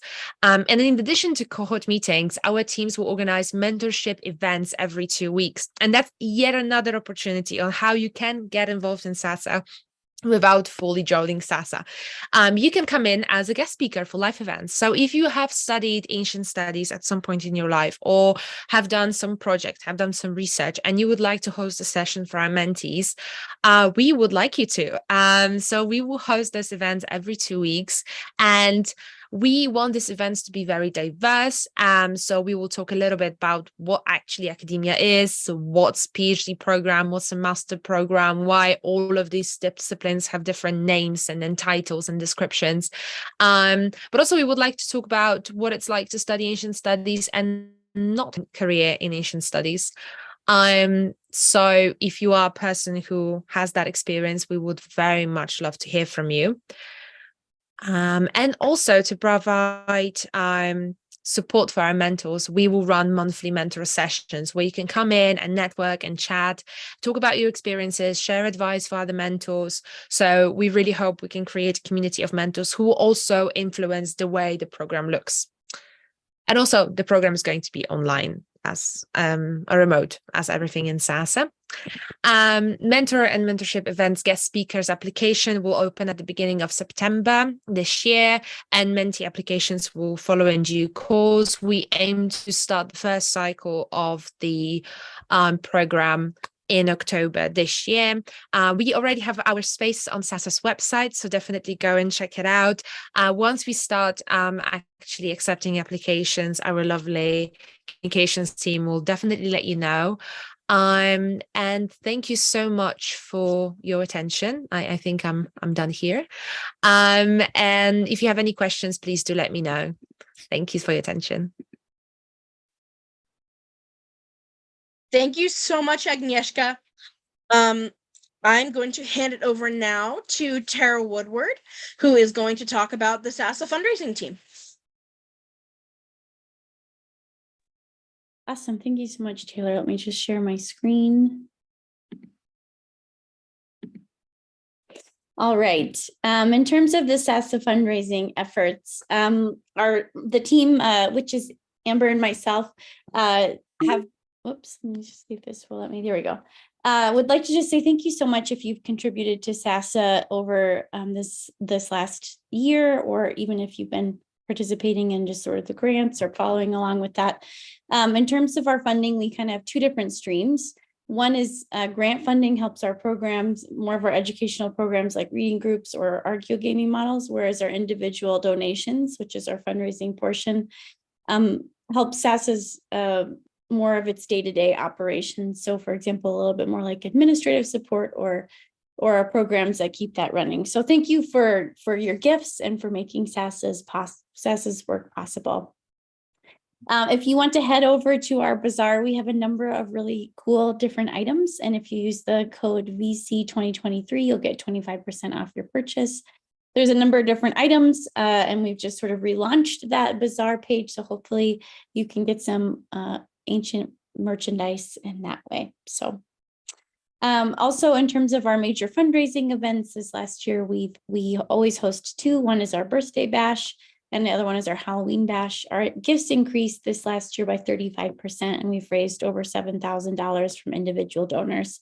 Our birthday bash, which is in every April, we had a matching gift, and we raised over $4,000 or almost $5,000 in the last couple of years. And our Halloween bash is our fall celebration, and it focuses a little bit more on reoccurring small gifts in order to create that more sustainable stream of income. So be on the lookout for that this Halloween. In terms of our bazaar, as I mentioned earlier, the Sasa merchandise, which has all sorts of fun swag like teas and mugs and tote bags, you can purchase, and then Sasa actually receives a portion of the income through the sales and the advertising. So if you do purchase some items through the bazaar or even through our raffle tickets, which we'll announce at the end of the conference, you'll get a goodie bag which has merchandise from our store. You can visit the bazaar page at saveancientstudies.org/bazaar. And there's some other merchandise that you can see, like mugs that we've got some fun designs, or even cell phone cases, or yeah. And then in terms of donating, you can also click on the saveancientstudies.org page, and there's a donate button at the top as well as on the virtual conference page. And all those donations help further our mission, which supports ancient studies scholars, as well as making this sort of education free and accessible for all kinds of independent scholars and community of learners. So we do appreciate your one-time gifts or even your monthly gifts, which can be given in smaller amounts. In terms of our core fund, which is sort of what we would sort of call an annual fund for Sasa, it does 4 different things, which is communication, research, outreach, and executive team. Those are the sort of basic activities that run our day-to-day organizations, and you've heard various facets of that in the last couple of presentations. Like I mentioned earlier, if you do donate, you'll receive a raffle ticket, and that will get entered into to win a swag bag. So for every ticket entry of $20 donation, you'll get 1 ticket, and donations of $100 will receive an extra raffle ticket. So 50 for 2, 75 for 3, and then 100 for 5. And we will announce the winner of that swag bag during the social hour tomorrow. So be on the lookout for that. And then a number of our grants are also supported by a variety of organizations, such as the University of North Carolina, Chapel Hill, or the Society for Classical Studies, the Gladys Crable, the Delmas Foundation, which supported our summer reading groups, and the New Jersey Humanities. So they've done a number of really helpful projects for them. And we also, well, I guess it's in the next page, but I'll get to that in just a second. As I mentioned earlier, there's that VC 2023 for the bazaar page, which you can enter to get all these sorts of things. But in terms of our most exciting thing for our grant team is that we received a $20,000 grant from the Vayner Grain Foundation to fund our next virtual conference in 2024. And that will feature, which we're really excited about, live interpretation of English, Spanish, and Arabic to make ancient studies more accessible and more accessible in terms of language as well, and location. So thank you so much for all of your gifts and the ways that you contribute to Sasa. And that is all we have. Thank you so much, Tara. Fundraising is a really integral part of what we do at Sasa. It really helps us spread the word and save ancient studies. On behalf of the virtual conferencing team, I just want to thank everybody for coming today. We look forward to seeing you all again tomorrow. At this time, I'm going to turn it over to David Danzig, our founder, for a few final words. Thank you so much, Tara, and thank you, Taylor. Again, it was a wonderful day today. Thank you so much, everybody, for joining us today. Tomorrow we have a great lineup, a great special session. Please RSVP right now on the website if you want to participate directly in the Zoom. And we really look forward to seeing you all again tomorrow. Have a good night, everyone.